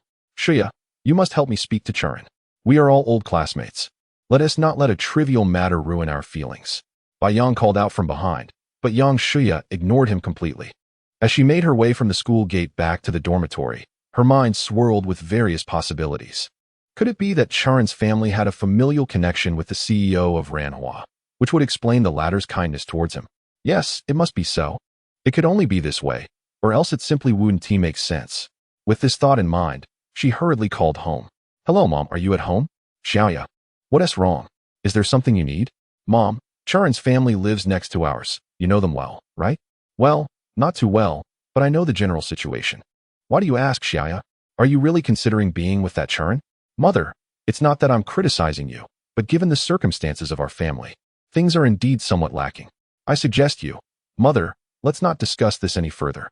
I only wish to inquire if there have been any recent developments concerning the Chu family. Developments? What sort of developments could there possibly be? Nothing has changed. They remain as they have always been. Then, "Mother, have you heard whether the Chu family has any wealthy relatives?" "Huh? What wealthy relatives could they possibly have? With their situation, even if they had money, it would be from running a small restaurant, frequently entertaining friends and relatives. There is no chance of any wealthy relatives." Upon hearing this, Yang Shuya felt no desire to continue the conversation and promptly hung up the phone.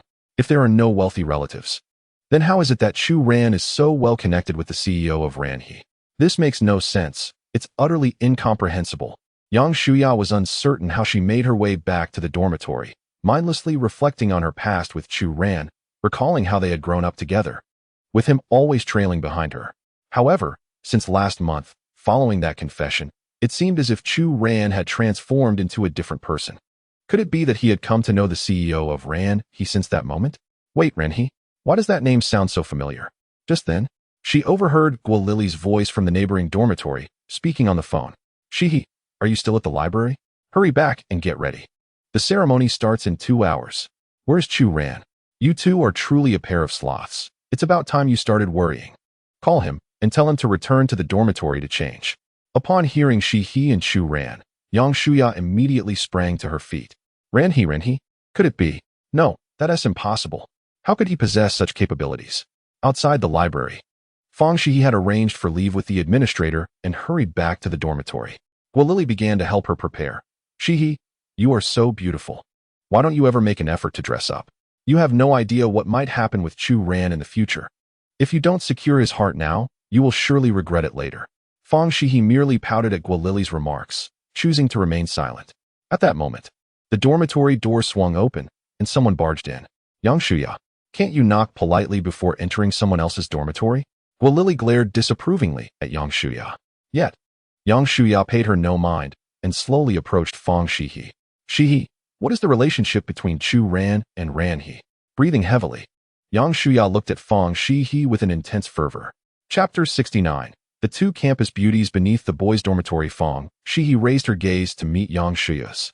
Guo Lily hurried over to grasp Yang Shuya's arm. "Yang Shuya, what are you implying? Are you here to cause trouble? Step aside. I am questioning her." "Fang Xihe, tell me, what is the true nature of the relationship between Chu Ran and Ranhe?" Guo Lily sought to intervene, but Fang Xihe interjected. "Churan is Churan, and Ranha is Ranha. They are unrelated. You are deceiving me." Yang Shuya fixed her gaze on Fang Xihe, eager to continue the conversation, only to be brusquely pushed aside by Guo Lily. "Yang Shuya, understand this. We are in our dormitory, and you barged into someone else's space, indiscriminately prying into matters that do not concern you. Do you truly believe that Xihe is easily intimidated?" Yang Shuya attempted to retort, but Guo Lily promptly summoned 2 other girls, who forcibly escorted her out and shut the door with a cold stare directed at Yang Shuya. "Ah, Yang Shuya, you wish to uncover the truth about Churan, don't you?" Guo Lily's demeanor shifted dramatically after closing the door. Yang Shuya looked at her. "You know, I am aware, and I have known long before anyone else. However, rest assured, I will not divulge anything to you." Just as Yang Shuya reached out to grasp Guo Lily, the 2 girls blocked her path. "Yang Shuya, I only wish to convey this. Some matters and individuals present you with opportunities, yet if you fail to seize them, do not lament later, for you will find that the chance has slipped away." With that, Guo Lily waved her hand dismissively and returned to the dormitory with her 2 companions. "Xihe, are you all right?" Fang Xihe shook her head while seated. "Sister Lily, what did her questions mean?" "Nothing of consequence. Focus on enhancing your appearance. Tonight, you must present yourself as the most stunning in the school." After stating this, Guo Lily picked up her makeup brush and shook her head in exasperation. "Xihe, your face is truly infuriating. Makeup is hardly necessary." Hearing this, Fang Xihe chuckled helplessly. Yet she was puzzled by Yang Shuya's sudden intrusion. At the Hongyan restaurant, Churan and Qi Qingshuan were placed in the most opulent private room.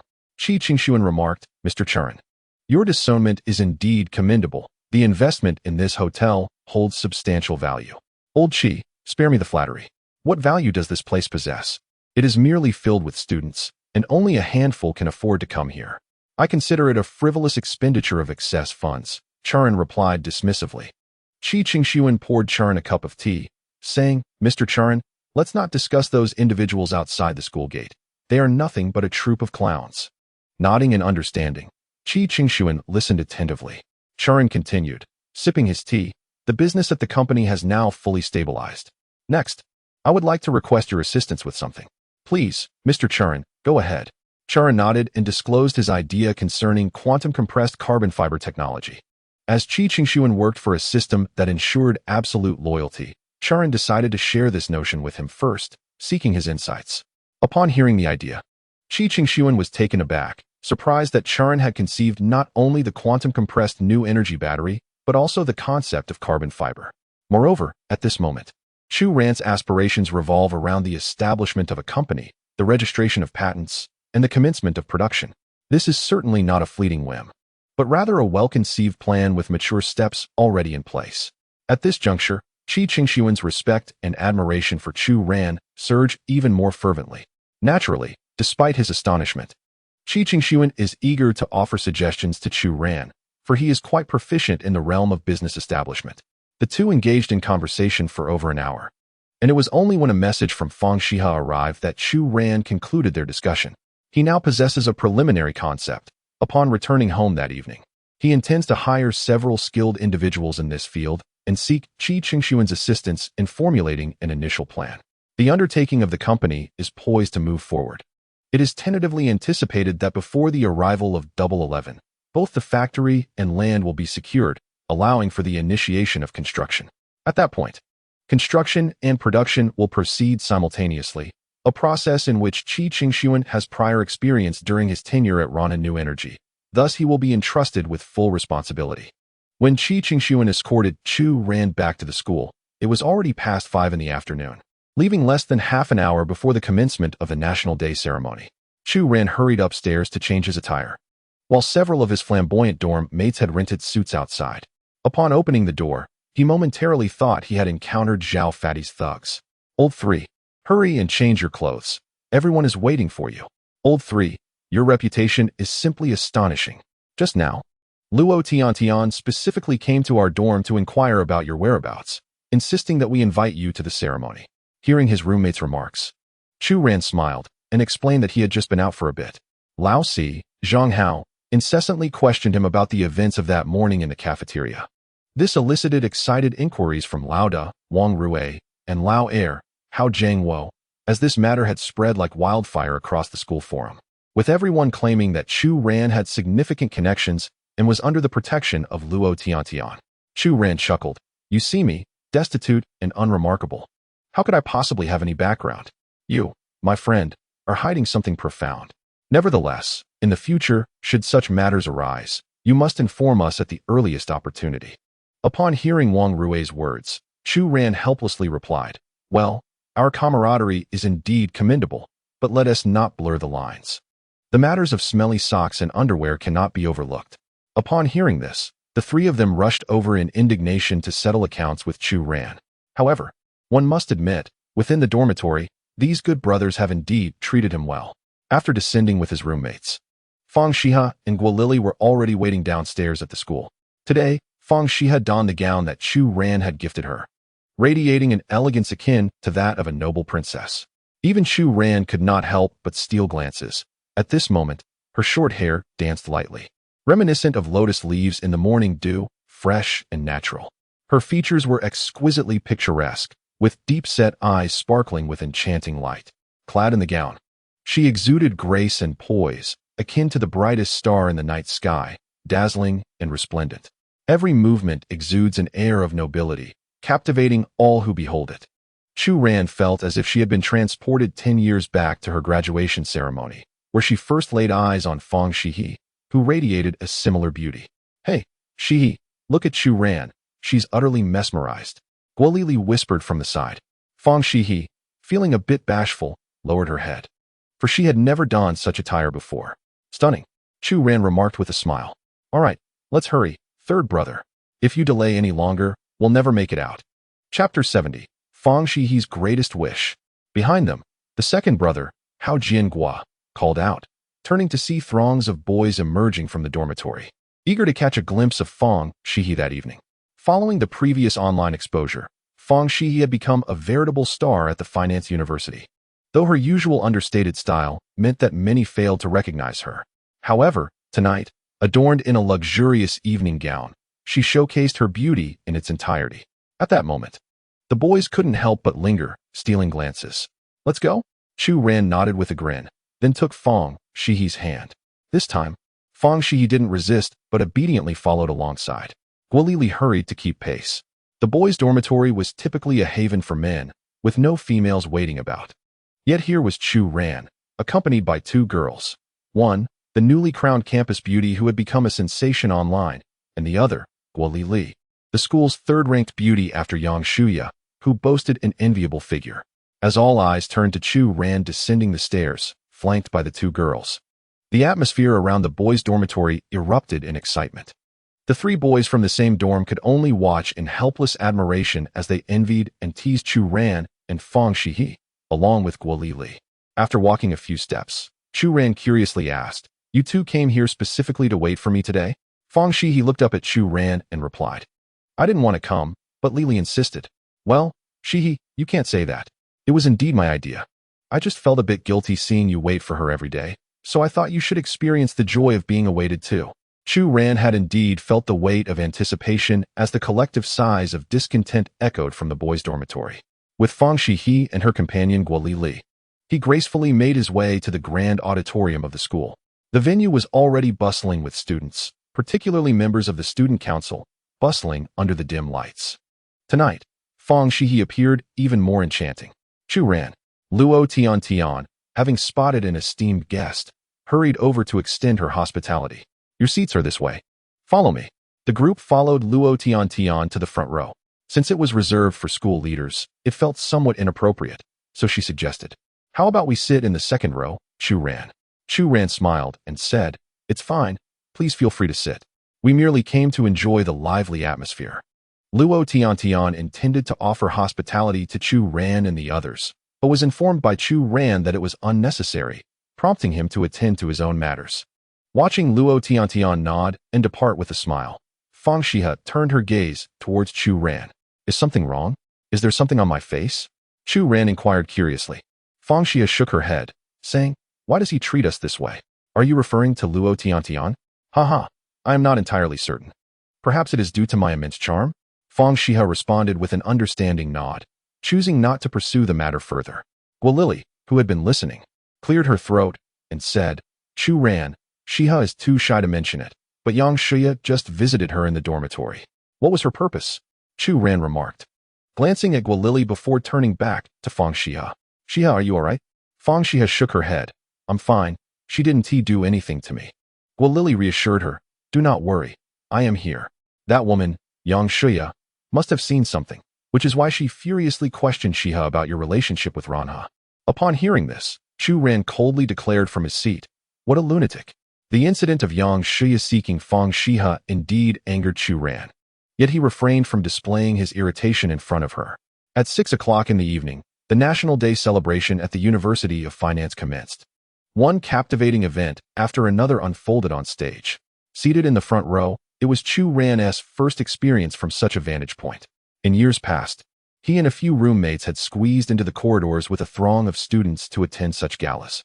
Now, returning to the same venue, he found himself seated in the foremost row, adjacent to the school leaders, a surreal sensation indeed.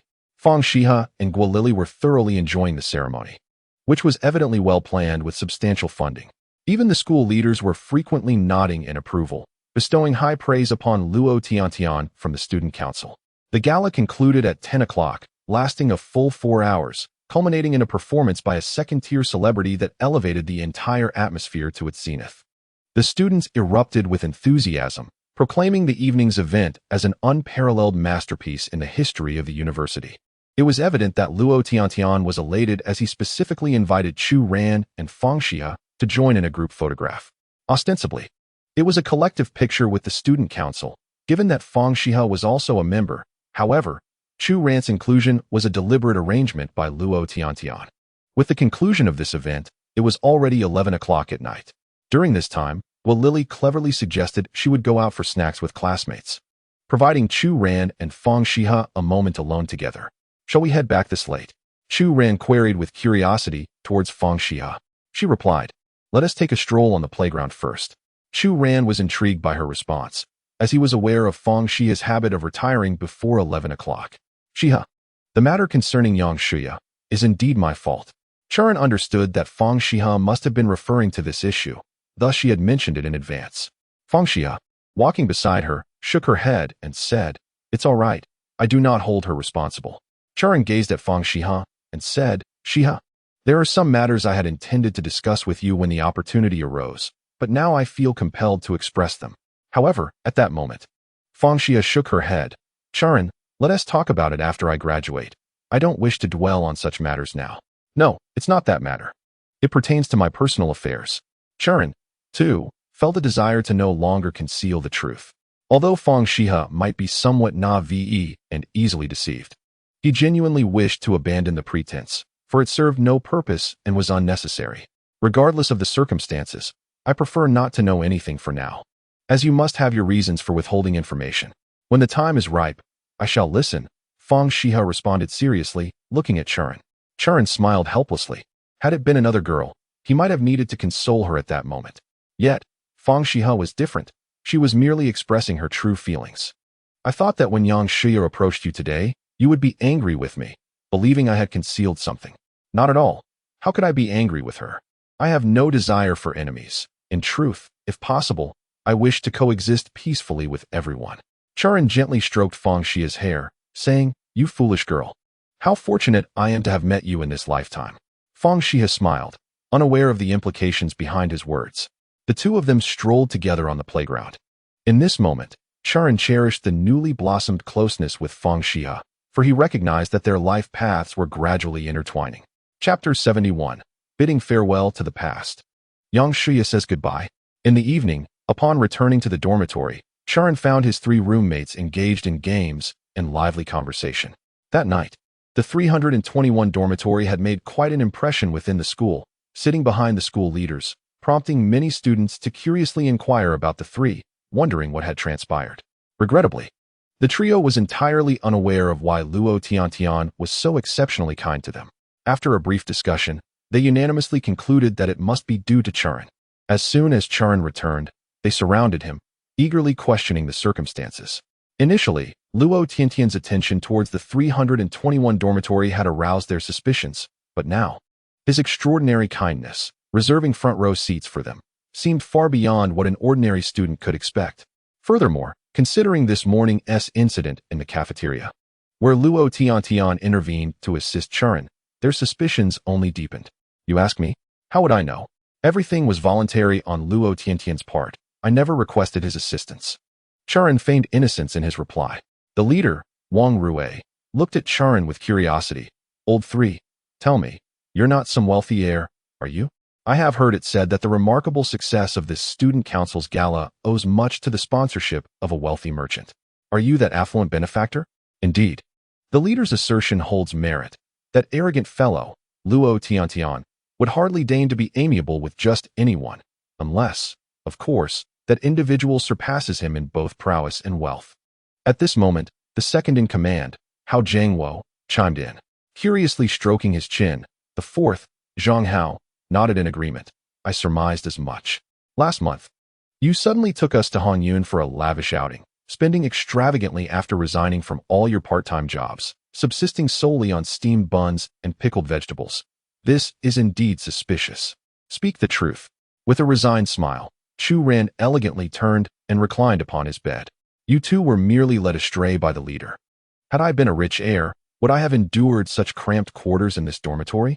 The affluent indulge in luxury cars and grand estates. Why would they suffer as I do? Last month's invitation was merely a result of my confounded heartbreak. In a fit of despair, I sold the necklace I had intended for my confession and depleted my savings to start anew. For the sake of having you wash my socks, I devised various bets with you. If I were truly wealthy, would I stoop to this? I am most unjustly wronged." Feigning vulnerability, Chu Ran reclined dramatically. The other three exchanged glances, suddenly pondering that perhaps there was a kernel of truth in his words. Wait a moment. What was the wager that prompted him to bet with us last time? Was it not due to his bet with Xihe? Yet, how did he secure victory? This matter has remained concealed. The leader, Wang Rue, promptly connected the dots. Hao Jiangwo and Zhang Hao nodded in agreement. "Indeed, you have yet to clarify how you managed to win last time." Chu Ran sighed, revealing, "It is rather serendipitous." A relative of mine operates a supermarket here in Tianhai and sought to advertise. I facilitated a sponsorship through the student council. Hence Luo Tiantian's favorable disposition towards me. Do you comprehend now? At this revelation, the three were rendered speechless. After a brief pause, curiosity piqued. Wang Rue inquired, "Did you two notice the student council's supermarket advertisement at tonight's gala?" I paid no heed, as I was too captivated by the numerous beautiful ladies present. Hao Jiangwo replied candidly, "Don't look at me. I wasn't paying attention either. Who typically scrutinizes advertisements?" Zhang Hao added innocently. Clearly, Chu Ran's explanation left them without grounds for dispute. "Have we truly misjudged you?" Wang Rue asked with intrigue. Chu Ran scoffed. "I assure you, my conscience is clear, while your minds are clouded with suspicion." "Oh, come now." Hao Jiangwo was immediately displeased. "Enough of this, indeed. We lack evidence and have not conducted a thorough investigation."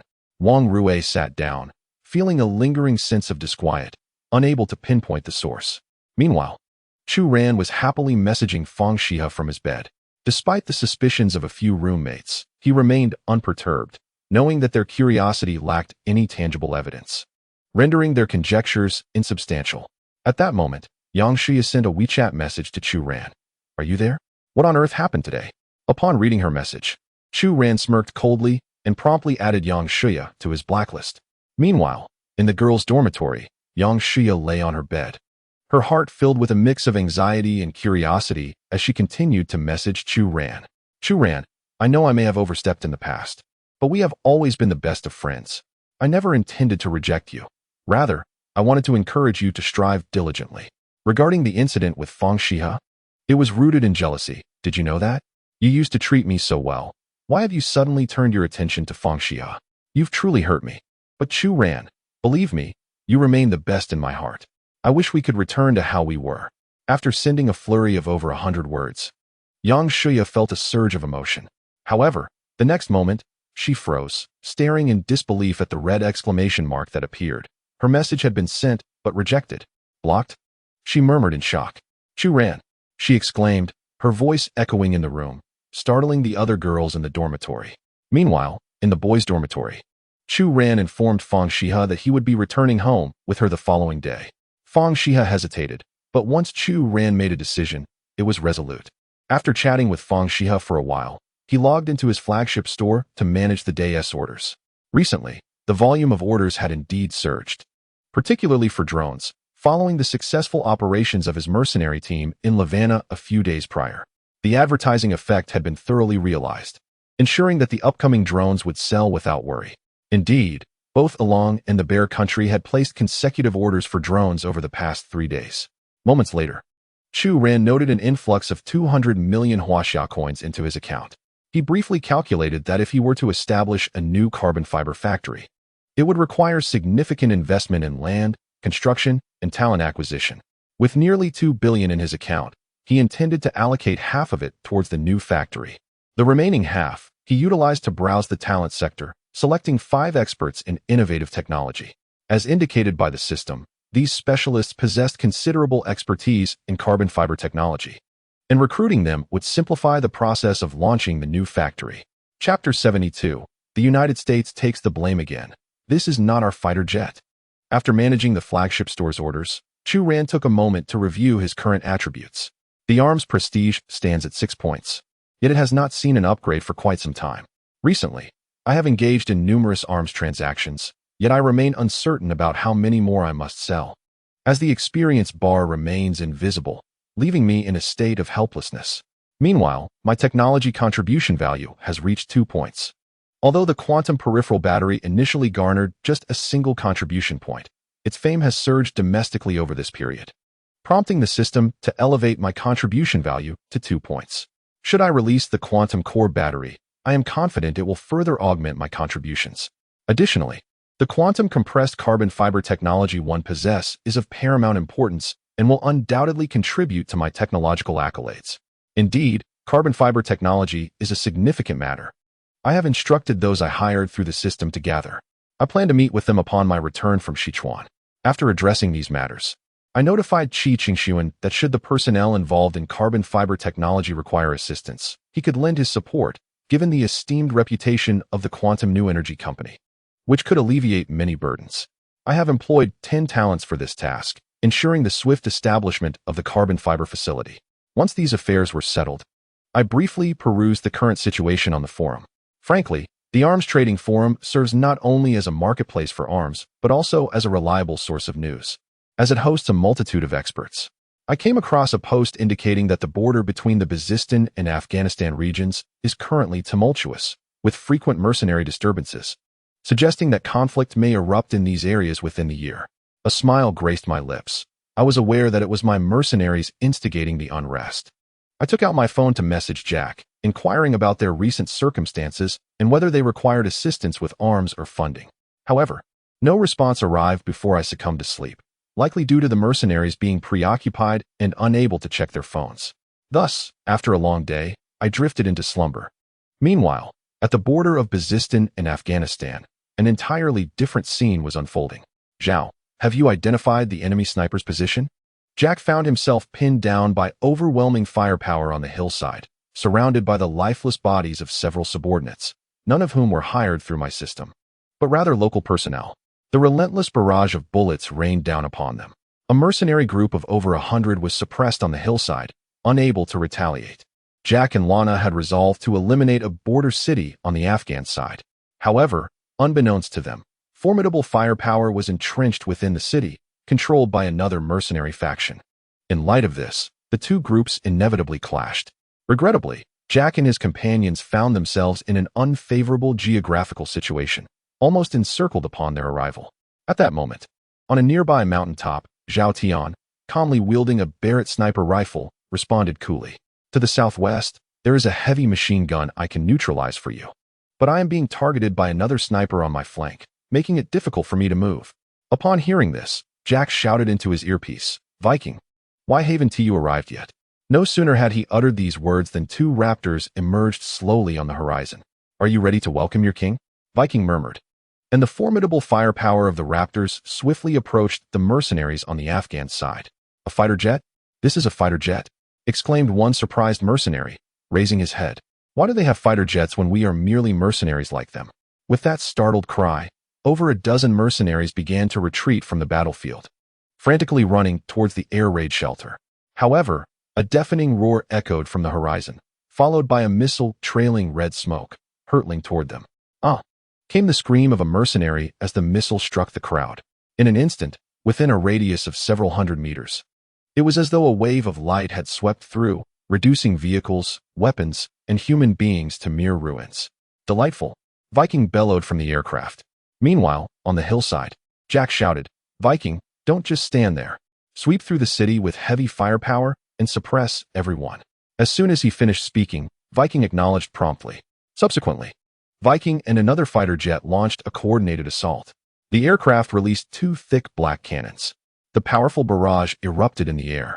The mercenaries hiding atop the city walls had no time to evade, suffering devastating gunfire. The front line was cleaved in half, leaving many in shock at the gruesome spectacle. The terror of the fighter jets was unprecedented for many of them. 5 minutes later, the mercenaries within the city discarded their weapons and fled. Jack, along with his men, rushed in with their guns drawn. Although the city of Afghan was modest in size, it boasted an abundance of resources. Jack had targeted this city for its disorganized defenses and flawed structure, making it an ideal conquest for them at this moment. Thus, Chu Ran expanded his territory once again in the East China region. Simultaneously, another significant event emerged in the aftermath of the battle, Jack's utilization of fighter jets. It was only the following day, upon waking, that Chu Ran came across this news online. News reports indicate that a terrorist attack occurred in a small town near the Bezistan and Afghan border, with the assailants equipped with heavy artillery and fighter jets. Based on the footage, it appears that these two aircraft are of American origin, resembling the Raptors. In that moment, the Afghan government lost control and promptly contacted the United States to inquire about the situation. Unfortunately, the United States was bewildered and did not comprehend the unfolding events. We are profoundly angered by such slander, as our military has not even reached Afghanistan. If they insist on tarnishing our nation's reputation, we may have to play along with their narrative. After all, Afghanistan is a small country and is hesitant to engage in conflict with the United States at this time. Chapter 73, Memories of a Past Life, a familiar place. Just after Chu Ran finished watching the news, he received a message from Jack.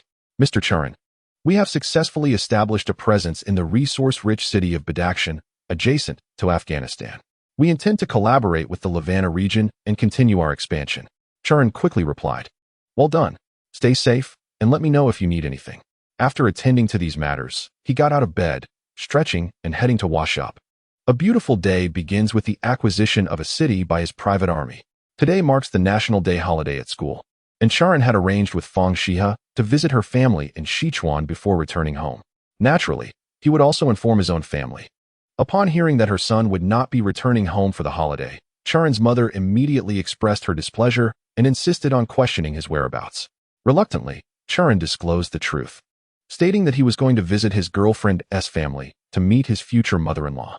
Naturally, his mother was skeptical, but shortly after hanging up, she transferred 500 yuan to him. Wherever he goes, it is essential to bring enough money, even if he is indeed going. He must not bring shame upon his parents. Looking at his WeChat, Chu Ran smiled wryly. He understood this was his parents' way of providing him with what they felt was necessary. Although he was now quite affluent, they remained unaware of his wealth. Upon returning, Chu Ran planned to discuss with his parents the possibility of them moving to Tianhai to live with him. He would ask Wu Shiliang to assist in finding a decent apartment. After working hard for a lifetime, they deserved to enjoy their later years. After packing his belongings, he noticed that the other occupants of the dormitory were still asleep. Chu Ran called Fang Xihe. At that moment, she was seated in her dormitory, wearing her most unremarkable school attire. Despite Chu Ran having bought her numerous outfits, Fang Xihe still felt that this one suited her best. At this moment, she had already packed her belongings, yet for some inexplicable reason, it felt as though she were waiting for something. Fang Xihe was indeed reluctant to allow Chu Ran to accompany her home, but after arranging her luggage, she found herself seated and hesitant to depart. Was he jesting? Fang Xihe pondered inwardly, but quickly dismissed the thought. Even if he were not joking, it would be inappropriate for her to bring a male companion home. How would her mother perceive her actions? Just as Fang Xihe lingered in her indecision, her phone rang. Hello, it's time to head downstairs. Everything is ready. Upon hearing Chu Ran's words, Fang Xihe hesitated. You Fang Xihe, if you don't leave now, we'll miss the bus, and I went to great lengths to procure those tickets. Oh, at that moment, Fang Xihe felt no inclination to refuse. After hanging up, she promptly picked up her luggage. Nearby, Guolili peeked out from beneath her blankets. Xihe, are you not returning with Chu Ran? Fang Xihe gasped, and then, blushing, nodded in affirmation. I don't want him to go. He insists on it. Guolili chuckled. At this point, why ponder such matters? It's rather inconvenient for you to carry so much alone. Having Chu Ran accompany you is quite beneficial. Fang Xihe nodded, reluctantly exiting with a large bag in hand. Guolili emerged from her cocoon, revealing her alluring figure, and then pulled back the curtains to gaze outside. Soon, she spotted a familiar figure below the girls' dormitory. Oh, sometimes I truly envy her. Fang Xihe was oblivious to Guolili's thoughts. Her mind was solely focused on how to explain her situation to her mother and grandmother upon returning home. Once downstairs, Chu Ran, with a backpack slung over his shoulder, cast a helpless smile at the sight of Fang Xihe's large bag. I'll carry that. Fang Xihe softly replied. Could you take me to the station? Fang Xihe, a ticket costs over 100 yuan. It would be quite difficult to refund now. Are you truly willing to part with that? Upon hearing this, Fang Xihe was momentarily at a loss for words. Chu Ran, undeterred, seized the bag and stepped outside, with Fang Xihe following helplessly behind. I'll take the backpack. Upon hearing Fang Xihe's voice, Chu Ran smiled as he handed her the backpack. His own contained only a laptop, making it remarkably light. Thus, the two of them took a taxi to the train station. At this moment, the high-speed train was not particularly smooth. Traveling from Tianhai to Sichuan required a full day of journeying. Chu Ran had already arranged for 2 soft sleeper tickets through the finance department at Wana New Energy. For during this holiday season, securing a ticket was exceedingly difficult. As soon as they boarded the train, Chu Ran experienced the bustling atmosphere reminiscent of the spring festival travel rush. With one hand grasping Fang Xihe's large bag and the other holding her hand, he maneuvered through the crowd until they found their seats. Fang Xihe typically refrained from purchasing such sleeper tickets, and this was her first time enjoying sleep on a train alongside Chu Ran. Though the space was somewhat cramped, it felt exceedingly luxurious to Fang Xihe. Thus, The train journey commenced at 8 in the morning and did not arrive at Sichuan City until 8 in the evening. In a previous life, Chu Ran distinctly recalled Fang, Xihe mentioning that each time she returned home, it was already night upon disembarking, yet she would not take a taxi, opting instead to walk up the mountain. Fang Xihe's village lay deep within the mountains of Sichuan, and a walk would require a substantial 3 to 4 hours. At that time, Chu Ran felt a pang of compassion, realizing the peril of a young girl traversing the mountain in the dead of night solely to save money.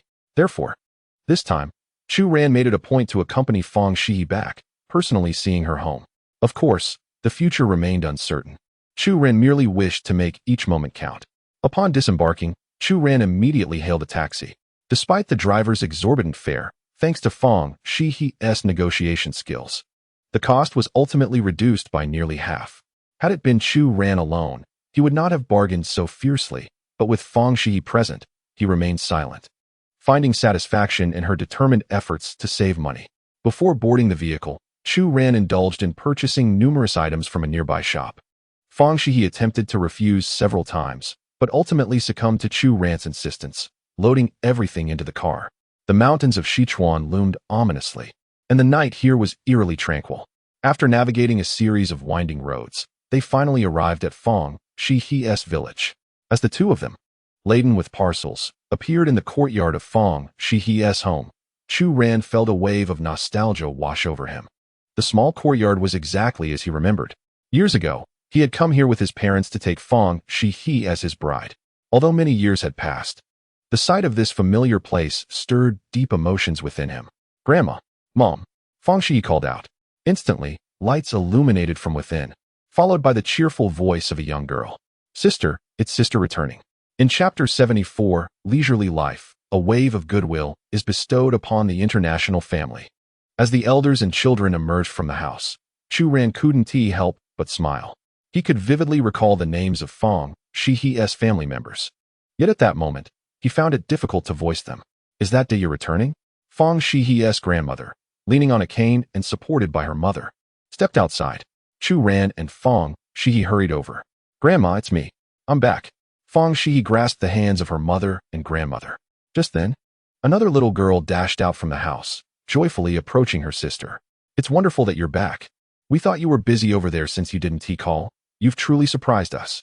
The grandmother beamed with delight, aware of the affection her family held for Fang Xihe. "Xihe, who is this?" Fang Xihe's mother, having spotted Chu Ran, curiously inquired. "Auntie, Grandma, I am a classmate of Xihe. I heard that your place is quite enjoyable, so I came to experience it. Back home, we are surrounded by the sea and have seldom encountered such grand mountains." Beside me, Fang Xihe lowered her head, seemingly too shy to explain, while her mother appeared to sense something but chose not to elaborate at that moment. "So that is the case. Let us go inside together. Our conditions may not be the best, and you must have had a tiring journey." Fang Xihe's mother, a remarkably astute woman, welcomed Chu Ran into their home. But upon seeing the heap of items behind him, food, drinks, and even toys, she was momentarily taken aback. "Xihe, my dear child, you invited him and brought so many things along." Fang Xihe stammered. "I didn't ask him to bring them. Auntie, I insisted on bringing them myself. It's my first visit, so I thought it only proper to bring some gifts. Otherwise, I would feel quite embarrassed staying in your home." "Oh, this child." Fang Xihe's mother smiled bitterly. Nearby, Grandma reassured, it's all right. Let us head inside together. You must be tired after a long day." Thus, everyone carried the items back and settled inside the house. Despite the furniture showing signs of age, the interior was surprisingly clean. "You sit here." Fang Xihe offered Chu Ran a brand new little chair. Chu Ran smiled and nodded, graciously taking a seat and inquiring about various matters from Grandma, feigning ignorance.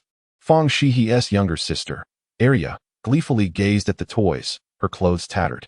"Arya." Fang Xihe playfully tugged at her sister, eliciting laughter.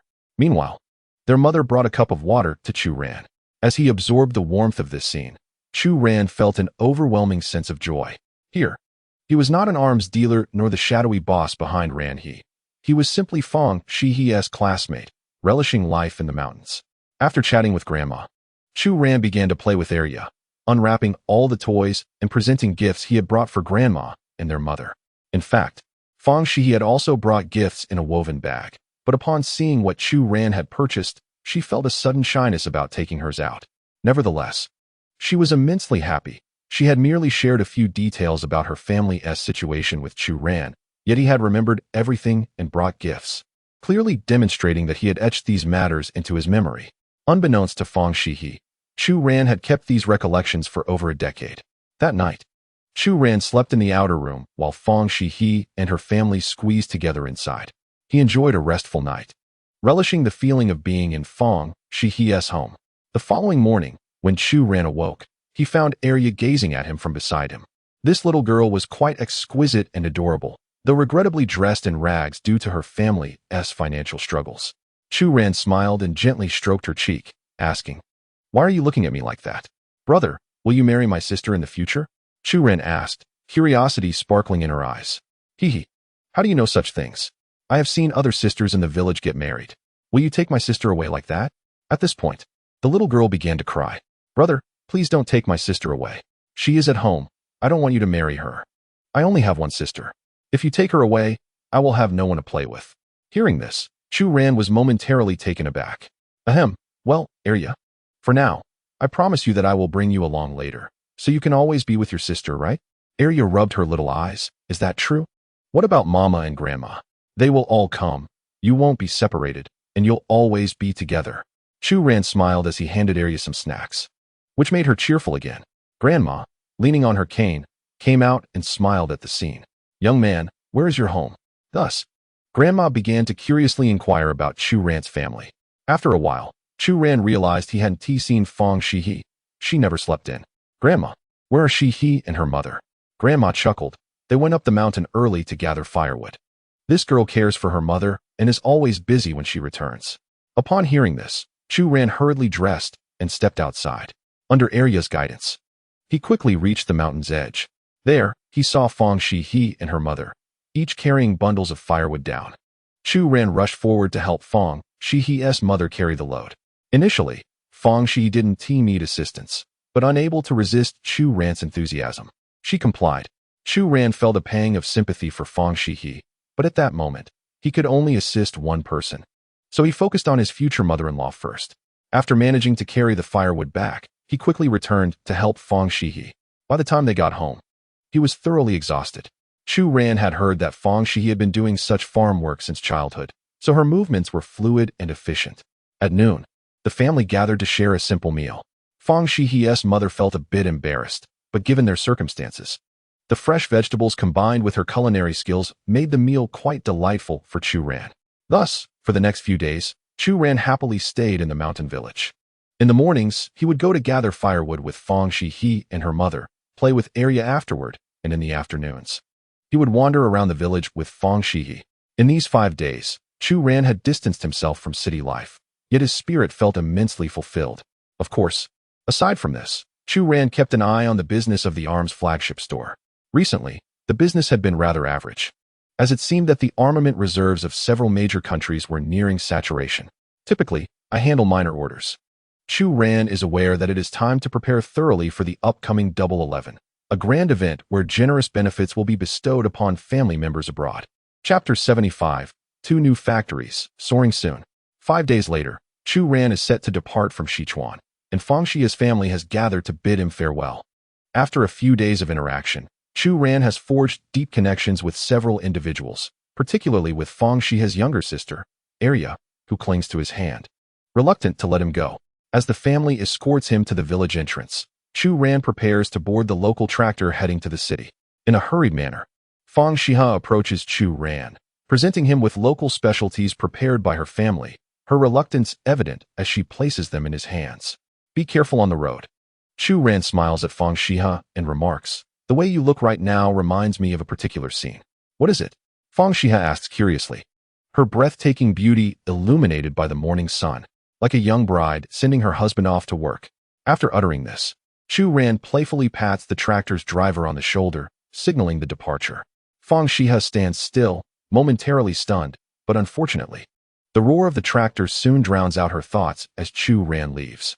Once he has departed, Fang Xihe returns home with her grandmother, mother, and sister. "Mom." Chu Ran. Fang Xihe wishes to confess her feelings, Yet her mother interjects, he is a good boy, but I suspect that Chu Ran's family is quite well off. With that single comment, Fang Xihe comprehends her mother's implication. For Fang Xihe, her family has always faced considerable hardship, and she has never dared to dream of a brighter future. However, since meeting Chu Ran, it seems that everything is gradually changing. Mom, I understand, but he wouldn't mind. After asserting this, Fang Xihe resolutely steps outside to tend to the farm work. Meanwhile, her mother sighs helplessly within the house. When Chu Ran returns to his small hometown, it is already past 7 in the evening.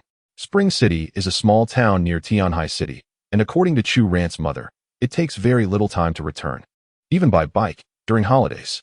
Yet, Chu Ran rarely visits home. This time, he even spent 5 days in Sichuan. As soon as he arrives, his mother begins to scold him, yet she soon rushes to the kitchen to prepare his favorite meal. His father, meanwhile, sits in the living room watching the news, which reports on the recent turmoil abroad, particularly in East China, where there is a noticeable trend of large-scale arms purchases. Chu Ran glances at the news, sipping his drink with an air of calmness. It seems that peace is elusive everywhere these days. His father puts down the remote and turns to Chu Ran, inquiring, "How is your future father-in-law?" "There is no father-in-law, only a mother-in-law." Upon hearing Chu Ran's words, his father let out an "oh," instinctively lighting a cigarette. "It seems he is a child of misfortune. You must treat him well." Chu Ran nodded in agreement, assuring, "Of course, don't worry, Dad, I understand." After saying this, he reached over to snuff out his father's cigarette. "Hey, what are you doing? Cut back on those. You need to take care of your health." Due to the influences of his previous life, Chu Ran's reaction was almost instinctive. His father chuckled, I never knew you could be so caring. It appears you have truly matured. Dad, what do you think of Tianhai? Why not consider moving the shop there?" "To do what?" "So my son can earn money and trade in his old man's shotgun for a cannon?" "Precisely, it all depends on whether you are willing to let go." Sigh. Having stayed in this old place for so many years, it is indeed hard to part with it. During their conversation, his mother entered the room with a bowl and chopsticks. "I didn't realize you would be back so late. The food has been reheated twice now. You might as well eat." Chu Ran smiled helplessly. "Mom, I love everything you cook. You little rascal, just sweet talk your way through like that at your mother-in-law's house, and you'll be just fine." As Chu Ran ate, he nodded, "That essay given. Do you have a photo? I'd like to see what kind of girl could make my son not want to come home." Chu Ran pointed towards the room. "I actually have one in my wallet." Instantly, both his father and mother hurried inside. "Oh my little ancestor, when did you buy this computer? It must cost several thousand. And you're only in your second year. What do you need such a computer for?" Hearing his mother's exclamation, Chu Ran smiled but remained silent. After a moment, his mother began to marvel again. "You little rascal, is this girl really your girlfriend? Don't joke with me." After saying this, she emerged with the photo. "Mom, do I look like I'm joking? We've taken pictures together, and I've met her parents." Upon hearing this, his mother could no longer suppress her smile. "You little rascal, you actually have some talent. Such a wonderful girl looks even better than those stars on television." His father chimed in, Let me see. "Son, you didn't go empty-handed this time, did you? You must bring something significant for the first visit." "Don't worry, Mom. I brought plenty. You don't need to worry about that." His mother affectionately patted his son, suddenly feeling that everything about him was endearing. Lying in his own home, Chu Ran felt a long-lost sense of comfort. A message from Jack arrived on his phone, informing him that the city in Afghanistan had finally settled down, and they were preparing for further expansion. The several carbon fiber technology experts hired from the system had already met with Xihe. Over the past few days, everyone had been busy getting the company's initial projects off the ground, and they had also reviewed several plots of land, ultimately selecting an empty space in the eastern part of Tianhai City. Chu Ran vividly recalls that the vacant lot was transformed into a grand shopping mall a few years later, bustling with an overwhelming influx of people. To his astonishment, he finds himself returning to this place, now a part of his own enterprise. Furthermore, he has recently devised a new plan and instructs Xihe to have Shinziming contact him, as he intends to innovate within the realm of quantum renewable energy once more. Xihe is taken aback by Chu Ran's ingenuity, impressed by how this young entrepreneur continually affirms his decision to return to the homeland. Indeed, Chu Ran's intention is to unveil the core technology of quantum compressed energy. With advancements in carbon fiber technology emerging, he intends to elevate these two factories to new heights within the domestic market. Before concluding the call, Chu Ran requests Qi Qingshuan to inform Old Wu to assist him in finding a suitable residence in Tianhai, as he plans to bring his parents there. Although he realizes that relocating his elderly parents to Tianhai may pose challenges, he is certain their small shop will eventually close. Chu Ran cannot afford to burden them with excessive toil while he enjoys financial success. Upon awakening the following day, it is already midday. Relishing the comfort of home, Chu Ran discovers that his parents have gone to the shop, where they diligently work from dawn until dusk. After a simple breakfast, he prepares to visit the store himself. However, just before leaving, he checks his phone and notices an unprocessed order from his flagship store. It's from France? Upon reviewing the customer's address, he is astonished. Over the past months, he has conducted business with several countries, but most were hesitant to collaborate due to their strong ties with the United States. To his surprise, France has initiated an order ahead of others. The client has placed a substantial order, and upon a brief assessment, Chu Ran estimates that fulfilling this single order could generate 300 million. Such extravagant dealings reveal that these clients are treating military supplies as a mere commodity. Naturally, Chu Ran is eager to proceed, adhering to protocol by requesting the client to transfer funds before he places the order for shipment. Soon, the funds are credited to his account, and simultaneously, a notification from the system arrives. Congratulations, host. Your arm's prestige has increased to 7 points. The system will unlock the aviation sector for you. Upon receiving this notification, Chu Ran's spirits soar. The aviation sector? It has been quite some time since the system upgraded any of his domains. And now it has opened the aviation field. This is indeed a stroke of fortune. Quickly, he navigates to the aviation sector, where he discovers an exquisite array of aircraft. Notably, the largest categories are divided into military and civilian aircraft. Within the realm of military aviation, one encounters an array of aircraft including fighter jets, bombers, transport planes, and attack aircraft. Naturally, Chu Ran's primary interest lies in the various types of fighter jets. The first to catch his eye is the iconic F-22 Raptor, a fifth-generation fighter from the United States, with which he is quite familiar, as he currently possesses 2 units. Following this, he notes the F-35 Lightning II, which encompasses 3 principal variants: the F-35A Air Force Conventional Takeoff and Landing Variant, the F-35B Short Takeoff and Vertical Landing Variant, and the F-35C Naval Carrier Variant. Next, he observes the F-15 Eagle, a 4th-generation fighter characterized by its twin-engine, heavy air superiority capabilities, the F-16 Fighting Falcon, a lightweight multi-role fighter widely exported to numerous nations, and the F-A-18 Hornet, a twin-engine multi-role fighter that serves as the backbone of the U.S. Navy's carrier-based operations. Turning to China's representative fighter jets, he notes the J-20, a 5th-generation aircraft with advanced stealth capabilities and cutting-edge avionics, the J-16, a heavy multi-role fighter with formidable air-to-air and ground attack abilities, the J-10, a lightweight multi-role fighter developed independently by China, and the J-11, a Chinese variant based on the Russian Su-27 fighter. He also acknowledges renowned European fighters such as the Eurofighter Typhoon, Dassault Rafale, and Saab JS-39 Gripen, along with various aircraft from the 2 small nations adjacent to China, which boast a diverse array of models. A mere cursory glance at this impressive collection nearly overwhelmed Chu Ran, for it is undoubtedly a paradise for aviation enthusiasts. Who among them could possibly resist such marvels? As for bombers, transport aircraft, and others, he refrains from detailing each type, as the variety is extensive, with productions from various nations readily available in the system's marketplace. The aforementioned fighters are merely a selection of the most representative models. To illustrate, the pricing of the Raptor fighter jet stands at an astonishing $100 million. In reality, this figure is indeed staggering, especially considering that, according to information gleaned from military forums, the production cost of the Raptor in the United States is approximately $250 million. Yet here it is available for half that price. Chu Ran is convinced that should these fighter jets be offered for sale, it would undoubtedly constitute a globally shocking event, likely leaving the United States astounded.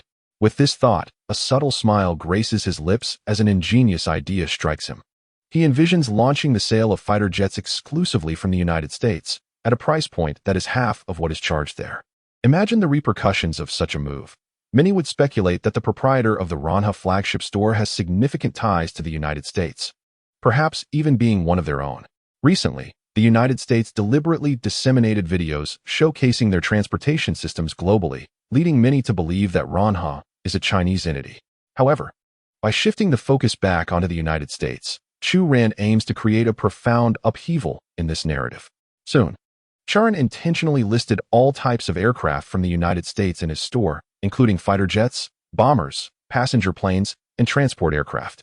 Esteemed customers, after communicating with our superiors, we are thrilled to unveil a new range of products. Please place your orders promptly, as these items are available on a first-come, first-served basis, and our stock is limited. Currently, Chu Ran's flagship store boasts over 1 million fans on military forums, and news of his latest offerings spreads like wildfire. When individuals clicked on Chu Ran's image links, they were instantly captivated, for these were an astonishing array of aircraft. Remarkably, Chu Ran had managed to stock such a diverse collection of planes, fighter jets, bombers, passenger aircraft, and transport planes, all in abundant variety. It was striking, indeed, and many noticed that nearly all the planes were of American origin, the Raptors and Lightning fighters. The primary military jets from the United States were prominently featured in Chu Ran's flagship store. What was the situation? Wasn't it said that the nation behind Chu Ran was Xihe? How could Xihe possess such an extensive collection of American fighter jets? Surely, the reports from the United States were dubious. Clearly, the previous videos were merely misinformation propagated by them. Judging by the products Chu Ran had just listed, it was evident that the true owner of Chu Ran was undoubtedly American. This made sense. However, regardless of which country supported him, Chu Ran was undeniably impressive. The prices of these aircraft were merely half of what they cost in the United States, suggesting that the U.S. was genuinely supportive of Chu Ran. Observing the myriad comments from military experts below, Chu Ran couldn't help but smile broadly while holding his phone. This was precisely the outcome he desired, to stir the waters thoroughly, allowing his enterprise to establish a more stable and enduring presence, ultimately reaping greater profits. Of course, even if given the opportunity, they would never uncover his true background. Chu Ran simply wished to foster mutual suspicion among nations, allowing him to profit even more. Chapter 77, $3 billion in capital, expanding the eastern frontiers. After listing these aircraft, Chu Ran enjoyed a leisurely breakfast at home before venturing out. However, just as he descended the stairs, he encountered a familiar middle-aged man. "Ah, Chu Ran has returned." Upon seeing the man, Chu Ran responded with a polite smile and a nod before continuing on his way. This man was Xihe's father, with whom Chu Ran had previously maintained a good relationship while pursuing Xihe's. However, Chu Ran's demeanor had since changed. Xianlin watched curiously as Chu Ran left, furrowing his brow. What is going on with this boy? Upon returning home, Xianlin found his daughter, Xihe, seated on the sofa watching television, prompting him to inquire, "Is your relationship with Chu Ran not going well?" Xihe looked at her father in surprise. "What's with the I'm asking you a question." I suppose it's all right." Xihe offered a vague response, unsure of how to articulate her feelings to her father. Xianlin sighed helplessly, stating, "Chu Ran is actually quite a good child. After pursuing you for so many years, he must be exhausted and is likely considering giving up." Upon hearing this, Xihe felt an overwhelming urge to cry, for the reality was far from this. Just then, her mother emerged from inside, having overheard the conversation about Chu Ran, and interjected, "Xihe, you called me a few days ago to inquire about Chu Ran's family situation. What exactly is going on?" Xihe shook her head, replying, "I don't know, Mom. Please, let's not discuss Chu Ran anymore." She was well aware that her relationship with Chu Ran was likely nearing its end. The Chu Ran of today seemed to have transformed into an entirely different person, and she would no longer hold the place in his heart that she once did. Unbeknownst to Chu Ran, he was indifferent to Xihe's feelings. In fact, he had no desire to understand them. If she were to perish before him, he wouldn't spare her a glance. Upon exiting, Chu Ran soon arrived at his parents' eatery, a modest establishment akin to a small snack shop, offering a variety of dishes. He assisted in the kitchen for a while, and when the crowd thinned, he sat at the counter, perusing the forums on his phone. This was his preferred way to unwind during his breaks, and he could empathize with his parents' sentiments. They had operated this shop for nearly 12 years, and it would indeed be rather dull for them to suddenly have nothing to do. Therefore, Chu Ran never pressured them. He merely assured them that whenever they grew weary of working, he would take care of them in their retirement. While his parents might find these words somewhat hollow, only Chu Ran understood that if they were willing, he could easily provide them with a small island for their golden years. Fang Xihe had not been active on WeChat, clearly preoccupied since her return, only managing to converse with him in the evenings. Conversely, Guo Lily frequently checked in on him. And even Luo Tiantian from the student council had added him on WeChat, often sending greetings. Sometimes, it seemed that having money made all the difference, as the saying goes. When one possesses wealth, even a dog would wag its tail in recognition. That evening, Chu Ran returned home with his parents. Having already dined at the shop, they could finally relax. Chu Ran took out his computer to check on his flagship store, and to his astonishment, orders for various fighter jets had come in from 3 countries in a single day: Iran, Russia, and France. However, since he had set a limit on orders, each customer could only purchase a maximum of 10 aircraft at a time, as the system could only accommodate that number for transport. Thus, these nations were merely testing the waters by ordering 3 to 5 jets initially. If they were satisfied, they could place larger orders later. After all, these aircraft were not typical arms. They were substantial equipment that would require thorough inspection and testing upon arrival, and the price was indeed rather steep, making them unaffordable for smaller nations. Although Chu Ran explicitly stated that it was first come, first served when posting, the reality was that the supply of aircraft was inexhaustible. As long as one desired, the system could produce them at any moment. Soon, Chu Ran completed the orders from 3 countries, resulting in a staggering credit of $1 billion to his account.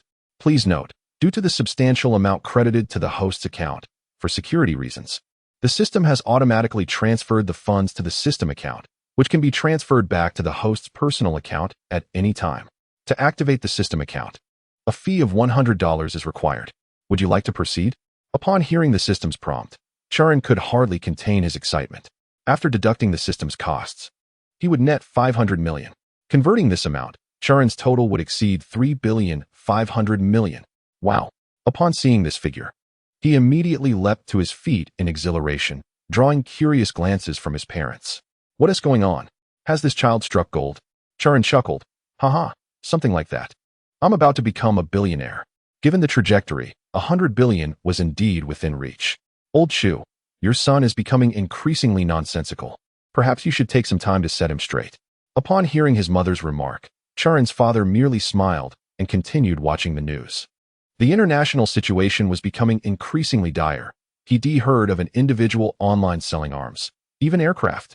His mother, intrigued, interjected, selling arms online? What nonsense. Selling airplanes too?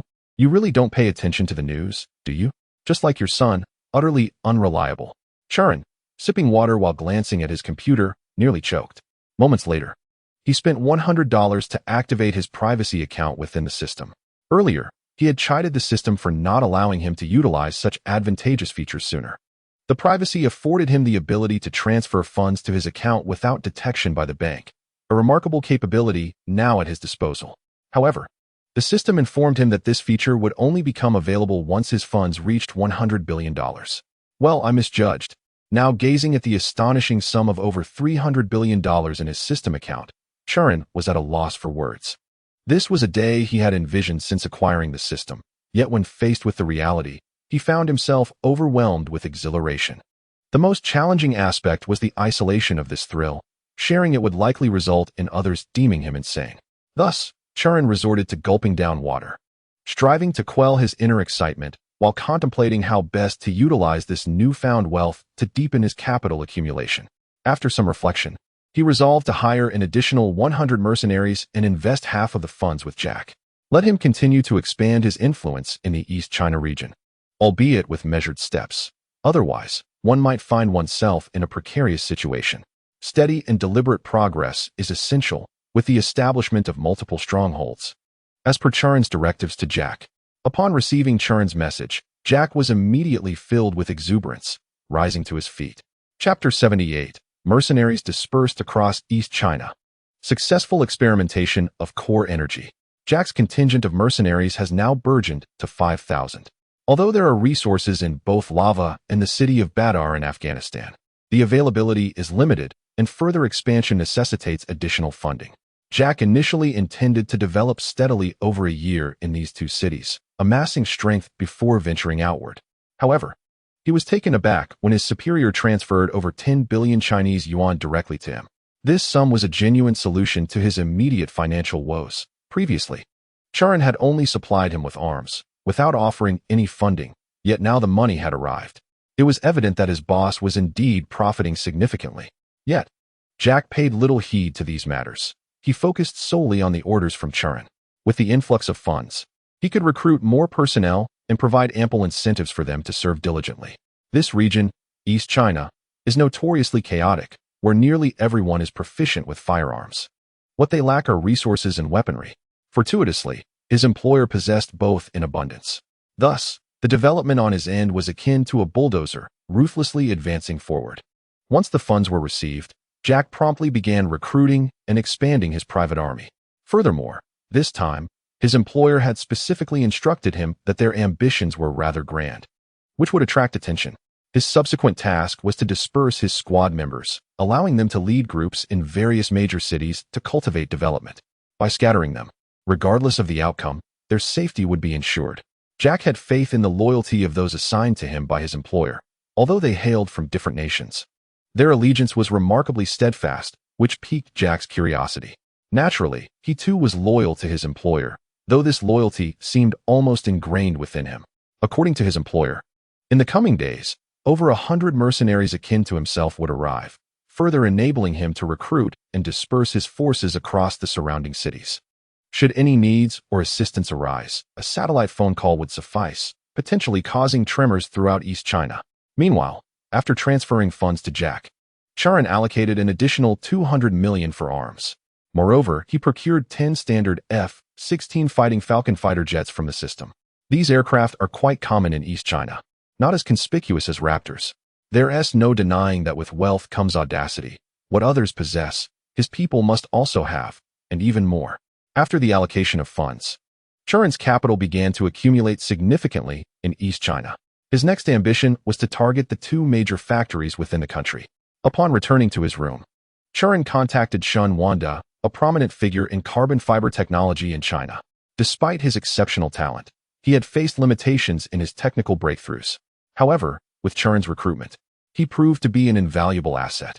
Mr. Chu, thanks to the assistance from General Xihe, we have commenced construction on the factory, and I have also recruited many workers who are gradually arriving.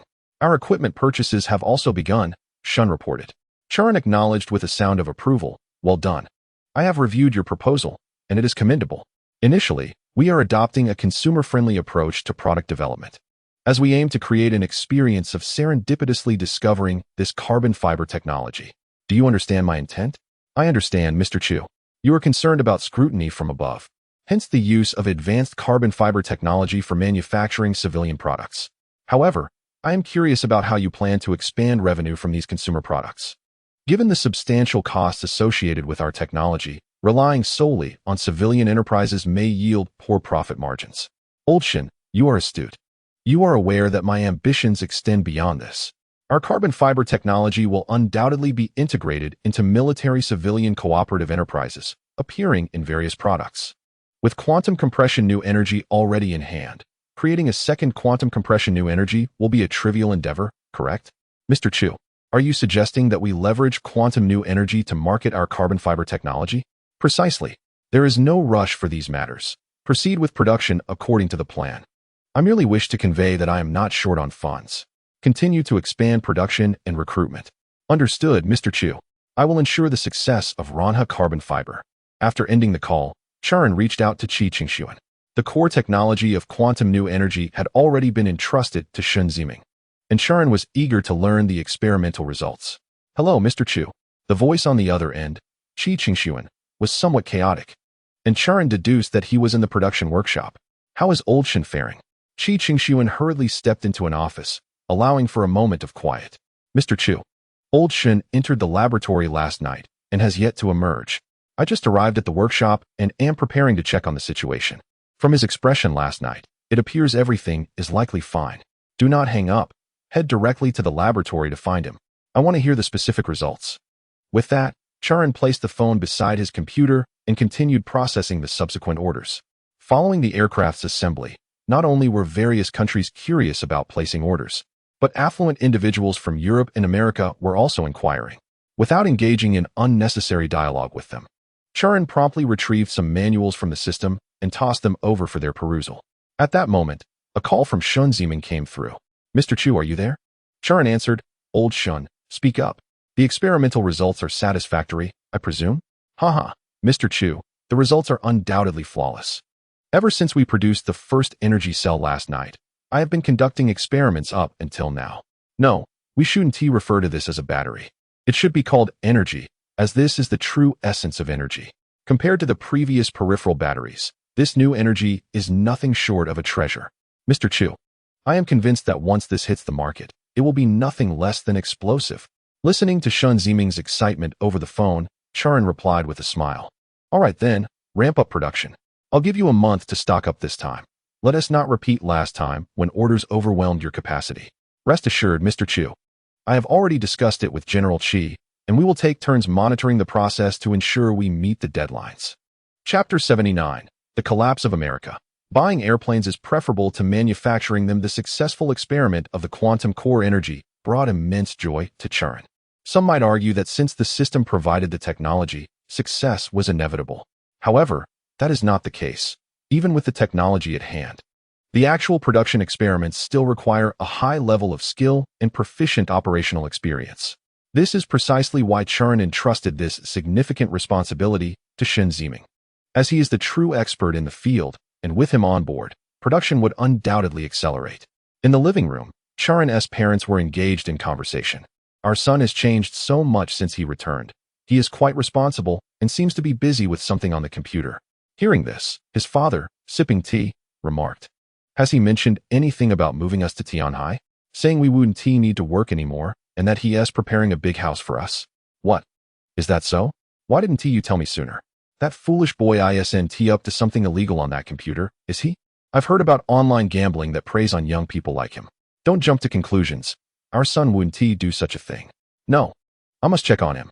With that, his mother made her way to Chu Ran's room. "What's wrong, Mom?" Chu Ran asked curiously. Having just hung up the phone and sitting in front of his computer, his mother looked at him and said, "I heard your father mention you want to take us to Tianhai and that we shouldn't run a business anymore. You need to tell me the truth. Are you involved in something illicit on that computer?" Upon hearing this, Chu Ran laughed helplessly. "Mom, what are you thinking?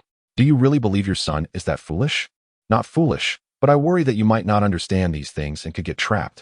You need to focus on your studies and not think solely about making money. You are still young." "I understand, Mom. Rest assured, I won't engage in anything foolish." With a sense of resignation, Chu Ran reluctantly pushed his mother forward.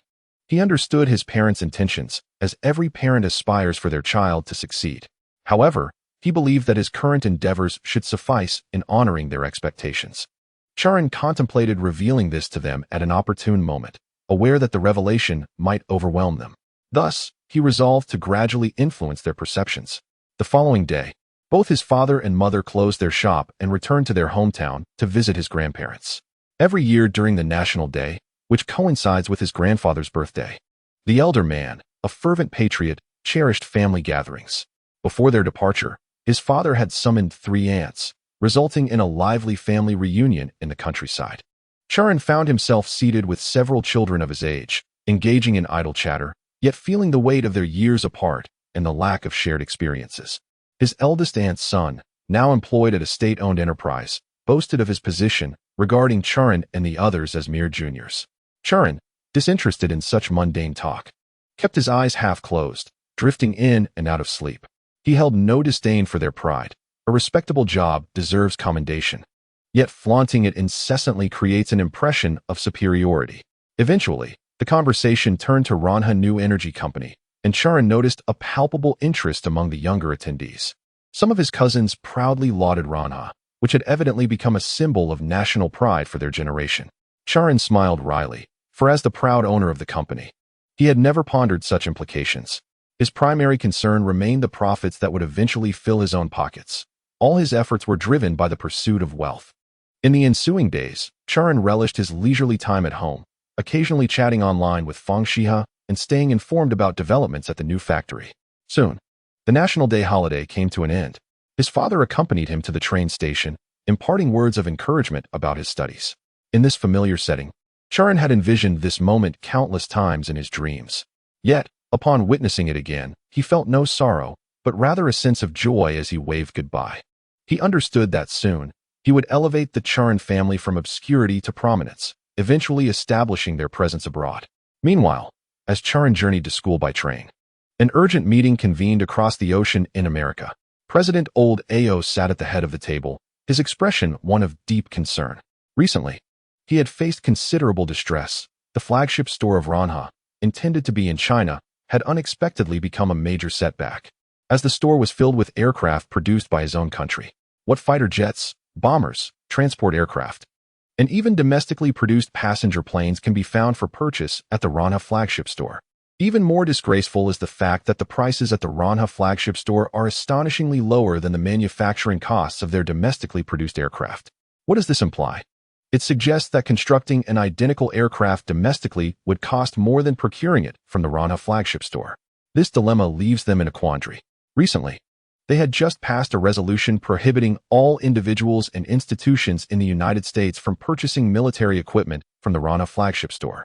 Yet, shortly thereafter, the Ranha flagship store launched its aircraft offerings at such competitive prices. It would be disingenuous to claim there is no envy. Just look at the astronomical figures presented by the Department of Defense regarding annual military expenditures. If aircraft were to be procured from the Ranha flagship store, it would indeed result in substantial savings. However, how could they possibly swallow their pride? Now, a multitude of lawmakers were embroiled in heated discussions over the potential to procure arms from the Ranha flagship store. After a moment of silence, the elder, Old Ao, stood up, slamming his hand on the table in indignation. Silence.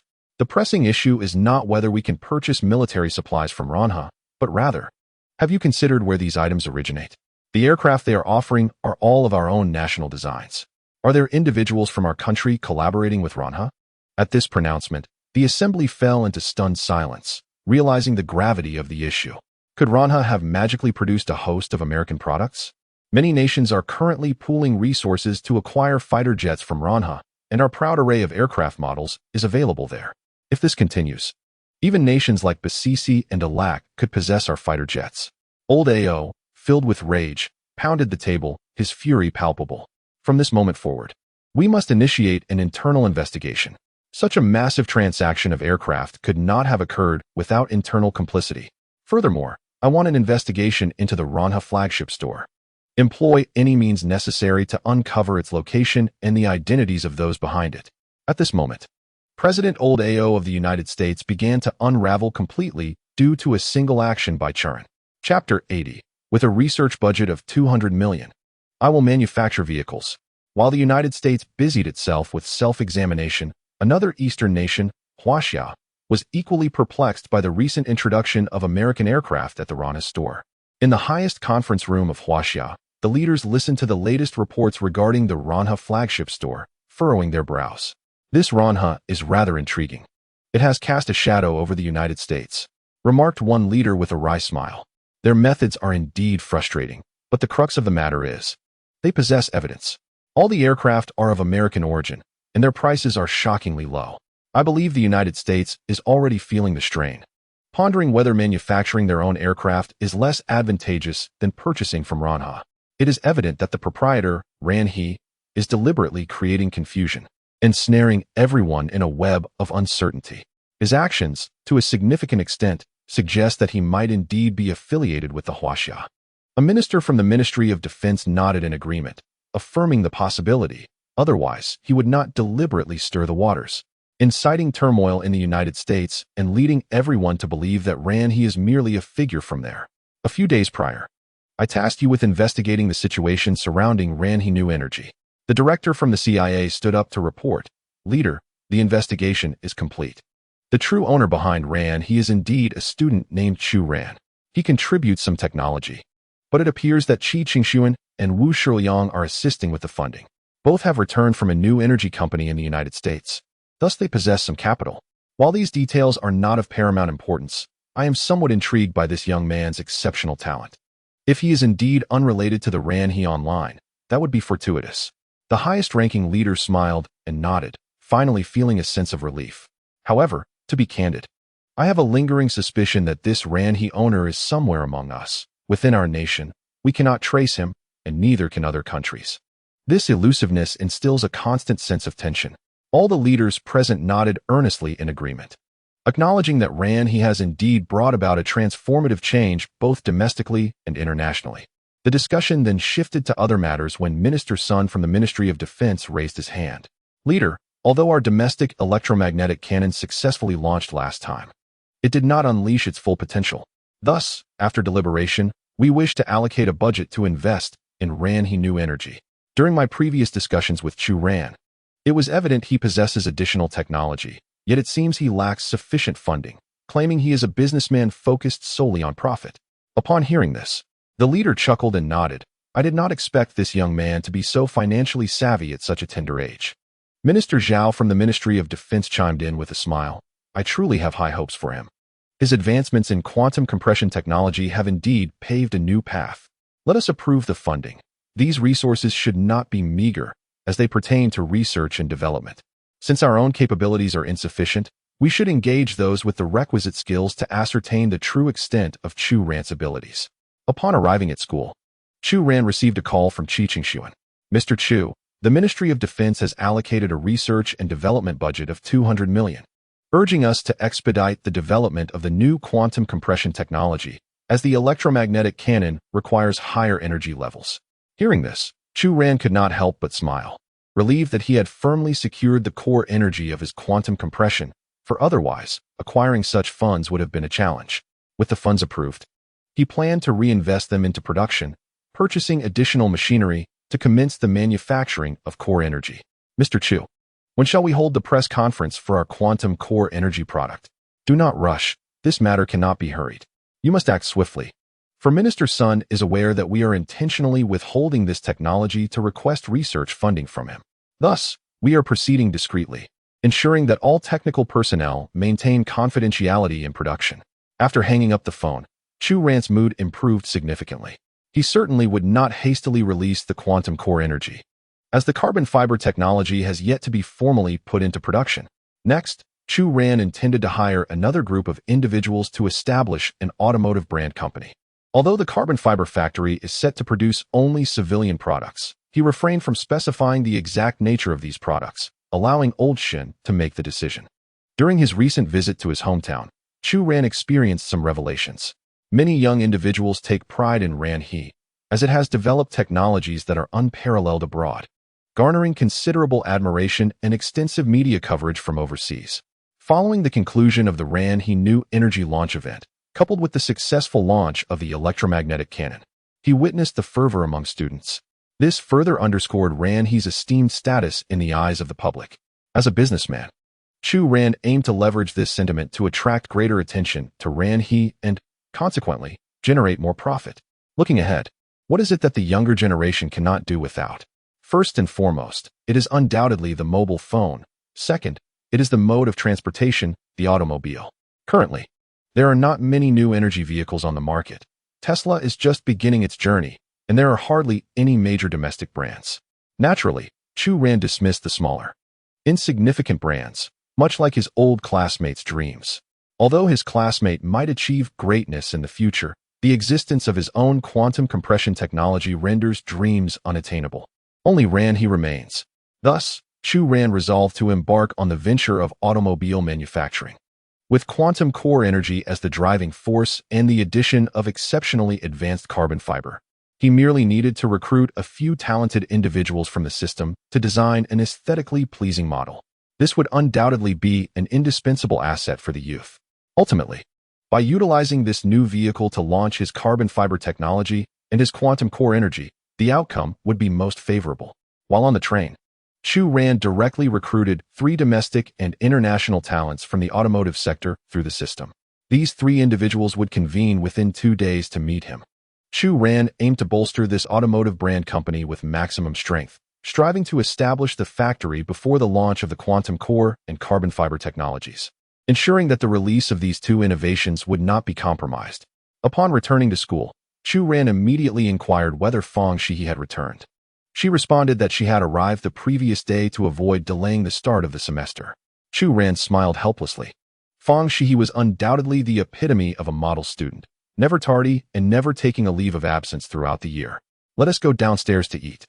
Upon hearing Chu Ran's words, Fang Xihe responded cheerfully with an affirmative sound. She had already discussed something at home and was eager to share it with Chu Ran. Chapter 81. Fang Xihe, would it be so wrong to invite happiness ahead of time?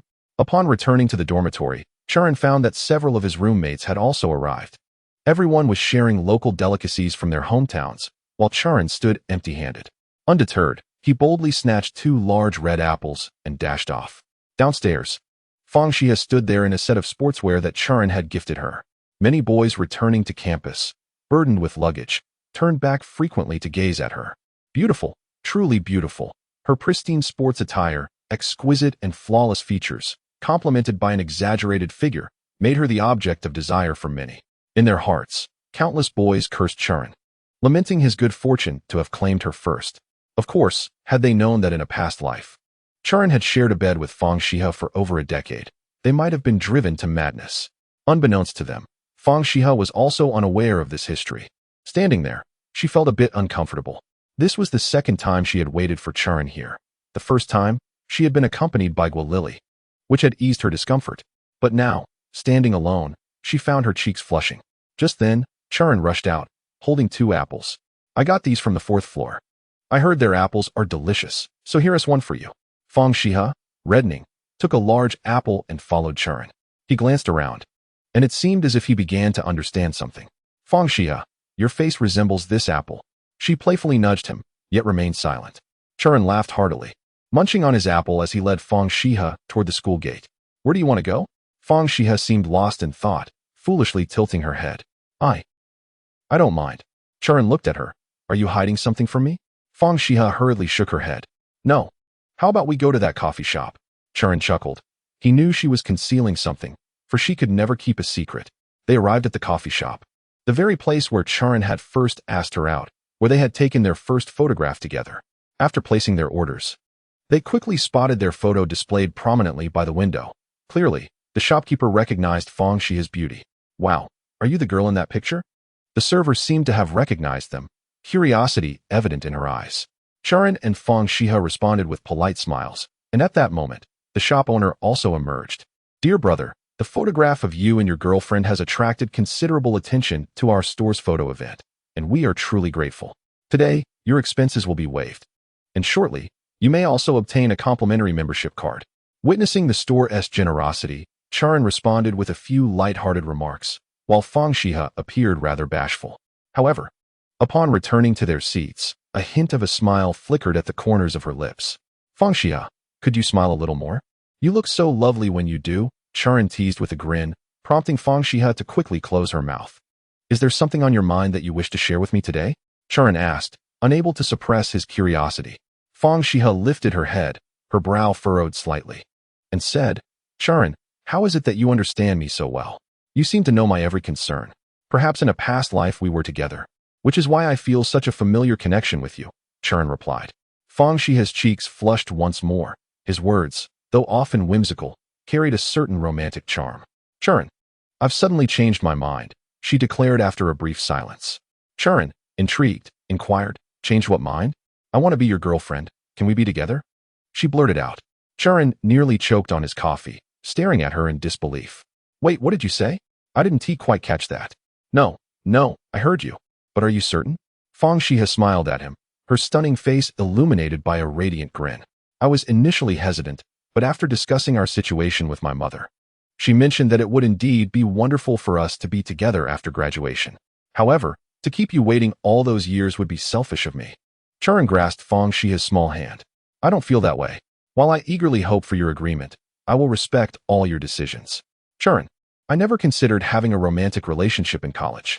I thought I would focus solely on my studies and part-time work. That was my vision of university life. But since you came into my life, everything has changed.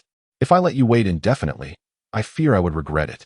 So, if we are to embark on this journey, why must we delay? Isn't it better to welcome happiness sooner? This was the most Fang Xihe had spoken at once. She typically expressed herself in short phrases. Yet today, she had made an effort to present herself beautifully, standing before Chu Ran to voice her true feelings. Let us welcome happiness ahead of schedule. Chu Ran echoed with a smile, recalling how he had once shared similar sentiments with Fang Xihe in a past life. This time, however, It was she who voiced those heartfelt words to him. Fate is indeed wondrous, and Chu Ran cherished this marvel. Furthermore, a significant part of my agreement stems from my mother's belief that you are someone worthy of trust. Upon hearing Fang Xihe's words, Chu Ran couldn't help but smile, realizing the significance of impressing his future mother-in-law. His efforts during this visit had indeed made a considerable impact. The two of them then settled down with a cup of coffee, engaging in light-hearted conversation. Unlike their usual peculiar interactions, Fang Xihe appeared more at ease now. In Chu Ran's presence, she found herself eager to share her thoughts, gradually shedding her previous shyness and embracing a sense of joy. By the time they returned to school, it was already 7 in the evening. Chu Ran escorted Fang Xihe to the entrance, their hands still entwined. Undoubtedly, this sight had stirred discomfort among the male onlookers. After all, it was common knowledge that Fang Xihe had never entertained romantic relationships before graduation. Time to head home, get some rest, Chu Ran said with a cheerful wave. Fang Xihe nodded happily, glancing back at him with a radiant smile as she hurried inside. Upon arriving at her dormitory, she unexpectedly crossed paths with Xihe, who was descending the stairs. Yang was momentarily taken aback upon seeing Fang Xihe, but soon lowered her gaze and walked away. In recent times, Yang had regretted her choices more than once. The impact of Chu Ran's actions weighed heavily on her heart. She longed to return to that fateful day when he confessed his feelings, yet she understood that such a moment would never return. Chapter 82. Unable to restrain himself. The U.S. places an order for aircraft. When Chu Ran returned to his dorm, he was in high spirits, humming a cheerful tune. His roommates, witnessing this scene, exchanged curious glances. Wait, has the third guy actually won over Fang Xihe? Impossible. Everyone knows she wouldn't date before graduation. How about we place a bet? One of them suggested. Upon hearing this, the first and second roommates quickly shook their heads. Betting? On whom? Just not on the third guy? Amused by their antics, Chu Ran chuckled and playfully patted their shoulders before tossing his worn socks in front of them. Old four, it seems you still haven't learned your lesson. You're on laundry duty today, go find your rhythm. At this, Zhang Hao lunged at Chu Ran in mock outrage, leading to a playful scuffle among the group. Darn it, the third guy's being pinned down. It's time to settle scores. Soon, Wang Rui and Hao Jiangwo joined in, and the room erupted into laughter. After their playful fray, Chu Ran retreated to his bed. This was university life, joyful moments spent with roommates in the dormitory, and the sheer bliss of being able to share time with his girlfriend outside. Following the commotion, he opened his laptop to manage the orders from his flagship store. Recently, most inquiries regarding aircraft orders had been mere curiosities, with only a handful of affluent nations placing actual orders. Occasionally, Chu Ran encounters affluent military experts who generously place orders, expressing their intent to acquire a fighter jet for their collection. Indeed, it is a collection. The world of the wealthy is something Chu Ran finds rather perplexing. Just as he concluded one transaction, he noticed a familiar client placing another order. The familiarity stems from the fact that this client had previously made a purchase from Chu Ran, with an address in the United States. Initially, Chu Ran suspected him to be affiliated with the U.S. military, a notion that was later corroborated when the U.S. began targeting his systems transport aircraft. Now, this American official has once again sought Chu Ran's services, this time placing an order for fighter jets from the Ranha flagship store. Upon reviewing the order, a faint smile graced Chu Ran's lips. The jets included in this order were among the latest models, such as the much-lauded Lightning fighter jet, with the client ordering 10 units. Following that, there were 10 Raptors, along with various standard fighter jet models, culminating in a total exceeding 50 aircraft. Additionally, the order included essential ammunition supplies for the jets. Altogether, this order from the United States promised Chu Ran a windfall exceeding 100 billion in funds. Truly, as the world's foremost economic power, their generosity was remarkable. Chu Ran did not dwell on other matters and promptly replied to the client, confirming that the order was feasible but would require staggered shipments. He understood that the U.S. would be cautious and may not fully trust him, suspecting this transaction could be a ruse. However, Chu Ran felt undeterred by such conspiracies, for the strength of his system had already afforded him experiences that assured him no current human technology could thwart it. Thus, he felt free to profit from the American market. Meanwhile, the U.S. also sent a message to Chu Ran, agreeing to staggered shipments but indicating that their payments would be released in accordance with his shipping schedule for security reasons. Upon receiving this information, Chu Ran smiled and replied affirmatively. In truth, he might have misinterpreted the situation. Following a meeting, the U.S. Department of Defense, while intent on scrutinizing the Ranha flagship store, had come up empty-handed after extensive inquiry. Ultimately, the department decided that, having previously suffered losses from Ranha's armaments, they could not afford another setback. Therefore, they resolved to purchase a batch of fighter jets for analysis, aiming to ascertain whether these were indeed their own aircraft that had gone missing. They understood the importance of acquiring a substantial quantity, as significant losses would inevitably reveal themselves, regardless of the adversary's skills. Thus, the subsequent procurement of fighter jets from Chu Ran by the Department of Defense was initiated. At this juncture, Chu Ran succinctly stated, "Please ship approximately 10 aircraft per batch and release funds according to the order quantity." Having completed these arrangements, he leisurely reclined on his bed, awaiting the arrival of his payments. Soon, upon receiving a prompt from the system, Chu Ran dispatched the first batch of goods. Immediately thereafter, he sent another message to the United States. "Please transfer the funds again. I shall dispatch the second batch of goods in accordance with the order." At the U.S. Department of Defense office, everyone was astonished upon seeing the message from Chu Ran. It became evident that when he mentioned staggered shipments, he referred to multiple dispatches within a single night, rather than a single batch being sent and subsequently divided. This indicated that in China, they possessed not just one such flying object, but rather an impressive multitude. The leaders at the U.S. Department of Defense swiftly grasped this crucial information. With this realization, a collective gasp filled the room. Many had begun to doubt the authenticity of the video from that day, as most believed that Xihe belonged to the United States. However, as high-ranking officials, they were acutely aware that the Xihe flagship store was undoubtedly Chinese, for that very video had been captured by their own pilots. The terrifying nature of that flying object haunted their memories, especially since the nation's top scientific research institutions had spent considerable time analyzing the materials and failed to identify what they were. The ultimate conclusion was that China possessed remarkable prowess, having mastered a form of advanced technology, the specifics of which remained a mystery to them. Yet, the sheer volume of such technology that China had, and their capability to deploy numerous flying objects for aircraft transportation, posed an intriguing question: what magnitude of ambition was at play here? With this thought weighing on him, the Secretary of Defense could no longer remain idle and hastily placed a call to President Old Ao. Half an hour later, Chu Ran had dispatched all the fighter jets, and simultaneously, his system account received a staggering sum of 15 billion Huaxia coins. Containing his excitement, Chu Ran promptly called Wu Shiliang from the new energy sector. "Old Wu, please help me scout a larger piece of land. If the location is suitable, purchase it immediately. This will be the base for our new factory." Indeed, Chu Ran's Xihe new energy vehicles was on the verge of launching. 2 days later, once the specialized personnel hired through the system were in place, Chu Ran would ensure they devoted themselves entirely to research and development. Meanwhile, he comfortably drifted into slumber while across the ocean. Due to Chu Ran's order, the U.S. Department of Defense became bustling once more. "Connect me to the Air Force Command Center immediately. Order them to deploy all fighter jets. This time, we must capture a comprehensive view of these flying objects." Chapter 83. Old Ao infuriated. His own aircraft inferior to purchases? That night at 10 o'clock, the U.S. Air Force Command Center was once again in a flurry of activity. Given that Chu Ran had agreed to deliver within 4 hours, it was anticipated that these unidentified flying objects from China would soon appear in U.S. airspace. This time, President Old Ao issued a strict mandate. "We must employ every possible means to capture a full view of these flying objects."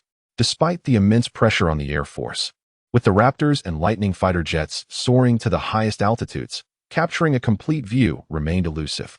However, as the president, his orders must be obeyed.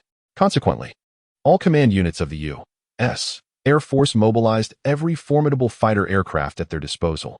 Raptors, Lightning, and fourth-generation attack Eagles all took to the skies at this moment, solely to document the transport aircraft of the Ranha flagship store. Yet, as seconds ticked by, the time for the transaction drew nearer, and the previously agreed-upon coordinates remained eerily quiet. With only a minute left until the designated time, one couldn't help but wonder, would Ranha appear? Old Ao sat in the command room, his brow furrowing once more. Meanwhile, above the United States, Countless fighter jets relentlessly ascended to their maximum altitudes. Soon, the minute elapsed, and the moment of transaction arrived. Inside the Air Force Command Center, everyone awaited with bated breath. However, the radio crackled with the pilot's responses. The Eagle has not spotted the target. The Falcon has not spotted the target. The Chick has not spotted the target. Hearing these reports, old AO rose in anger from his chair. What on earth was happening? Were both the time and location not correct? The Secretary of Defense, equally astonished, nodded. Mr. President, we agreed on this time. There must be no mistake. Could it be that Ranha discovered our presence and has truly gone back on their word? Old AO kicked over a nearby table in frustration. Just then, a voice crackled over the radio. Falcon reports a situation. The leaders at the command center hastily grab their radios, immediately report the situation, and transmit the visuals back.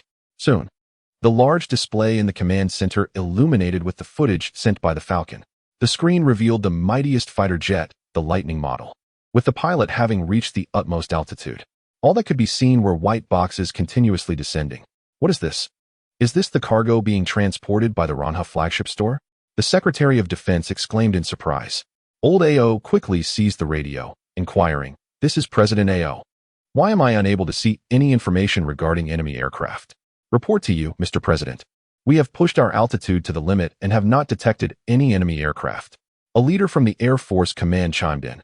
"Mr. President, it seems that since Ranha was last spotted, they have intentionally ascended to a higher altitude to evade our detection.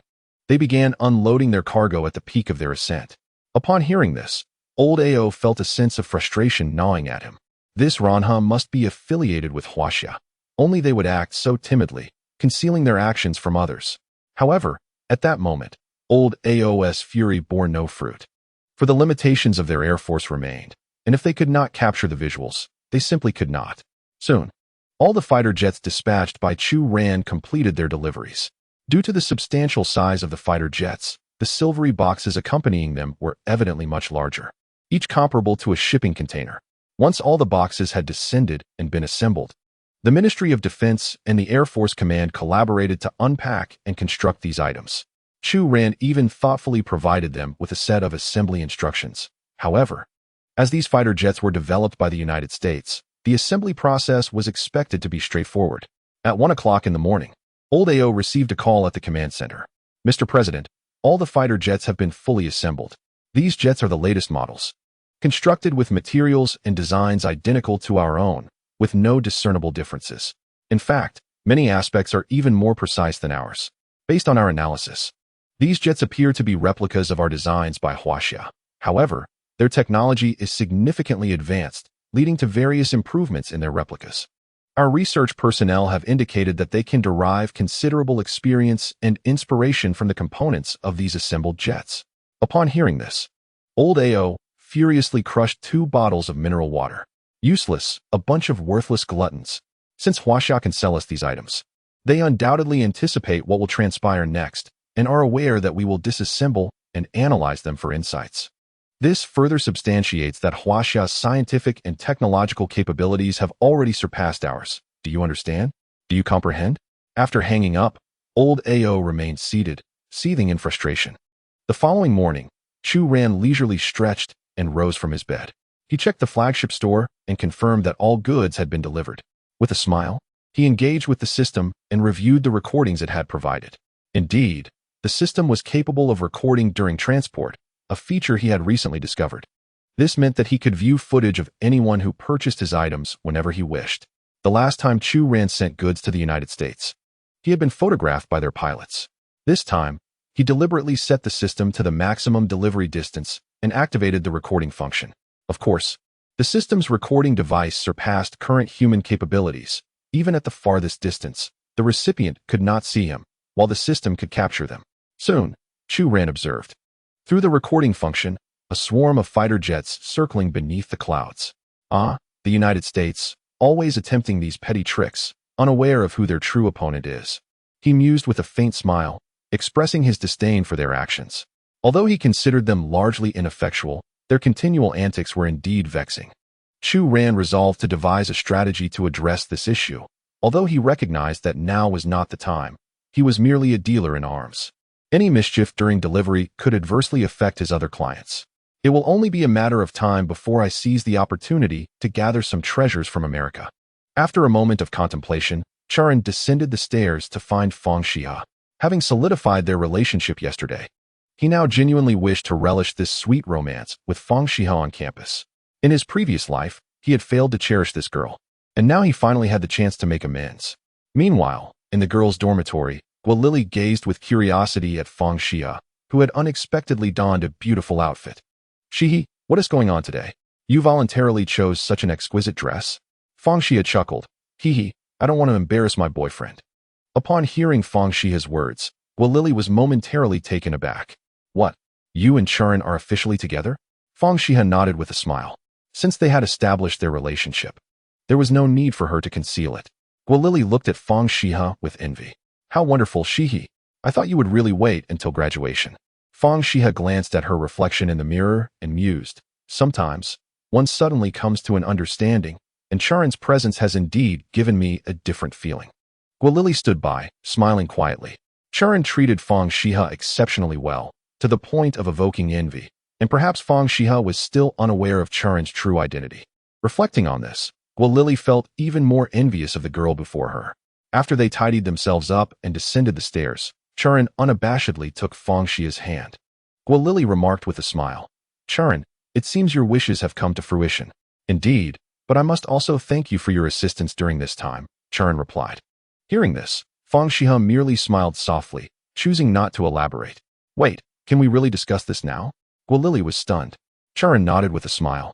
Recalling how he had asked Guolili to help him understand Fang Xihe, on one hand, it was genuinely to assist himself, and on the other, Chu Ran recognized Fang Xihe's character. If she knew the lengths he had gone to in pursuit of her, she would be delighted rather than upset, and would not engage in any unreasonable behavior. Guolili exclaimed in surprise, "Aren't you curious why Chu Ran is thanking me?" "I know. You came to our dormitory to get closer to me and help Chu Ran find a way to approach me." Guolili was momentarily speechless. "But don't you feel upset? She did this to be with me." Fang Xihe's probing question left Guolili at a loss for words. "Xihe, you truly are unlike any other girl." Ultimately, Guolili reached this conclusion. For Chu Ran, being with Fang Xihe felt as though it was predestined, and holding her hand now seemed entirely natural. On the other hand, Fang Xihe appeared somewhat bashful in response to this sudden influx of emotions, often keeping her head lowered, yet a faint smile, a testament to her happiness, danced at the corners of her lips. For a girl who had never experienced love before, this sweet sensation was utterly irresistible, causing her to be distracted during class, her attention wholly consumed by the exchange of glances with Chu Ran. "Fang Xihe, exercise a bit of restraint. At this rate, you might lose your scholarship this month." Guolili, unable to contain herself, finally interjected. However, after speaking, she immediately felt the weight of a piercing gaze directed her way. Goodness, Chu Ran's look could slay. Indeed, given Chu Ran's current status, even if Fang Xihe were to drop out, her family would still be well provided for generations. That scholarship seemed merely a trivial reminder of jealousy from their side. At last, lunch arrived, and Guolili, weary of being a third wheel, hastily departed. Chu Ran led Fang Xihe to the dining hall. "Fang Xihe, now that you have a boyfriend, please don't skimp on your meals, all right? We are not lacking in funds," Chu Ran remarked, observing the modest portion of food Fang Xihe had selected, reminiscent of feeding a rabbit. Fang Xihe, looking quite innocent, was accustomed to such meals. "Should I go get more?" she offered. Chu Ran chuckled, shaking his head. "No need, let us just eat like this for now." After a while, Chu Ran looked up and asked, "Are you still planning to go to the library this afternoon?" "Yes. I've informed the administrator that I will reduce my hours this semester to focus on my studies," she replied. Chu Ran, with a hint of exasperation, said, "Fang Xihe, you might not yet realize what your boyfriend does. It doesn't matter what he does. Your money is yours, and I wish to earn my own," she declared. "Oh, you have not changed a bit." Chu Ran mused, recalling how her independent spirit had lightened his burdens after they married in his past life. Whenever he went out drinking with friends, they had to consult their wives about finances, while he enjoyed the freedom of economic independence. Even during his business failures, it was often Fang Xihe who helped him settle debts. "Formerly?" Fang Xihe inquired, lifting her gaze with curiosity. Chu Ran quickly smiled. "I meant back when I first met you." Seeing her nod in understanding brought him a sense of relief. "I know you work so hard for your family. I have a friend who might be able to assist, he offered. Fang Xihe's brow furrowed slightly at his words. Help me? Indeed. My friend works with a charitable organization. Given the transportation issues in your area and your family's dire circumstances, with nearly no available labor, you qualify for assistance. Oh, Fang Xihe nodded, acknowledging that she had indeed considered such options, yet had faced dead ends with various departments. At that moment, Chu Ran conceived a plan to establish a separate charitable foundation under Ranha New Energy to aid those in need. Wealthy individuals often traverse this path to enhance their renown. Even if one's motivations are not centered on fame, as in the case of Fang Xihe, one could still pursue such avenues. For someone in his current position, the modest sum allocated to charity is but a trifling amount, easily earned in the time it takes to sip a glass of water. However, for Fang Xihe's family, even 1,000 yuan represents a considerable luxury. This is precisely why Fang Xihe, despite her introversion, musters the courage to infiltrate organizations like the Student Council, striving to earn additional credits, become an exemplary student, and secure a scholarship. After their meal, Chu Ran accompanied Fang Xihe to the library while he sat nearby to call Qi Qingshuan and share his thoughts. Mr. Chu, engaging in charitable endeavors is indeed a pathway every enterprise must consider. Regardless of the underlying reasons, companies often employ such strategies to gain societal attention. And your foresight in this matter is commendable. Chu Ran replied affirmatively. Let the company allocate 5 million yuan for the pilot project, commencing in Dali village in Sichuan. There are children unable to attend school, lacking access to transport, and families missing laborers, particularly those with elderly and young children who are in great need. I have visited there, so I am familiar with the situation. I will provide you with a list, and please ensure to visit that particular household. Understood, Mr. Chu. After hanging up, Chu Ran gazed at the diligent Fang Xihe in the distance, a smile gracing his lips. Fang Xihe, your happiness is just beginning. Chapter 85. I aim to create the first car for young people. Qi Qingshuan's efficiency is indeed remarkable. By noon the following day, he informed Chu Ran that the foundation's establishment was nearly complete, and they anticipated sending personnel to conduct an on-site inspection and provide warmth in the village next week. Simultaneously, the 3 automotive experts hired through the system had arrived, all of whom transitioned from esteemed firms in the United States, Germany, and Japan. Almost immediately upon receiving their employment from Chu Ran, they hurried from various locations to meet him. Chu Ran no longer felt the need to conceal his collaboration with Guilili, arranging for her to reserve a private room at Hongyun for their meeting that afternoon after school. Although Chu Ran possessed limited knowledge about automobiles, he articulated his requirements clearly. In essence, he desired a vehicle that was stylish, striking, and technologically advanced, as he intended to create the first car for young people. Furthermore, the energy source had been decisively established as the most advanced quantum core energy, with materials crafted from the latest quantum compressed carbon fiber. Thus, the remaining focus rested solely on the aspects of styling and design. The 3 experts, prominent figures in the automotive industry who had contributed to the design of numerous popular models, found Chu Ran's request intriguing. The notion of solely concentrating on aesthetics without the burden of other considerations provided them with ample creative freedom. Mr. Chu, if that is the case, our pressure has indeed been significantly alleviated. Rest assured, we will strive to present you with satisfactory automotive designs within 3 days.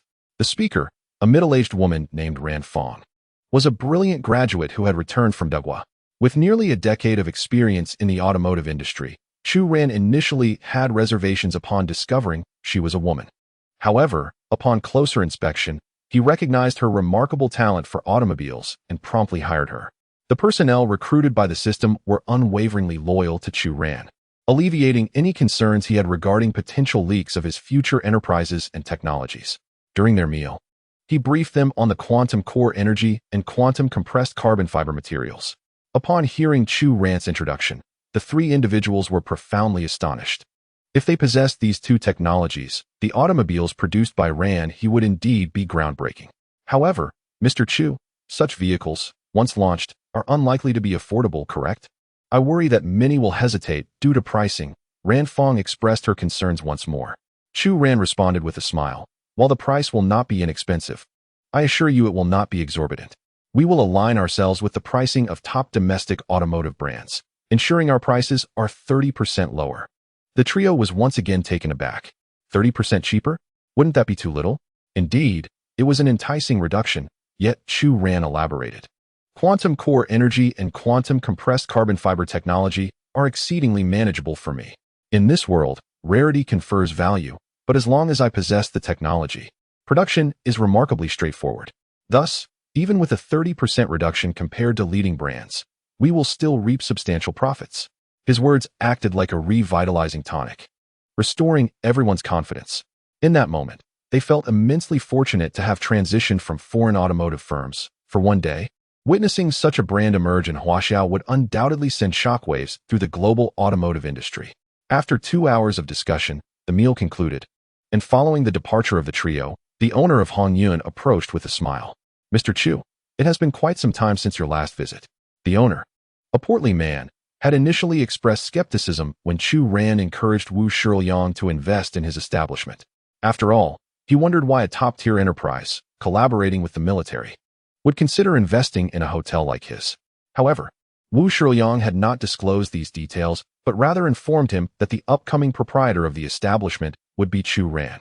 He conveyed that the investment in the hotel was a trial, hoping the owner would focus on developing the culinary aspect, as there was potential for Ran-He to expand in that domain in the future, positioning him as a chief pioneer and possibly the leader of the culinary realm. Upon hearing such ambitious prospects, the portly owner was elated. The restaurant had previously lacked luster, but now, with a clear objective and the backing of a formidable patron, he found ample motivation to strive for success. Indeed, I have been rather busy of late. How is Mr. Dai faring? Upon hearing Chu Ran's inquiry, Mr. Dai hastily replied, in accordance with your last suggestion, we have expanded the scale of the hotel. Moving forward, we shall not only engage in the high-end beverage business, but also provide more commonplace dining options. We have even introduced discounts for the bathhouse. Considering the clientele consists primarily of students with modest spending habits, I have taken your advice to heart, so we will not inflate our prices excessively. Consequently, our business has flourished in recent days. Excellent, Chu Ran responded. Continue to expand in this manner. If you perform well, I may even consider opening additional establishments for you to manage. I am not short of funds. What I lack is talent that can help me generate profits. Mr. Dai eagerly nodded. I understand, Mr. Chu. During their conversation, Guilili had just finished escorting a guest downstairs, now serving as the lobby manager. She conducted her duties with remarkable maturity. I must take my leave, Chu Ran remarked to Mr. Dai, offering a smile to Guilili before exiting the hotel. Moments later, Guilili followed him outside. Mr. Chu, why did you leave without informing me, your manager? She chided playfully. Hearing this, Chu Ran chuckled helplessly. Guilili, are you managing well in your current position? Shall I have Mr. Dai escort you to the bathhouse for a massage instead? Chu Ran, Guilili, now quite familiar with him, bantered in a friendly manner. It's time to return to work. She laughed. I trust Mr. Dai will not reprimand me for conversing with you, Mr. Chu. Besides, if I recall correctly, you promised to assist me in achieving my goals as long as Xihe is by your side. Have you yet to accomplish your goal? Is it not merely to be a manager? Chu Ran frowned. Guilili glanced around and leaned in closer, smiling. I do not aspire to be just a manager. Given your capabilities, managing this restaurant should not pose much difficulty for you, right? Guilili, are you already dreaming of soaring before you have even left the ground? Even if I were to gift you a hotel, would you truly be able to manage it? Guilili laughed heartily. I was merely jesting. But it seems you do hold some affection for me, Mr. Chu. Rest assured, I will start from the grassroots and work diligently to establish a prominent presence in the culinary industry on your behalf. Chapter 86. The Era of Automotive Innovation and the Mercenaries Transforming the Situation in East China. Chu Ran was aware of Guilili's aspirations. Yet he understood that she harbored no ill intentions. On the contrary, if she were to make a name for herself in the hotel industry, it could indeed offer her a broader stage in the future. 3 days later, Chu Ran once again met with 3 automotive experts at Hongyun Restaurant, where he reviewed the design blueprints provided by Fang. There were 3 designs in total, and after a cursory glance, he promptly decided on the second one. This design featured sleek lines and an impressive sense of dynamism. At first glance, it seemed as though it had traversed from the future. The front section of the automobile features a sharply designed faade, with elongated headlights resembling the eyes of a cheetah, piercing and profound. These not only provide exceptional illumination, but also endow the vehicle with a formidable presence. The profile of the car boasts elegant and dynamic lines, complemented by a floating roof design that renders the entire vehicle more fashionable and avant-garde. The wheels are adorned with large alloy rims paired with low-profile tires, enhancing both the vehicle's handling and its visual impact. At the rear, the design is simplistic yet layered, with a continuous taillight design that not only enhances the vehicle's recognizability, but also imparts a sense of width and stability. The rear bumper is equipped with dual exhaust decorations, further emphasizing the vehicle's sporty characteristics. Overall, this design undoubtedly fulfills Chu Ran's vision of a first car for the youth.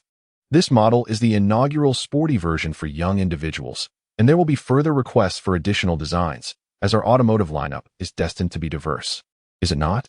Upon hearing Chu Ran's words, the others nodded in agreement, chuckling lightly. Their loyalty to Chu Ran was unwavering, devoid of any ulterior motives. Once the model was finalized, the trio promptly returned to commence work on the prototype. According to Chu Ran's directive, they needed to expedite the process and establish the automotive factory within a month, ensuring that both quantum core energy and compressed carbon fiber technology would keep pace without prolonged concealment.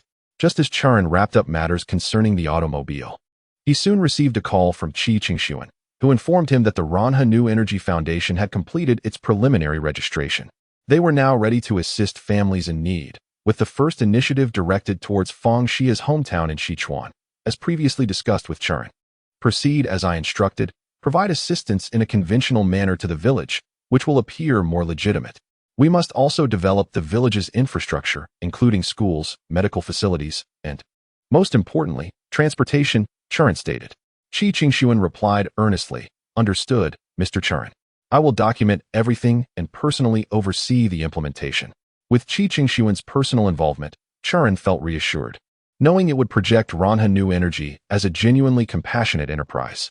Upon returning to campus, Chu Ran found his dormitory mates engaged in animated discussions about the latest film release, Zhang Yimou's The Flowers of War. Honestly, if we were to go to war with the Sakura country now, I would be the first to charge in, exclaimed Wang Rui, filled with indignation. His companion, Hao Jiangwo, lamented, It's a pity we were born in the wrong era, otherwise I would have been a valiant hero sacrificing for my country. Spare us, second brother. Just a few days ago, a mouse in the dorm sent you fleeing in terror. And now you're boasting, teased Zhang Hao, eliciting hearty laughter from Chu Ran and the others. Indeed, I have yet to take Fang Xihe to the cinema. I have been rather occupied lately, often leaving her to dine alone in the evenings, and I have admittedly overlooked her feelings. While soaking my feet, Chu Ran sent Fang Xihe a message. Do not go to the library tomorrow night. We shall venture out for some fun. Oh, will we return late? Fang Xihe inquired with curiosity. Chu Ran chuckled. If you wish to return later, that is certainly an option. Fang Xihe responded. Chu Ran, I am not quite prepared yet. Upon reading this, Chu Ran could not help but smile. What was there to ponder? It was merely a trip to the movies and dinner. Meanwhile, in the girls' dormitory, Fang Xihe blushed as she held her phone. Beside her, Guo Lily, with a facial mask adorning her face, asked, What's wrong, Xihe? Is Chu Ran teasing you again? Not at all. Fang Xihe quickly tucked her phone away and feigned interest in her book.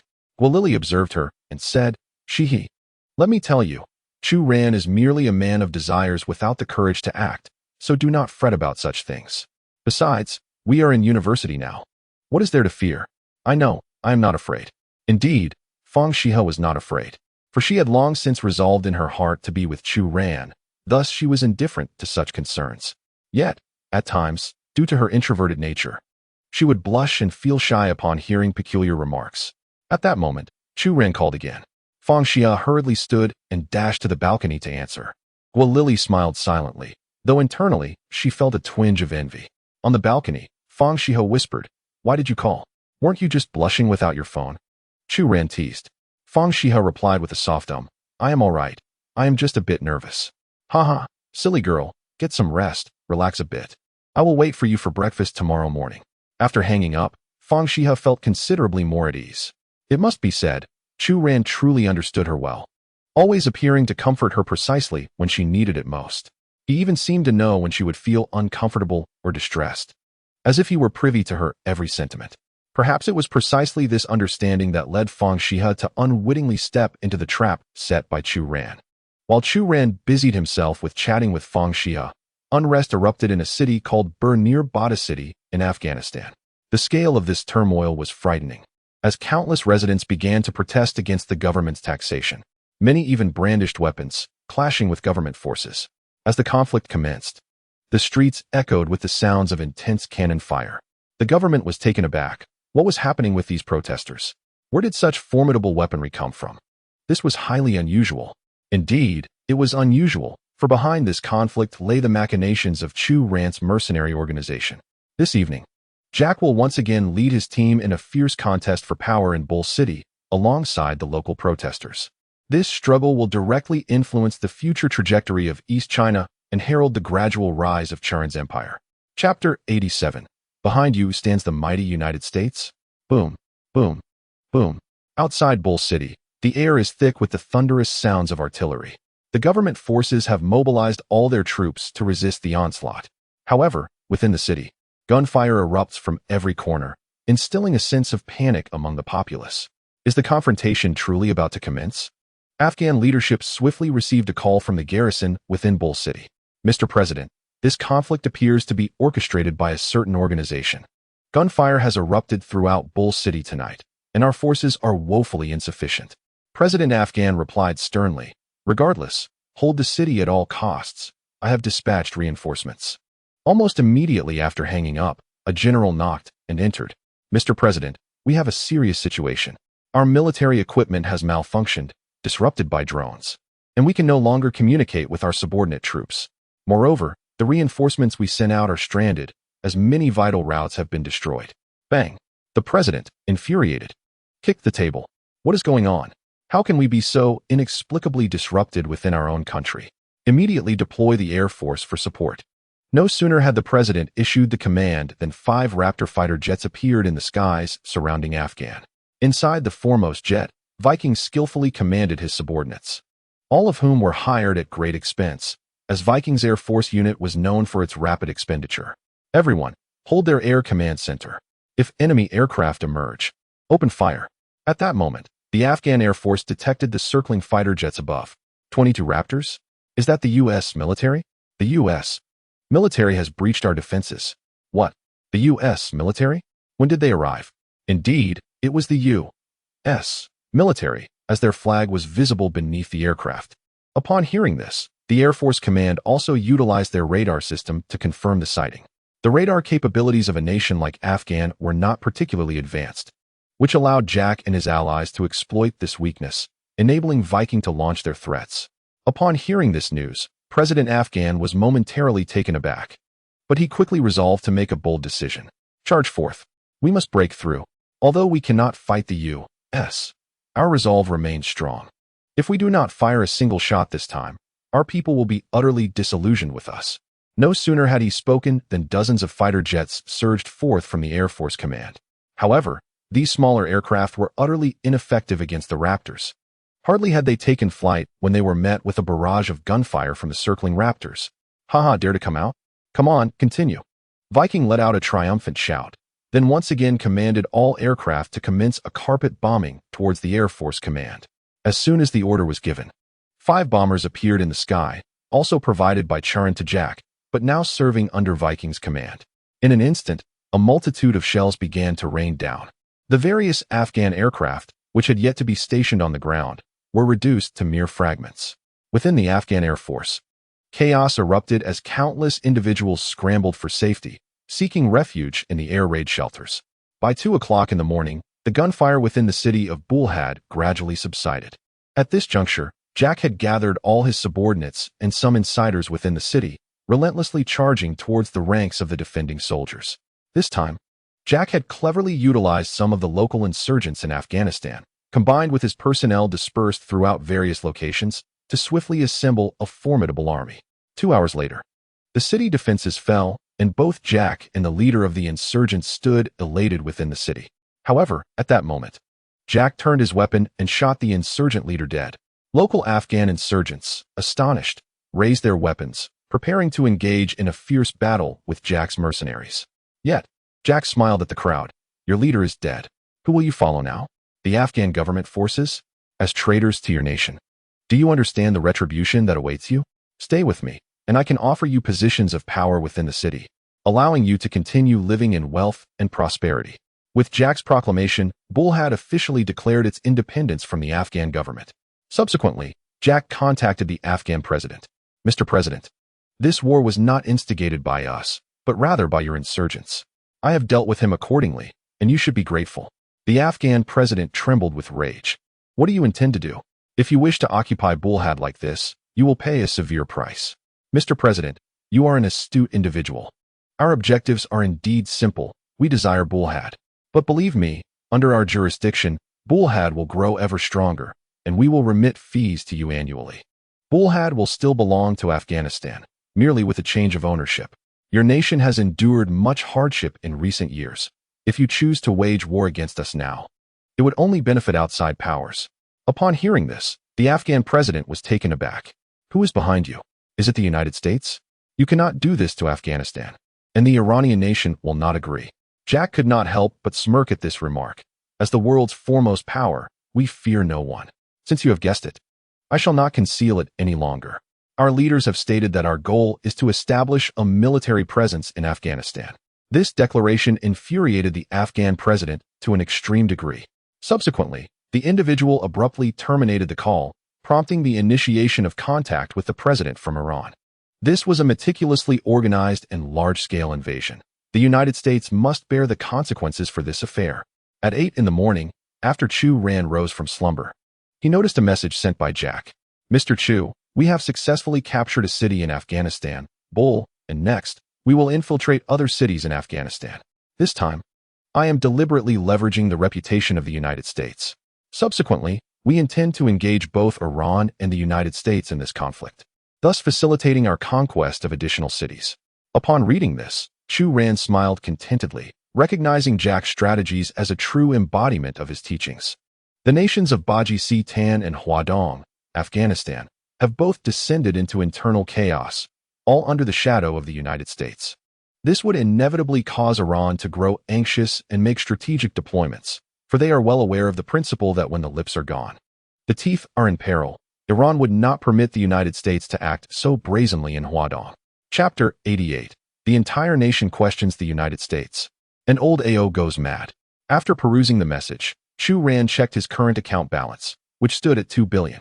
He promptly transferred half to Jack and placed an order for 10 fighter jets along with a batch of arms worth $200 million to be airlifted to his mercenaries. Having just emerged victorious from a battle, what they needed most was money and security, and Chu Ran was determined to fulfill all their requirements. Just after completing these transactions, he glanced at the military forum, where numerous bloggers were reporting the latest news. The recent situation in Huadong revealed that last night, Bull City in Afghanistan faced an assault by U.S. mercenaries, leading to its total occupation.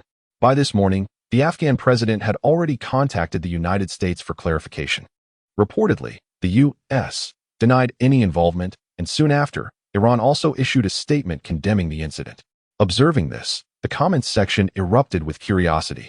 Is the United States truly so idle? What are their intentions? As the world's foremost power, they naturally seek to assert their strength. Moreover, it seems the United States desires to intervene in Huadong. Their objectives have been clear over the years, with Afghanistan losing 2 consecutive cities and the surrounding Baji-Tan showing signs of unrest, all bearing the fingerprints of the U.S. The U.S. has indeed gone too far this time. No one can tolerate this, and I suspect Iran's stockpiling of arms is precisely for this moment. Oh, this promises to be quite the spectacle. Chu Ran smiled faintly, fully aware that all these developments stemmed from Jack's machinations. Now, it remained to be seen how the United States would respond. Just days prior, he had mentioned a desire to address their actions. Little did he expect an opportunity to arise so swiftly. If they indeed took the bait, it would be advantageous for him, as he could sell even more arms. Not dwelling further on these thoughts, Chu Ran washed his face and proceeded downstairs to join Fang, Xihe for breakfast.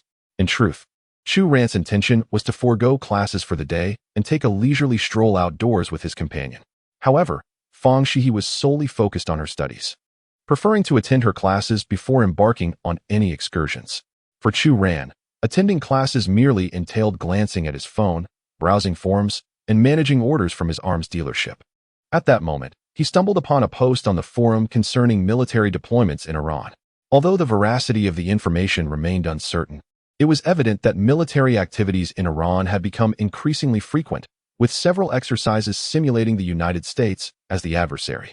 Clearly, Iran had long harbored such intentions. Indeed, Chu Ran's conjecture was not unfounded. During this period, Iran had been persistently acquiring arms from the Xihe flagship store, preparing for potential conflict. Simultaneously, across the ocean in the United States, the looming crisis had not gone unnoticed. In the conference room, Old AO had noticeably lost weight due to the ongoing issues related to Xihe. In his perception, the United States should not be subjected to such mockery. No other nation had dared to bully the United States in years. Yet, since the emergence of Xihe, the situation had shifted dramatically. It seemed as though Xihe was a specter, continuously testing the limits of the United States, even replicating their fighter jets with astonishing realism. Mr. President, this morning we received emails from Afghanistan, Iran, and several allied nations in East China. They demand that we immediately cease our aggressive actions in East China, or we shall face severe warnings and retribution. Upon hearing this, Old AO angrily cast aside his tablet. First, Xihe bullies us, and now these nations seek to do the same. Do they truly believe the United States will not retaliate? A nearby congressman quickly interjected, Mr. President, we must remain composed. It is clear that someone is orchestrating this to tarnish our nation's reputation. Old AO nodded, and, after a moment of contemplation, shook his head. Even without this smear campaign, Iran would still take action against us.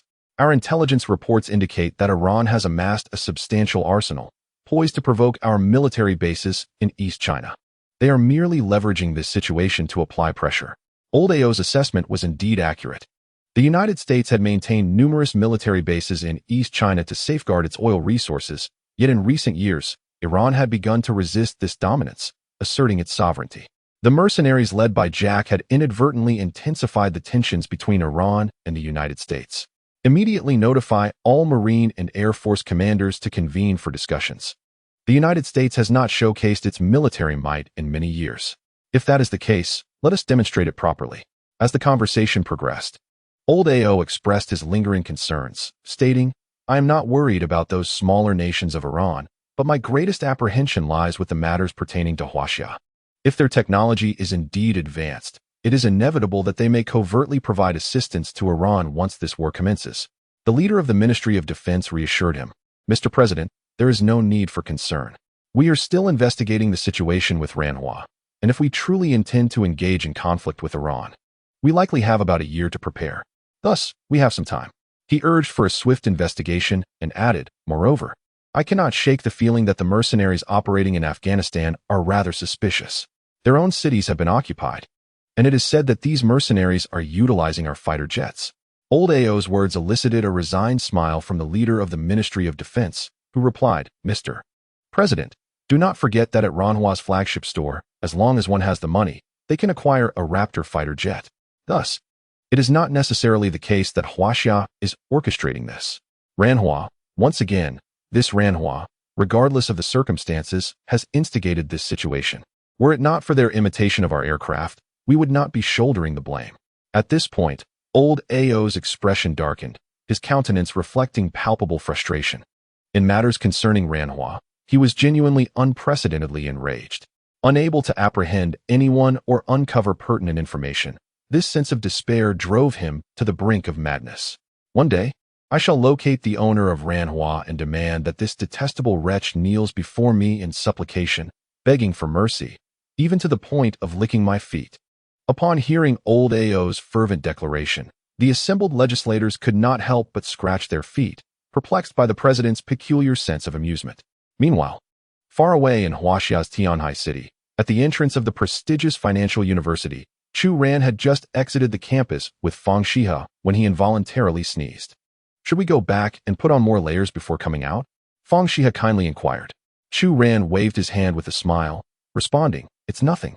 It's probably just someone who harbors ill will towards me speaking ill behind my back. Chapter 89. The Navi girl's first hotel stay. Chu Ran vaguely recalled that in his previous life, he had taken Fang Xihe to the movies shortly after he had commenced working. They had only recently become acquainted. But Chu Ran's fervent advances had left Fang Xihe slightly taken aback, ultimately leading her to reluctantly agree to accompany him to the cinema. However, she persistently concealed her small hands within her clothing pockets, leaving Chu Ran with no opportunity to hold them. Yet now, he could openly take Fang Xihe's hand and stroll leisurely down the street. By 10 o'clock in the evening, they had just finished watching the film, and Fang Xihe was moved to tears by the poignant scenes. Chu Ran treated her to hot milk tea, and as she sipped, she could not help but voice her thoughts. Chu Ran, I do not like war. Chu Ran smiled and nodded. Neither do I, but I do enjoy making money. He felt that for him, these two sentiments were not mutually exclusive. After all, even in his absence, certain events would transpire naturally. The individual merely seeks to derive a modest profit from this situation in order to fortify his nation and facilitate its development. Is there anything inherently wrong with that? Upon coming to this realization, Chu Ran shamelessly began to denounce those who instigated wars, ultimately assuring Fang Xihe that as long as he remained, the Huaxiao would undoubtedly be safe. Even in the face of conflict, it would be the strength of Huaxiao that would deter adversaries. Chu Ran, why do I find your words so convincing? Fang Xihe inquired curiously, for there was an inexplicable force emanating from Chu Ran as he spoke. Chu Ran chuckled, playfully pinching Fang Xihe's delicate nose. Perhaps I have not spoken in falsehood. Stop joking. What I truly desire is the prospect of living together with you in the future. As long as we are united, it matters not who else is involved. Regarding wealth, I believe a sufficient amount will suffice. There is no need for excess. Chu Ran nodded. I understand. You, my dear, are easily contented. Your lack of excessive desires is what brings you happiness, but it can also create pressure. Given your admirable qualities, how could I bear to let you suffer? Fang Xihe gazed at Chu Ran, a smile of joy lighting her face. Upon exiting the cinema, they found it peculiar that there were no taxis available that night, perhaps due to their prolonged conversation inside. After all, drivers tend to arrive in accordance with the conclusion of each film screening, and now they found themselves waiting indefinitely. Chu Ran initially contemplated calling Lao Wu to request a driver, but then, with a thoughtful glance at Fang Xihe, suggested, how about we don't return tonight? Tomorrow is the weekend, and we have no classes. Fang Xihe gasped in surprise, expressing her hesitation, but Chu Ran, we promised to go back. Hearing her gentle protest only brought more joy to Chu Ran's heart. Waiting for a taxi is exhausting. Let us find a hotel to stay for the night. If you doubt my intentions, we can each take a separate room. Fang Xihe glanced into the distance, her brow furrowing slightly. All right then. Chu Ran, elated, led Fang Xihe to a seemingly upscale hotel. Fang Xihe hesitated. This place must be quite expensive, right? Unfortunately, this is the nearest option. No worries. I'll manage. I can cut back on my meals next month to make up for it, he replied. How much is a room? Chu Ran pointed to the sign displaying the rates. Well, a standard room costs over 800. Fang Xihe patted her pocket. I have some money too. Perhaps we should just book one room. This is too costly. Chu Ran cleared his throat. That wouldn't be appropriate. Fang Xihe blushed and shook her head. It's fine. Just one room will suffice. Chu Ran retrieved his identification, while Fang Xihe hesitated, seemingly frozen. What's wrong? She asked innocently. Chu Ran, equally perplexed, replied. You didn't forget your ID, did you? Why would I need my ID to watch a movie? Fang Xihe inquired, intrigued. With a resigned smile.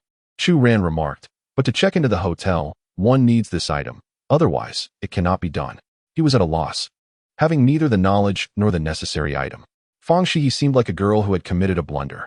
At that moment, Chu Ran couldn't help but chuckle in exasperation. There was no other option. Ultimately, he found himself at the hotel entrance, dialing Wu Shiliang's number. After mentioning the hotel's name, he promptly requested his secretary to assist in securing a room. Once completed, the assistant, under the name of Ran He, contacted the hotel, and after a series of communications, both Chu Ran and Fang Xihe successfully checked in. Was it your friend who assisted?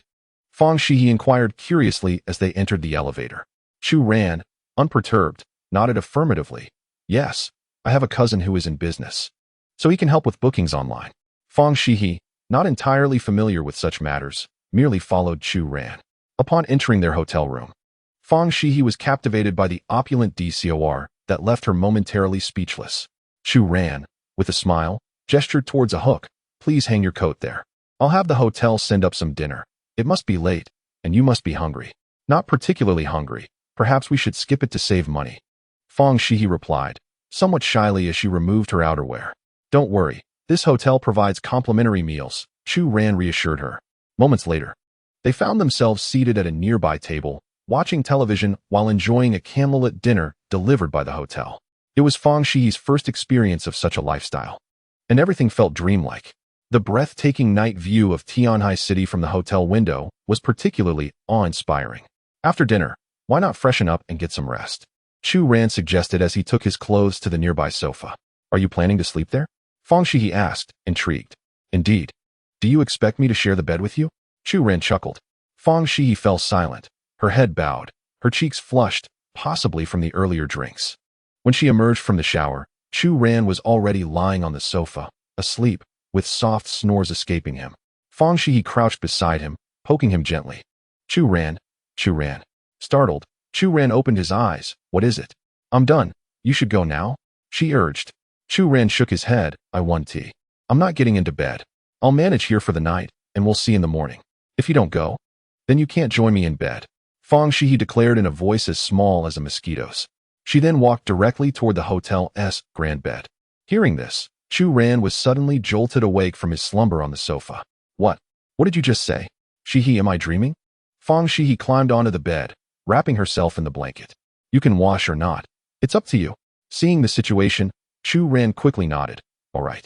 I'll wash. I must wash. Chapter 90. Confession. I had already suspected. In the early morning, Fang Xihe awoke in the hotel, a delicate blush gracing her fair visage. Chu Ran extended an arm and gently embraced Fang Xihe. Could it be that she is having second thoughts? Fang Xihe shook her head, stating, in truth, I had prepared myself from the moment you invited me out, Chu Ran. You will always be by my side, won't you? Chu Ran recognized that Fang Xihe was still somewhat anxious, which prompted her to voice such concerns. How about next week? I can take you home to meet my parents, he suggested. Fang Xihe nodded enthusiastically, replying, yes, I would love that. There's actually something else I wish to tell you. Fang Xihe, are you familiar with Ranhua New Energy? Chu Ran sat beside her, his tone unassuming. At that moment, Fang Xihe, nestled in his embrace, nodded obediently. Ranhua is my company, named after you and me. After a brief silence, Fang Xihe remained silent. Chu Ran, feeling a sense of helplessness, admitted, I have wanted to share this with you for quite some time. But you always insisted on waiting until after graduation and showed no interest, so I never had the opportunity. Yet, Fang Xihe continued to gaze at him, her large eyes blinking curiously, without uttering a word. This moment left Chu Ran feeling somewhat exasperated. You're not upset, are you? Fang Xihe shook her head and suddenly smiled, saying, actually, I had my suspicions. Chu Ran looked at her with a bittersweet expression. Really? Was it that obvious? You figured it out? Fang Xihe nodded, at first. I found it a bit peculiar and had my doubts, but I wasn't entirely certain until yesterday. Chu Ran furrowed his brow. Was it because of my hotel business? Fang Xihe shook her head. No. Yesterday my mother called me and mentioned that a foundation organization visited our village.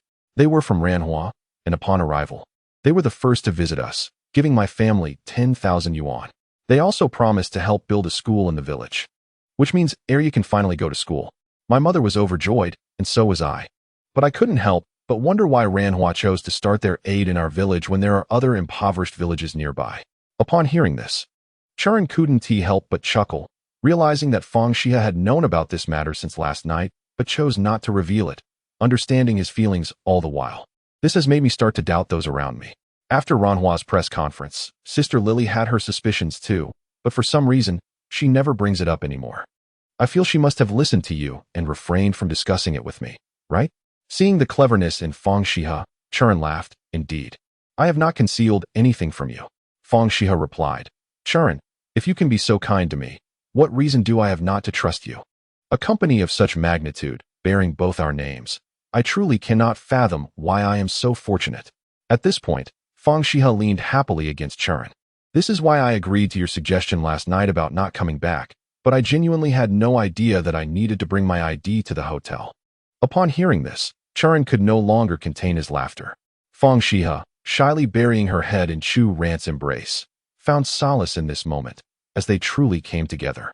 Chu Ran, too, fulfilled the first task assigned to him upon his rebirth. Upon exiting the hotel, he had intended to take Fang Xihe to observe the developments at Ran and New Energy. Yet she expressed her reluctance to engage too deeply with such matters at this juncture. She informed Chu Ran that she would be studying this field, aspiring to assist him in the future. Thus, Chu Ran had no choice but to return to school with her. In truth, even if Fang Xihe chose not to work, Chu Ran would ensure her happiness by having her by his side. However, she was not the type to rely on others. She harbored her own aspirations and did not wish to disappoint him. Currently, her major was financial management, which coincidentally was also Chu Ran's field of study. Albeit he had never dedicated himself to it seriously and would thus entrust this responsibility to his future wife. As he envisioned his grand empire, he knew that the financial aspects would be managed by the person he trusted most. Upon returning to school, Chu Ran escorted Fang Xihe back to her dormitory, and they agreed to visit their hometown together the following weekend, spending this week on campus. As they entered the dormitory, Chu Ran overheard his leader, Wang Rui, delivering a fervent speech. From his observations, it seemed likely that friction could arise between the United States and Iraq, although he remained uncertain about the ultimate outcome. It was clear, however, that conflict was imminent, as these two nations had long been at odds. Beside him, Hao Jiangwo remarked, "The United States has become excessively arrogant. Our country's advancements in the past 2 years could easily surpass theirs. Just look at the recent success of Ranhe New Energy and the electromagnetic cannon launch. These are our achievements." Despite his bold declarations, it was evident that our nation would not hastily engage in warfare, unlike the United States, which had grown accustomed to its domineering behavior on the international stage, especially in its quest for oil resources in East China. Over the years, they had constructed numerous military bases in the region, seemingly biding their time for this day. Listening intently to Wang Rui's impassioned discourse, Hao Jiangwo and Zhang Hao absorbed every word. Chu Ran entered with a smile, nonchalantly taking a seat beside them and cracking open a sunflower seed from Zhang Hao's stash. Both Wang Rui and the others stared at him in astonishment. "What are you looking at me for? Please continue. I'm eager to hear when the United States and Iraq might go to war," he urged. Wang Rui shook his head, exclaiming, "How shameless. You truly have no shame. Third brother, you vanished for an entire night. Do you have any idea how worried we were? We were on the verge of contacting the police. But after calling Guolili, we discovered that Fang Xihe hadn't returned either. And here you are, returning so calmly and munching on seeds?" Chu Ran chuckled helplessly. "Weren't we discussing the war? How did this suddenly turn into a discussion about me?" At that moment, Hao Jiangwo and Zhang Hao began to scrutinize him seriously. And soon Zhang Hao pulled a long hair from Chu Ran's clothing. "Oh my, it really is. Old San, you have truly disappointed us. Everyone agreed not to pursue romantic relationships. Yet you, young man, have directly engaged with a campus beauty and hastily proceeded with matters that should take time." Zhang Hao, feeling indignant, exclaimed, "Do you know I have been in a relationship for a year? A whole year without any success, and you achieve your goal within a month. What is this nonsense?" Observing the aggrieved expressions of his companions, Chu Ran lay on his bed, smiling helplessly, suddenly realizing how blissful this life felt. Simultaneously, within the confines of the girls' dormitory, Guolili sat beside Fang Xihe in astonishment. "Xihe, you really..." Guolili hesitated, unsure of what to say, but ultimately mustered the courage to squat beside her. "Boss lady, please speak highly of me in front of General Chu in the future." Chapter 91. Why won't the Sakura nation sell us their arms? The news of Chu Ran and Fang Xihe's relationship indeed sparked a tinge of jealousy in Guolili, yet her predominant sentiment was joy. For irrespective of the circumstances, she was now the second person, after Chu Ran, to have a close relationship with Fang Xihe. Once Chu Ran and Fang Xihe wed, she would have the solid backing of this formidable ally. That evening, Fang Xihe and Chu Ran engaged in a conversation over WeChat, while Chu Ran busied himself with the operations of his arms flagship store. Over time, the business had matured significantly, attracting numerous clients, with unprocessed orders piling up each time he logged in. Even after allocating a substantial sum to Jack and purchasing a parcel of land for Ranhe Automotive, his account still boasted over 10 billion Huaxia coins. However, Chu Ran was acutely aware that this fortune was merely temporary. With the Double 11 shopping festival approaching, he was initiating a promotional campaign for his arms flagship store. He anticipated that this sum could multiply several times. This was a conservative estimate. Given the escalating tensions with Iran and the United States, the prices of arms were bound to surge. His flagship store, maintaining its original prices and even planning promotions for Double 11, posed a question. Could Along withstand such temptation? Would the United States be able to resist? Should conflict arise between the United States and Along, neighboring regions like Afghanistan and Pakistan would undoubtedly rush to join the fray, especially since this war was instigated by the United States. Moreover, with the Bear Nation openly dismissing the United States, there was a possibility of covert assistance from them. Consequently, Chu Ran found himself exceedingly intrigued by the impending Double 11 festivities. At that moment, a new client emerged for the flagship store. The name read, Sakura Forever.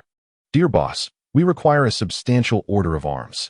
The details are provided below. Kindly check.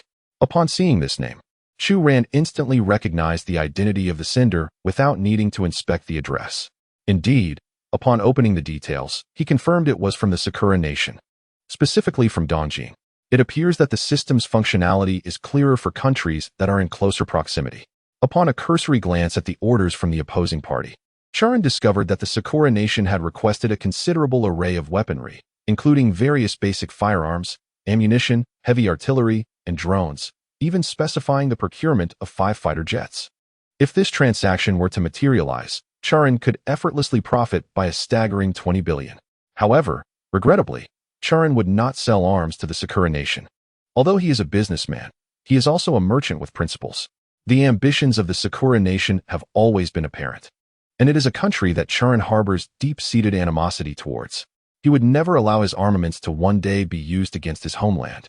While there are other nations that have adversarial relations with China, such as the United States, Chu Ran is acutely aware that the prospect of the U.S.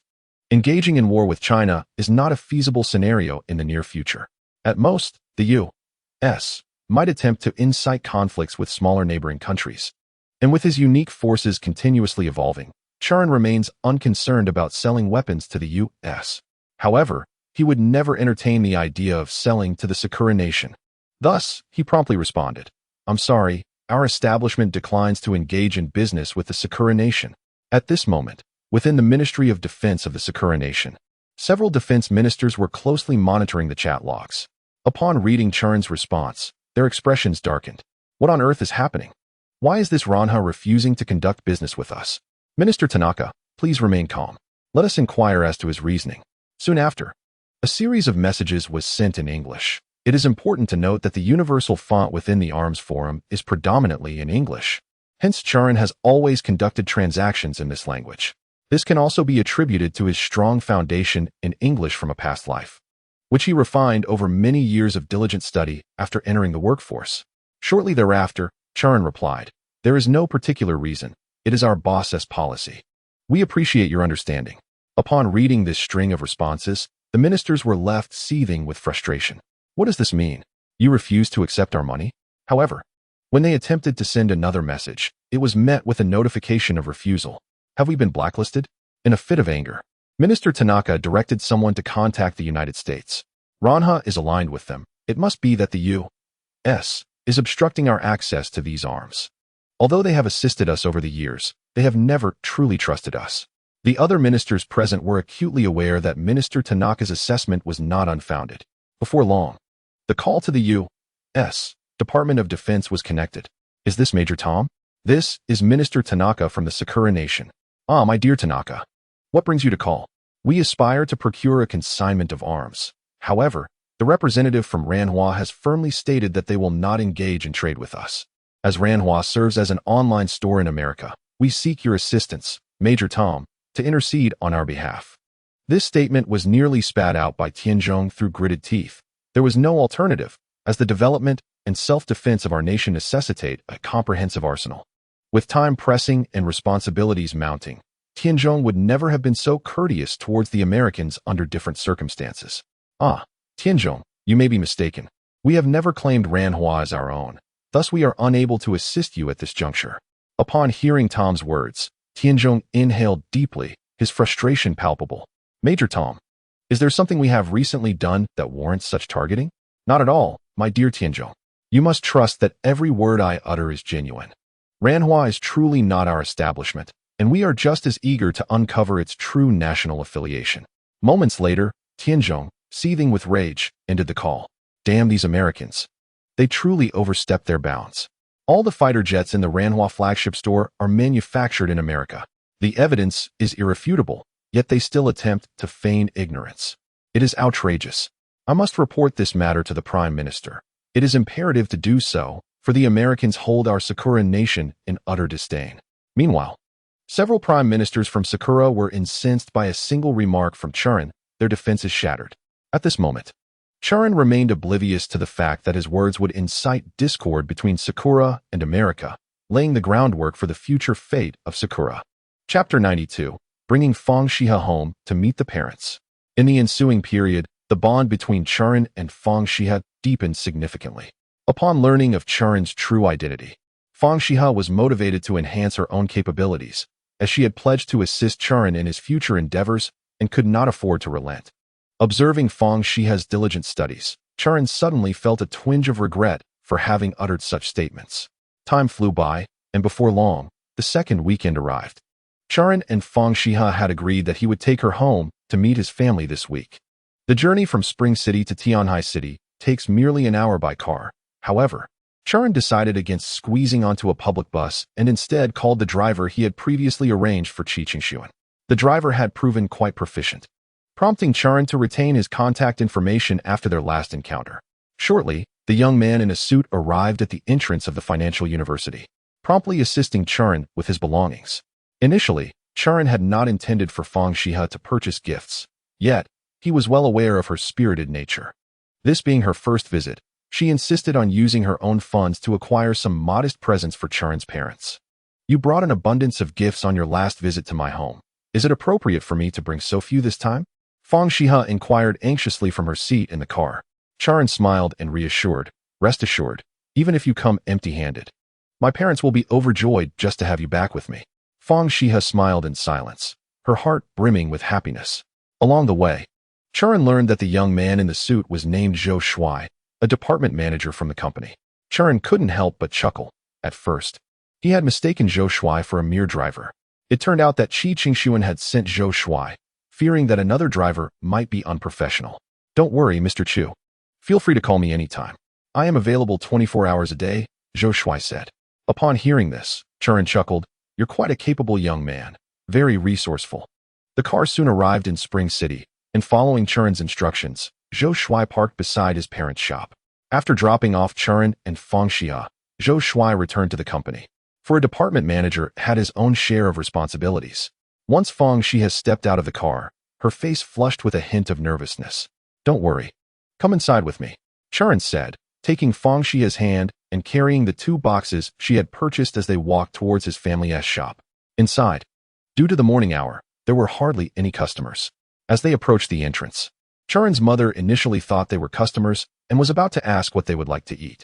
However, upon recognizing her son and noticing the girl beside him, who bore a resemblance to the girl in the photograph she had seen in her son's wallet, her demeanor changed. Mom, this is my girlfriend, Fang Xihe. Chu Ran quickly introduced as he noticed his mother was momentarily stunned. Fang Xihe, blushing, greeted, Hello, Annie. Oh my, yes, come in. Chu Ran's mother exclaimed, excitement rendering her speech somewhat disjointed. Normally so articulate in business, her joy and enthusiasm were palpable. Sit down. Would you like some water? No. What about a drink? We have everything here. Just tell me what you want. Fang Xihe shook her head. No, thank you. Auntie, I'm not thirsty. Chu Ran pulled out a chair for Fang Xihe, and they settled at a nearby table. His mother stood by, elated, and then hurriedly called into the kitchen, Lao Chu. Come out quickly. I'm busy. I've got a delivery to prepare. His father replied. Hearing this, his mother, momentarily flustered, turned to fetch him but quickly returned, saying with a smile, It's all right. Just sit comfortably. If you're hungry, feel free to ask Chu Ran or me. He is an excellent cook. With that, she dashed back into the kitchen to summon Chu Ran's father. Observing the bustling scene, Chu Ran couldn't help but smile with contentment. Look how happy my mom is. Fang Xihe, feeling anxious and sweating in her palms, grasped Chu Ran's hand. What should I do next? Haha, just stay here. If you're hungry, just let me know or ask my dad. He's really good at cooking. How can I just sit here? I arrived and simply sat here doing nothing. Perhaps I should lend a hand, as my uncle must be quite busy. Chu Ran grasped Fang Xihe's hand and smiled, saying, Just sit still and don't think about anything else. Meanwhile, in the kitchen, upon hearing my mother's words, my father was momentarily taken aback. What? Has he really come back? Why didn't this boy inform us beforehand? My father hurriedly turned off the stove, grabbed a towel to wipe his face, and then swiftly removed his apron to head outside. Oh dear, don't rush. You still have dust on your face. It wouldn't be proper for the young lady to see you like that. My mother, standing nearby, immediately took a cloth to clean him up. This is a cleaning cloth, oh my. My father, flustered and helpless in the kitchen, finally managed to wash his face before stepping out with my mother. They stood by the table, their curiosity piqued as they gazed at Fang Xihe. She promptly stood up and greeted, "Hello, uncle." My father, smiling, replied, Good, good, quickly sit down. Are you hungry? Fang Xihe shook her head, saying she wasn't hungry and that she was ready to help. Just then, my mother, astonished, hurriedly pulled her back. Child, why do you want to work right after arriving? Come, sit and rest. My father chuckled, such a sensible girl, truly more considerate than Chu Ran. Chu Ran chimed in, Dad. Of course, she's sensible. She was chosen according to the standards of a daughter-in-law. My mother began to scrutinize Fang Xihe closely. She's so beautiful. Truly more stunning than in the photos. Those celebrities on television can't compare. Fang Xihe, flattered, lowered her head. Auntie, I'm not as good as you say. Indeed, this girl is modest and sensible. I wonder what fortune Chu Ran has to have you as his girlfriend. Fang Xihe raised her head and defended Chu Ran, saying, Annie, Chu Ran is also very good. My mother smiled happily, realizing that this girl was not only sensible, but also honest, and more importantly, she could stand alongside her son.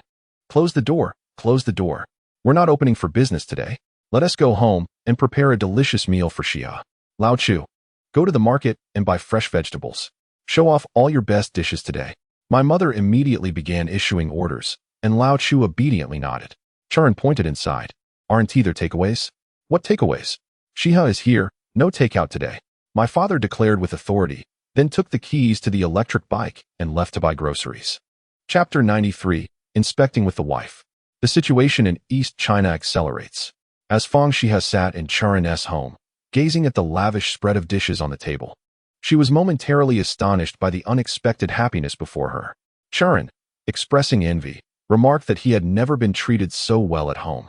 And it was only thanks to Fang Xihe's presence that he could enjoy the meals prepared by his father. However, this was merely the beginning. No sooner had Fang Xihe settled down than her mother, using serving chopsticks, presented her with a small bowl of dishes, swiftly followed by her father doing the same. Fang Xihe, taken aback by the attention, accepted the two bowls with a mouth full of food. On the side, Chu Ran watched with delight, as this scene seemed reminiscent of a moment from a previous life, albeit a few years later than now. Yet the joy radiating from her parents was no less than it was in the present. If Chu Ran's intuition served him correctly, after dinner, his mother would take Fang Xihe to peruse childhood photographs.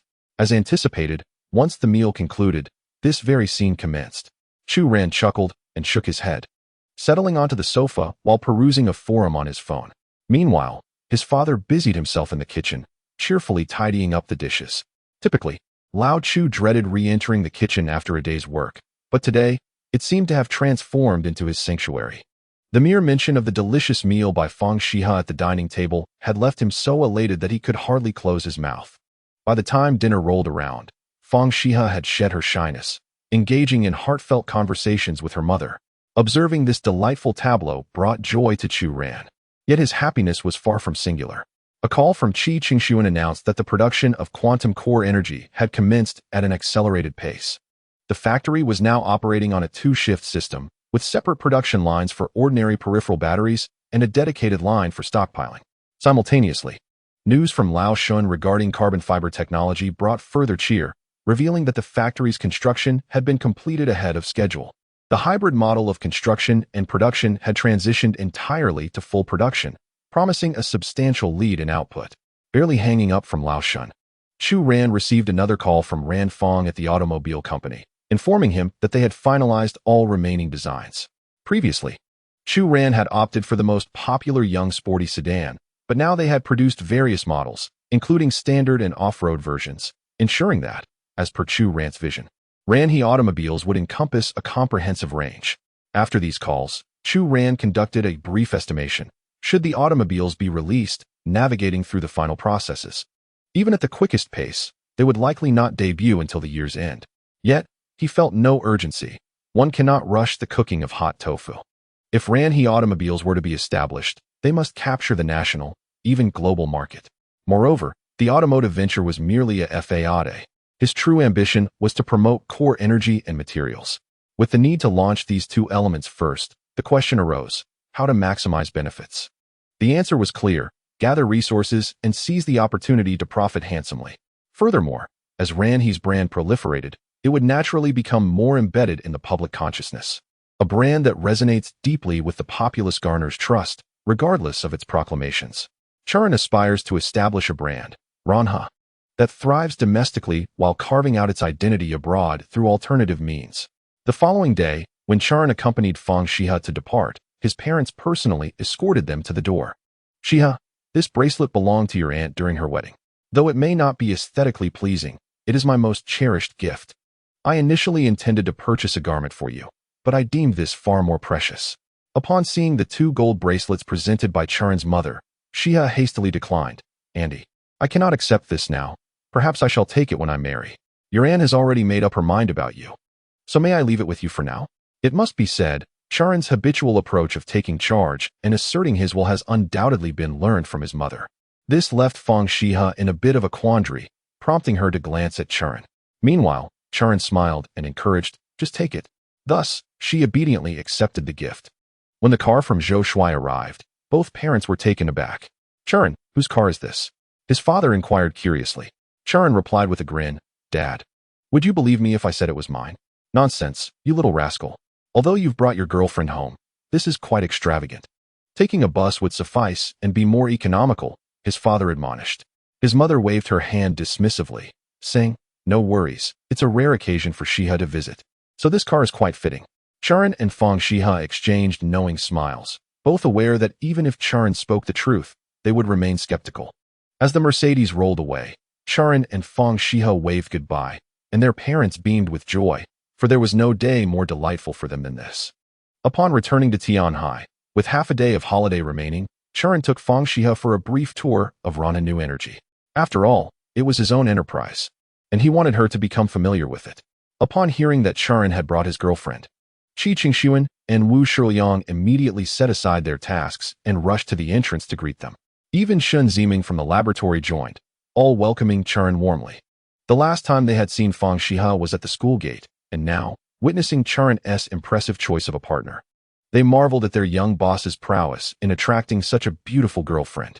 Reflecting on Chu Ran's current standing, it was evident that, as a leading figure in Huaxia, finding a girlfriend of any caliber was a simple feat. The factory of Ranhe New Energy was astonishingly vast. Chu Ran and Fang Xihe merely glanced around before he led her to the finance department, which piqued her curiosity and anticipation the most. She paid close attention, even engaging with the relevant personnel to grasp intricate professional knowledge. Chu Ran recognized her desire to specialize and acquire knowledge pertinent to her field of study. Qi Qingshuan informed Chu Ran that the core energy production at the second factory had reached a level of remarkable maturity, with a daily output exceeding 100,000 units. However, Chu Ran remained somewhat dissatisfied, urging them to further amplify production and investment. Regarding the workforce, he suggested increasing wages, and if necessary, rotating 3 shifts of workers daily to enhance the production capacity. Meanwhile, as Chu Ran and Fang Xihe were inspecting their factory, Jack, leading a mercenary squad, initiated a covert operation at the border between Afghanistan and Iran. This operation was directly linked to the geopolitical dynamics between the United States and Iran, hastening the onset of war.